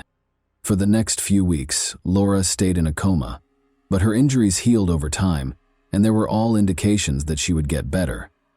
After 30 days following the incident, Laura finally regained consciousness on Tuesday, May 16. At first glance, her brain appeared to be operating normally. It was a miracle, and her family was incredulous. The girl was getting better pretty quickly, and she soon had the ability to sit up and move her hands and legs. Laura's loved ones discovered a lot of new information about her at the same time. Laura's 3-year boyfriend, Aaron, whom she intended to wed after graduating from college, was astounded to see that her eyes had changed from being greenish to a much deeper shade of blue. Additionally, her sister discovered that Laura had a belly button piercing when she inadvertently lifted her shirt. Additionally, the girl appeared to have shifted her teeth to one side. All of this, however, seemed trivial. What mattered most was that Laura was still alive and making progress toward recovery. Or did she? Before long, she did something that caused her family, doctors, and others to question whether her brain was working correctly.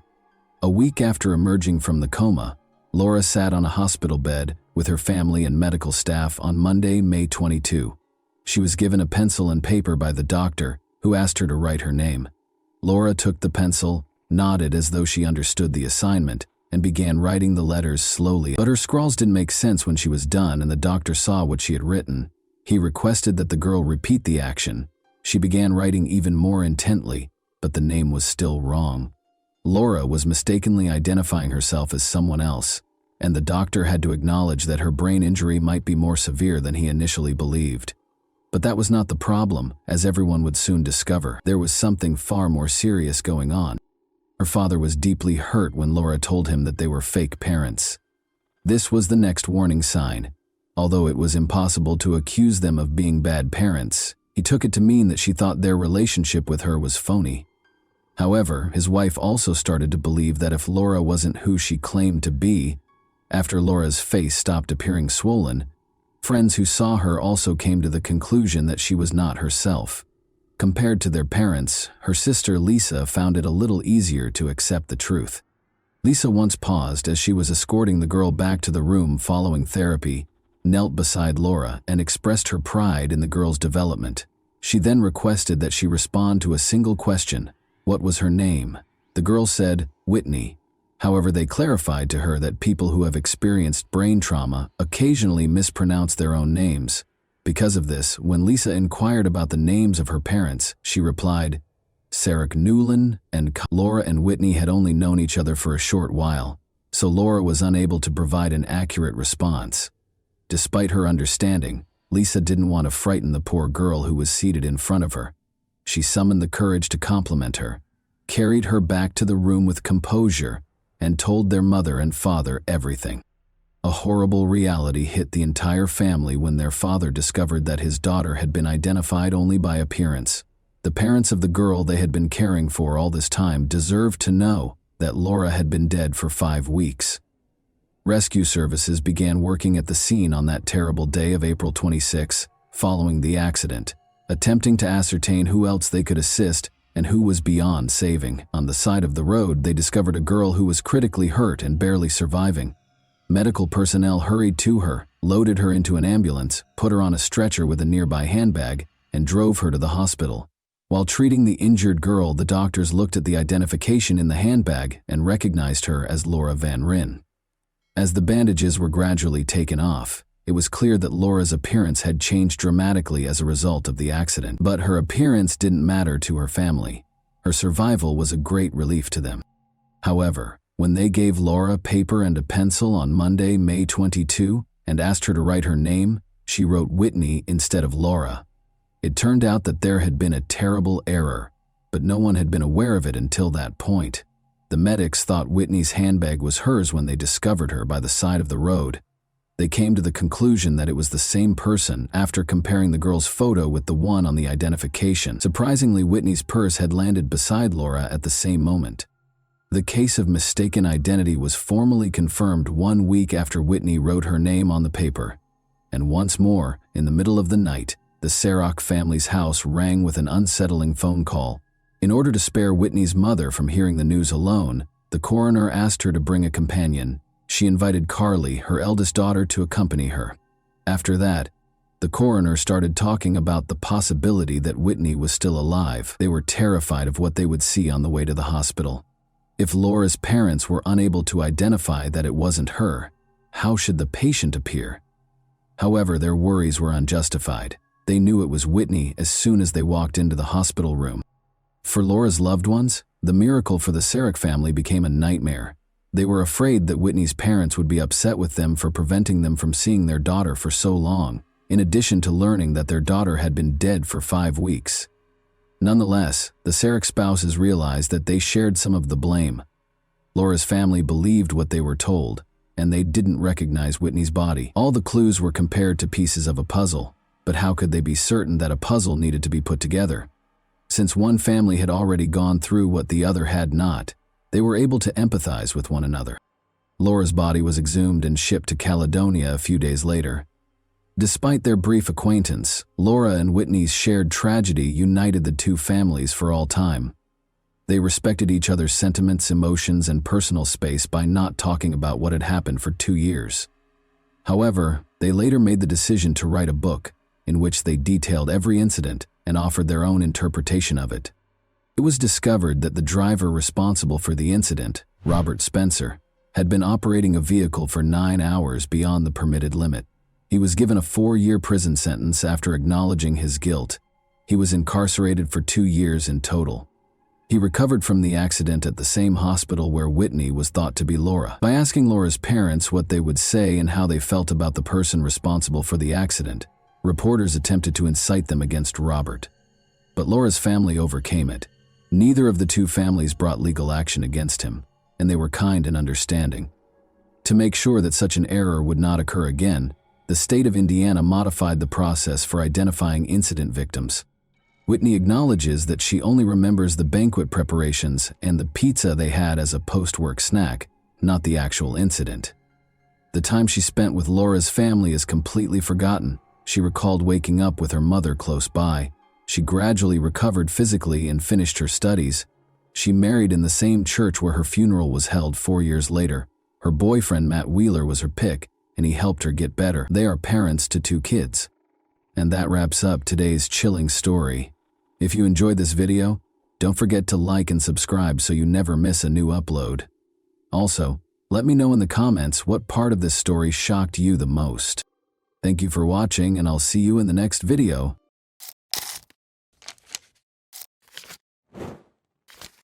Hey guys, welcome to my channel, and today we're going to take a look at another horrible case with you. In December 2010, at St. Malachi's Church in Tyrone, Northern Ireland, it all began exactly where it ended. In front of more than 300 guests, beauty queen and educator Michaela Hardy and athlete John McArevey exchanged vows.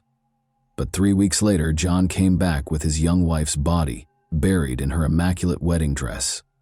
What caused Michaela to pass away? Who could be so cold-blooded and cunning as to murder a woman who had just recently started to enjoy her wedded life with her beloved? And will international cooperation aid in the investigation of one of the most horrific and unforgettable crimes of the past several years? In 2005, John McArevey, the captain of the Irish football team, and Michaela Harte, the daughter of one of the nation's best football managers, met in university. The young couple fell in love at first sight and had never been apart since. Michaela gladly accepted John's proposal while on vacation in Paris. On New Year's Eve, which was also Michaela's 27th birthday, they scheduled their wedding. Following the formal wedding, the newlyweds flew out on their 3-week honeymoon. Before the most anticipated portion of their trip, 2 weeks at the 5-star Legends Hotel, situated in the fishing village of Grand Gabe on the northeast coast of Mauritius, began, they spent the first week in Dubai. Michaela thoroughly investigated local hotels before deciding on Mauritius as their idyllic honeymoon destination. They chose the Legends Hotel because it has a lot of good evaluations and is well liked by Irish travelers. They asked the hotel's receptionist if they could be assigned to one of the better rooms when they first arrived. They were told that room 1025 in the premium block was available. On January 10, 2011, after having breakfast together, John opted to play golf while Michaela sunbathed. They had lunch together once more. After lunch, Michaela usually looked forward to tea with something tasty. While she went to the room to get Kit Kat bars with her favorite dark chocolate, which she had bought from Dubai and placed in the refrigerator, she requested her husband to get tea. Although John offered to bring her the snacks, she chose to go alone because the accommodation was only 150 feet from the restaurant. While waiting for his wife to come home, John viewed videos and shot some pictures. After a while, he started to question why Michaela hadn't returned. He made the decision to find her. John knocked on the door but got no answer. He went to the receptionist after forgetting his key in the room and failing to see anything through the window. After guiding him back to the room, the corridor attendant used his key to open the door. However, the corridor attendant heard a man's cries for urgent assistance as soon as he moved a short distance away from the door. John walked into the room and found his wife in the cold water bathtub. Her lips were blue, her skin was cold to the touch, and there were noticeable bruises on her neck. John tried to assist Michaela, supposing she had planned to take a bath because of back problems, but had slid or passed out. But his attempts were unsuccessful. The dreams of a young, contented married couple came to an end when medical authorities declared Michaela dead within an hour.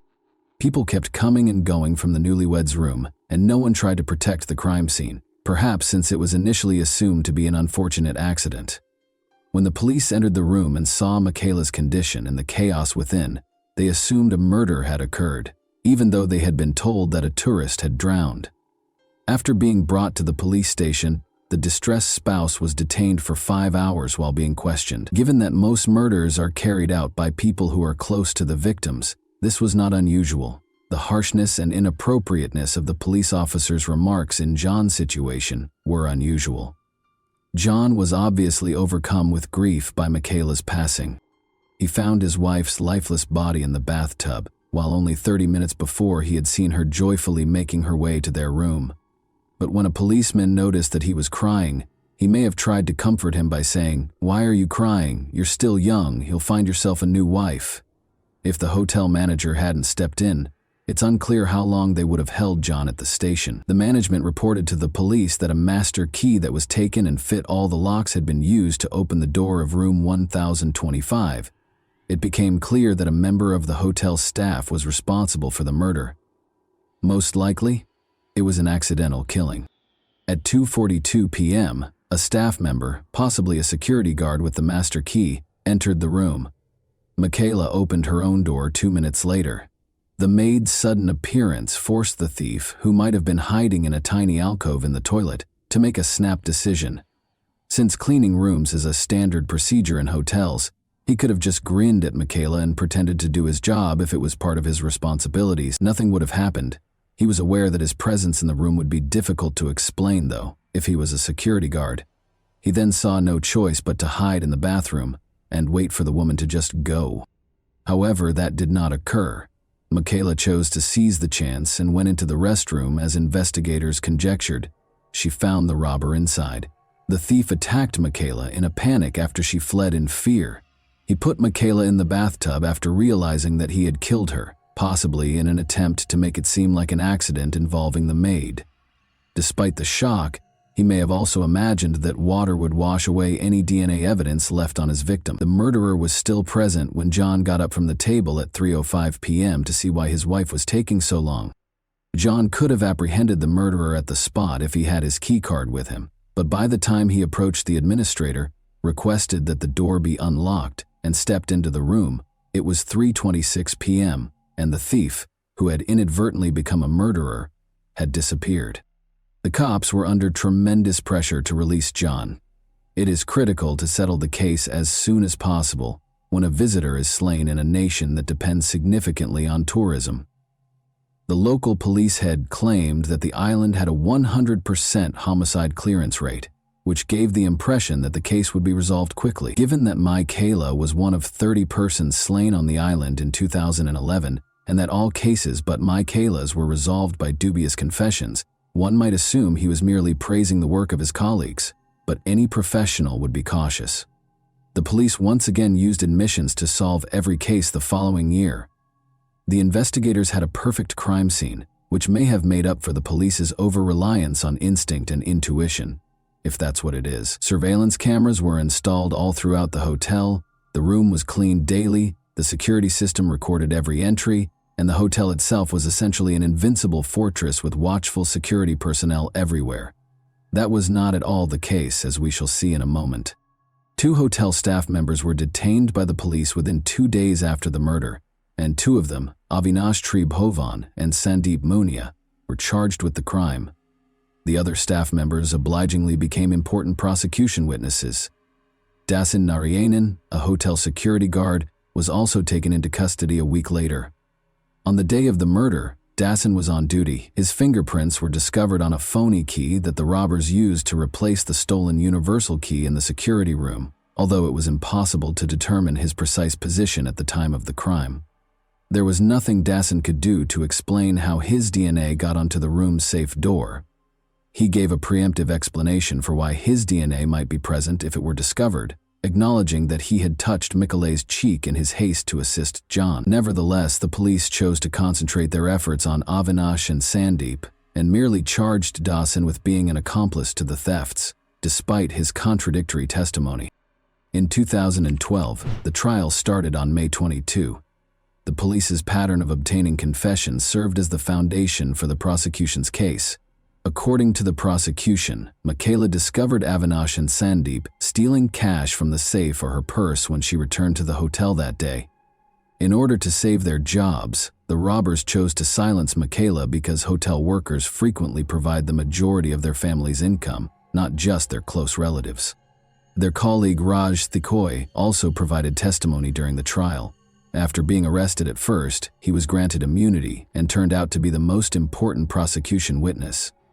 Raj claimed that although he was close to the room and heard a woman's anguished cries, he chose not to knock on the door. Rather, he hid and watched as Sandeep and an upset, sweaty Avinash left the newlyweds' room. When he later inquired about what had transpired, they responded, "Nothing happened, just keep quiet. If you say anything, we'll involve you in this matter." Prosecutors mostly relied on the confession that one of the suspects, Avinash Tribhovan, gave, in accordance with standard police procedures, in addition to witness statements. Because of their negligent investigation, it appeared as though the police were being judged alongside Sandeep and Avinash, even though they were the ones who were implicated. The defense lawyers called attention to all of the investigators' obvious flaws, errors, and gaps. First of all, the hotel was not closed when Michaela's death was found, and neither a visitor nor a staff member was questioned. The evidence was compromised since some tests were not carried out and others weren't done until the hotel room was given back to them. Although palm and fingerprints were discovered in the room, their owners were not recognized. However, there was no DNA evidence that Sandeep and Avinash were guilty. Even the paper money, which the authorities said the robbers were interested in, was not scanned for DNA or fingerprint. The court was also informed that numerous significant artifacts were not captured at all, and that all of the photos taken at the crime scene were in black and white. The enigma surrounding the 46 security cameras that recorded the activities within and outside the hotel, however, generated the most controversy. The cops refused to give the defense lawyers the videotapes in spite of repeated requests. As it turned out, they were unable to conceal the footage, not because they wanted to. Due to their inability to control the cameras, the police officers deleted 90% of the videos. Instead of providing a truthful response when asked to explain how the apparatus operates, they merely hit the button, which also happened to be the record button, and when they believed they were playing back the recordings, they were actually erasing them. International media questioned whether the local authorities were purposefully undermining the probe due to the police's obvious incompetence. Lastly, the defendants asserted that they only confessed after the police tortured them. Sandeep, who reportedly handed the keycard, stated that he was forced to make the confession under threat of a firearm. Avinash also refuted his testimony, claiming that he vomited blood after being tortured and subjected to water interrogation by the police. He was also allegedly informed that his wife would be deported and that he would have to move to Ireland to live with John McAvery, who would now require a new wife. Avinash claimed that he only signed the document that was given to him, not even reading his own confession. Even though he and Sandeep were in room 1009 where a VIP customer was scheduled to stay when the murder occurred, another witness said he was coerced into providing false testimony. Sandeep demanded that his subordinate keep the space spotless at all times. He even picked up the mop personally at one point to show how the floors should be cleaned. Telecommunications data also supported Sandeep's assertion that he was speaking on the phone with his sister in Britain at the time of the incident. Lastly, it was verified by the retained security camera film that he was in a separate area of the hotel when the murder occurred. The court case took over 8 weeks to complete, even though it was only supposed to take 2 weeks. This was mostly because the defense lawyers went beyond the bounds of decency and made the trial into a spectacle. They frequently cracked jokes and caused the board, spectators, and law students in the courtroom to erupt in laughter. The defense brought up the possibility of a sexual motive for the crime, implying that Michaela's husband was involved. They implied potential wrongdoing between John and his wife and mentioned an intimate aid they discovered in the hotel room, but it was actually a straightforward insert from Cosmopolitan, a women's magazine Michaela had bought at the airport. Then, using a purportedly verified video, they tried to demonstrate that John and Michaela had a heated argument, but the people in the video weren't Michaela and John. Rather, they were 2 Germans who looked like them. In order to verify that he was the man in the video, John had to reach out to him on Facebook and ask him to give a statement at a German police station. All things considered, the sensationalism surrounding Michaela's murder case caused great distress to her family. Specifically, John was ranked highly on the list of readers' choices in a survey called Who Killed Michaela that was published by a local newspaper. In addition, the police released pictures of Michaela's battered and nude body to the Mauritius newspaper, which caused her family unimaginable distress. But these 8 weeks were over, and the jury members had to decide what to do. After a guilty conviction, Michaela's family thought the accused would have the right to request a review of the case because the judge gave a clear summary of the case and highlighted the suspect's culpability. They were certain that the verdict would be just what they had expected. The court also firmly asked the jurors to make the appropriate choice from their point of view, rather than to think about how this case would affect the nation's reputation. And the jury found Avinash and Sandeep not guilty, after 2 months of trial and just 2 hours of deliberation. After the acquittal verdict, John and Michaela's families were incredibly disappointed. They endured all the agony of the process, inappropriate remarks from attorneys and police, tolerated laughter in the courtroom, and even faced aggressive behavior from the locals because they were confident that the guilty parties would be punished for the murder. They were certain of Avinash and Sandeep's guilt and believed that they were acquitted because the case received global media attention and the jurors did not want the murder case to reflect negatively on Mauritius' image. The Hart and McCarvey families cannot forget that Avinash's lawyer appeared on a local radio station and essentially admitted his client's guilt, mentioning how Avinash cried and apologized to Michaela's family. The interview was supposed to be presented in court, but the lawyer managed to evade his responsibilities. John believes that Avinash told the truth when he confessed to Michaela's murder. He is why, when everyone hears about death by strangling, they image the killer suffocating the victim, ripping their neck with 2 hands.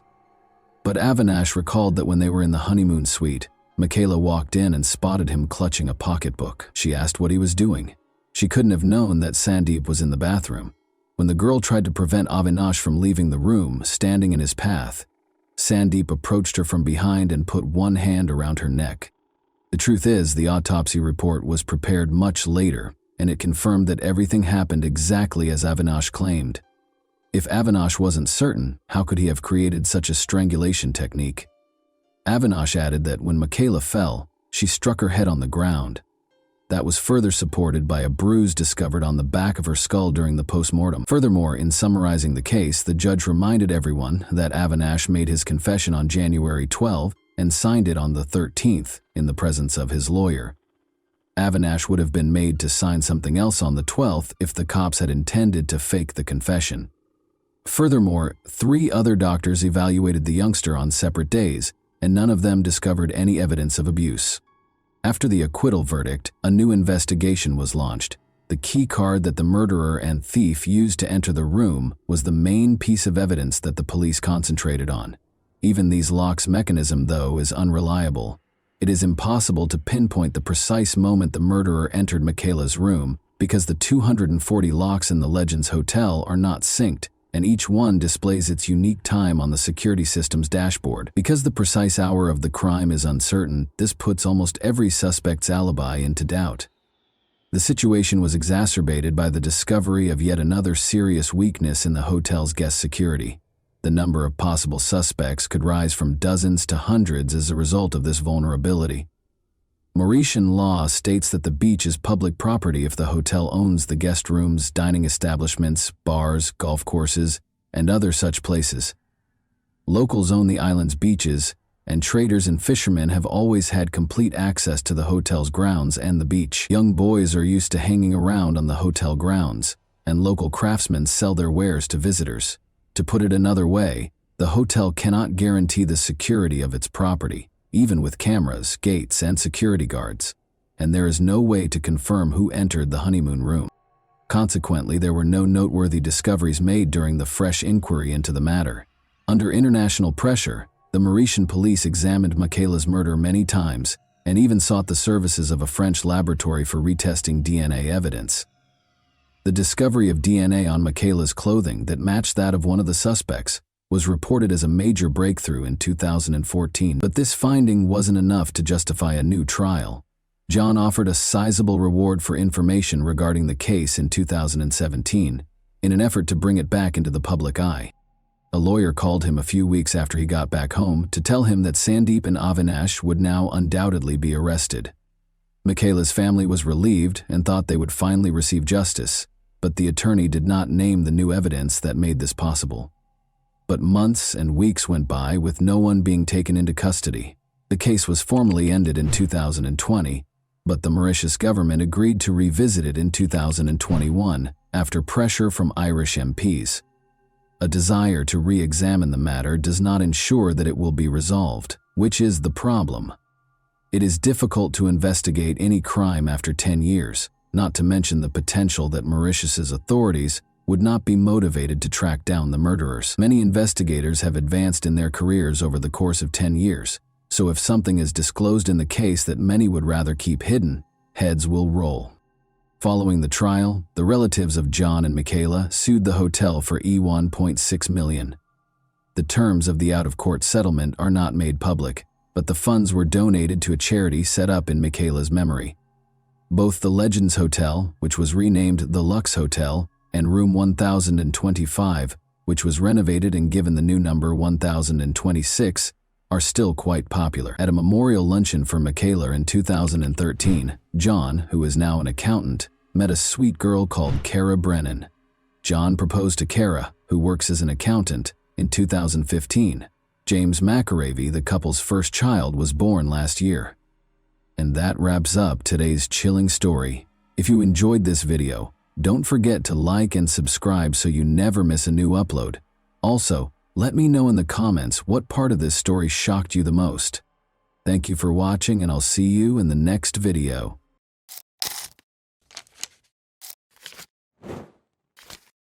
Hey guys, welcome to my channel, and today we're going to take a look at another horrible case with you.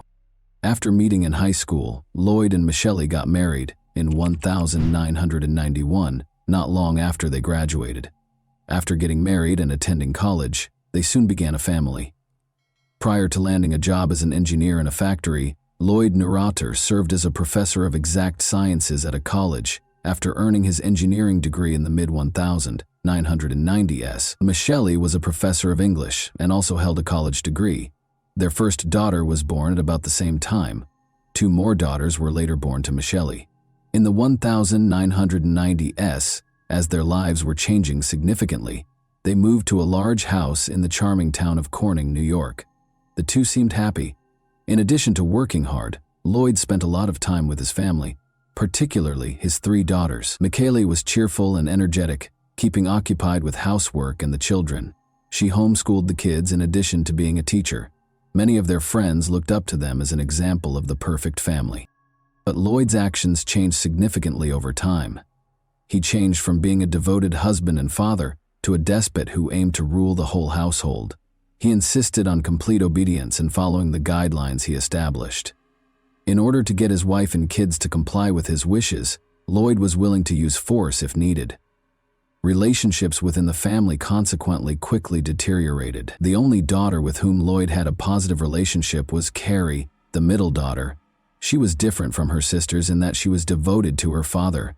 By taking her to events like the ballet, doing her hair and makeup, and giving her extra attention, Lloyd showed her how much he valued her loyalty. He brutally imposed order and control over the rest of the family, though, and showed them no such kindness. Carrie was compassionate and kind as a child. She was involved in many humanitarian endeavors and especially loved working with the homeless. Up until 2008, when America went through a serious financial crisis, the family was able to get along. Millions of Americans experienced financial and employment difficulties during this period. After losing his job, Lloyd started looking for another one right away, but his efforts proved fruitless. Michelle began looking for work as well, but she found it difficult to juggle her search with taking care of their daughters and the house. Lloyd eventually secured a reputable position in New Jersey. The fact that her husband had at last found work pleased Michelle. She continued to take care of the kids while finding part-time employment in Corning, her hometown. Michelle found it more and more challenging to run the family alone after Lloyd moved to New Jersey on his own. When Lloyd demanded a divorce a few months later, things took an odd turn. The decision was unexpected because there were no urgent grounds for separation. No serious arguments between the couple were known to friends or acquaintances. Michelle found herself in a challenging situation after Lloyd's decision caught her and the kids completely off guard. She had been a great wife and mother, but she was in a difficult situation because of her husband's behavior. According to Lloyd, he no longer wanted to get back together with Michelle because they had become estranged during their separation.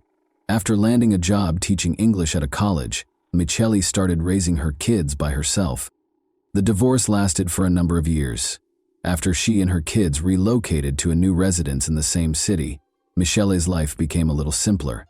By that time, her daughters were old enough to help out around the house, giving Michelle more time to concentrate on her work. She was establishing herself professionally and earning a good living. She still had to deal with Lloyd, though, who wanted sole custody of their kids. Additionally, the two were embroiled in a savage argument about child support. Lloyd repeatedly tried to defame Michelle in court to obtain full custody during the protracted divorce process, which lasted more than 5 years. Michelle retaliated in spite of the challenges, defending herself and filing counterclaims against her ex-husband. Their family's ongoing legal troubles started to come up in court and among their friends. Master manipulator Lloyd was. In the years after 2010, the middle child, Carrie, moved in with her father. She loved and missed her father very much, so she thought it was her decision. The judge, however, disagreed with Carrie's decision and supported the other children's decision to remain with their mother throughout the trial. To pick up the youngest daughter for swim practice, a family friend drove to Michelle's house on August 28, 2017. He caught a glimpse of Michelle through the living room window, but she was standing strangely close to the stairs.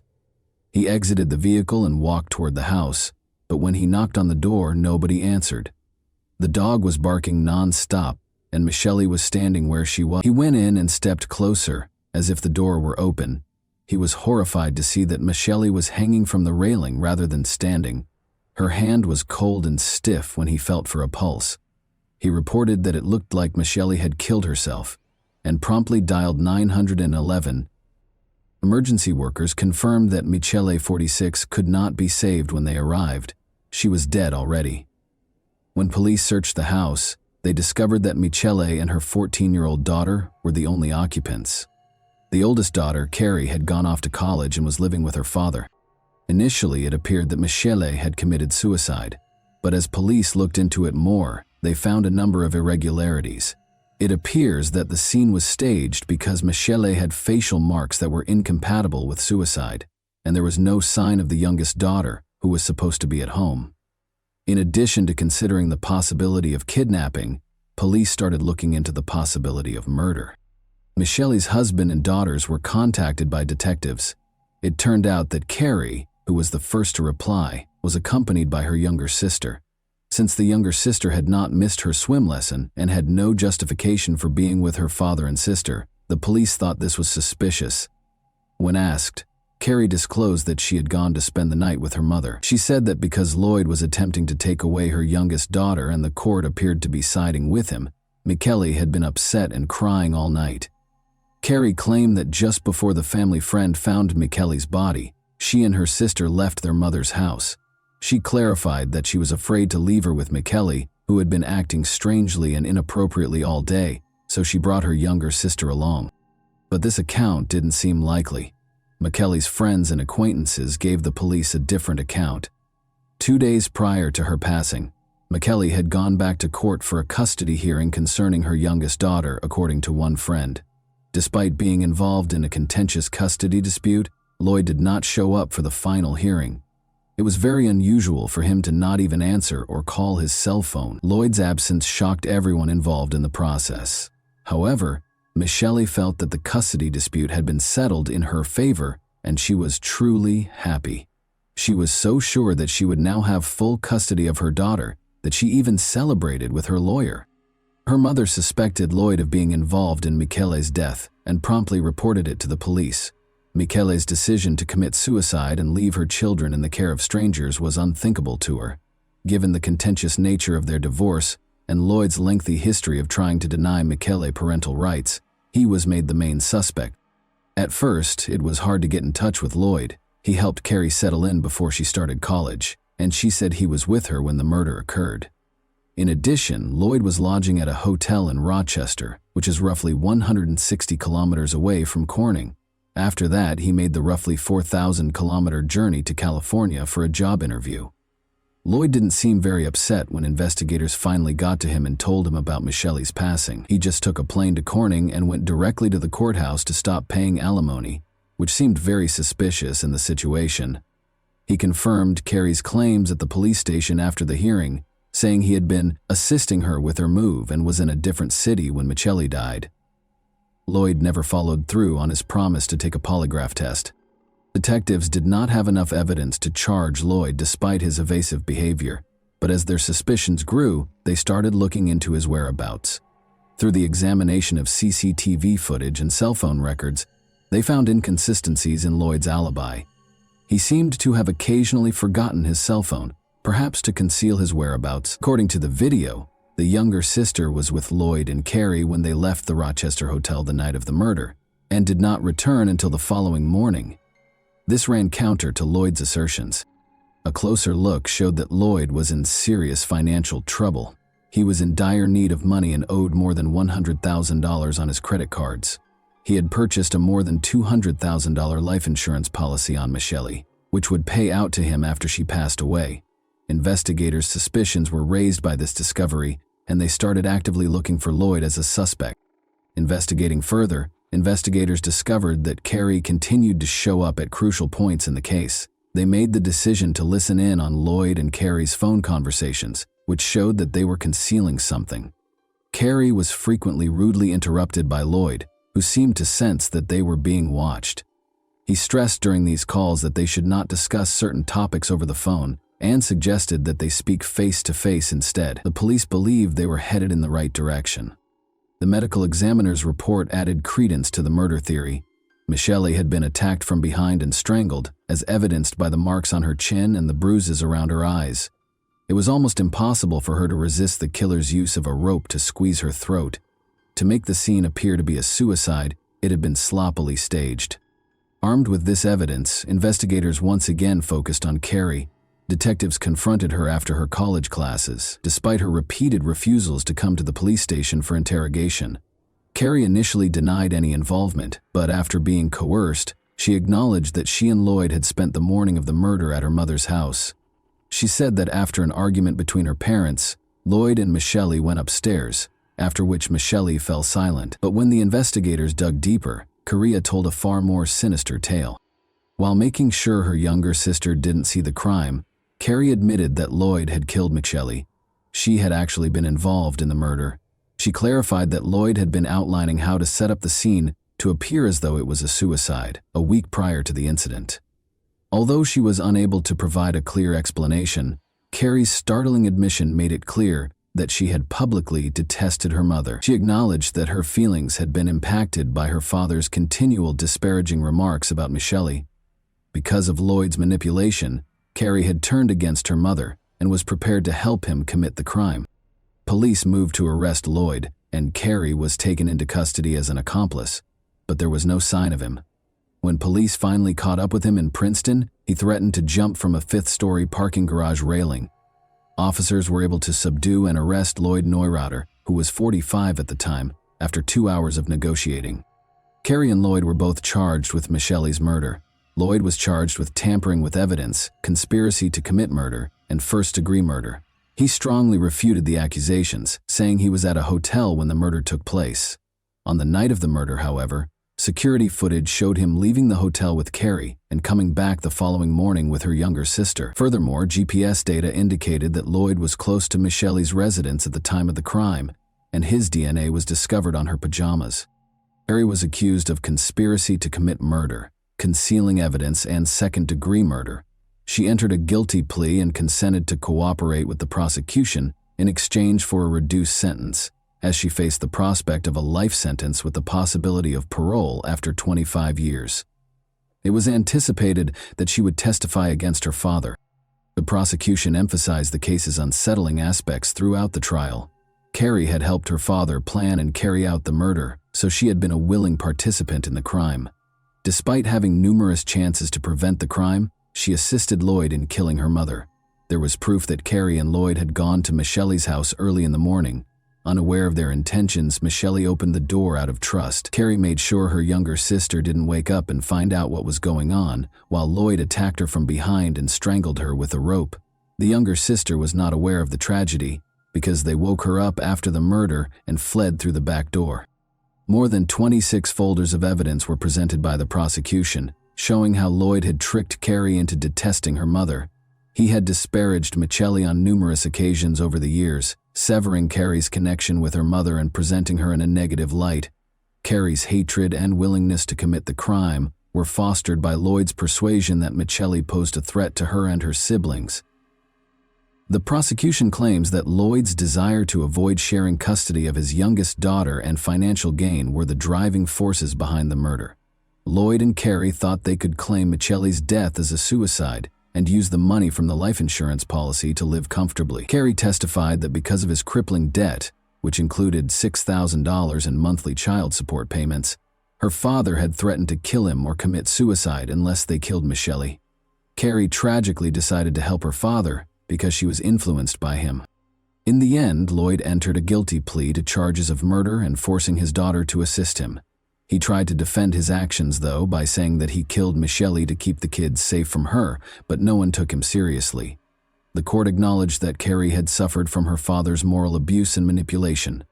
Lloyd was given a life sentence without the possibility of release after being found guilty of first-degree murder and other offenses.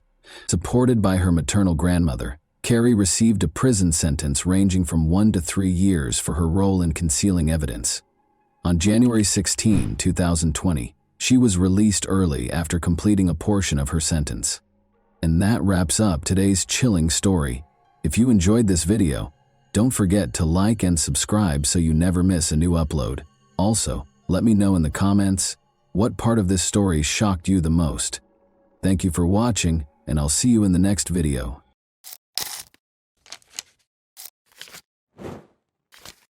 Hey guys, welcome to my channel, and today we're going to take a look at another horrible case with you. Today, we'll examine what happened in Norris City, Illinois. Jacob Wheeler, 22, and his girlfriend Jessica Evans, 17, went fishing in the small Wabash River. Their families have been unable to get in touch with them, and they have not gone back home. All residents of Norris City followed the investigation after police were alerted to the couple's disappearance that same day, but sadly, there was no happy ending to the tale. All the locals were shocked by what transpired. Southern Illinois is a patchwork of fertile farmland and thick forests that stretches between Kentucky and Missouri. With a population of just over 1,000, the area is dotted with small villages like White County and Norris City, which make it an excellent place to raise children due to its small size. Hunting and other outdoor pursuits are popular. There are many locations where fishing is popular. Before summer break at school began in 2017, Jessica Evans, then 22 years old, met Jacob Wheeler, who had just moved across the street to live at his brother's house. Jessica and her mother, Chris, lived in a comfortable home. After meeting at a party and striking up a conversation, they fell in love. After 3 years of service in Iraq, Jacob was a quiet country boy trying to rebuild his life. Chris, Jessica's mother, wasn't overly concerned about the fact that Jacob was 5 years older than Jessica. She had faith in him. Jessica requested permission from her mother on August 26, 2012, to take Jacob fishing at night in a popular location on the small Wabash River. At first, Chris was opposed to the idea, but after Jessica persuaded her, he agreed. She warned her daughter not to spend too much time out. On a nearby street lived Megan, Jessica's older sister, and her son Miles. Jessica had to watch her son at 5 a.m. the following day, while Megan had to leave for work. Chris, Jessica's mother, reminded her that she needed to return home by 5 a.m. before Jessica left to go fishing. Although Jessica had no way of knowing that this fishing trip would be her final one, she responded that she remembered that and would be at her sister's house by then. Jessica was heading to bed when Chris called her just before midnight to check on her. At 5 o'clock the following morning, Chris discovers that her youngest daughter has not returned home, despite Jessica's assurances that she was all right and that she and Jacob were nearly finished fishing and would be home shortly. Jessica was not known for being late, especially when she knew she had to watch her nephew. Jessica didn't answer when Chris picked up her cell phone and began calling her daughter. Chris's text messages also went unanswered. Chris knew right away that something wasn't right. She was certain that she would have alerted Jessica if her plans had changed. When Chris arrived at Jacob's house, his brother Jeremy informed him that Jacob had also not returned home. By 9 in the morning, Jessica's family was starting to worry, but Jeremy wasn't concerned because he knew Jacob could take care of himself. Chris feared they were stranded somewhere or that Jacob's pickup had broken down. Chris finally called the White County Sheriff's Office after the couple had not been seen for 12 hours. Sheriff Doug Mayer wasn't overly worried when he got the call about the missing couple on Sunday night while he was lounging around his house. Maybe Jacob and Jessica had escaped, he thought. He needed to know where they had disappeared to, but he assumed they were safe. In order for the phone company to track down Jessica's cell phone, the sheriff chose to execute a warrant to search it, which could take hours. Meanwhile, as instructed by the family, the sheriff's deputies went to the fishing spot where Jessica and Jacob were expected to be. There were only gravel roads leading to the remote location. A 50-foot overgrown trail led the deputies to a popular fishing location. There were clear indications that someone had visited. Although there were a few packages, there were no indications of any criminal activity or problems. Although the campfire had been extinguished, the area was extremely clean. Jacob had left his pickup truck behind. The sheriff had trusted his instincts about the young couple thus far. He didn't initially think that something negative had occurred. He did believe that they had most likely traveled somewhere voluntarily. Ultimately, Jessica's cell phone carrier provided the records to the sheriff's deputies. Attempting to track the phone and determine which tower it was closest to was a great way to locate them. They discovered that a tower in the campground area was the source of the signal. That was the implication. Jessica was somewhere close to where she and Jacob had gone fishing, and her phone was still on. The sheriff was not prepared for it at all. If Jessica and Jacob are still alive, why aren't they returning their calls if the couple had just fled? The news that Jessica and Jacob were missing spread swiftly throughout Norris City, raising concerns among the locals as investigators started to worry that the two were stranded somewhere, gravely hurt, or worse. When the sheriff's office discovered that Jessica's cell phone was still in the area where the couple had gone night fishing, they became concerned that something horrible had happened.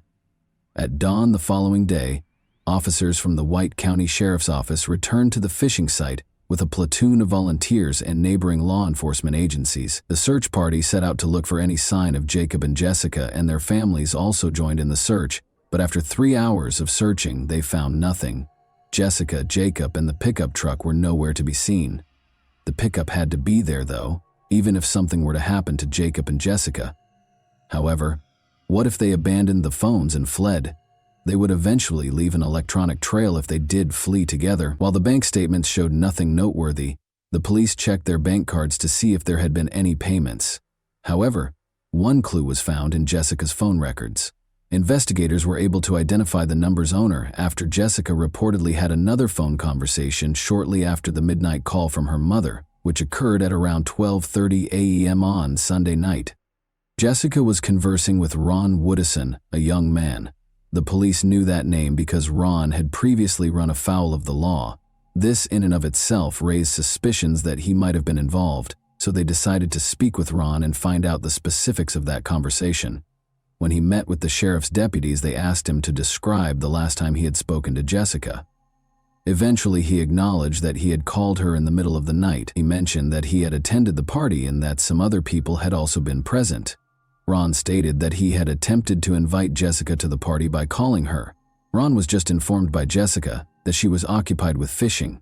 He had been told not to call Jessica by Jacob when he reached for the phone, and Ron claims that they had a rather heated exchange. Jacob was mostly to blame. The fact that Ron had called his girlfriend really annoyed him. Jacob was quite irritated by his call.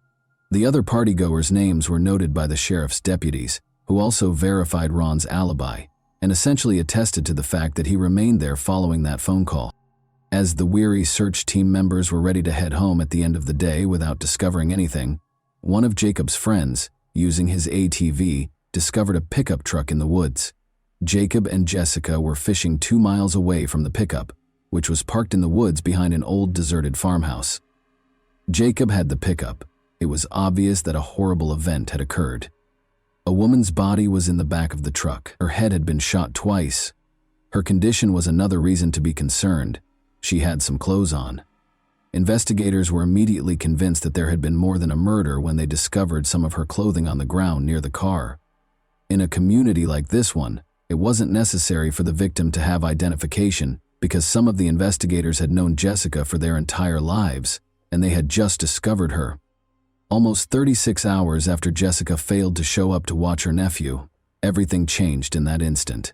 She was shot and found dead in Jacob's abandoned pickup truck by the sheriff's office. Given that she was nearly completely naked, it was clear that she had intercourse with a man prior to her passing and opposed it. Authorities hoped the coroner would be able to apprehend the offenders if that was the case. While police searched the area surrounding the pickup truck for evidence, they were fortunate to find DNA. It is clear that Jessica's 2 head wounds were consistent with the .222 caliber shell casings. It was clear that Jessica had been shot where the pickup truck was parked because the 2 shell casings were discovered on the right side of the vehicle, next to a sizable blood stain. Investigators started looking into Jacob's pickup. The oddest thing was that Jacob wasn't there, even though it was packed with personal belongings and fishing equipment. When the police searched, they found a clue. They discovered blood inside the pickup truck's driver's side cab. Samples of blood were sent for DNA analysis. They had to find Jacob, and they had to determine who owned it.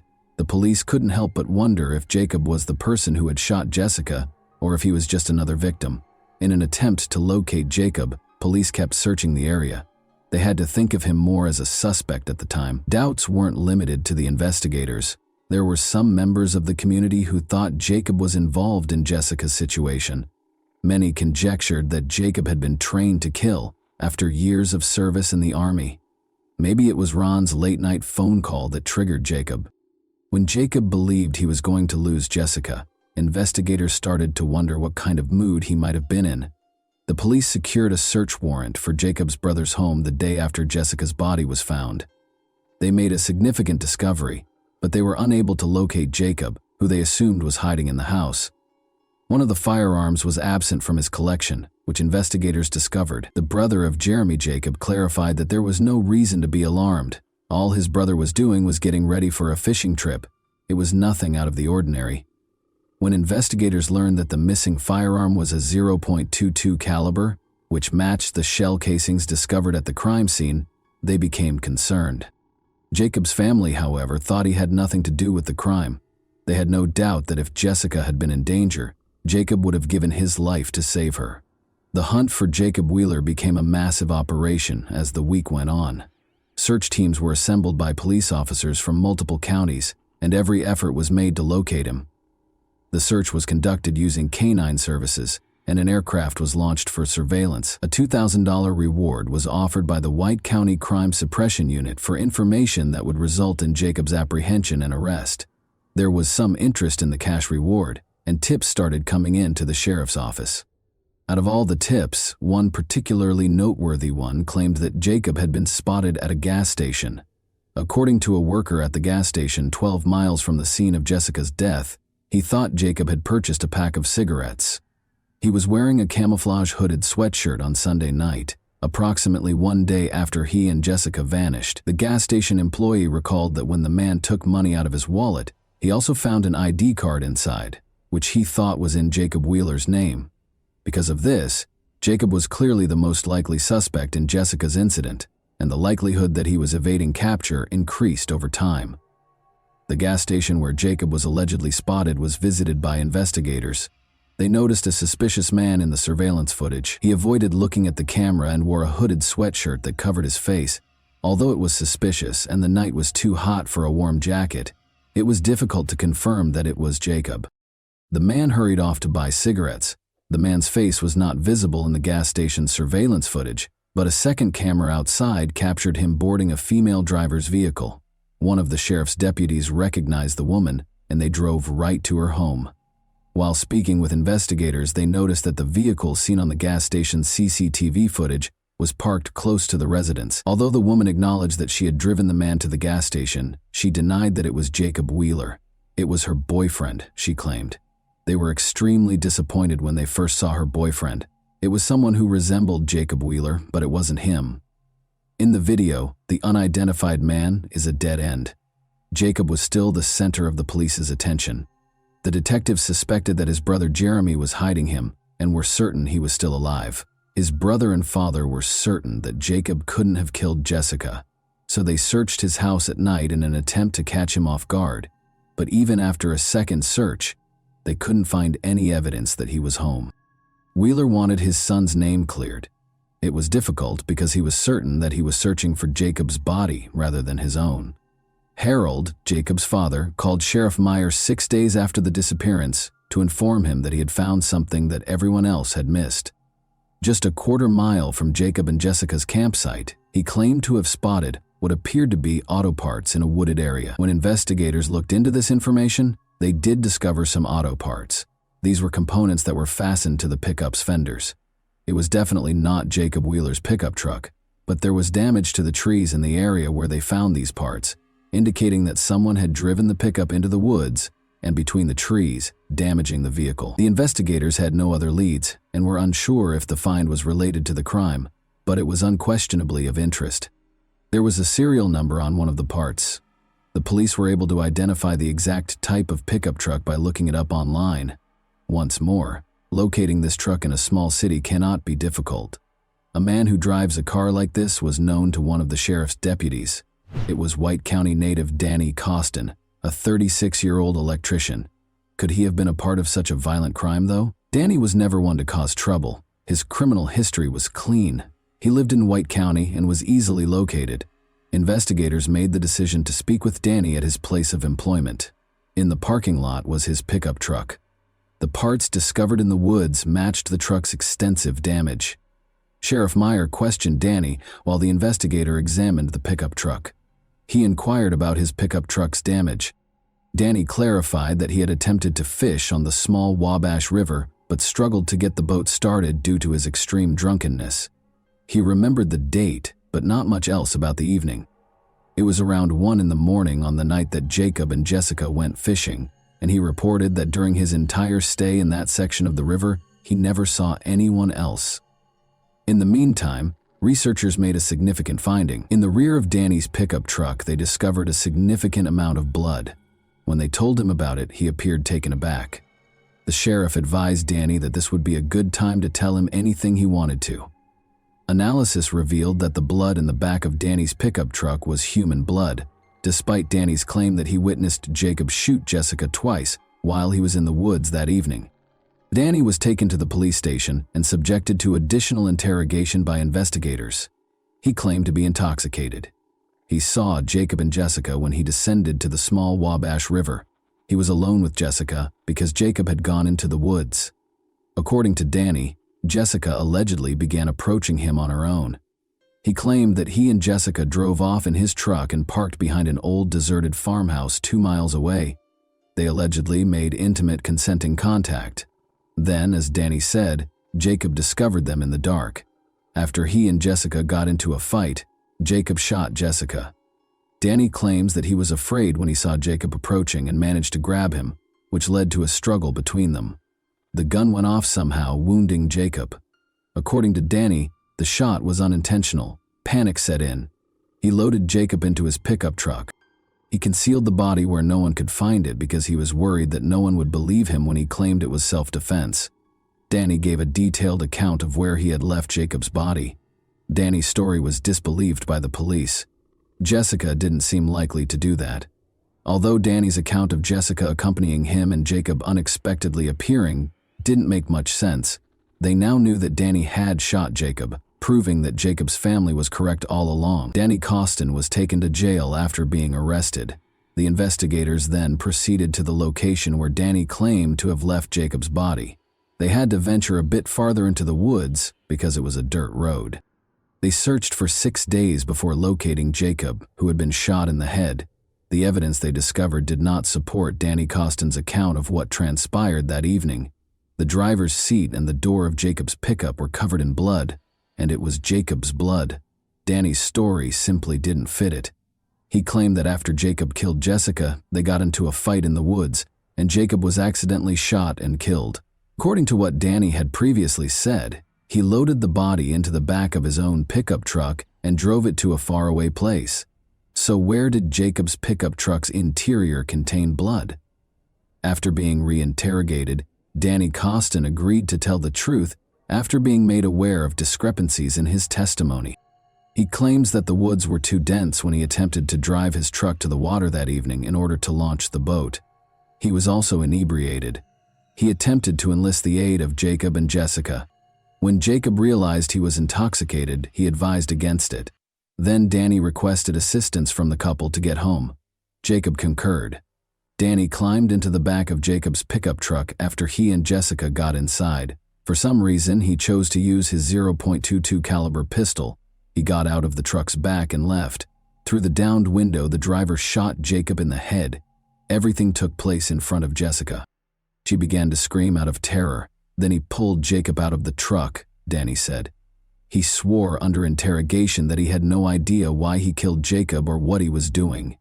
Danny was then informed by Jessica that she would stop at nothing to prevent him from killing her. Danny Costin was questioned by the sheriff about whether Jessica had promised to have sex with him in return for his allowing her to live. Costin answered, "She promised to follow my instructions." He went to a remote location. He basically took Jessica's attempt to protect herself as an invitation to have a personal relationship with him. He did it in Jacob's pickup truck's back. Then he pulled out a gun and shot Jessica, even though she begged for her life. "I don't know why I did it," Costin said. He threw both his and Jacob's guns out the window after loading Jessica's body into the back of Jacob's pickup truck and driving his own vehicle to Wayne County to conceal Jacob's body. Neither gun was ever found by the police. Danny Costin entered a not guilty plea when he appeared in court on September 4, 2012. An appeals court dismissed his attempt to retract his testimony, arguing that he was not informed of his rights prior to being questioned. Police had ample evidence to support Danny Costin's confession, and video recordings of the interrogation verified that Danny was informed of his rights.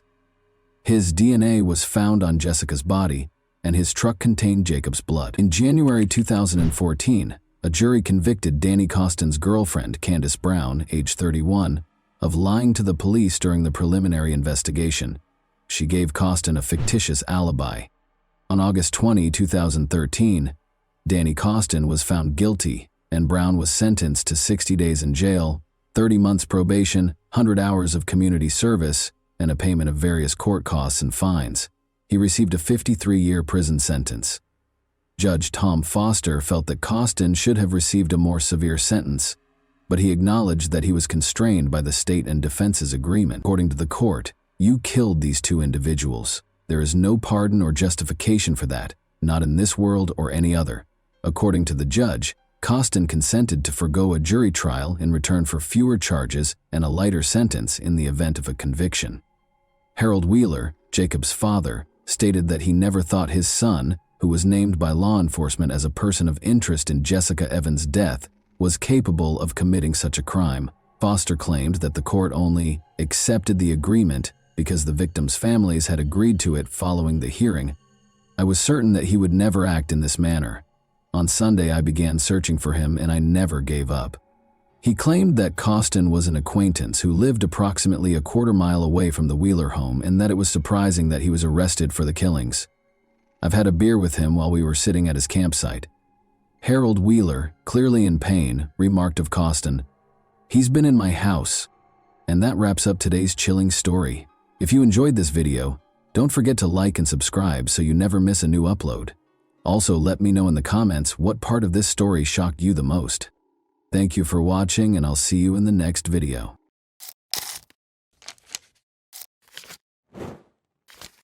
Hey guys, welcome to my channel, and today we're going to take a look at another horrible case with you. Perhaps the most vulnerable time in a person's life is during their adolescence. It's a period of time when people are neither children nor fully grown adults. Even though they are still innocent and carefree, they frequently keep secrets, sometimes out of embarrassment or fear.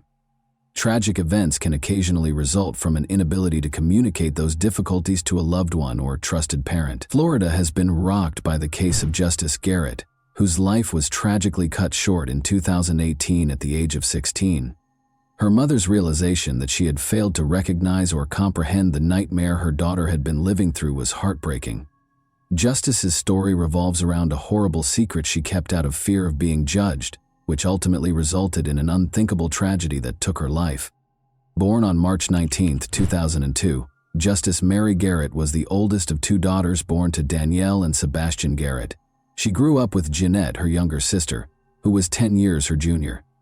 The majority of Justice's early years and adolescence were spent in the tiny Florida town of New Smyrna Beach, which is situated in Volusia County.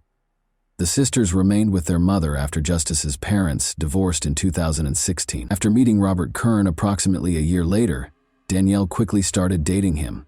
By the fall of 2017, Danielle and her two daughters had relocated to Robert's house in the little rural town of Sorrento, Florida, which has a population of just over 1,000. Justice had the most trouble adjusting to the new surroundings and the relocation.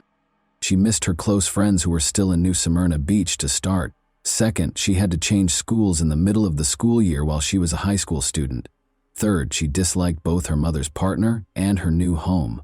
Despite her frustrations, Justice acted politely and made an effort to avoid causing trouble. Justice made friends at her new school right away because of her outgoing, gregarious, and humorous personality. A classmate named Rochelle became particularly close to her, and the two were essentially inseparable. The girls even listed each other as sisters on social media, and Justice often stayed over at Rochelle's house. Justice missed the school bus on Friday, April 13, 2018, because he slept in too late. She didn't have time for breakfast that day because she was rushing to get ready for class. Her mother intended to take Jeanette to the hospital, but her younger sister stayed at home because she was feeling ill. Since school was just a few stops away, Justice chose to ride the public bus there. After packing her backpack and bidding her mother farewell, she departed from the house. Justice was last seen alive at that point.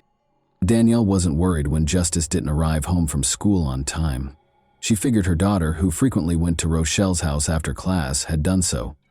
By nightfall, Danielle assumed Justice had made the decision to spend the night at her friend's house, as she had been doing often. She wasn't immediately alarmed by the fact that Justice's phone was off. On Saturday morning, though, Rochelle called Danielle and anxiously inquired as to Justice's well-being. With a shiver running down her spine, Danielle questioned in a shaky voice whether Justice hadn't spent the night at Rochelle's house. She was shocked by the answer. Since Thursday, Rochelle disclosed, she had not seen Justice. Justice's phone had been off for almost 2 days, and she hadn't arrived at school on Friday. Danielle went into a panic. She hurried to the local police station and reported her daughter missing after multiple unsuccessful attempts to get in touch with her. The hunt for Justice started right away. Officers initially thought Justice might have returned to her hometown for a weekend visit with friends, after learning that she had only been in the area 6 months prior. Authorities believed she would reappear soon, because teenagers of that age frequently leave home on their own initiative, whether in protest or for other reasons. Danielle, however, was adamant that her daughter would never do anything like that without telling her. Finding out Justice's social circle and whether she had a boyfriend, had been in a recent argument, or had any other information that could help piece together what happened the day she was last seen was the first step. All of Justice's possessions were still at home, and she had not taken any cash. Shortly after she left for school, her phone stopped working. She hadn't returned any calls or messages, and her social media accounts hadn't been active since late Thursday night. She hadn't gotten in touch with anyone, so none of her friends knew where she might be. Justice didn't experiment with illegal substances or drink alcohol, according to her close friends and family. She had never engaged in serious romantic commitments and was not in a relationship. Justice had never broken the law, had no enemies, and had no conflicts with other people. Her peers viewed her as sweet, kind, and compassionate, and her teachers at school gave her positive reviews. Police promptly reviewed all local traffic accidents, incidents, and crime reports in the region. One possibility they entertained was that she had been in an accident and was unable to speak. She was not, however, listed as having participated in any such incidents. Investigators were able to follow her movements on the morning of her disappearance by using information from her phone. Justice left her house at 7:30 a.m. and started to walk in the direction of the school. After about 15 minutes, she started acting strangely. After a brief pause, she made a sudden direction change. Her phone was switched off shortly after. The small, sleepy town was filled with rumors and conjecture after Justice vanished. Any incident became the focus of attention in a community where nothing ever happened. It was quickly spread by gossip and frequently embellished with lies. Some residents found amusement in spreading rumors, and they saw no harm in doing so. Many of Justice's classmates and friends sincerely wanted to assist with the investigation, but others saw it as a chance to attract attention, increase their own significance, or even experience a brief moment of fame. A number of people reported seeing Justice Garrett in various locations around town. According to some, she entered an enigmatic black vehicle with tinted windows. Some speculated that she had been recruited into a religious sect, while others suggested she was out on the street with a group of teenagers who didn't fit in. Investigators found it challenging to distinguish fact from fiction because these rumors appeared out of nowhere. Consequently, all information, no matter how unlikely, had to be carefully verified. A girl who was 1 grade up from Justice stood out for her actions. She claimed that the teenager had fled with a secret boyfriend and was expecting his child, and she created a whole blog devoted to Justice's disappearance. By spreading sensationalized and completely made-up stories, the girl was merely trying to gain popularity and attention at school. She was temporarily suspended from school while the investigation was underway as a result of her actions, which resulted in disciplinary actions. Her social media accounts were also deleted for disseminating misleading information. 4 days after Justice vanished, on April 17, a man called the police with a terrifying message. He claimed to have discovered something unsettling in a forested area outside of DeLand. An enthusiastic runner, the man frequently jogged along a remote path that wound through a park and into the woods.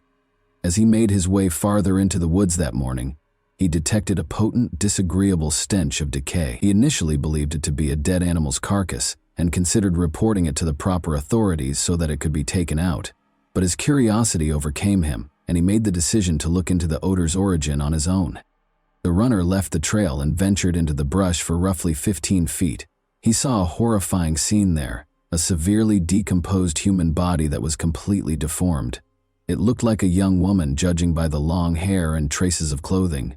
To make sure he didn't unintentionally disturb any possible evidence, the man waited on the trail and called the police right away. Officers thoroughly examined the scene and the remains after they arrived. It became evident that a violent crime had been committed here, and the victim was, in fact, a very young woman. The fact that her clothes were ripped and her underwear was gone suggests that the crime was probably violent and intimate in nature. The legs bore obvious bite marks, probably from untamed animals, but a corrosive chemical had done the most serious damage. The girl's face had been eroded to the bone by this substance, which had also been poured over her intimate areas, lower abdomen and chest. It was evident that the offender had tried to remove any traces of DNA in addition to disfiguring the victim, a strategy that, as it turned out, worked. Investigators suspected right away that the girl who had vanished days earlier was the owner of the body discovered in the woods. However, DNA testing was necessary for confirmation because of the extensive chemical damage and decomposition. Sadly, the worst fears of the Garrett family came true. Justice had been discovered dead. About 30 minutes' drive from the town where she resided, her remains were found. Her nose, cheekbone, and several ribs were broken, which was evidence that she had been severely beaten prior to the crime. The precise cause of death was assumed to be mechanical asphyxiation due to the advanced state of decomposition, which made it impossible to determine with certainty.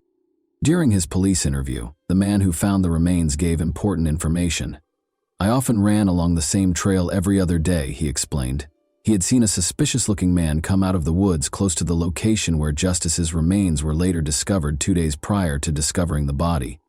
Since the witness had only seen the man for a brief moment from behind and a considerable distance away, he was unable to give a detailed description of him. According to his description, the person was a short, stocky white man wearing jeans and a black hoodie. When the man realized he was not alone, he hurried out of sight and vanished behind the trees. The runner didn't give the encounter much thought at the time, but he thought it was strange. That day there was no discernible smell of decay, and he pushed the encounter from his thoughts. But 2 days later, when he found the remains, he remembered the odd man on the trail and told the police about it. Detectives suspected the stranger in the woods might be the criminal who committed the crime right away. He might have gone back to hide his tracks and obliterate the evidence. Experts concluded that chlorine bleach was the corrosive agent used on the body. The remains became unidentifiable due to the rapid decomposition caused by the chemical and the humid climate of the area. However, after passing a polygraph and offering a strong alibi for the day Justice vanished, the jogger was excluded as a suspect. Justice's mother claims that her daughter had intended to ride the public bus to school that morning, but according to street cam surveillance footage, Justice never went to the bus stop. The mystery was further complicated when a neighbor claimed to have seen Justice get into her stepfather Robert's vehicle. Detectives now had to question the teen's parents again to find out why they hadn't told the truth, which fundamentally altered the course of the investigation. Danielle confessed right away, stating that Robert Kern, her partner, had recently had his driver's license temporarily revoked, but he agreed to give her a ride because her daughter was running late that morning. In order to keep Robert from getting upset, Danielle had kept this information from him. She thought Justice was still alive and would soon be going home at the time of the first interview. To confirm the stepfather's account, detectives immediately asked for footage from security cameras close to the school. But according to the recordings, Robert had not dropped Justice off at school or any other location. There were no cameras on his car on the way to the school. Where had they gone then? It was evident from this new information that Robert was probably the last person to see Justice alive. Robert acknowledged driving Justice that morning in spite of having his license suspended when he was questioned again. He claimed that Justice had pleaded with him to take her to DeLand, a nearby town, rather than to school, where she was allegedly scheduled to meet with a covert boyfriend. Robert said he had originally refused to take her there because he didn't know the name of the person she was meeting, but in an attempt to mend their tense relationship, he finally acceded to her requests. He allegedly promised Justice that he would not tell her mother about this outing. She told him that she would come back alone later in the day and that since it was Friday, she would spend the night at a friend's house. Robert concurred because he saw nothing out of the ordinary or worrisome about the circumstances. A potential secret boyfriend was added to the case as a result of this discovery. Investigators had to find him and identify him quickly. He might have been the last person to see Justice alive, or he might have been involved in her disappearance. Law enforcement chose to look through Justice's contacts and social media activity as the first step in the search. Detectives confiscated her laptop because her phone had not been found, and what they found led to further inquiries. Justice regularly engaged with her online and real-life friends through her numerous accounts on different social media sites, but there was no sign of a boyfriend or romantic conversations. However, one account caught our attention as being especially odd and dubious. Investigators soon turned their attention to this profile in an attempt to identify its owner and any possible link to Justice's disappearance.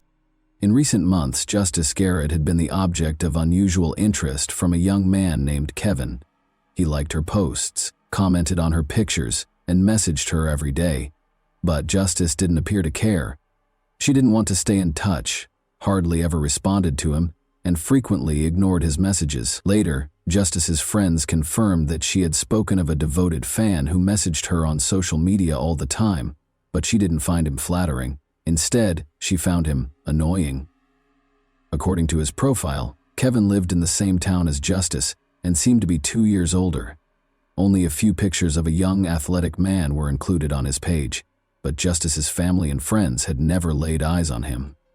The photos had been stolen from the internet, and the account was soon found to be fraudulent. Experts swiftly gained access to the account and tracked down the information that led to its creation. The inquiry showed that the account was linked to an adult man, Robert Kern, Justice's stepfather, rather than an adolescent. Robert was summoned back for interrogation. Investigators questioned him about why he hadn't told them sooner and why he had made a phony account to communicate with his stepdaughter. Although he seemed taken aback that investigators had discovered his involvement with the account, Robert soon collected himself and provided an explanation. He claimed that he had created the account to help Justice feel better about herself because she was the new girl in town and at school and might value the praise from a young man who seemed attractive. As was previously mentioned, Justice was new to the area, but she had already assimilated into her school community and made a lot of friends. But her behavior had changed recently. According to those close to her, the formerly upbeat and carefree teen had grown more tense and anxious. She frequently stayed over at her best friend Rochelle's house, but she kept the reasons for this change a secret. Though she never told Rochelle what was bothering her, Justice spent so much time there that it seemed like she had moved in. Rochelle claimed that Justice's stepfather had visited her home multiple times to collect her and take her home. Every time, Justice would attempt to avoid going with him and appeared clearly anxious. She would call her mom and beg to stay at Rochelle's for a couple more nights, pledging to finish all of her chores and concentrate on her studies in return. Danielle frequently complied with these demands. It was well known among her friends that Robert and Justice had a tense relationship from the beginning. But Justice never charged him with being aggressive or acting inappropriately.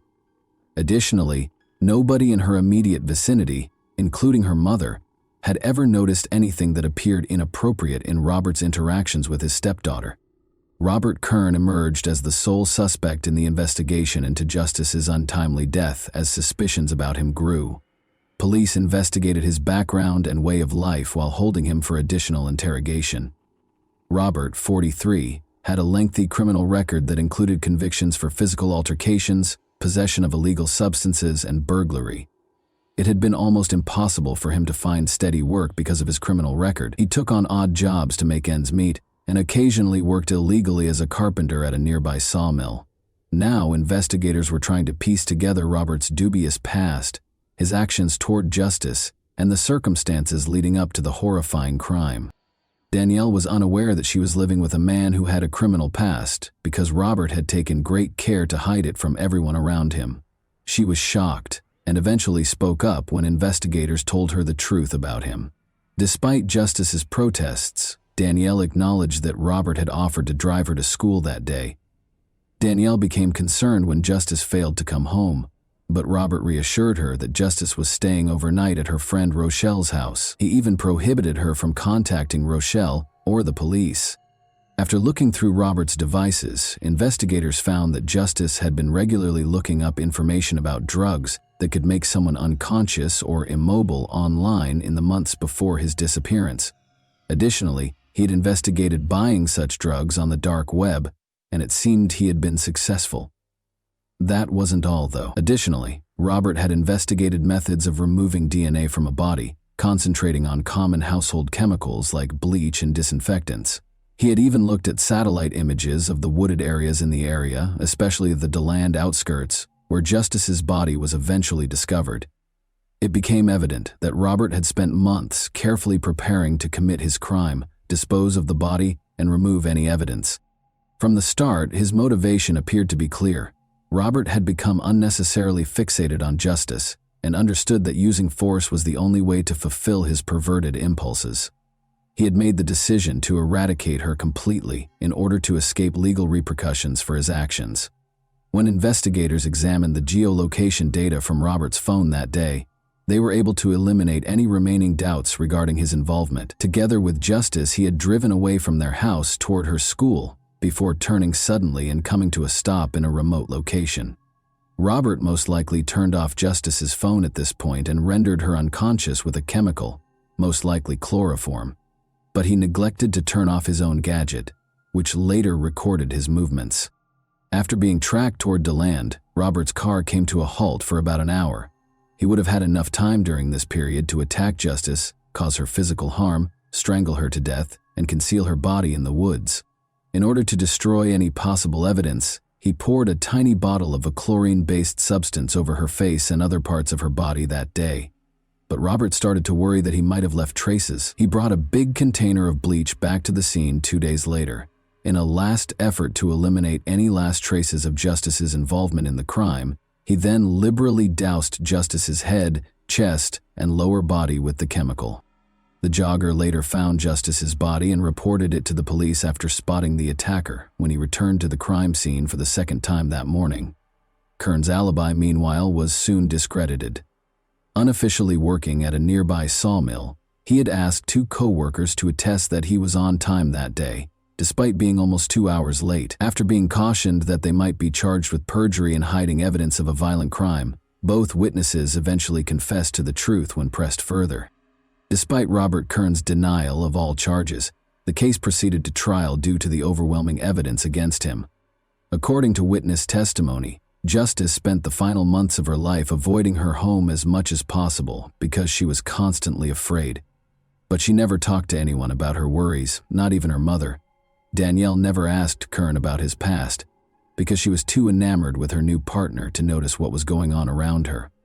Kern's claims were methodically refuted by prosecutors, who demonstrated that he had carefully planned this horrible deed with the express purpose of ensuring Justice wouldn't live.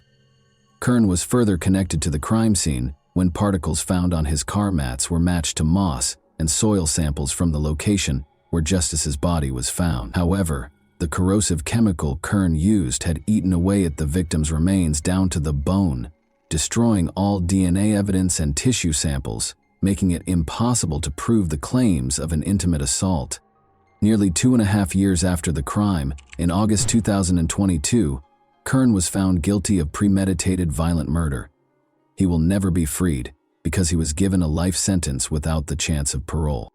And that wraps up today's chilling story. If you enjoyed this video, don't forget to like and subscribe so you never miss a new upload. Also, let me know in the comments, what part of this story shocked you the most? Thank you for watching, and I'll see you in the next video.